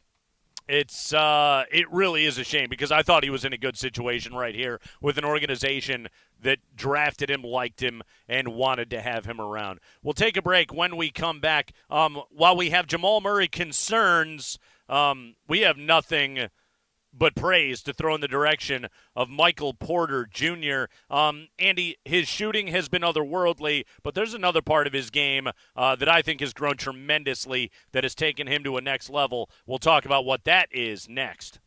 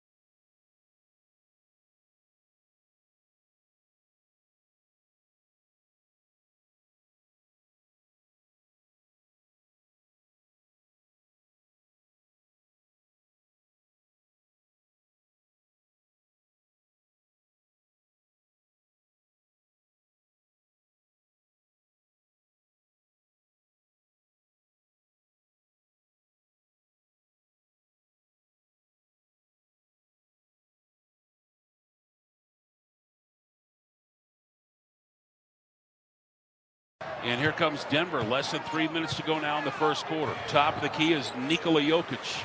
Jokic hands it out behind him over to Porter. Porter dumps it off down low. Gordon, dunk, 2 hands. Right over D. Russell. Nuggets within 19-18. Now let's see if the Nuggets can keep the Lakers off of the free throw line.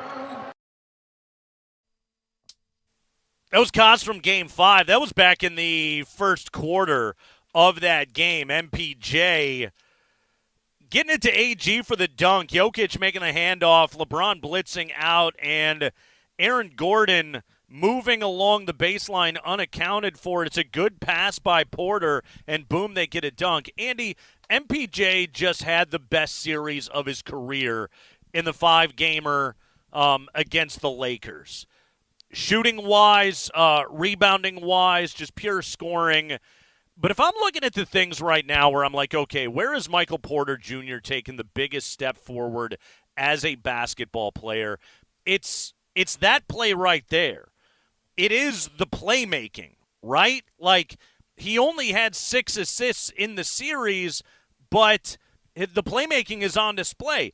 Getting into the lane, finding good looks for teammates, interior passing, taking either the floater or going all the way to the rim when it's available to him. He's just right now, I think, showing a better feel for the game and a better feel for creating in the offense that isn't just his shot, the likes of which we have never seen before.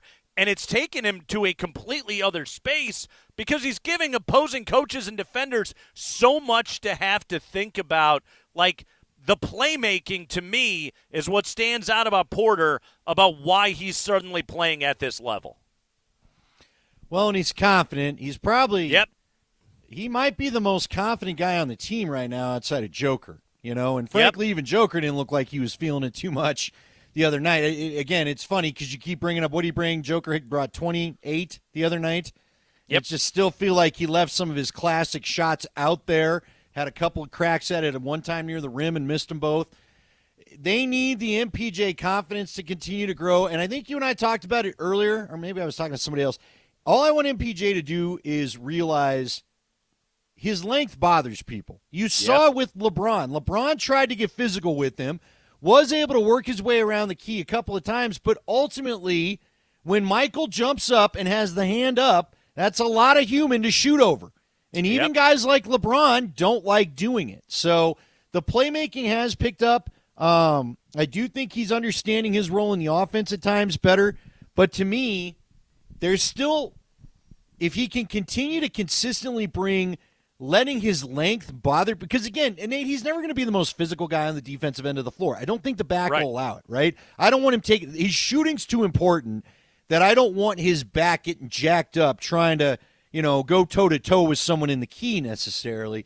But if he'll just do what he did to LeBron a few times where he's just putting the arm up, getting in the air, and making it feel like they're having to shoot over a tower, that could be so big in this next series. Well, and it just means that he's not a massive defensive liability where he's got to make Michael Malone think about taking him off the floor at critical points, because then you don't have his shooting. Like, to your point, he's never going to be an outstanding defender. There were plenty of times in that series where, whether it was a switch or anything else, LeBron squared up on MPJ, licked his chops, went to the rim, and scored pretty easily.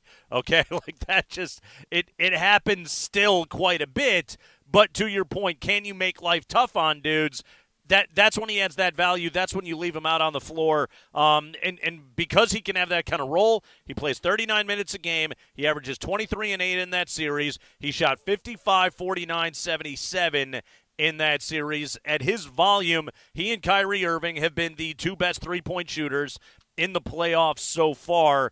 He's absolutely balling out. Today, Michael Malone had some interesting comments about the way that the two-man action with Jokic and Murray has evolved with the surrounding cast around them in KCP, AG, and Michael Porter Jr. Well, it wouldn't be possible without all that. Nicole is a great player. Jamal's a great player. But when you can space in the corners, two great shooters in KCP and Michael, as you mentioned, And then you have a guy in Aaron Gordon working behind the defense and working in concert with one of the greatest passers in NBA history. That presents problems. And obviously, teams prepare for it. They go to different looks. And I think for us, I think our guys are really comfortable, regardless of how we're being guarded, getting to our spots and executing in those clutch moments. And I'm anxious to see how Minnesota tries to take that away and see how we can react accordingly. Yeah, the challenge is it can't completely be taken away. It's just what's different that we can throw at Jokic. What could possibly bother Nikola Jokic for more than, like, I don't know, 6 or 7 possessions in a row?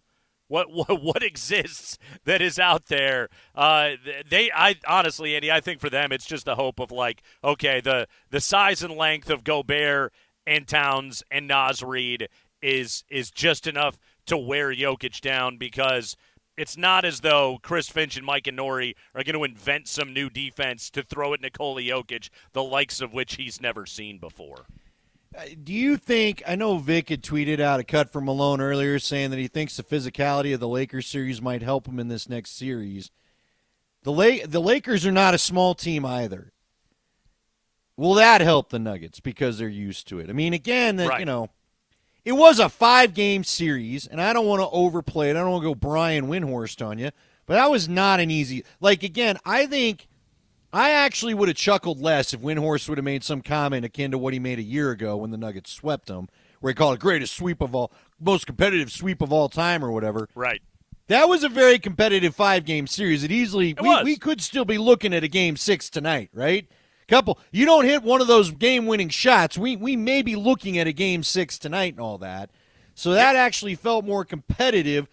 Do you buy in at all that helps you in the next round? Is it like, Nate, what I can't put my hand on is why did the Nuggets – I don't believe they were disinterested because this team obviously wants to repeat. We heard it from Peyton Watson when he joined us top of the show. If you missed it, catch our podcast. He was great. But they looked – all I can then go to is they looked a little tired at the end of Game 5. They just there wasn't that final push energy I expected out of this team. So do you worry more about the wear and tear of that series, or does it just get you prepped for what you're about to grind through in 2, possibly 3 more? I mean, my biggest concerns are Jamal Murray's calf, KCP's ankle, and Reggie Jackson's ankle. You know, like those – those sort of maladies that this team is dealing with are my biggest concerns as we go into this series. Hey, the Mile High Playoff Sweepstakes is back. It's back right now. You can win tickets to a Nuggets playoff game, an autographed jersey, an autographed basketball, and an Altitude Authentics gift card. They're all on the line for 4 lucky winners that will be announced tomorrow at 5 o'clock right here on the Kreckman and Lindahl Show. Andy, the key word for today is MPJ. MPJ. Nice. It's more like the key initials. MPJ. Text MPJ and your first and last name to 303-504-0925 to enter. We got keywords, and you can get an extra entry online at nuggets.com/playoffs. Again, text MPJ plus your first and last name to our text number, which is 303-504-0925, 303-504-0925 to get entered. Best of luck to you, but text MPJ and your first and last name in right now, and you shall be entered. Coming up in just a moment, we're going to remember another dude. Real quick, then, let me ask you a question before you get too far away from MPJ. I don't want to get too far away from MPJ. Yes. That's why I said real quick. Would you like to see a game where they try to give him the game-winning shot? I mean, you got Jokic, you got Murray, but like I told you, if ever there was a night, the other night I thought he was shooting so well, I might have thought about letting him have the look. We talked about his confidence. Is there a right moment, maybe it's got to be regular season, where you let him have the look?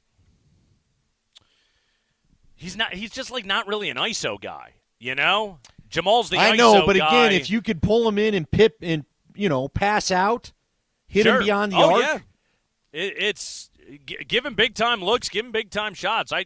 Yes. I mean, obviously, everything goes through Jokic and Jamal and starts there, but if the look is there, get it for him. I'm with you on that completely.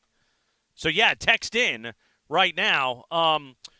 Excuse me, I said remember a guy. Let's meet a guy. We're meeting guys. Yeah, okay. We're remembering guys the Broncos drafted last week while also meeting them. We got to meet a dude here when we come back. And we're going to do that.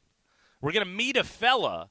Broncos got new dudes. We're getting to know them today here and this week on the Kreckman and Lindahl Show. We'll do that coming up next.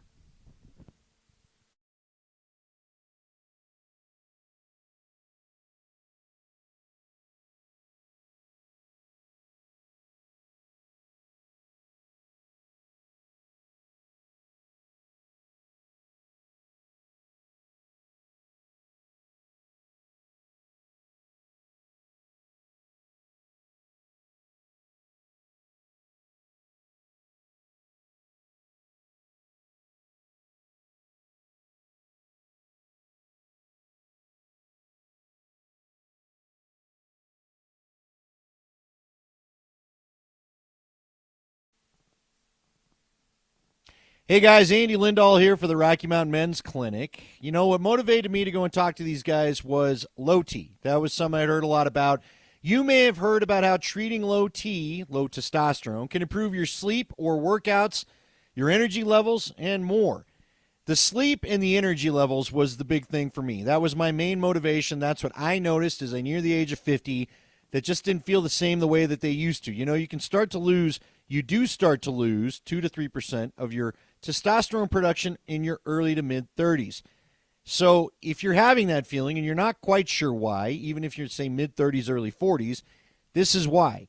It can also lead to decrease in libido, putting on some weight, less productivity at the gym, and again, poor sleep and waking up, feeling tired, falling asleep after dinner, brain fog, stuff like that. It can also lead to sadness and depression. If you want to talk to somebody about low T, go where I did. You can go to the Rocky Mountain Men's Clinic. Just go and take their simple quiz. If you don't want to maybe go in and have the conversation right away, you can just take a quiz at RockyMountainMen'sClinic.com. Simple 10-question low T quiz. They're yes and no answers. It takes 2 minutes. And then you can schedule an appointment if you'd like at the Rocky Mountain Men's Clinic. You can get an appointment for just $99, which includes a medical consult and a PSA test. And if you sign up for testosterone, that visit's free. So, again, go to RockyMountainMen'sClinic.com or give them a call, 720-440-7900.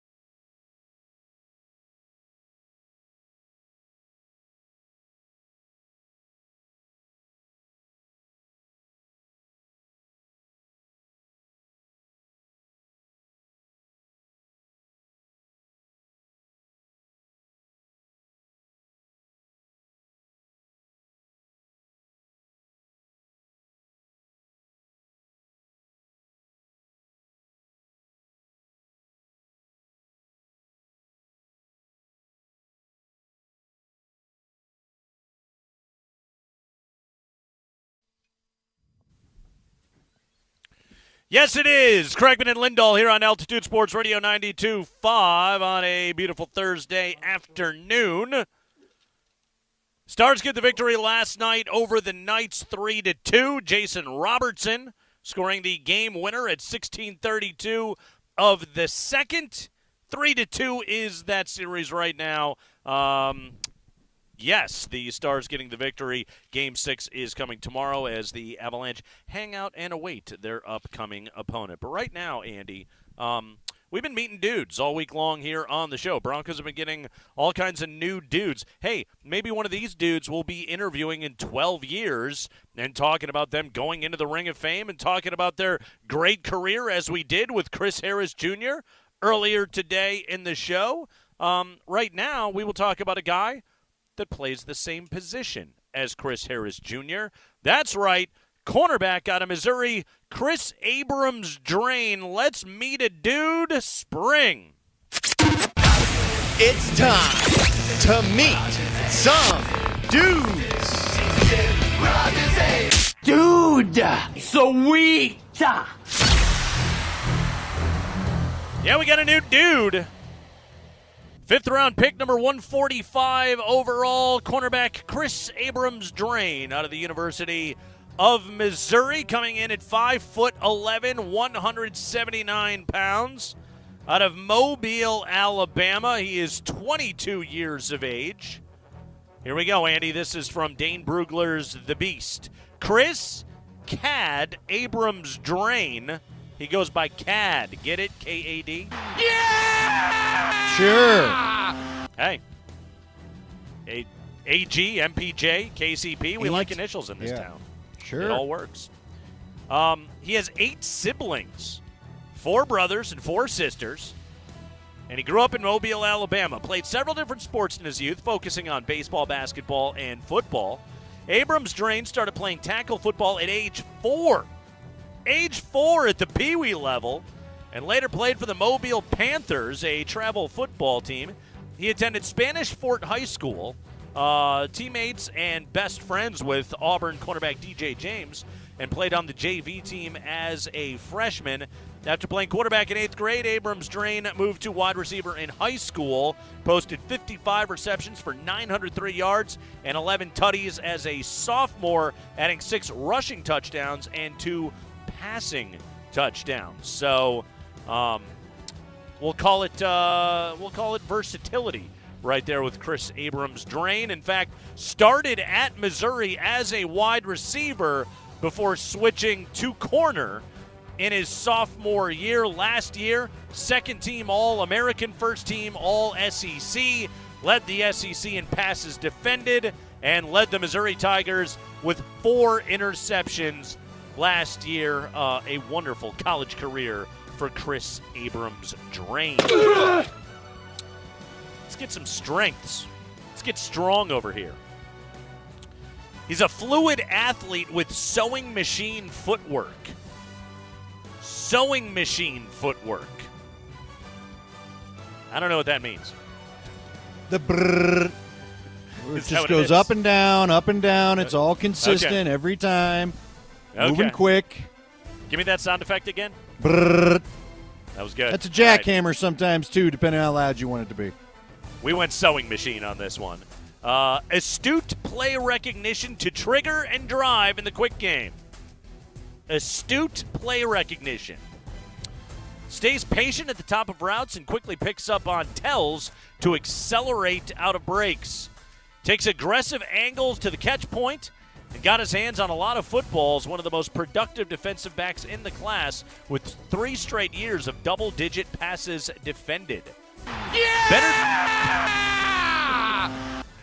He's a better tackler than most his size, quiet by nature, but he's got a lot of dog in him, according to Missouri defensive coordinator Steve Wilks. One NFL scout said, quote, "Don't judge a book by its cover with him. Super competitive dude," close quote. He's got that dog in him, Andy. Got that dog in him. D-A-W-G.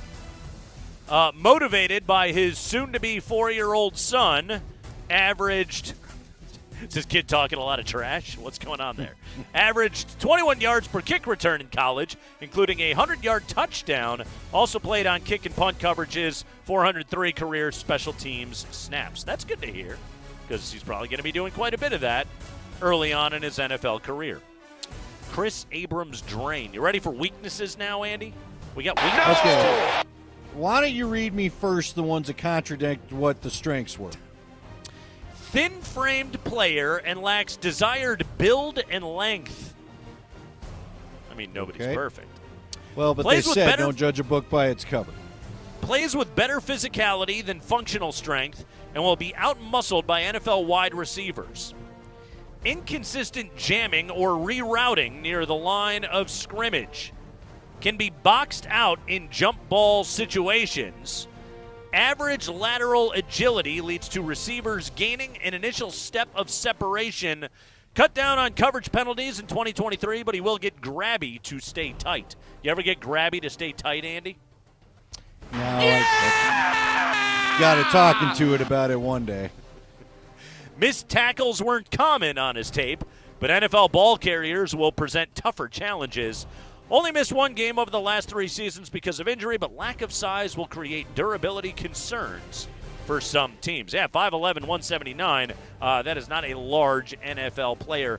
Overall, Andy, Abrams-Drain will fall below the size strength thresholds for several NFL teams, but he is a light-footed athlete who competes his tail off and anticipates well to position himself for ball production. He projects as a rotational cornerback at the next level, but he might find a permanent home in the slot. His grade was a 3rd or 4th rounder.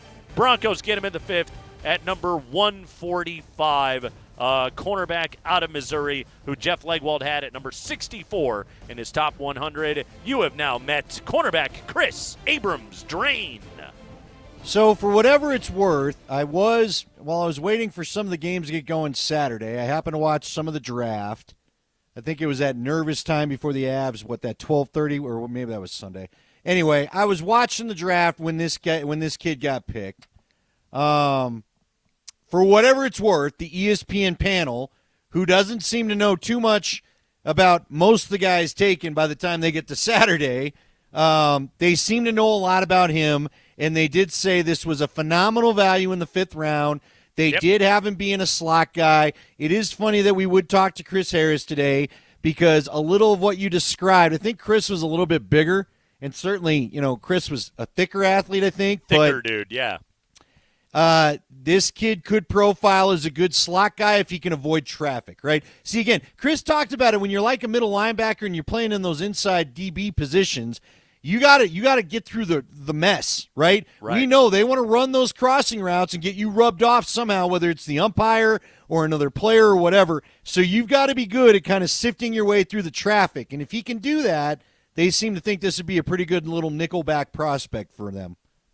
They do want to get you rubbed off somehow. That is definitely true. Listen. I'm going to make you eat that strawberry if you say it again. I want to take a moment here on the Craig Bennett Lindahl show. There was an especially poignant moment of our show today, all the way back in hour number 1, that I would like to bring back. I thought this one was pretty good here. This is how you know. I clocked this one, Andy. So we were having a discussion about the Rockies. They were swept today in Miami. Another putrid series. They've lost 5 in a row. From time to time, Andy, you'll get going, and sometimes a name will elude you. But this one in particular, the route that you took to eventually get to the name, I think we should remap this for a moment. This is Andy Lindahl tries to remember Kyle Freeland here on the Kreckman and Lindahl show. Roll it, Spring. Who's our guy? The pitcher here, Jake Driscoll. Kyle Freeman. Driscoll? Yeah, Kyle Freeman. What did he call him? Kevin Freeland. There it is. Well, I didn't even realize I said Freeman. I didn't even catch that when I was saying it. Yeah, Kyle Freeland, we eventually got to him. But again, he hasn't. We got a lot of Rockies guys that it's tough to remember because they just haven't played much. I got to tell you, I have watched as little baseball as ever. That's a good choice. To start this year. By the way, got to give a shout-out to Lovelander because now I'm trying to find it. He picked out who I was trying to remember who the catcher was. And now I can't find the comment in the dang chat. But he remembered who the Minnesota guy was. He remember some Drew Butera? He remembered Drew Butera. He was a catcher. You don't remember Drew Butera? I remember Drew Butera, yes. Hold on. It was Lucroy, Jonathan Lucroy. There it is. I found the comment finally. Jonathan Lucroy is the catcher that the Rockies acquired from, I believe, then the Tigers in order to make a run in 2018. And Lucroy, what was that? What did you say? I believe it was the Brewers. Was it the? No, I swear he was a Tiger. Rawr. It was the Brewers. I don't know. I believe it was pronounced Luke Waugh, actually. Is that? Yeah, that's what it is. But you don't remember Jonathan Lucroy? He caught some games. He was not. He I'd did. like, maybe they'll keep him around. And then in typical Rockies fashion, he left without getting anything for him. You know why that trade stands out to me? It's the last damn trade that mattered this club has done. He was a Texas Ranger before being acquired by the Rocks. Oh, he was a Ranger. Who, Jonathan Lucroy? He had started in Milwaukee, a year and a half with the Rangers, acquired by the Rocks. He went Oakland, Anaheim, Cubs, Red Sox, Nationals, and last played with the Atlanta Braves in 2021, Jonathan Lucroy. Wow. Okay. Wow. Yeah, I don't know. They picked him up. I think that was after, like, Ionetta wasn't hitting or something. They went and got them some Jonathan Lucroy there for a minute, and then he moved on. Pitcher to Jake Driscoll. Jake Driscoll, which was the Woody thing. Look, if you don't think I don't think you don't think I don't hear Mark's drops in my head on a daily basis, then I don't know what to tell you. We then went Kyle Freeman, Kevin Freeland, Kyle Freeland. There we go. Up the joint for the Rockies. And eventually, I got where I was going. It was 10 seconds. Woody Page made a cameo. Mad Dog made a cameo. It all happened, but we arrived at the station nonetheless. Because when I was like, I lost the name, and so I literally went through the Rolodex Eclipse that Spring is playing. And so the first screwed up name I thought was Woody Page. Then I remembered, no, wait, that was the quarterback. And then Mad Dog throws out Kevin Freeland one day. Jeff Driscoll. And all I was trying to say was I hope Kyle Freeland gets to play on a competitive baseball team one day. That was really only the point of the comment. Wouldn't you? I would. That was very much. It was a mental screening of planes, trains, and automobiles that was going on in your head. But eventually, Steve Martin got home for Thanksgiving with John Candy in tow, and Kyle Freeland was said out loud. Look, here's the deal. And I'm watching this playback of the rundown for the Rockies again. Terrible. What was Rogers doing? What is he doing? They got the highlights on SportsCenter. My mind was blown that we're bothering. Like, you know what? The point I wanted to make to you was, what is this the earliest team meeting on record? They're having a team meeting before Mother's Day, for God's sake. I don't even know if it was their first team meeting this year. Can we track stats on earliest team meetings in a season ever? This has got to be up there. It's pretty You bad. barely just got out of spring training. We're not even to Memorial Day. 7-24 on the year. They entered this series, by the way. The Marlins only had 6 wins entering the series, one fewer than the Rocks, and then they swept Colorado, and they now have 9 on the year. So they went from 6 they have a rally to 9. sausage? Is that what led to this? Rally sausage. Not that I'm aware of. Twins, however, remain hot. They've won 10 in a row. Off today, Boston comes into Target Field tomorrow to continue to test the strength of the Rally Sausage. We got football news, and then coming up at 5:20, we're going to bring back a sizable chunk of our conversation with Peyton Watson from way back at 3 o'clock because it was a great conversation, and we want the audience to hear it. This is the Kreckman and Lindahl Show with Nate Kreckman, Jake Driscoll, Kyle Freeman, Kevin Freeland, and Kyle Freeland on Altitude Sports Radio 92.5.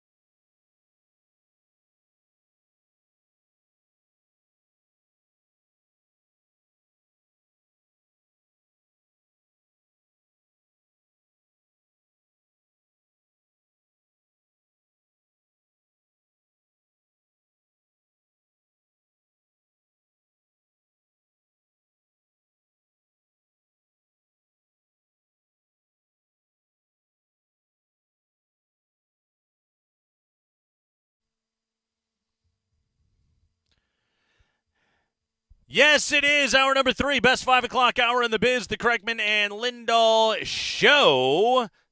Do you want to participate in Sports Talk Radio Discourse with us? Well, then you can do so via the Shop Mazda text line. One price, one person, 1 hour. 303-504-0925. 303-504-0925 to dive in. And as long as I'm throwing out the text line, why don't I remind everybody that the Mile High Playoff Sweepstakes is here. If you want to win tickets to a Nuggets playoff game, perhaps an autographed jersey, would you like an autographed basketball, maybe even an Altitude Authentics gift card? Well, all of those items are on the line for 4 lucky winners that we will announce tomorrow at 5 o'clock. How do you enter, you ask? Well, what you simply do is text the keyword MPJ.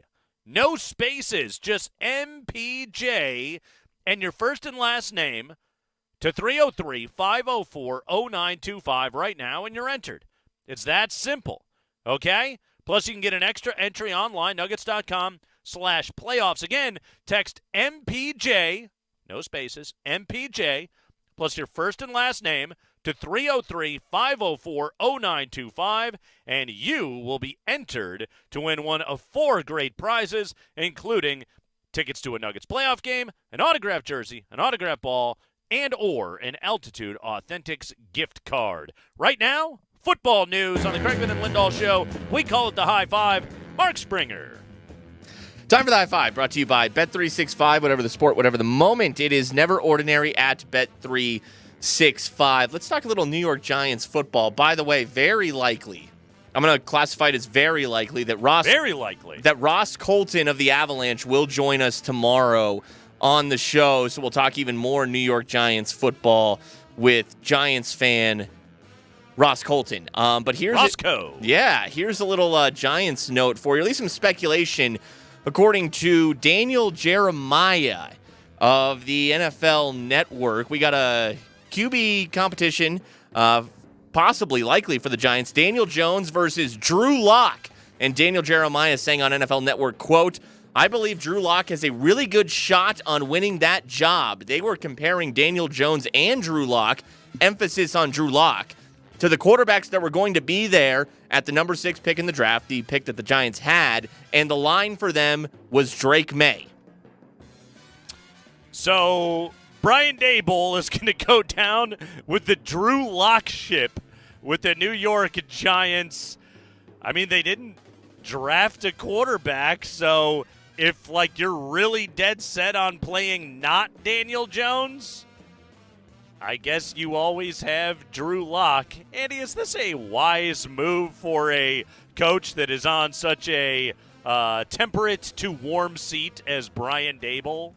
Well, I mean, I get it, I guess. Look, Drew Lock still has his fans here. You and I are well aware of that. He says convincingly, yes. No, I don't think it's a great idea. I don't believe Drew Lock. I don't know.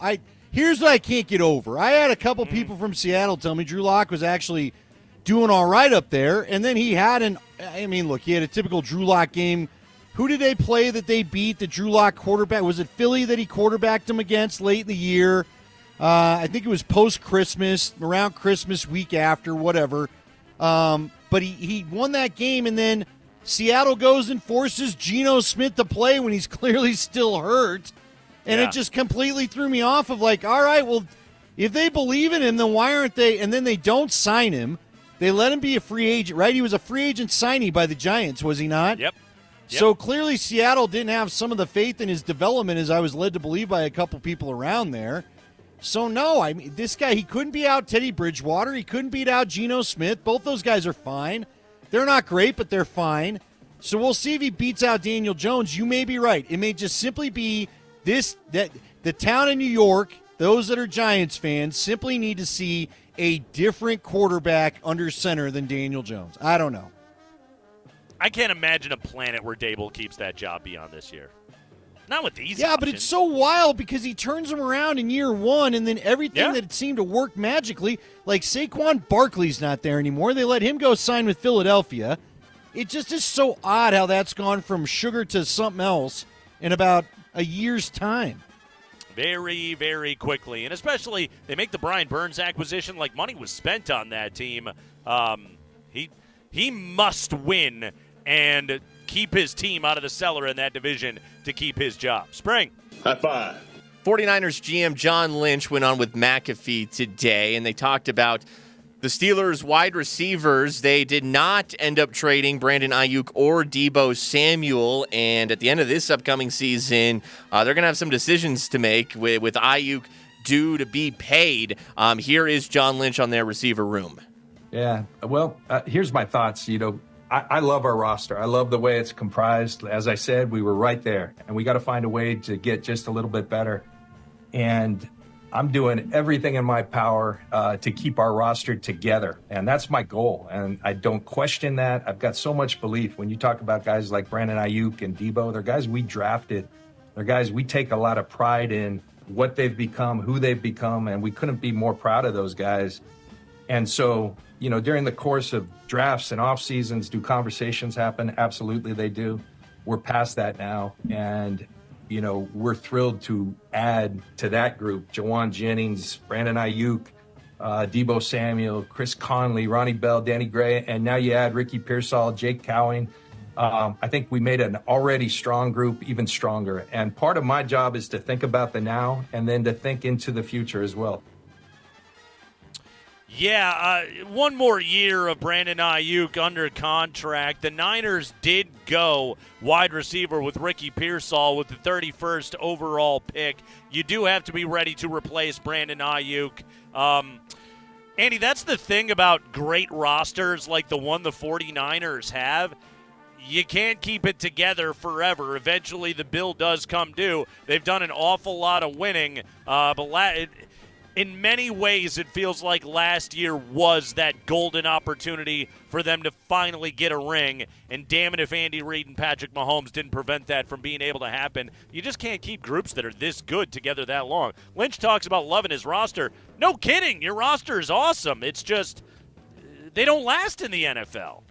Well, and not only that, you're going to have to pay Brock Purdy something more than what he's making right now. I mean, they have the luxury. Not only do they got a rookie contract, they got a rookie free agent-like contract, right? Yep. I mean, Brock Purdy is making less than nothing when it comes to NFL money, quarterback money. I mean, for goodness sake, Sam Darnold, who backed him up, is off to make $10 million out in Minnesota. So you think Brock Purdy is going to keep his under $1 million salary much longer? That's the stress, and you're right. I don't know if you might have blown your best chance to keep the most complete. And not only that, who's their left tackle? The old Redskin. The old Washington Commander, who's played forever. He's, Trent Williams. Trent Williams. Yes. He's been injured in the past. You got a really good year out of him. Mm-hmm. Nate, when you get it put together like they did. It's hard because you're like, they didn't win a Lombardi, right? And Kyle Shanahan still has that hanging around him. They were still the best team in the NFC. Like, they still went to a Super Bowl. It's so hard in that sport. Like, Andy, even having messed up the Trey Lance thing, in digging out of that, they did everything right. And they got to the damn Super Bowl with Brock Purdy as their quarterback, and they were just that close because of corn dog, right? That's why they didn't win it all, because of corn dog. Well, they did it with both Brock Purdy and Jimmy Garoppolo. I mean, because, again, you have a heck of a roster, but you're not going to be able to continue to afford that heck of a roster. So, it's look, the way it the works. Avs are kind of in the same thing. The Avs have an amazing team that we want to keep together. Every year it gets more expensive to keep that team together. We know what they're living. Yep. It's a stupid thing to complain about. My team's awesome, but I know, with lots of great players. It does make life tough after a while, and it's that much more frustrating when you don't get it done. Fortunately, the Avalanche have. Fortunately, the Nuggets have. Peyton Watson. We talked to him way back at 3 o'clock, but a lot of you missed it. We want to bring that conversation back to you. Coming up here in just a few minutes, great, insightful discussion with the second-year forward for the Denver Nuggets, Peyton Watson, coming up next on the Kreckman and Lindahl Show.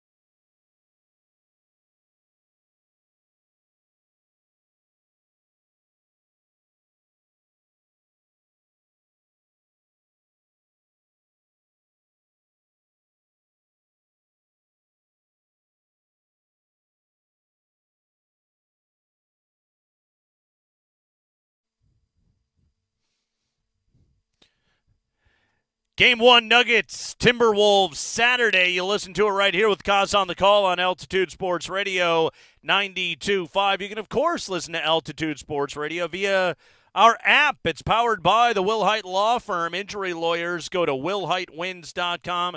That's willhitewins.com. One of the key pieces in the Nuggets' attempted victory coming up over the Minnesota Timberwolves is going to be that of second-year reserve forward Peyton Watson, who joins us on the Kreckman and Lindahl show. Peyton, how was practice today, and how are the first installs going as you prepare for the Minnesota Timberwolves? It went really well. I think today was a really detail-oriented day, just laying down the foundation of what our scout and what our game plan is going to be against these guys. You know, they're a really good team, but so are we. So, the focus today was to be completely locked in on the game plan and the scout and just going over some baseline things that we know we're going to have to rely on throughout the series, offensively and defensively. So you could tell that the focus was different today and that there's a different level of locked in, as there is for every first practice before a series. But, just super excited to get started. How much of the scouting process at this stage of preparation, when we're still a couple of days away from Game 1, how much of it is sort of team-oriented, what you guys are doing, and then for you, how much of it is individually oriented, knowing the matchups and the guys that you're going to be going up against?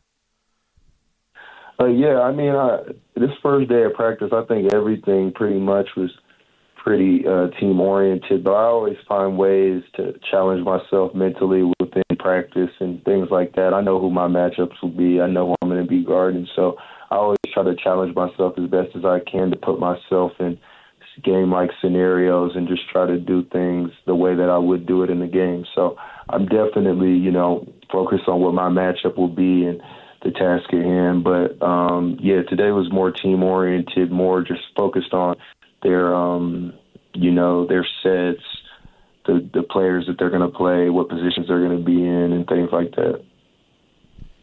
Peyton, I know that you're already focused on Minnesota, but have you taken some time to at least enjoy the Lakers series? I realize it's the first round of the playoffs, but that's a legendary franchise you guys now have ended the season against twice, or ended their season twice. How does that feel? Do you take any joy in that? It's always obviously joyful winning. That's what we go out there and compete to do. That's the main goal always, all the time. So it's definitely, something that we feel proud of ourselves for, but we understand that the job isn't finished. And, being in this scenario before last year and seeing our team able to take it all the way, you take these small victories and you kind of cherish them. But at the same time, today, the next day after, you got to get back to work and you got to get ready for the next team, So we'll never get too comfortable. We'll never, be complacent and stop working or think that this is one already. We know that there's a long journey ahead of us, and we're just trying to win, one game at a time, 12 more. That Lakers series was your first as a rotation player in the postseason. How do you feel like you played? I think I played well. My role is to go in there and provide energy, play defense, and, whatever I can contribute, on the offensive end is also just a bonus. So I think that I did all that well. I think I made some big timely shots, some big timely blocks, and, some deflections to help us get stops. So I definitely think I did my part in contributing to us winning games. But, I give all the credit to my teammates for, having me in positions to succeed, and also my coaches as well. So I think that it was a great first series just to get that experience, especially against a high IQ guy like LeBron James, someone who obviously is thinking steps ahead, and the attention to detail there was obviously huge. So playing a team like that, I think a lot of people think because we gentlemen sweep them or because we swept them last year that it's something easy to do. But if you watch the games, every single game was close. So to play against a team like that in the first round is definitely something that I think was a great starting point for us going into the rest of these playoffs. What was it like in the building? You guys you feed so well off of your home building. Why? I mean, I know you're at home and it's always great to have the crowd with you and stuff like that, but there's just something about this Nuggets team inside Ball Arena. Can you put your hand on what it is? Is it just the energy? Is it something else?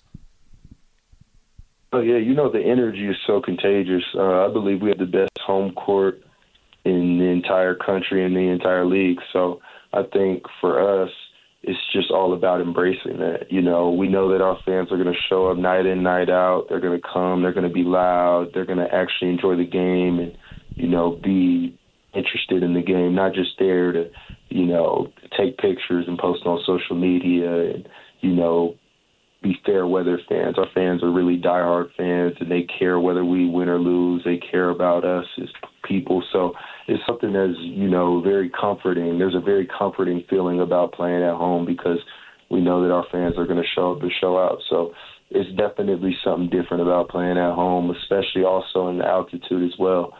So I think that those couple elements definitely make our home crowd something so special. But our goal is to play well no matter where we are. So, we just always are focused on the task at hand, but the fans are so much help.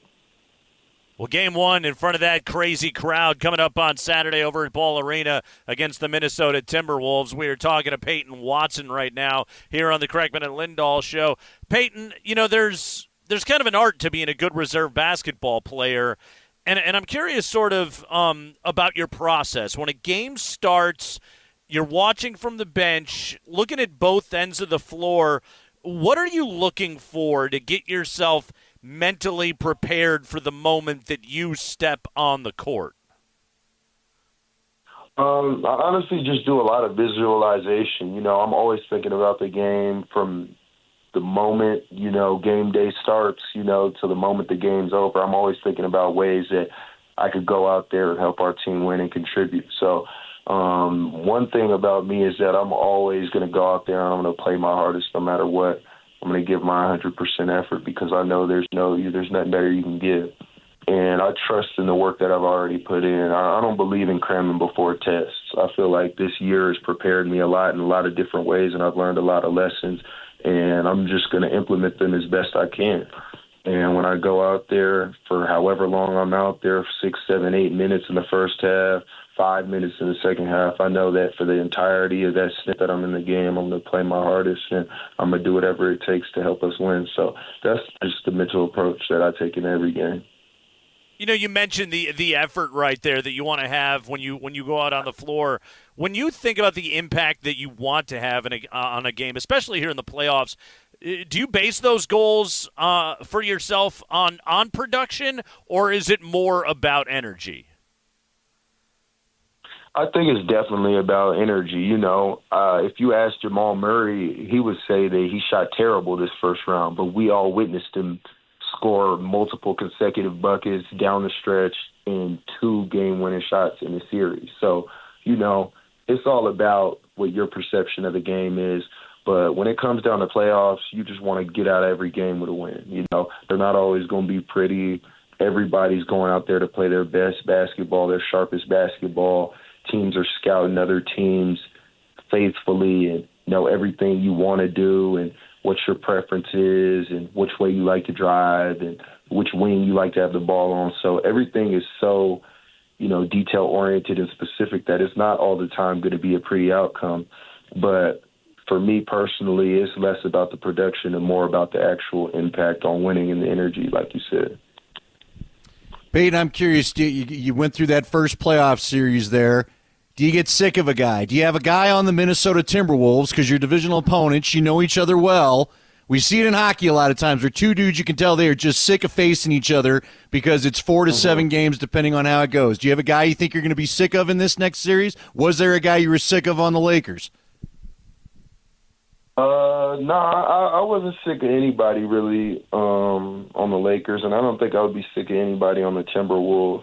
One thing that I always reiterate is that this is all still a dream for me. This is my first rodeo doing this and playing and contributing for a high-level team like this. So every night that I get to go out there just feels like a different part of my story and a different way to get better and learn and grow and experience things. So somebody like me, I'm just, looking forward to getting out there, and whoever's in front of me, I want to go out there and I want to kill, offensively, defensively. I just want to go out there and make my mark on the game.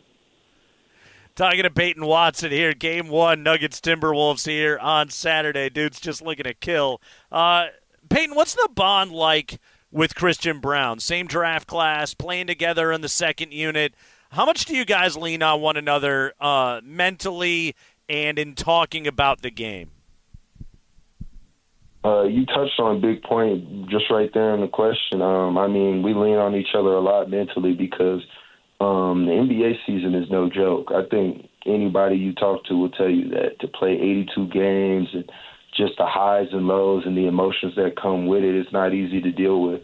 And for a lot of us, this is our first time living on our own without our families. You don't always have people to talk to. But one thing I know is that I see Christian every day, more than I see my mom, more than I see my sister, more than I see my dad.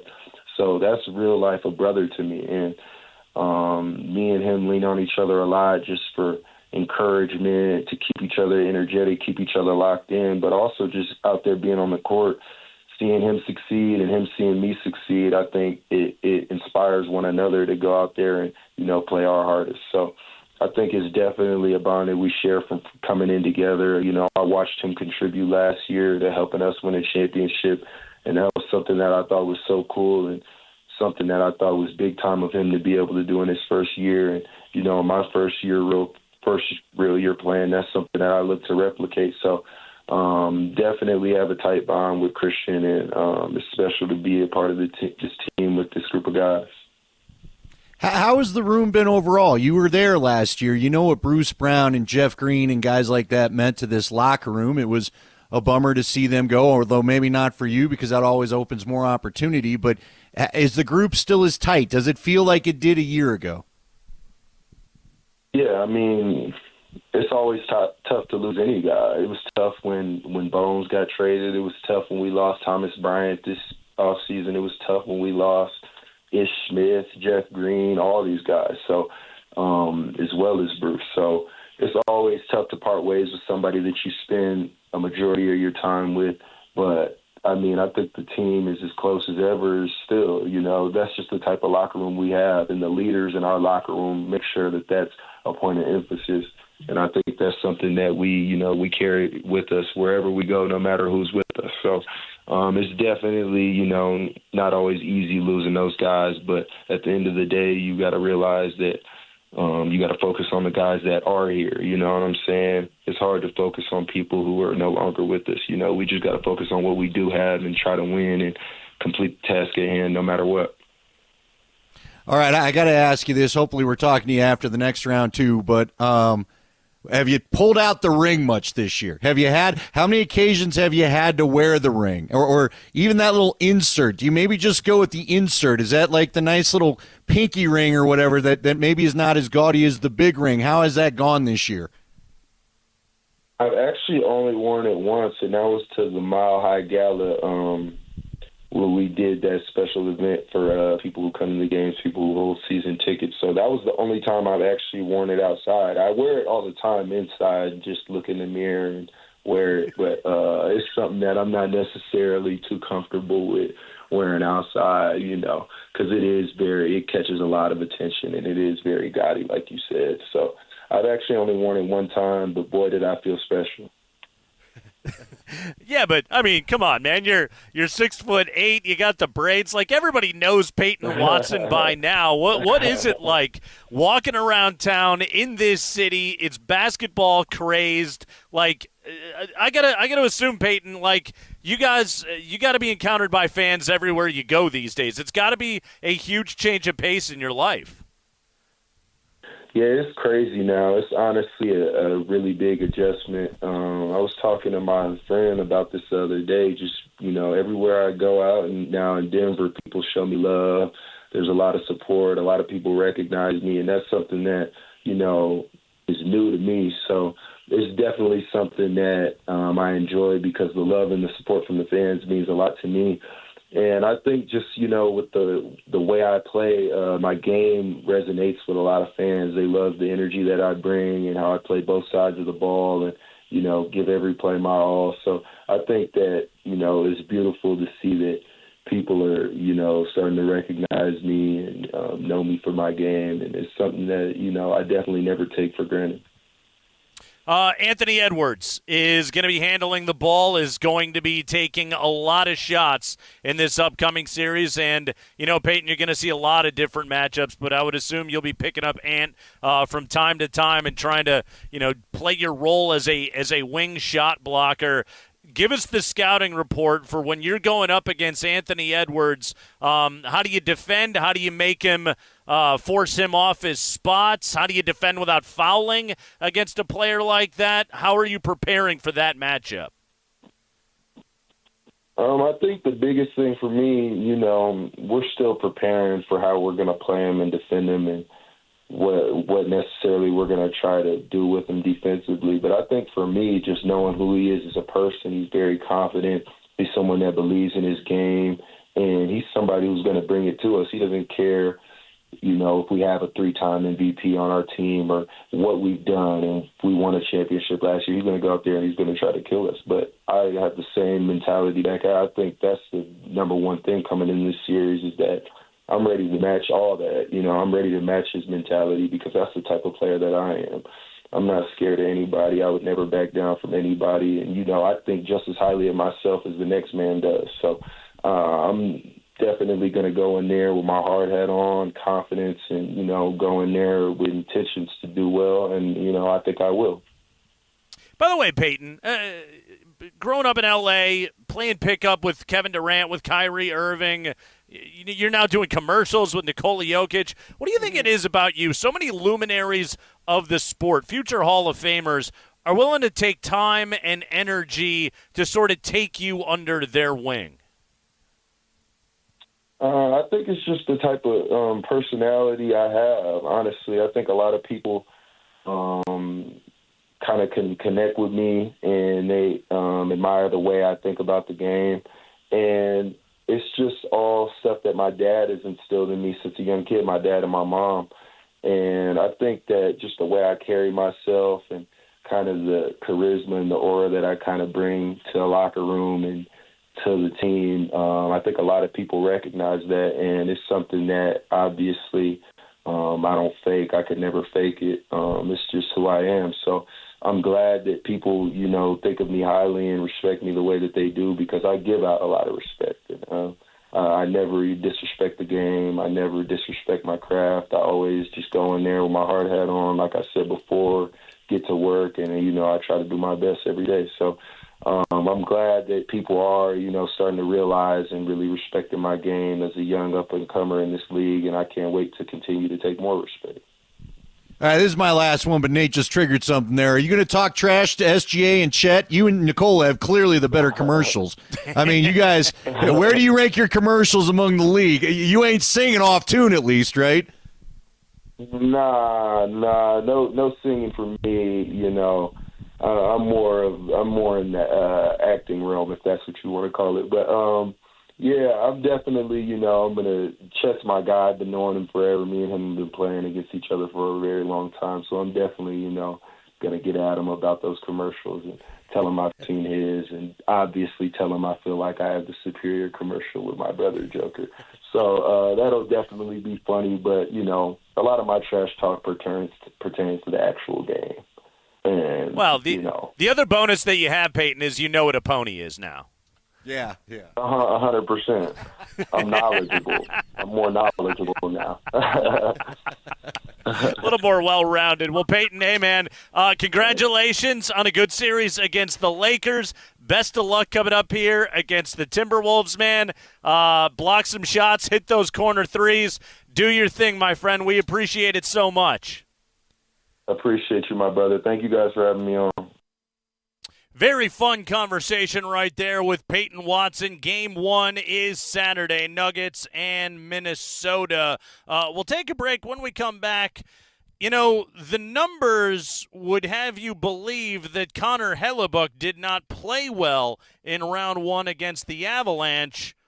Connor Hellebuyck doesn't agree with the numbers. We'll play that audio for you next.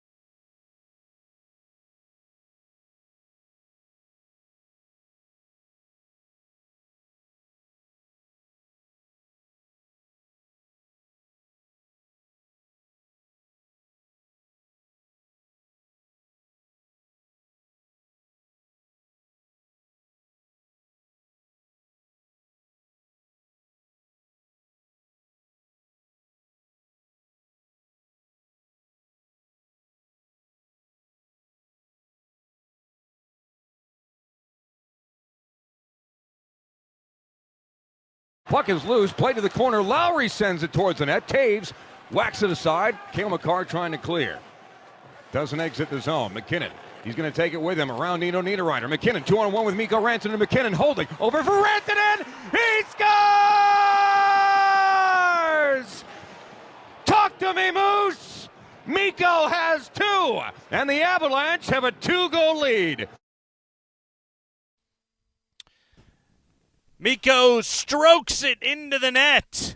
And the Avalanche take Game 5. They now await either Dallas or Vegas Stars, a 3-2 series lead after a 3-2 Game 5 victory last night. So Connor Douglas Hellebuyck, Andy, who went 1-4 in that. I don't know if it's actually Douglas. I really don't know. Yeah. What else is a big prim and proper name that you would like to maybe use? Varskirjian or something? What was that one? Connor Varskirjian Hellebuyck. Something that sounds very Game of Thrones-ish. Because that's how the last name sounds. Of House Hellebuyck. Actually, his middle name is Charles. I just learned that. No, that's not as fancy. Anyway, no, we need to read this. A lot of people heard your tease, and they think that Hellebuyck, look, I think Avs fans are going to be pleased to hear this. Connor Chuck Hellebuyck. Connor Chuck Hellebuyck. Old Connor Chuck. So, Connor Hellebuyck, he's going to win the Vezina. All right? He was the best goalie in the NHL all year long. Gets into this series against the Avs, gives up 4.8 goals per game. You would look at those numbers and be like, I don't really know if he's playing all that terribly well. A sub-900 save percentage in that series. Today, Connor Hellebuyck spoke to the media and talked about how he felt as though he played in this series against the Avalanche. This is some interesting stuff right here. Yeah, you're probably not going to believe when I say I was playing the best hockey in my career, but that's truly how I was feeling. And not only was I playing some of my best hockey, but I was in that zone where you're not thinking, you're just playing. And that's what you seek after. That's a dangerous thing in sports. And to not be able to keep 4 goals off the board, it's heartbreaking. It really is heartbreaking. I mean, you got to give them some kudos for what they did, but looking back, I don't know if I even saw half of the pucks go in the net. They did a great job, but for me to not be able to put my foot down on a single game is really heartbreaking because it's not typically how I do things. So there you go. A goalie can't save what a goalie can't see, and that's what he's talking about there. He had Val in front of him. He had Leckie in front of him. Duhaime got involved. The Avs did a great job of playing playoff-style hockey where you put a big old rear end, one of those hockey butts, in front of a netminder, and even the presumed Vezina Trophy winner admits to you, I can't save what I can't see. So they just got to keep it up. They play like that, Nate. The sky's the limit for what this team can do. It's also, you lose in 5, and, we know that there is going to be hell to pay for the Winnipeg Jets for another playoff failure this year. But that's also, like, if you're one of his teammates, it's your reality, but it's also got to be pretty tough to hear that when your world-class goaltender is just like, half the goals I didn't see the frickin' puck. What do you want me to do over here? That's a team that's coming apart at the seams right there, Andy. That's what the Avalanche do to teams when they're actually on their game. But you know what it reminded me of? To me, it's kind of like basketball, right? And look, the Avs have been victims of this in the past, and I'm glad to see that they're not going to be a victim of it this year anyway, where Winnipeg was kind of the fast break. They're kind of the George Karl Nuggets. And they needed everything wide open and a guy streaking down the backside that the defense loses count of. They still got one of those the other night where it's wide open, it's fast break, the puck's kind of flying around, it's chaos in the zone, and then they can score. Yep. The Avs showed you that we can set up in the zone, we can control the puck, we can put bodies where we want to, we will shoot from the point, we will hunt for rebounds. That's what they did. The Avs, and I was worried going into the playoffs, are we seeing another Avs offense like we did a few years ago when they got eliminated by Vegas, where their best offense is the breakout and the 2-on-1? what they did this series, I'm telling you, I told you 2 weeks ago, I was very worried that this team was going to break my heart. Those concerns couldn't. It's to the point where I've got more confidence in the Avs than the Nuggets right now, simply because, in part, because of how hard the Nuggets matchup's going to be and how beat up I'm worried the Nuggets maybe are. I'm telling you, the Avs are playing championship-type hockey. They just have to do it for 3 more rounds. I got a stat for you here before we wrap things up on a Thursday afternoon, Andy. You're going to enjoy this one, okay? It's not a good stat, but the stat is good if you follow it. Yes, right? I get it. I get it. Here we go. This comes to us, our buddy Mike Kliss retweeted this. This is from the Twitter account OptaStats, okay? So as we discussed earlier in the show, the Miami Marlins with a 5-4 10-inning victory today on a Jesus Sanchez walk-off swept the Rockies. Marlins came into the series at 6-24. Rockies came in at 7-21. They're now 7-24 after taking the sweep. All right, but the Marlins at 6-24, they had a win percentage of 200. Okay. 200 was the Marlins' win percentage on the year coming into the series, okay? They sweep the Rockies in 3 games. That is the worst record entering a series of 3 or more games that a team swept at least 30 games into a season since the Washington Nationals swept the Boston Bean Eaters in September 1886. So not the current iteration of Washington Nationals. Nope. But the ones that go to colonial times. What, 18 what? 86. Okay. We're talking Reconstruction here, Andy. Yeah. Was that 407 years ago and all that? What year was that? It's a little after that, but not terribly far after that. Yeah. Okay. Cool. Again, when your team is breaking records that basically we're talking, did we even have newspapers? There was no locker room they were doing interviews in. I don't think the Washington Nationals were getting beat down, or who was it? The Boston Bean Eaters? Who was the worst team in that case? The Boston Bean Eaters? It was indeed the Washington Nationals sweeping the Boston Bean Eaters. Right. So yes, September of '86. That being 1886. Were there any manager meltdowns? There were no coolers to toss. Right. No one could go Hal McRae. No phones were tossed.